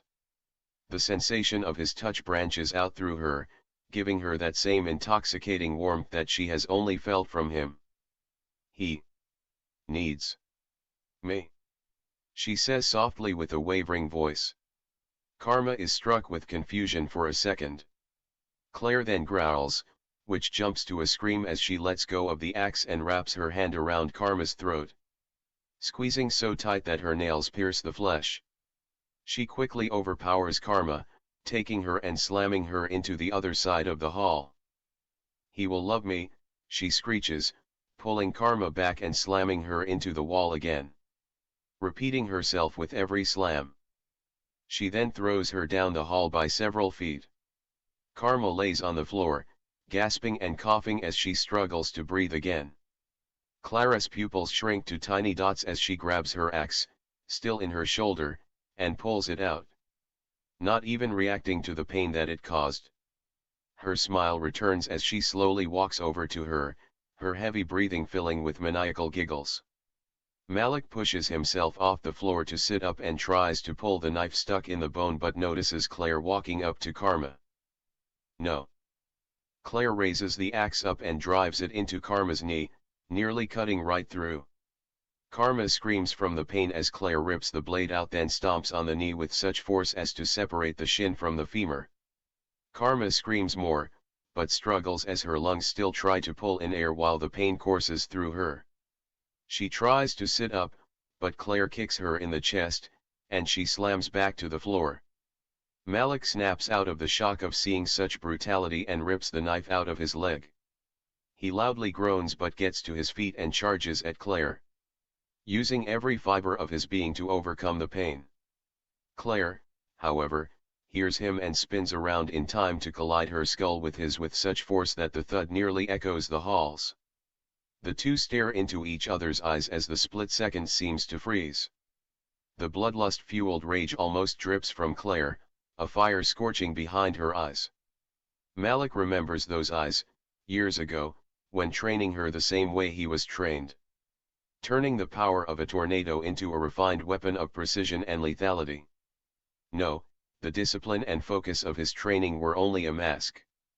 She had no real control, no ability to manipulate a situation beyond brute force. She was nothing more than a rabid beast with a collar, desperate to destroy whatever she could. He failed in training her, he failed in protecting Karma and failed to save his friends and wife. As this thought shot through his mind, 3 vertebrae collapse in his neck. Their heads separate, Claire steps back to catch herself, and Malik crashes onto the floor at Karma's feet. Claire stands for a second, staring at the ceiling, then starts to giggle as she looks at Malik's body. Rolling her head around, she continues to giggle, as little pops come from her neck. She then gazes over to Karma, who lays on the floor, staring at Malik, tears flowing across her face. The last person she cared about and who cared for her. She had now lost everything. Her friends, her husband, and the empire they had thrown half of their lives into.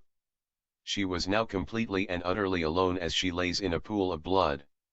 Her body is in complete shock from the agony. Her mind quickly drifting away. Claire steps to stand over her head, her giggles continue to seep through her teeth. "Daddy's going to love me, he doesn't have a choice," she hisses. She then raises her foot. Karma closes her eyes as she remembers the first night she and David made love. It was the first time she had ever let herself become so physically and emotionally vulnerable. The sense of exhilaration from the passion they had in that moment was like nothing she had experienced before. A smile creases across her face, then Claire slams her boot down over and over as her giggle shifts to hysterical laughter. The sound of cracking bone and streams of crimson erupt under her boot. Every thunderous crunch leaves a more deformed Karma. Her nose collapsing, an eye bursting, blood spraying out. Claire stops and stares at her work, breathing heavily as her laughs fade to giggles, then she becomes silent. Her crazed smile reduces to a smirk, then to a sneer as she swings her axe and embeds it into Karma's sternum. After a few seconds, she notices something metallic. She squats down and grabs the pendant, having it sit in her hand before pulling it off the body. She stands back up and waits for a moment as the blood from her face, shoulder, and hand drip on the floor. She slowly turns and walks down the hall until about halfway before losing balance and falling onto the wall. She slides down to the floor, her body finally giving in to the trauma placed on it. She sits there for a moment, thinking about how pleased Father will be with her. How she will be filling Karma's place. A weak smirk tugs at her cheek before she slides fully onto the floor. Her men finally show up after clearing the rest of the safe house. They call for the medical team and a clean-up crew. Clara's vision begins to blur, then fade to black as the medical team arrives. David stands, looking through a window above an operating room, as doctors work on Claire. Removing one of her kidneys and tending to several other ruptured organs. A tube runs from her mouth that feeds air to her lungs. Several needles flow fluids into her arms as wires monitor her vitals. Of all the missions she has completed, he has never seen her in this condition. A soft prodding of regret enters his mind of sending her with meager support. The feeling quickly vanishes like a puff of smoke when he reassures himself that he had to see if she was worthy for what's to come. Another doctor approaches him from the side. She's experienced several fractured ribs, a broken nose, and a hairline fracture along her skull. We've managed to save her hand, though it will take several months of therapy, at least, to be functional again. One of her kidneys has failed, and she has internal bleeding, but we are able to stabilize her. All of that and the amount of blood loss, it's a miracle she's still alive. It will take some time for her to regain her strength though. He explains. David is silent for a few seconds as he stares through the glass. Keep me updated on her progress. He says, do whatever is required to ensure a full recovery. Why yes, sir. The doctor says with a nod, then leaves the room. David continues to watch in silence, his arms crossed behind his back, motionless. Is the lady going to be okay, Daddy? A young child's voice comes from behind him. Yes, Claire is going to be fine, love. He responds while remaining still. He feels a tug on his arm, which has him turn to face the child. A young girl with fiery red hair in a braided ponytail and big vibrant blue eyes stares at him with a curious face. Where's Mommy? She asks quizzically. He looks at her for a moment, then slowly sighs before looking back at Claire through the window. She's gone. He holds up a hand to look at the pendant that Karma would wear.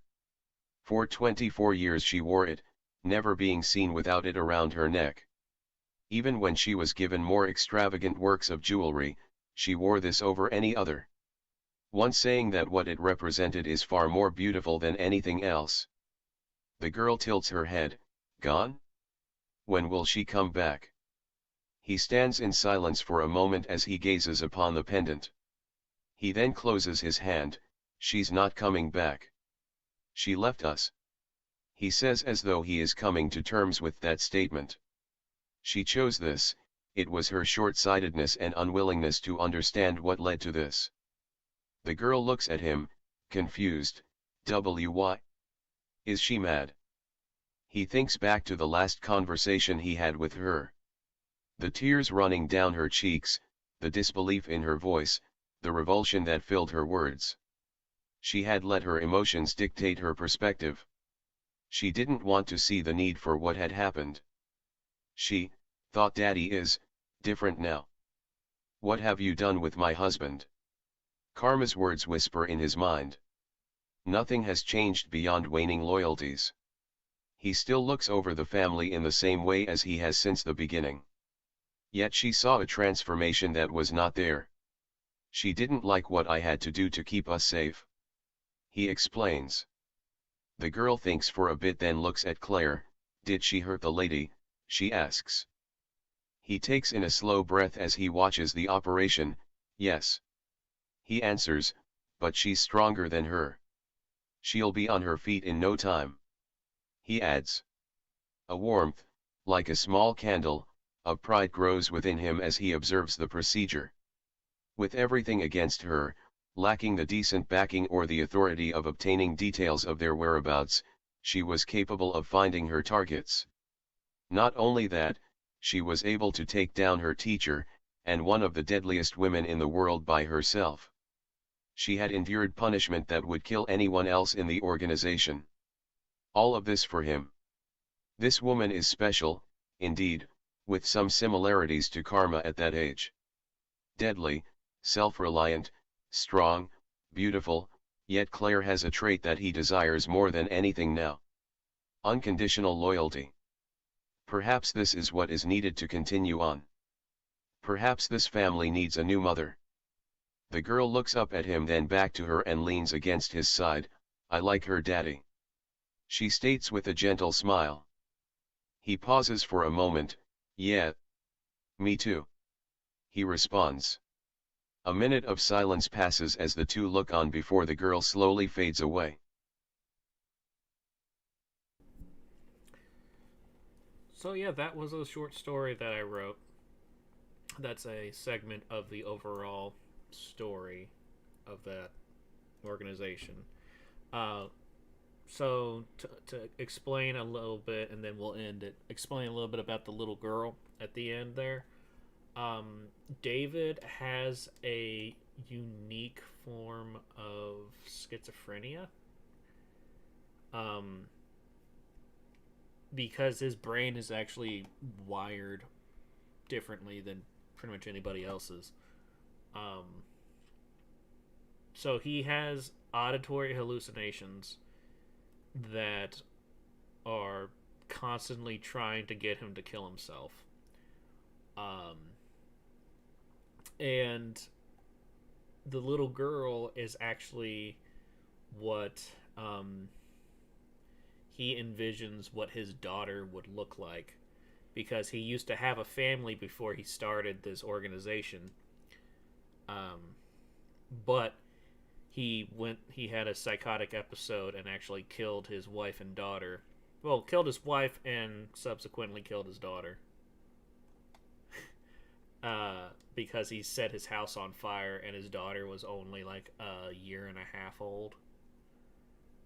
So,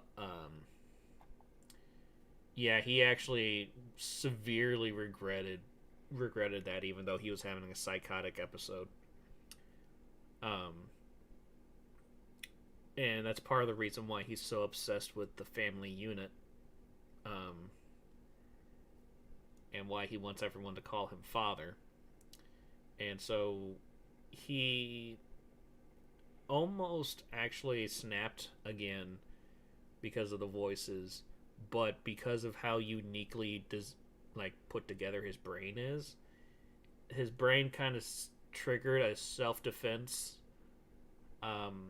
thing, so that his daughter, that he would imagine what she would be like if she was 7 or 8 years old, kind of showed up and is kind of his emotional support now. So she tends to pop in whenever he is dealing with severe emotional stress. And it kind of soothes him in a way.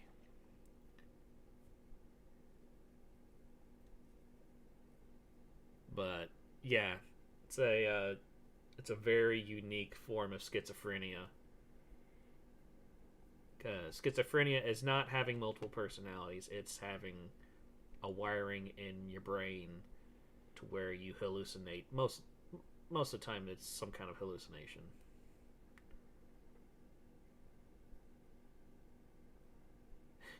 Yeah, no, Karma could. So a lot of the characters are actually based off of a role play group that I was in, and that's why like a character's named Karma. I wouldn't have thought of naming someone Karma, but that role play lasted over a month, and we put so much stuff into it, and we loved it. But then like everybody suddenly stopped talking to each other, and so the group died. But I kept all the information, or at least as much as I could, because I just loved how everything developed. But yeah, Karma actually was part of a kind of like a ninja clan of sorts. And she was actually basically forced to not be able to have children. So Karma was not able to is basically barren. But the two of them still got together and got married. Yeah, most of the time it's just auditory. But again, he has a unique form of it because of special things that happen with him. So that's why he also has the visual hallucinations, but yet it's different than how a lot of visual hallucinations are and how it's triggered and stuff. So it's like he's schizophrenic, but then he's also like he's got a special form of it. Like, that's not a real form of schizophrenia. But yeah, this drawing here is actually what Claire looked like when she got done with that fight.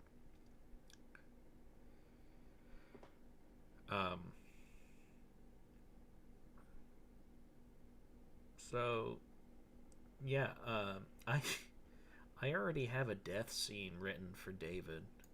And it actually made me cry when I wrote it. Because I really love the character. And it's also an extremely emotional scene too, because it's basically like the last time that he's with his quote unquote daughter and stuff, and he's kind of realizing what he's become and all that. It's a really dramatic scene.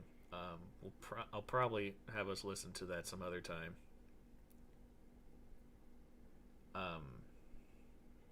But yeah, I really like this little short story. I've noticed some mistakes I need to fix. But yeah, that is just a little snippet of my writing style. And I hope you guys thought that was good. And yes, I am kind of, yeah, I've not even drawn Karma.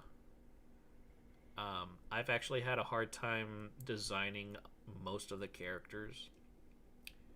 I still have a hard time designing David, but I have a solid design for Claire, and I have a solid design for the dealer.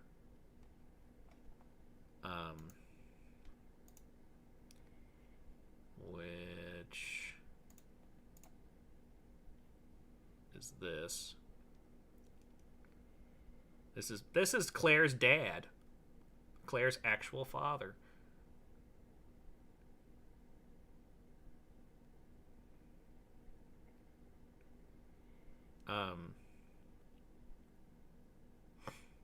But yeah.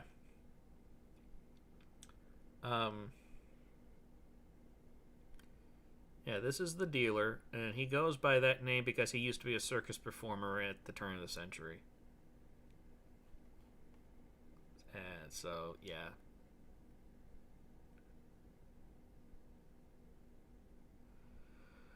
But, yeah, I might stream tomorrow. Probably won't be till after 2, because that's when I take my roommate to work. I don't know what I'd work on, because I don't have any commissions or anything right now, so I don't... And I've already drawn pretty much anything that I feel like drawing. So I don't know. I hate this. It's like, just tell me what to draw. Give me money and tell me what to draw. I feel like a hooker.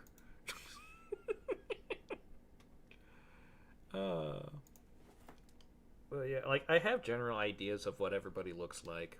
So there's David, there's Karma, there's Ida, there's Nicholas, there's Oshi, and there's Malik. Those were the original members of this organization. Malik is a wall of meat. He's just this huge guy. Like I said, he's over 6'6". So definitely over 2 meters.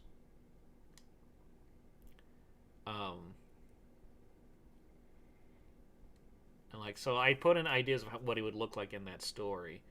It's just actually designing it is the problem. Ida, his wife,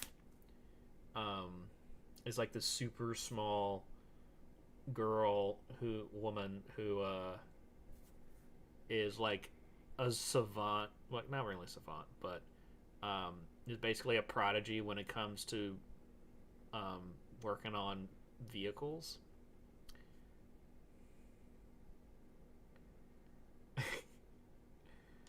Now, I mean, it's not exactly the best time for people to have money right now. So, I understand, especially since it's the beginning of the year. Most people spend all their money on Christmas shit. And I got enough money right now to last for another month. But my student loans are kicking back in, so that's freaking me out a little bit. But I'll live, hopefully.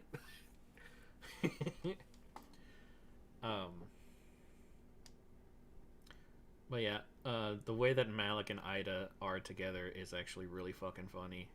They're really fucking adorable, because she's crazy about huge men, especially if they're huge men that are muscular, which that's basically what Malik is. To a point where it's like, I have one drawing idea of where Ida walks up to Malik. There's like almost a 2-foot difference. There's like over a foot difference between the two. And Ida's like, pick me up. And so Malik just picks her up and she just puts her face into his chest. And she just goes, brrr, and motorboats his chest. And he's like, Ida, what are you doing? He's like, I'm trying to make myself feel better. And he's just like, okay. And just lets her do it because he actually starts getting a crush on her. But won't admit it out loud.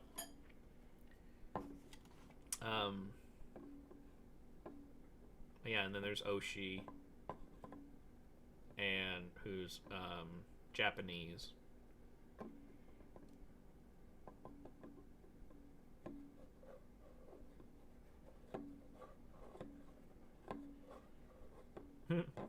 Well, it doesn't have to be a couple hundred.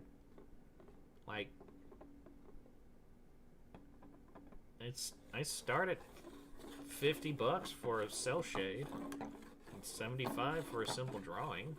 That'll get the work. That'll get this job done. Most of the time, when people want a stuff like that, like after details and like how complex it'll be, it's typically around $100, and that's about it. Well, yeah, and then yeah. So Oshi's Japanese. She comes from a yakuza. She's very much like business minded and stuff. And then there's Nicholas, who's probably the most pure-hearted out of the whole group. I mean, besides Ida, because Ida's pretty pure-hearted because she's the most childish anyway.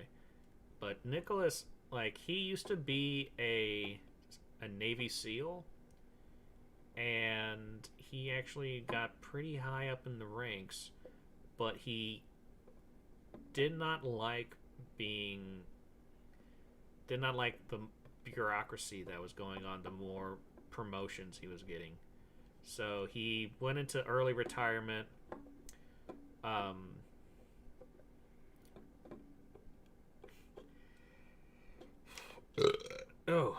He went into early retirement, but he was mostly went into the military because his mom's a single mom who had 3 kids, and he had to help raise his siblings. And he, like, everybody that's part of is in the original 6 members of this organization, they all have a history of being very family oriented. Like, family is very much important to them, and that's what David was looking for, as well as their skills. And so Nicholas, like, since he was so family oriented, and he's actually very talented at what he does, that's why he was picked to be part of it. Yeah, and Karma was like one of the deadliest assassins in the world. Malik was part of a experimental training in Russia, where they were like, let's see if we can make a super soldier by training the ever-loving fuck out of them. And like, out of a group of 24 men, only 2 survived. Well, 3 survived. 1 was horribly crippled.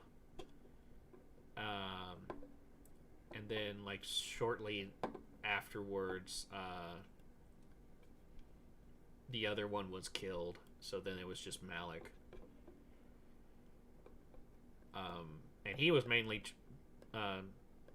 picked because, his loyalty to his comrades, and then also being basically one of the toughest motherfuckers in the world. And that was how he trained Claire, was basically putting her through the exact same training program.